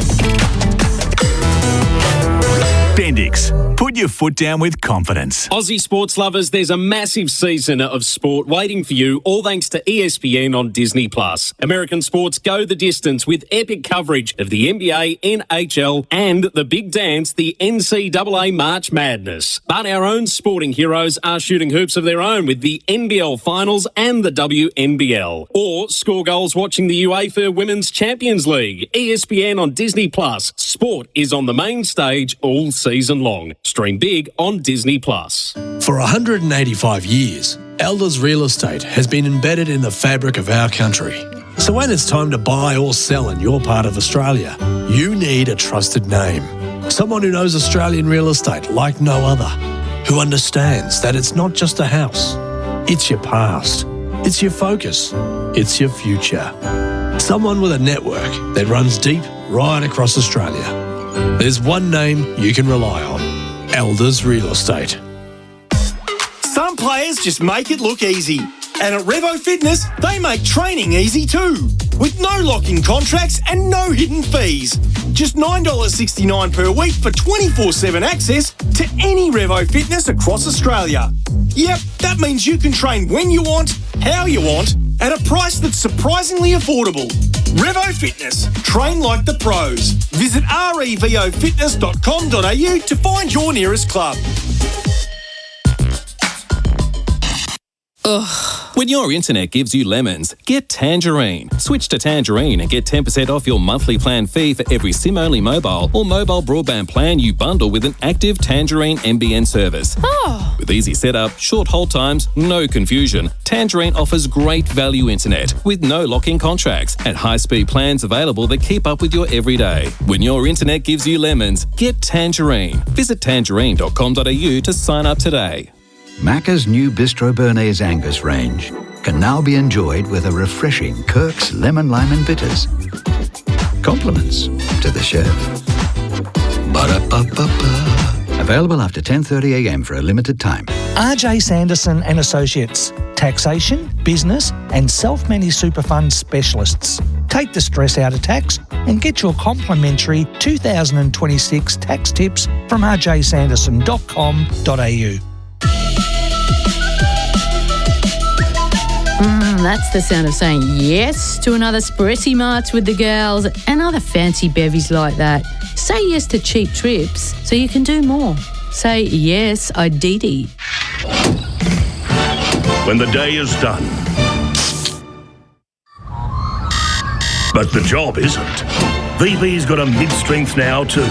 New VB Mid 3.5. 18 plus, drink responsibly.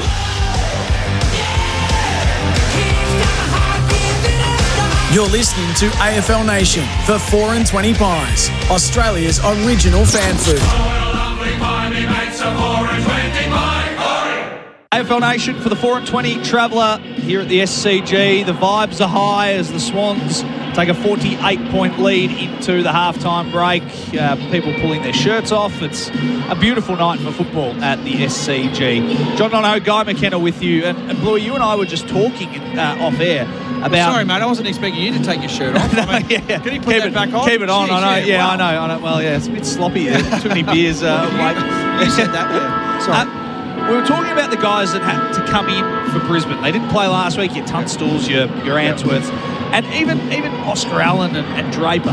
They just look a little bit off it, and it's making Brisbane look a little bit sloppier as a result. Yeah, well, it's just double guessing, and again, when they get it, so what am I expected to do here? Because one pre-season, and again, whether they've had a healthy pre-season or not, it doesn't matter. I mean, I still remember the first bounce at Gold Coast against Carlton up at the Gabba. Yeah. Gary Ablett, the best player in the league, got it. And he looked at David Swallow, who'd done all this stoppage work and clearance work in our first pre-season going to the AFL. And then Gaz got it. David Swallow's coming in. He didn't know whether he was going to go left or right. And, of course, David went left. Gaz hit a handball right, thinking that's where he was going to go. Carlton got it and kicked a goal in the first 15 seconds. And you just go, there's the best young kid in the land versus and alongside the best player in the, and they couldn't get it right. So, again, when experienced players, new players come into the side, you just can't expect it to fit like hand into a glove. And even someone like Lincoln McCarthy, who has had some moments where he's the rundown tackle, he took a couple of nice marks, but again, it just takes 678 days without playing a competitive game. It's such a hard game to just walk straight back into. Yeah. And again, when a side like Sydney's putting so much heat on you too, that's another layer and another filter. Just watching Oscar Allen here, he doesn't look comfortable. He's the last one. He sort of hobbled out, went straight to the physio. Looks like he might be. No, he's going to go to the bench, but he's complaining about something. Yeah. No, he doesn't look overly comfortable, so we'll keep an eye on that. AFL Nation for 4 and 20 Traveller. John Donohoe, Guy McKenna, and Nick Davis, fresh off the scoreboard, is back. He just had to do his best work. That's why we pay him the big bucks, Nicholas. Welcome back. It's good to be here. The crowd is sharp good work by you. Yeah, sharp work. Good energy in the crowd. Yeah. People were taking their shirts off. They were taking their shirts off on dance cam, and it's quite warm out there. I can understand why the Swans have kicked 10 goals. But vibes are high at the SCG. Yeah, so they should be. The last half of last week and the first half of this week. Yep. If you're a Swan supporter, you've got plenty to be cheering about. Third quarter underway as the music dulls. And Brisbane go into their attacking zone as Levi Ashcroft back to Dunkley, who sends it inside 50, tumbles one in the Loman direction. Mills Fans, Sarong dumped it out of there. Dunkley. Now back to McCarthy, who spins around, and he was taken holding the ball. So a nice tackle laid by Rampy as he tried to evade the tackler.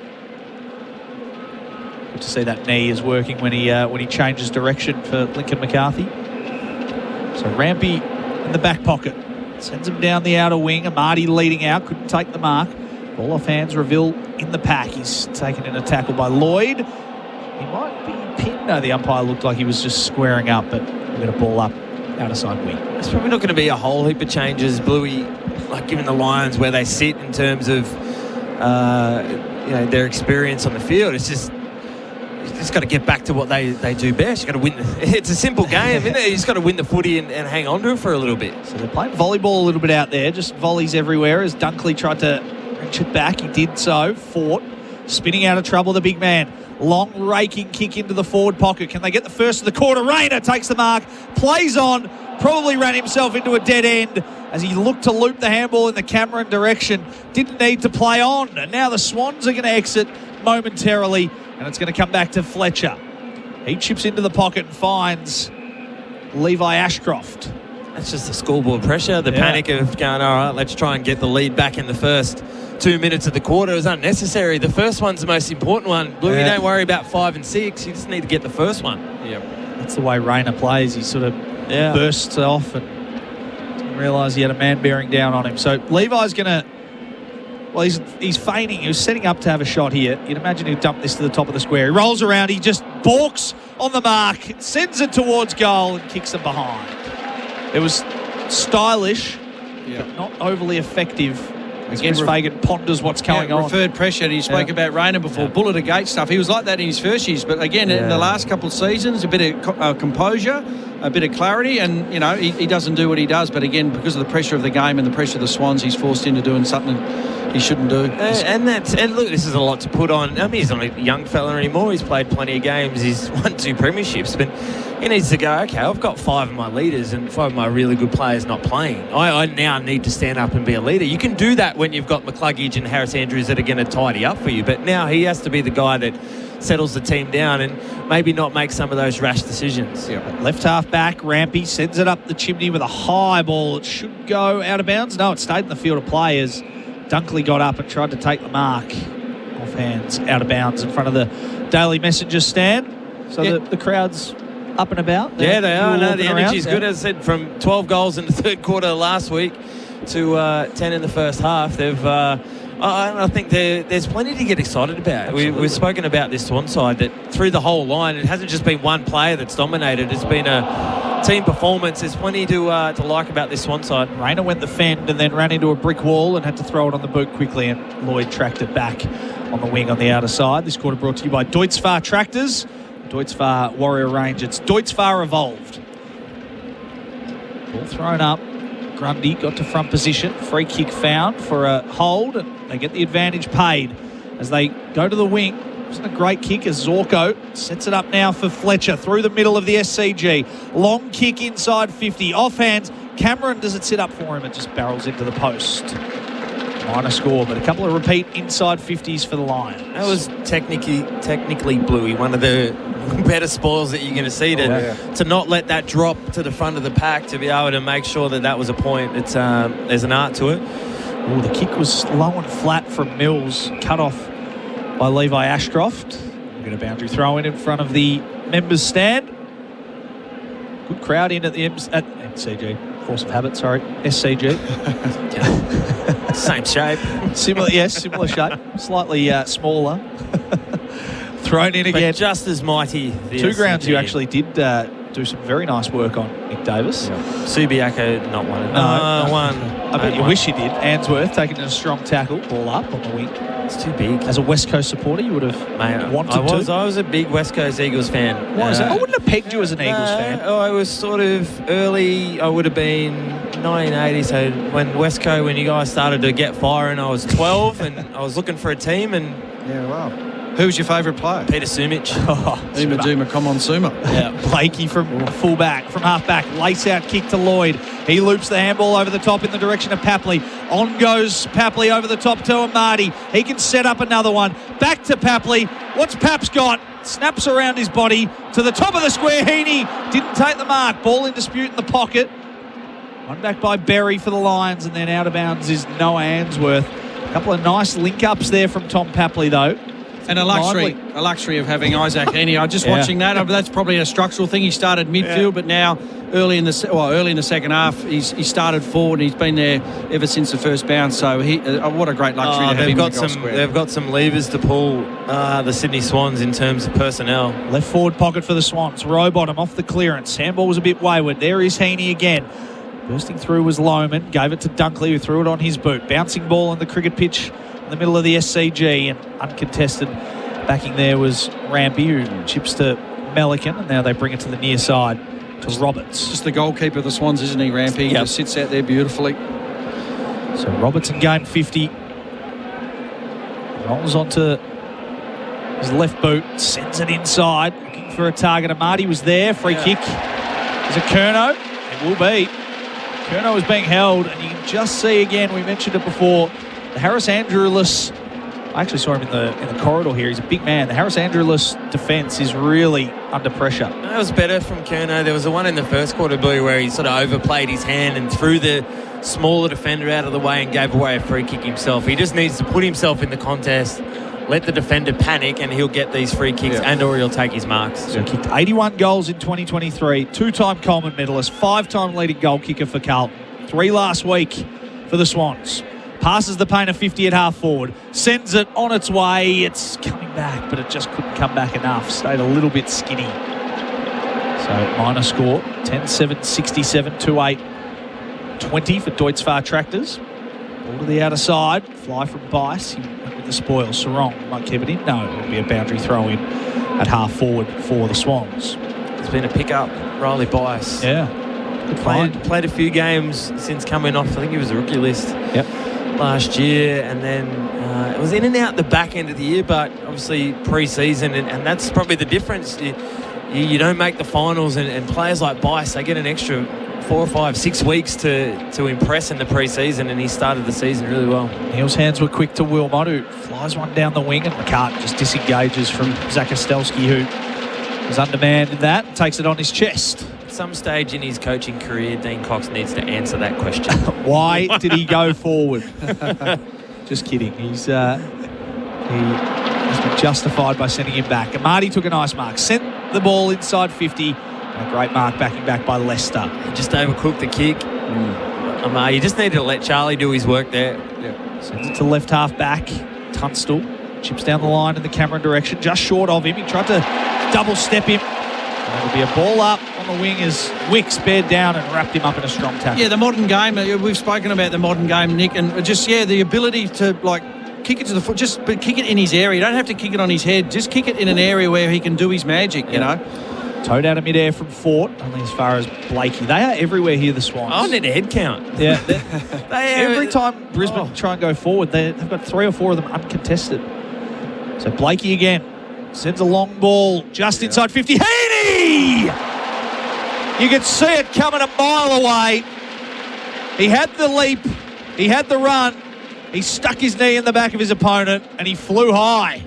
Sometimes we worry about how fast they run and how far they run and what they can lift and how much sleep they had and what's their REM and all that sort of stuff. When Isaac Heaney is near the football, you must take away his run and jump. You must initiate body. It's some simple things in footy, Bluey, just go by the wayside. Now he's got to finish, Bluey, sorry. Yeah, I was just going to say, you said it in the first quarter, you could see it unfold a mile off. Chips into the pocket, kick. Very clever kick onto the chest of Logan McDonald. He's got all the tools, Isaac Heaney. He's a freak. And that's the evolution of his game. It was not all about Isaac, but he would feel, I need to do it myself. I need to kick these goals. But he's so comfortable now in the footballer that he is and what he can do. He's looking to bring other players into the game. And as I said, he does it in the centre bounce. He does it between the arcs with his possessions and inside forward 50. He's the complete player. McDonald, in front of the Victor Trumper stand, comes in from the pocket, squares it up through the middle of the goals. Beautiful finish. Just rewards for the Swans forward. And he gets his second on the board. And it was all set up by Isaac Heaney. Their 11th goal, the Sydney Swans, 11-7-73 to 2-8-20 for Deutz Tractors. What a start to the quarter. Yeah, it's important, Bluey, I reckon, as this Swans forward line, that they work, and they're connected and they work in sync, because each week they could be the three little bears. One little bear is probably going to miss out every week, but they got to understand that everyone's going to get their turn. Everyone's going to get the right matchup. Some weeks it's going to be your week to be the facilitator and watch your other teammates go to work. But if they can have a real pack mentality as a forward line, they're going to be hard to stop. Yeah. Well, you've played for a mate. You understand the Swans culture, and again, yeah, they're just going to play for each other. And yeah, someone's going to get a lick of the ice cream one week, and the next person will get the next lick up the week after. 153 points, game high as Draper wobbles one inside 50. Tackle laid by Zakostelski. Yeah, it was a free kick on McCart, and he will win himself. In fact, it was Gallop. It's back here. Free kick in the middle of the ground, Cameron. In fact, it's inside 50. Inside 50. Cameron. It was on the ground ball. Wixie just sort of got into his back, but Sam Weeks, it was probably a position that Nick Smith handed over to Harry Cunningham, and now Jared Crouch probably handed it over to Nick Smith. Nick Smith to Harry Cunningham. Now Harry Cunningham to Sam Weeks, that small defender. It's such an important piece of your puzzle. 45 metres out for his second of the night. Cameron, drop punt, looks good, and is their third goal of the evening. Charlie Cameron's got two of them. And one against the run of play for the Lions again. So 3-8. They've been inaccurate tonight. 3-8-26. 11-7-73. We've played nearly 12 minutes in this quarter thanks to Deutz Tractors. They have been inaccurate, but Blue, it's just been the matter of how the balls come in. It's hard to get those really effective shots on goal with how they've ended the forward 50. But look, the Lions this second half, they just want to get back to feeling something that they've felt over the last couple of years. It's a long season. They know they've got another game next week. They need to get those familiar feelings with different faces and try and work out how that looks in the second half. As you say, mate, and that's simply it. When you're clean, you can connect and you get that continuity. When you're unclean like they are tonight, they've been torn apart. Yeah, cough it up. Back in the middle we go. Draper over the top. Couldn't take it cleanly. Neal flung out of there by Wilmot. Back to Draper. Now to Will Ashcroft, who was taken high in the tackle. A little burst here from the Lions. Bice infringed. Wilmot runs around the back. Ashcroft sets it up to the pocket. In the Draper direction. Four Swans there. Coming over the top was Blakey with the fist. Neal, he won the ball back. Standing start, Zorko. Chips to the top of the square. Rayner was uncontested. Couldn't take the mark. Melican was there. Loman. Here's Draper now. Trying to burst out of traffic. He's a bit gangly, the big man, and he did lose the footy there, and that'll be holding the ball. He's working into his season and his work. Yeah. In a new club, back from injury. So free kick in the last line of defence for Blakey. Liked his night, the first of the game. Not his greatest kick there as Wilmot takes the mark out of side. He's looked much better up the ground, Bluey, than one out in the goal square. Yep. Wilmot not much up ahead of him as he launches into the forward pocket. Pack forms. Gallop was there, off hands. Rayner came bursting through, couldn't take clean possession. There was a free kick found there. I think that was a bit high. Yeah, it was Roberts. And I think it was Loman who came through a little bit aggressively. Roberts kicks across the teeth of goal to McCart. He's another player that started the season well, Roberts, and probably those extra 4 weeks of pre-season training to get those reps in front of the coaches, to get the confidence to play in the first couple of weeks. He's looked really good. Gordon, inside defensive 50, looking into the corridor. Nothing presenting at him just yet. Stands still and now brings it to this near side. Amati, the target up against Answorth. Got to front position, did really nicely. He looks stronger, Joel Amati, as he plays on quickly, goes down the wing. Rosas was in the contest, couldn't take the clean possession. Neal did, and now bursts through the middle of the ground. Opens it up for Reville. Can they set something up here? 1-on-1 forward of the footy. McCartan v Gallop. Gallop got up high, then landed nicely. Fed it back to Allen. Snap around his body on the left boot, and they get one. Lockie Neal set that one up. 2 in a row now for the Lions. They get their fourth on the board. 4-8-32. They still trail by 41 points, 11-7-73. And Lockie Neal just clean. Hangs onto it, balks a couple, feeds off a good handball, and again a quicker entry and a cleaner entry. So again, the football's fairly simple. Certainly he's sitting up here, of course. It is, yeah. But again, that was probably the last 2 goals. I know the last one was a haphazard kick, but at least Charlie came out and met the footy, drew a free kick, went back and kicked the goal. And again, that one again just good hands, good clean feet, and then obviously able to hit the target. And Oscar Allen obviously is. He's got the magic Denker up at half-time when he's come out to the bench, but he looked fairly nimble in that passage of play and kicked a good goal on his left. He'll get the confidence up for sure. Kicked a couple last week. Amadi thrown into the ruck. Warner trying to steam out of the stoppage. Took it at half-back for the Swans. Just coughed it up ever so slightly. Goulden on the end of it. Gave it to Bice. He couldn't get a clean handball away. Loman off the deck. Went one. Now get back to Fort, who dumps it out of there quickly. Into the path of Tunstall. Put the double fist into the pocket. Sits there for Blakey. As it pushed out over the line. And a boundary throw in left forward pocket for the Lions. It starts to be feeling a bit more familiar for the Lions boys out there now. The stats have certainly evened up and are well and truly in their favour in this third quarter. And they're starting to feel a little bit more comfortable. They're back at the pace of the game, Bluey, I think. Maybe the Swans might have come down a notch in fatigue, but the Lions have... they're certainly matching him in the first 16 minutes of this quarter. Levi Ashcroft getting in there, and bursting through was Neal. Fed it to Will Ashcroft. Outside of the boot, chips to the top of the goal square. Blakey was there front position. It was 2-on-1 against Allen. I think you're right, Nick. I reckon under pressure they'd been going sort of sideways and trying to manufacture something. Now that you saw that bit of passage of play, they're just smashing the ball forward. Again, it's almost like the old Brisbane, but again, that's what Brisbane do very, very good. Under pressure. Straight at you. Handball or kick, just kick it forward. Bash it forward. 50-metre penalty to McCartan.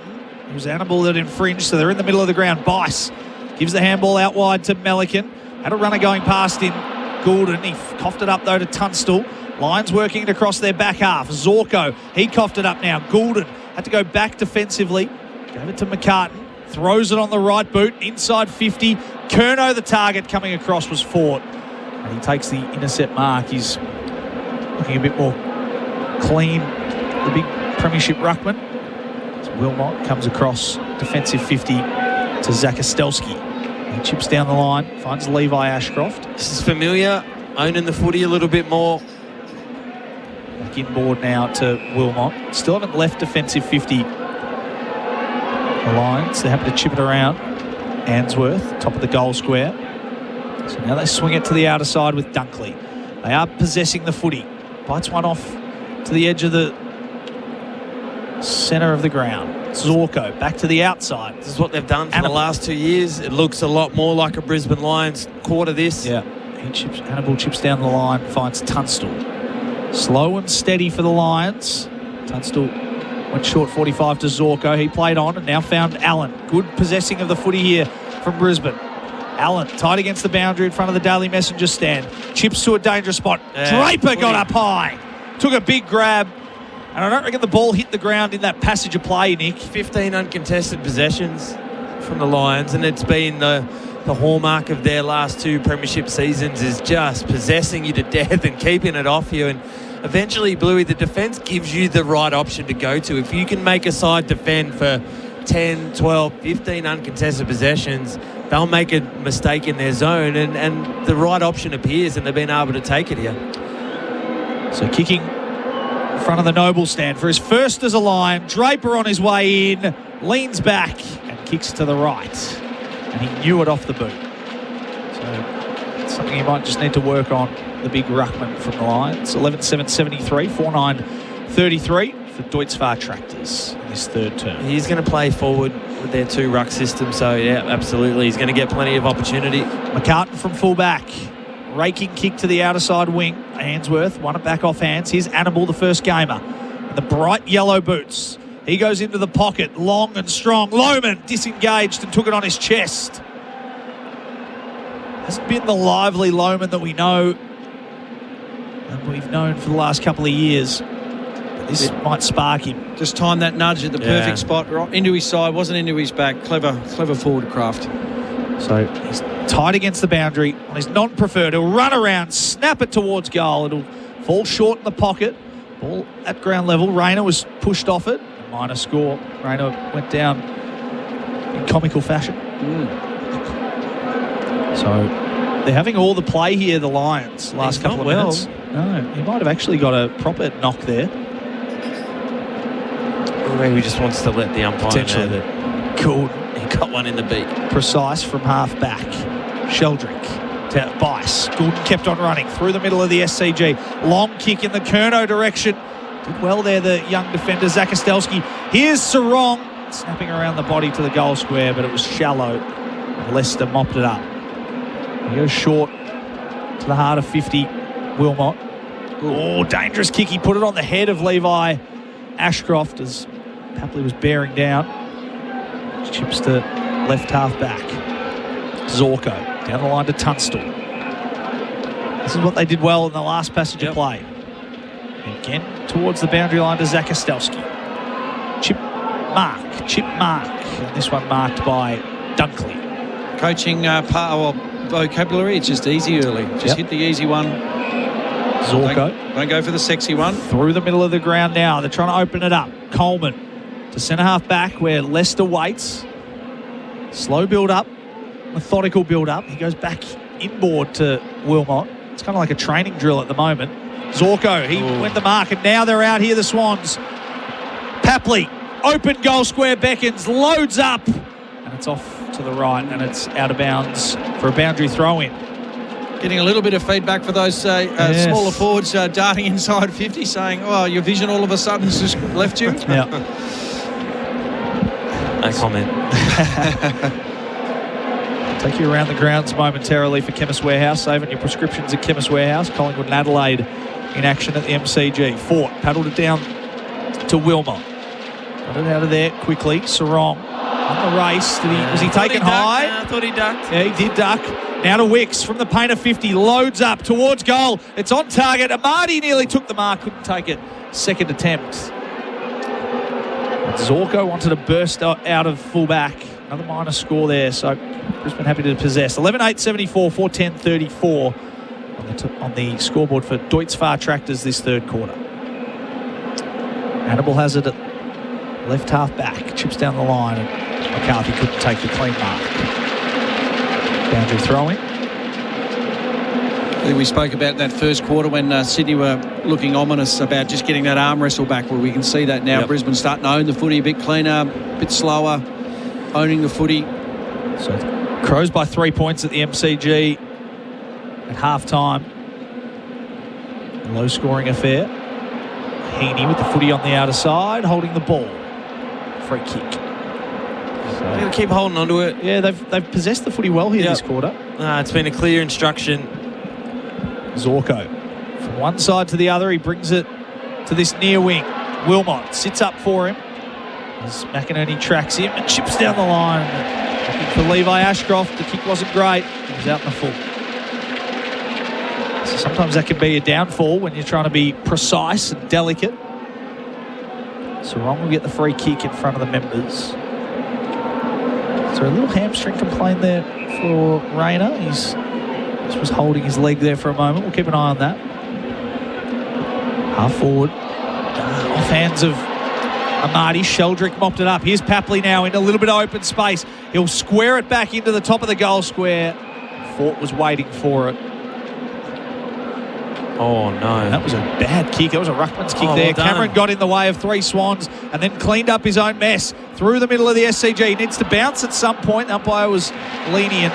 Sarong got on the end of the intercept mark in front of Neil. And now the Swans are out. McCart unopposed on the outer side. Chips to half forward where Roberts waits. Game 50. He's got a booming boot. They wheel around. Park the bus here, the line. They've got, they're outnumbering the Swans by at least 3 or 4 in their D50. Roberts to the top of the square. Flyers go up. McDonald couldn't take it first go. Paddled through, or attempted to paddle it through, was Dunkley. Had Heaney on his hammer. Sometimes Bluey can have too many as extra defenders, and everyone looks at it. I thought you were going. I thought you were going. Oh, we didn't go. And Logan McDonald had 2 hands on that. He had an opportunity to take that mark. Affectionately called the bystander rule. I've got him, you've got him, no one's got him. Yeah. Like cricket, yes, no way. Oh, sorry. So 75 plays 34. by Ashcroft. Out of defensive 50, kicks to the wing, ball off hands. Tunstall read it nicely, looped the handball over the top to Kitty Coleman, who spun out of the tackle from Sarong. Oh, he followed up beautifully, did Sarong. And that was a big smother for the former Hawk. It's been a good addition. He has. Swans recruiting team have done well there. He's filled a gap. Not only has he filled a gap, he's brought some of his own strengths. So thrown in on the wing.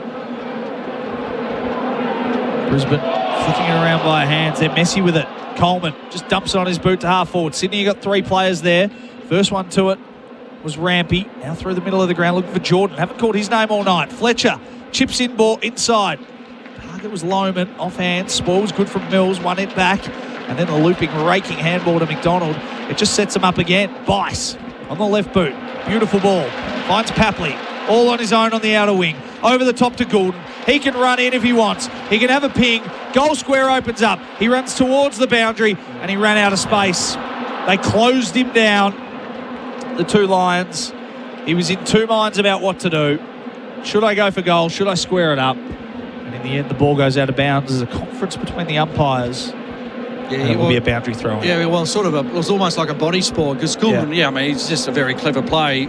He probably should have had a shot because he would have been good enough to kick it, but unselfishly he was trying to find a target. Then booted the ball in the back of the Brisbane defender. Ball thrown in. Now inside 50 for the Swans. Rowbottom, clean from the clearance, snaps around his body. Hits the point post. It's a nice gather though from the ball up. So we've gone 26 minutes. That's out the full. No, just touched. Leicester was the target. There's some opportunities for some ground level gold if you're a Swan small forward or midfielder in this team, Blueies, and they're around the ruck work and just the long ball contest. You've got some big boys that are going to either win or halve it. You're going to know where it's going to land. Zorko threw it on his boot, a wrestle on the wing. Umpire let it play. Melican tracked it back. Swans everywhere. McCartan was there. Gives it to Bice closer to the boundary. He settles on his left foot. Nice kick. Finds Rowbottom. Now gives it to McInerney. Bursting through the middle of the ground. Kick into the forward pocket was in the direction of McDonald. And it squirts out over the line for a boundary throw in left forward pocket. Listening to Nick talk about those ground balls in the forward 50, I thought he was drilling about a sausage roll at half time. It was actually, he just can't let go, can he? Was he setting us up to talk about it, do you think? No. That wouldn't be like our man Nick Davis. It's great to be back in Sydney for another season. Our experts for Power Bay Quality Solar Solutions, Guy McKenna and Nick Davis. Again, Sydney are just uncontested possessions galore here. They're sitting back nicely. Roberts spins it around inside 50. McDonald the target. Amati was deeper. Over McDonald's head, and Amati takes the mark. And another late shot at goal for the Sydney Swans. Had a couple of these in each quarter. But an opportunity to pop through their 12th and send this out to a 47-point margin at three-quarter time. Funny thing is, Brisbane basically controlled possession in that quarter for 2 goals. So Amati on the paint of 50. He'll run to about 35 metres out in the left forward pocket for his 4th of the night. There was a shank off the boot. And you could hear the crowd. No score registered. 11-9-75.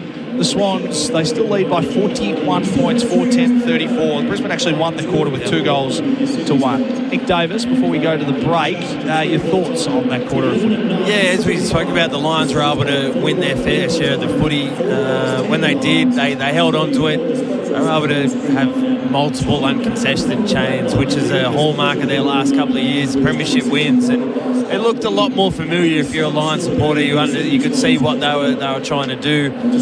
Winning the quarter 2 goals to 1. They didn't leak as many. They were able to defend the ground a lot better. Bluey, they slowed the Swans' ball movement down by holding on to it himself, making it a slower paced game, and they got themselves back into it. So it's they got themselves back into the quarter. They're a fair way still behind in the game, and but look, if you're a Lions player and a Lions supporter, you want to see things be a little bit more familiar. But if you're the Swans, it's how they going to, like when the teams put extra players back into that back half, right, just picking their poison and going inside 50 and just hitting the right target at the right time. Swans by 41 points at three-quarter time. It's AFL Nation for the 4 and 20 Traveller. And don't forget, if you're in need of a new TV, score a deal at Harvey Norman's 2025 TV run-out sale. Big brands, big screens, big savings. TV run-out sale on now. They sponsor our replays on AFL Nation. Plenty more footy to come live from the SCG. It's the Swans by 41 points. That quarter on AFL Nation was for the Deutz-Fahr Warrior range. It's Deutz-Fahr Evolved.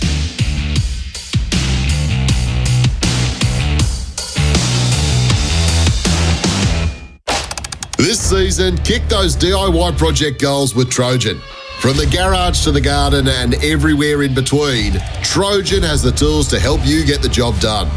No fuss, just a broad range of trusted tools, all at DIY prices and backed by a match-winning lifetime warranty. Whatever the task, Trojan tools are up for the job this season. Trojan, tools built tough. Available in store or online at Bunnings Warehouse.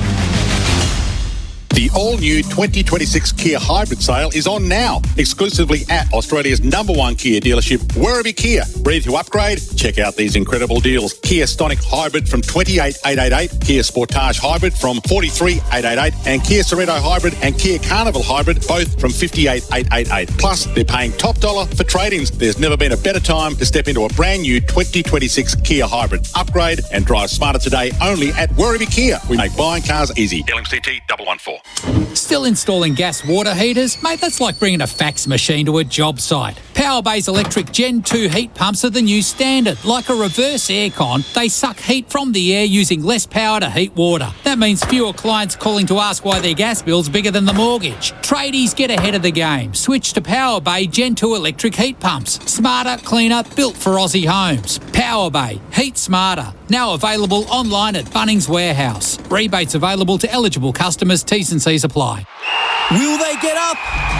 If your boys are getting the job done, sticking their tackles, walking off winners and singing their song, this one's for you. Because if they win, you win a delicious, healthy free burger from Grilled. Valid via coupon this Monday and every Monday after your Aussie Rules team wins. When you spend $20 and dine in. Mad Bun Day, where bragging rights equal burger rights. Sign up to relish and select your team today. Grilled. All taste, no regrets. T's and C's apply.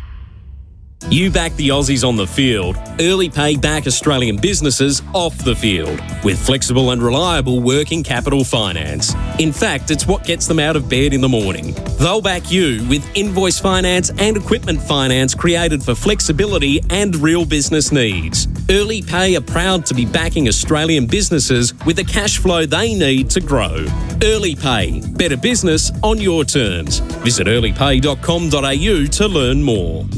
Visit the E&S Clearance Outlet in Clayton now and get premium home appliances at the lowest prices. We have a huge range of factory seconds, scratch and dent, X-Display and run-out models. You can save up to an incredible 70% off the biggest kitchen, bathroom and laundry brands like Bosch, AEG, Fisher & Paykel, LG and Siemens. Our consultants are home appliance experts and we won't be beaten on price. So visit the E&S Clearance Outlet in Clayton and get value the E&S way. Your business's vehicles are one of its most valuable assets, so knowing where they are at any time is paramount for keeping them safe and secure. Radius Telematics offers GPS tracking, asset tracking, high-definition dash cameras and more, all live on your mobile app or desktop. Their fleet solutions scale with your business, so no matter how big or small, they have a solution for you. Be informed on previous locations, speeding alerts, even driving behaviour, plus much more. Visit radius.com today. Don't get FOMO this winter. Wait, do the kids still say FOMO? What about 6-7? Is that still a thing? I kicked 6 goals 7 once. Get KO Sports with every game of every round of the 2026 AFL season live and on demand in 4K with no ad breaks during play. That is incredible! With all that footy plus the NRL, F1, Supercars, netball and all the other sport you love. You won't miss a thing on KO Sports.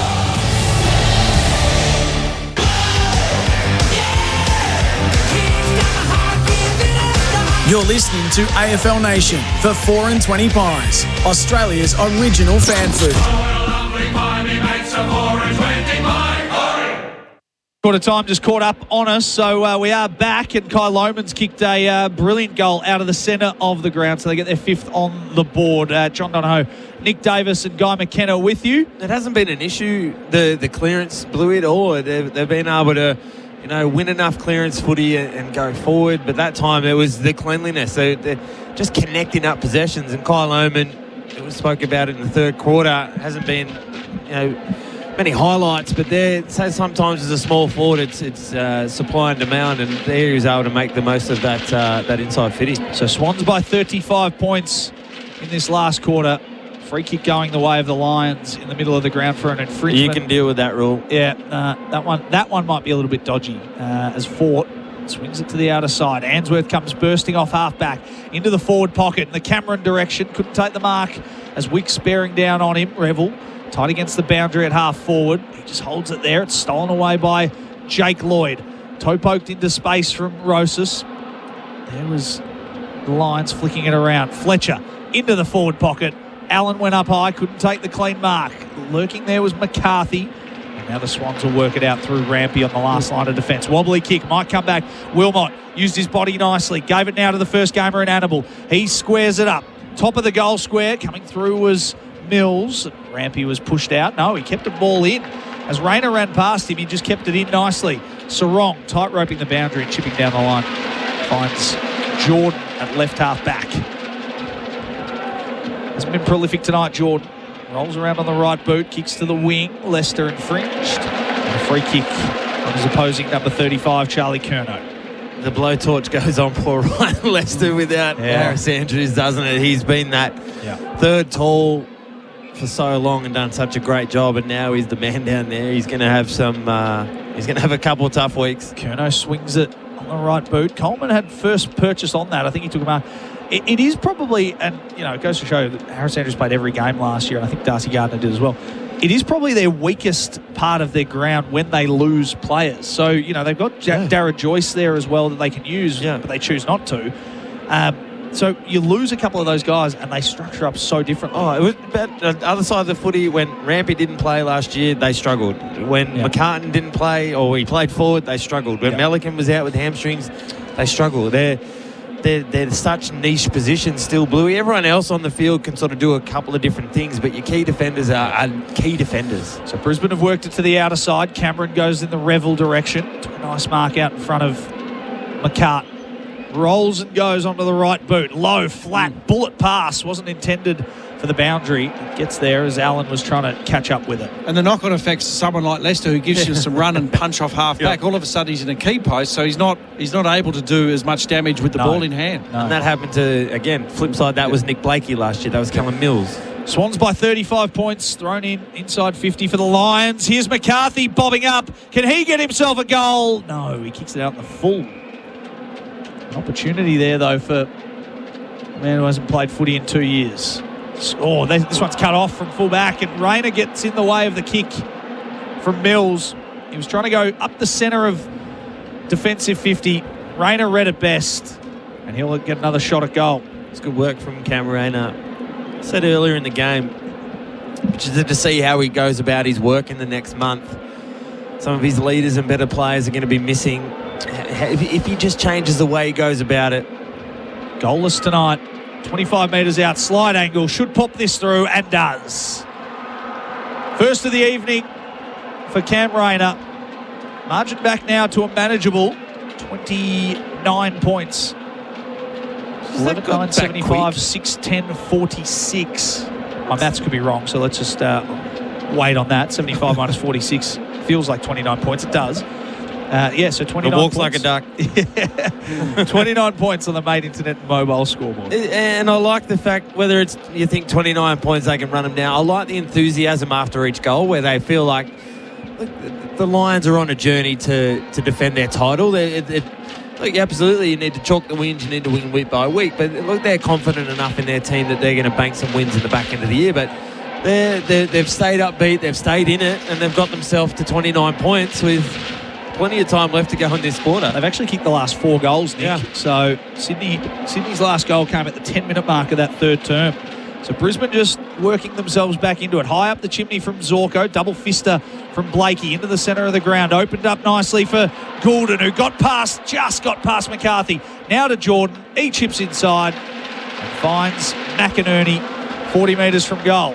And because you've won the last 2 flags, there's that psyche that says, hey, we're just not out of this yet, Sydney. So we've got to keep going. And as you say, Brisbane kicking the last 4. Certainly the last 2 have been quick and clean through the midfield and out of the clearances. And again, they've absolutely... Some dramas here for Goulden, boys. Holding a shoulder, wrist. Oh, no. That is a big moment in this game for Bendix Breaks. As McInerney lines up, we'll get Nick Davis to keep an eye on that. McInerney from directly in front, 48 metres out, sets it on its way for his second, and he pops it through. So they take back 1 against the run of play. They'd conceded 4 in a row. McInerney gets his second of the night, but the story there is that Errol Goulden's come off holding his arm. He looks all right now as he heads to the bench. Straight down to the rooms. He sort of rolled the shoulder over, thought about going back on, and he'll go down and get that checked out. There'll be no risk taken here from the Swans. Yeah, 5 on the bench these days. Yep. He might be ice for the rest of the night. But as you say, he's not carrying his arm like he was when he first did it, so that's a good sign. Hopefully it might be just a little stinger. Yep. Has he had shoulder problems in the past? No, not really. It's sort of been all lower limby sort of stuff. But anytime you sort of go down with that arm extended, and we saw what happened last year. He's such an important player for the Swans. Swans back out to 35 points. Rowbottom takes the clearance, gives it to Heaney. Now they get around some defence. Mills, who sends it high inside 50. Ball off hands. Here's Grundy running onto it. Check sides the ball. Dribbling, goal. Big fella. The big ruckman. Turning crafty forward. He puts the icing on the cake. And it could well be the game-sealing moment for Loctite. Adhesives beyond the bond. It's funny, it's the old... the small forward in the small defender, small forward. I just looked up as Grundy was kicking that goal. There's Draper on the other side of the pack with his hands across his head, just going, why wasn't I alongside him? But again, ruckman aren't renowned for that. And Grundy obviously read it really well. Good follow up from the centre, a centre bounce, of course, and a lovely dribble kick. There's no worse feeling, Bluey, and I've done it a lot because I made a lot of those mistakes where you're like, oh, don't get it. Oh, please don't get it. Oh, he's going to get it. Oh, he's got it. Please miss. Oh, he kicked it. What about me? Jeez. You split the pack on the defender. You're like, I'm going to go this way. He goes that way. And there's always going to be a bit of extra jump in that from Draper. Swans win the clearance. Blakey from half back. He got the handball, sends it inside 50 again. And Amati takes another brilliant grab. It's been a good response. Running riot now, Nick. It got to 29 points. Last 4 goals to the Lions. We thought, hang on a second. But they've gone up a gear.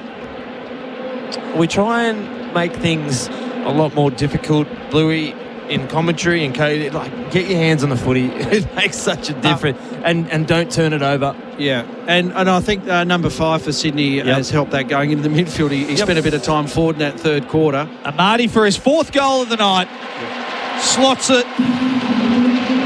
And Venga Boys rings out again. He's been their best key forward. With no goals to Charlie Curnow. He's got 4 on the board.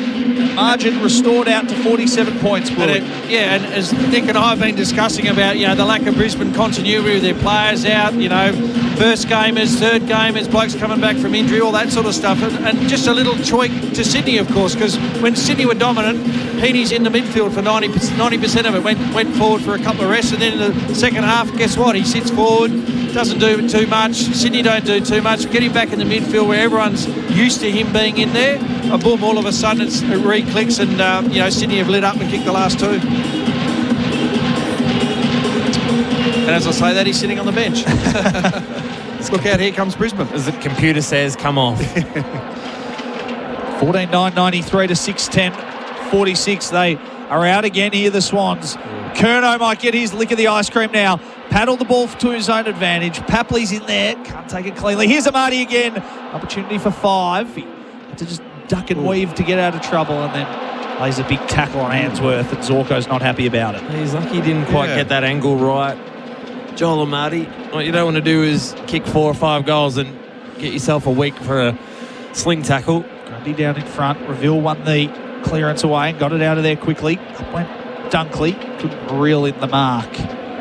And we are going to have a ball up. It's such a different situation, boys, the Curnow and Bud situation. Because this is a better team than when, a more talented team than when Lance Franklin arrived. And it was all about Bud, and the forward line was all about him, and it was 73% kicked into the forward line to Lance Franklin. He doesn't need to win the Coleman, Charlie Curnow, for this team to win a premiership. So the line's chipping it around the outer side. It lands in Dunkley's lap, who brings it back inboard to Answorth, and now into the centre square to Zorko, who rolls onto the right boot. High ball to Kitty Coleman. He put him under enormous pressure on the edge of the square, this broadcast wing, as Roberts bared down on him, took a nice grab. Now Revel under our commentary position. Rolls and goes. He's won himself a 50-metre penalty. He was in. Nice stand kick inside 50. Yeah, from Curnow. And he'll be walked inside to about 30 metres from goal. 45-degree angle, Bruce Revel. Yes, there was no standing there. They would call that skipping on the mark. Yes, Charlie. But you're right, Nick. I mean, and you look at the 8 forwards, I reckon, have rolled through that forward line. I mean, they're names that everyone knows. And so, I mean, you're just a part of this forward machine. You don't need to be the standout forward. So for a second of the night, Brisbane's 7th of the evening, and what's been a tough night at the office for the reigning premiers. Brucey Revel on his way in. Drop punt looks good, and he kicks it. 2 now for Bruce Revel. Get a late one here, the Lions. 7 goals on the board for them. They are still miles back. 7-10-52, 14-9-93 on the scoreboard this quarter for Mate Internet and Mobile. $25 off for 6 months with Mate Internet. Use the promo code BINGE25 at checkout. Yeah, they're still miles back in this game, but they're not miles back in a season. No. They're going to start 0-2, but look, these are reps that this group need together. They need to form that continuity, Bluey. They need to be familiar with the different. They're not going to play a different style, but you're just going to have a little bit of different idiosyncrasies with the different connections in there of who turns left, who turns right, who likes to kick, who do I need to put the ball out in front of, who likes it up in the air. There's all these little things that make a good team a great team, and that's what the Lions have been. Back in the centre we go. Grundy to McInerney. He threw it on his boot quickly as he was tackled. Roberts has a little bit of space to work into here up against the debutant Nadable. Throws it on his left boot. Long raking kick in the Curnow direction. Leicester did really well to get front position and slap it out of bounds. A boundary throw in at half forward. At the other end, I have liked the sink that the Swans forwards have played in. They've identified the right matchup at the right time. I like the small forwards. I like Roses. Not only does he bring pressure, the best pressure you can bring as a small forward is get the footy and get some shots on goal. Grundy from the ruck, dumped it into a little bit of open space. Rowbottom ran onto it, cleanly gathered. Snapped around the corner, but minor score across the face. That would have been a nice goal. Just do the basics well, don't they? He kept his feet. The defenders went to ground. He had an easy shot for goal. He didn't kick it right. But and again, the pressure of Sydney, they just do the little things well over and over and over again. Yeah, there's been a lot of highlights in this game, and the ball movement has been really, really electric. But it's off the back of fundamental basics that the Swans have done a lot better than the Lions. So holding free kick on the wing for Draper. Held in the contest by Mills. Running past is Fletcher. Sends him to half forward. Annabelle gets up high. Couldn't take the mark. In fact, it was McCarthy. Ball off hands, and now the Swans are away again. Warner bouncing his way through the middle. Out in front of Bice. They can open it up now to McInerney. One more handball over the top. Finds Roses, who can run into an open goal. Instead, he chips inside and finds Charlie Curnow. And that is the beauty of the Sydney Swans right there. Ball hits the ground, and they are off and gone. We've seen it multiple times there. It's been from the halfbacks. They've led the disposal counts. Errol Goulden up the back of the bench with the jacket on. Looks like a bit of ice on the shoulder. He'll be upset that he's just not out there getting the footy. Errol, he loves playing footy, but the Swans, it's been pretty good to watch. So Charlie yet to hit the scoreboard tonight. To bring up the ton for the Swans, he pushes it to the left. So hasn't had his kicking boots. He's had a couple of opportunities, but After a couple, what did he kick 3-2 last week? Hasn't registered a major tonight. 14-11-95, 7-10-52, and this one's cut off by Roberts. From the fullback kick, looking for Neil. And now Roberts with his opportunity in game 50. And as you say, Nick, Tom McCartan leads the disposal count, 27 on the ground. He's a halfback. Riley Bice, 26. Nick Blakey, 22. Callum Mills, 21. Yep. All the halfbacks, it's been from across halfback where they've won the footy, and this has been no resistance through the midfield for Brisbane to be able to stop them going back the other way. Pick 34 in 2021. This one skews off the side of the boot again through for a minor score. So 14-12 now, the Swans. Not taking full toll of what they could have. Up the guts from the Lions. All off hands. McCarthy was able to clean it up. And again, Sydney just feasting on them. Rosas gives it to Sarong. Tumbles one inside 50. Curnow. No clean possession. He picks it up off ground level now. He's got one hand to it. Umpire was going to pin him. He is holding the ball because he had the opportunity to release. Advantage is paid. Neil sells a dummy on a couple of Swans players. Gets it back at halfback. Chips inside. Now Zorko's dropping easy marks. Around the back half. Dangerous kick from Zorko. Put Annabelle under enormous pressure. Roberts got in the way. Amadi now looping the handball to half forward. Papley was the target. Papley might end up with it here. It'll be a free kick to Roberts. Papley plays on, takes the advantage. And the mark was dropped by Jordan at half forward. So Leicester cleans it up. Sydney, though, win it back as Leicester run over the top of it. Warner takes a bounce, steps around one, chips inside, and there's Amadi waiting all by himself. So Brisbane just fumbling their way out of defensive 50 and opening the door back up for Sydney. Oh, yeah. And then Chad Warner just steps on the gas. I was about to say, it looked a little bit of fatigue, as I would say. Yeah. Fatigue setting into the game with Sydney and the Brisbane blokes. But 50-metre penalty here as Amadi's going to be walked inside 50. And I think it's because Zorko got in the face of a couple of the Swans players. And Mick used to say, fatigue of the brain. Yes. Fatigue of the brain. So top of the goal square. He will officially register himself a bag. 5 goals for Joel Amadi. He's been leading the way all night for the Swans. And the ton comes up for Sydney. 2 weeks in a row, they put up big totals. 15 goals on the board. 15-12-102 to 7-10-52. It's been methodical the way they've gone about it. Plus 38 disposals, 39. The Lions have had more kicks, and that primarily came in that third quarter, Bluey, where they were able to possess the footy, kick mark. The Swans have had plus 65 handballs. They've been able to and that's been that run off half back. They've linked, they've run, they've overlapped, and they've just hit the Brisbane Lions defence with speed. And that's been probably 2 of the main differences. Inside 50s are now started to blow out as well. And once you sort of win possession in inside 50s, it's going to be hard to lose a game of footy if you can do that. Brisbane get a rare clearance. Neil, just again, a little bit late to give that one off. Kitty Coleman spinning out of trouble. Gives it to Berry, who's got open 50 beckoning from 51 metres out. He pushes it to the left. Minor score. They have just been stopped at every opportunity, though, tonight, the Lions. First quarter was unbelievable from Sydney. They kicked 7 goals to 1. Set up the game. Haven't looked back since. Margin's 51 points. On the scoreboard for Mate Internet and Mobile. Great kick. Blakey finds Sheldrick, who tells him just chill out, boys. It's all good. Settle down. And now brings it to left half back. Zakostelski got himself in the way. Tapped it out of bounds over the line for a boundary throw-in. And as we say, it's come from the pressure of the mids, Sydney mids, and their forwards to apply that pressure because, again, the ball, we just mentioned the half-backs that have had all the disposals because the ball's been in there, but it's gone in on their terms. They've been able to intercept and then counter-attack off half-back and been clean with it too. Free kick found, holding the man. It'll go Brisbane's way, and it'll be Darcy Fort.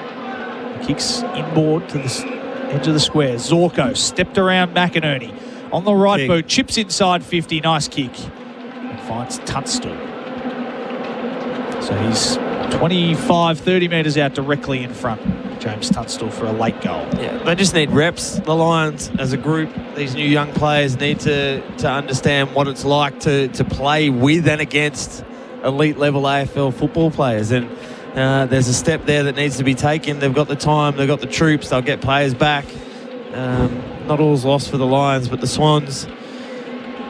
Yeah. Last game Look in round 24, 2025 against the Hawks for his second career goal, directly in front, sends it on its way and kicks it. First goal of 2026 for Jimmy Tunstall. Brisbane's 8th on the board. We've got 8-11-59, Sydney 15-12, 102. It's a 43-point margin.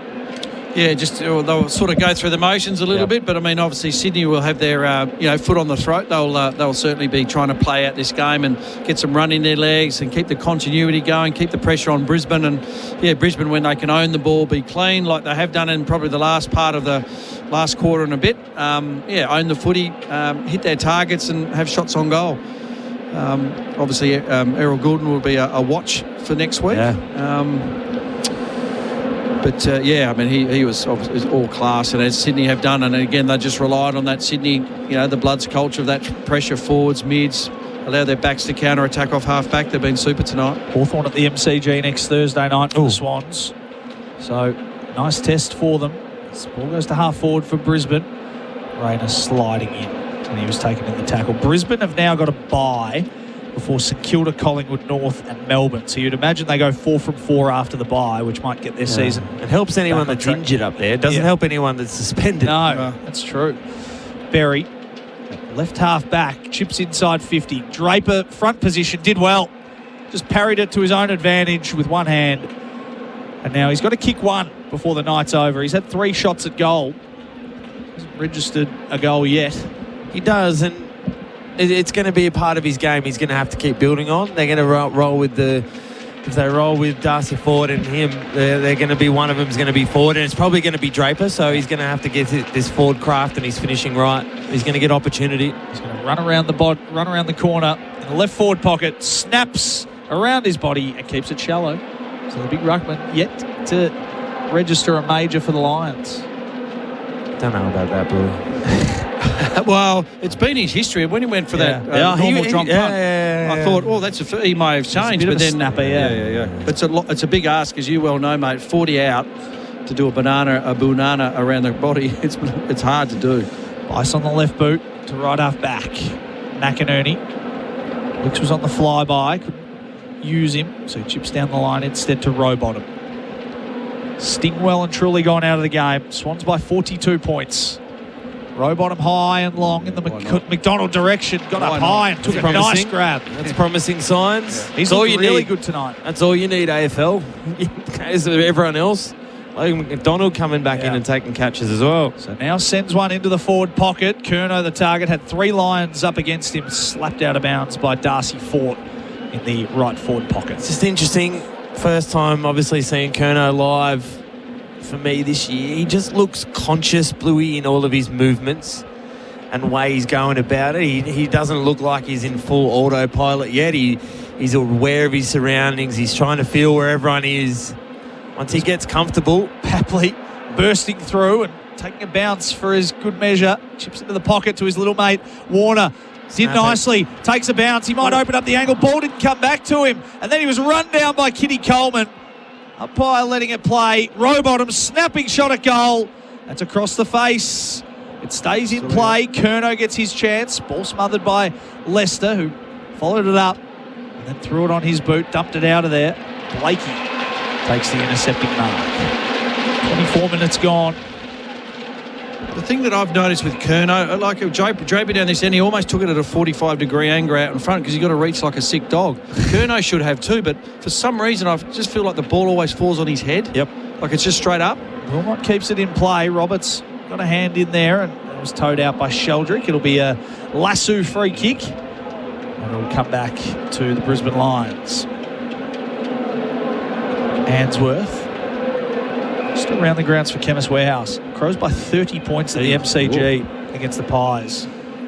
It's probably and again, not being sort of around the circles as much anymore, but the forgotten team, we did speak about it. They finished clearly on top and They've started the year off home and away the way they finished home and away last year. The finals, they're a different story, Bluey. You know that, and they'll be much better for the run. Matty Nix's side. I'm looking forward to seeing how they go about it. Brisbane just chipping their way around half back. They're on the outer side now in front of the Daily Messenger stand with Charlie Cameron. Looks up ahead. Goes down the line. This one will be cut off by... Grundy went with the double fist. Could have marked it. Opens it up, though, for Papley. On the wing. Chips to half forward. Kerno takes a nice That mark. was a natural out movement. Front, plays on. Gives it back to Papley. Into the pocket he goes. Low and flat to Rowbottom, and it just beat him. It clean bowled him.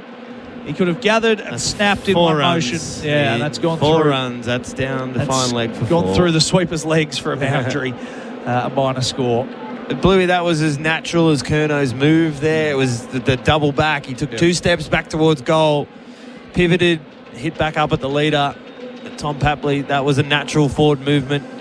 Neil at half back. Kitty Coleman goes back defensively again to Ashcroft. Gives it to Rayner in front of the interchange gates. So the Lions with a bit of work to do to get themselves back into season 2026. Yeah, he comes and meets the ball, Kerno, and he puts his arms out in that front. That is a shank, sorry, Bluey, from Rayner.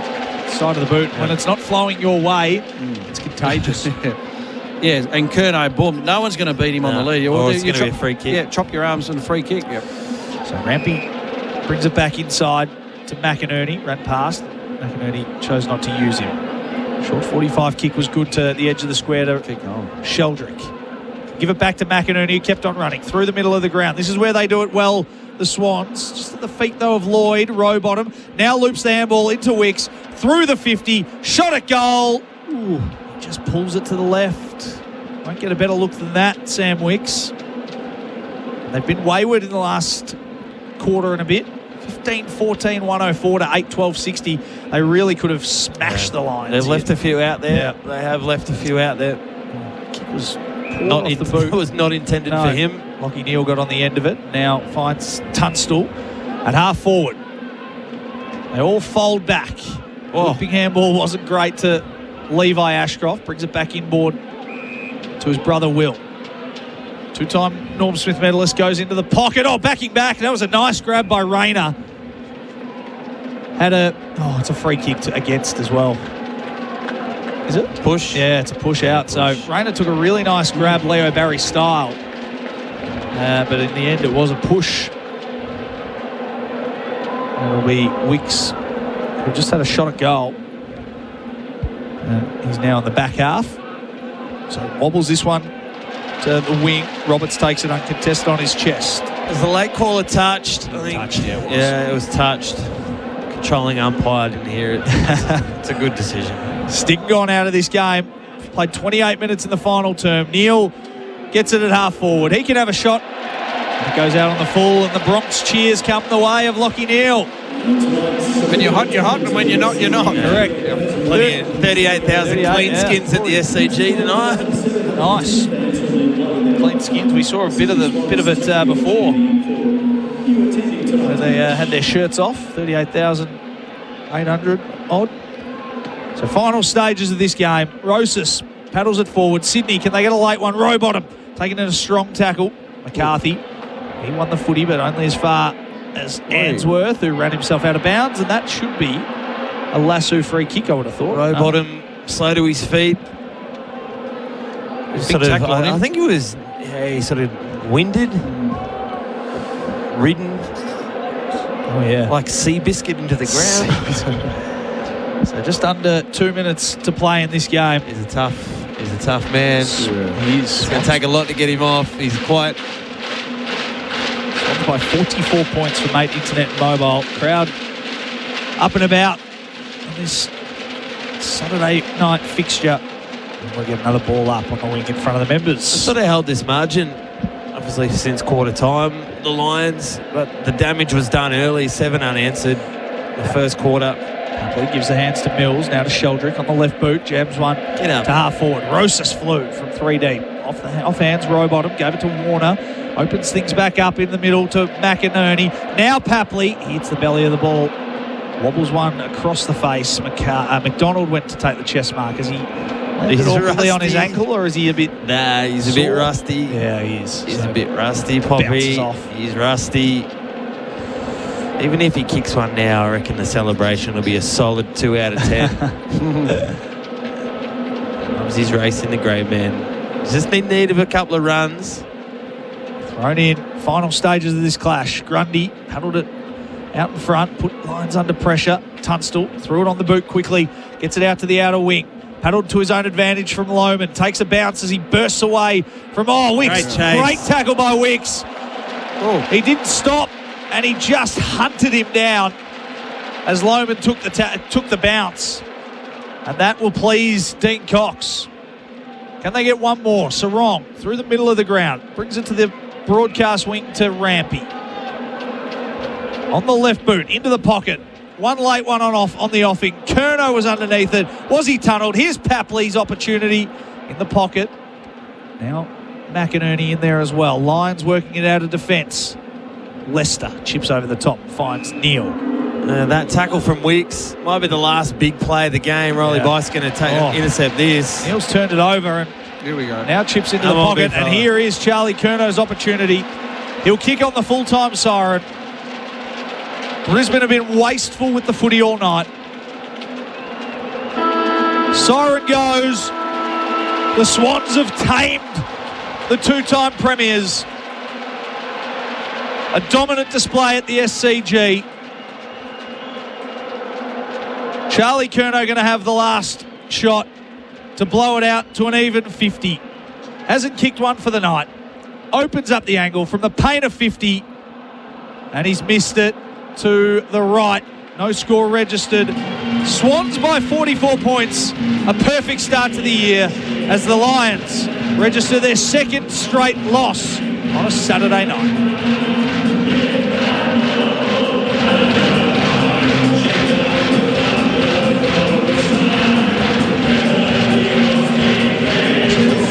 Just hit it again, sorry.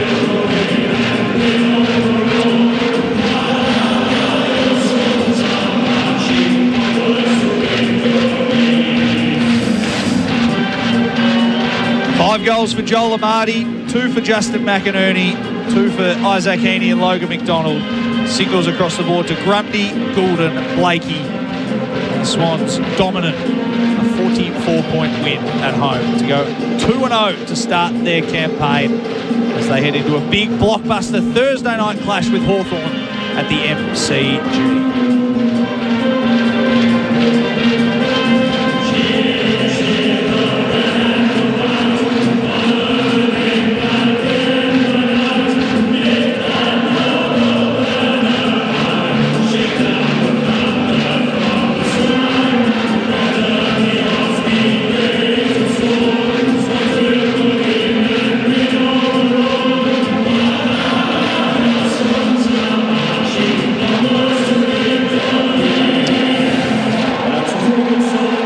From the Sydney Swans, and what a perfect start to their 2026 campaign, gentlemen. That was a domination from start to finish.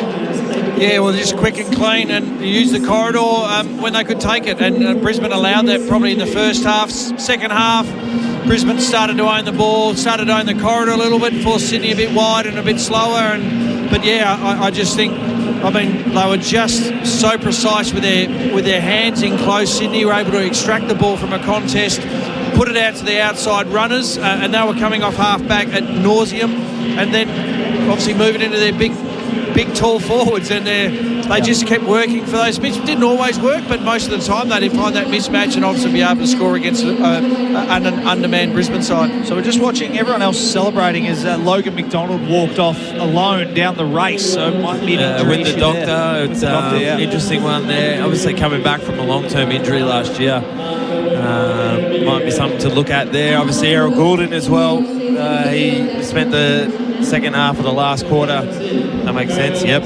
On the bench with a shoulder injury. Be interesting to see what comes out of that. But yeah, Blue was right. There was just so many different options. The play looked the same the whole time for the Swans, but just the way that Johnny just called different names the whole time. they just seamlessly fit into the system. They all know different roles and they can perform them at a higher level, and that was probably the difference. The Lions, they played their normal system. They tried to keep hold of one in the first half. They couldn't get hold of the footy, and then when they did in the second half, it was just not as smooth as what it is when you've got 4 or 5 of your best players out. And, look, both of these teams are on journeys to make the finals and are in a premiership window. The Lions said you're going to win 2 games, lose 2 games at some stage during the season. You may as well lose them at the start, and they'll build. And there was enough there to see. But the Swans. It was Joel Amarty's night there to dominate down forward with 5 goals. Absolutely. John Dono, Nick Davis and Guy McKenna with you. We'll work through the categories. We may head into the rooms and chat to one of the winning Swans players on AFL Nation for 4 and 20 Pies, Australia's original fan food. That quarter on AFL Nation was for Mate Internet and Mobile.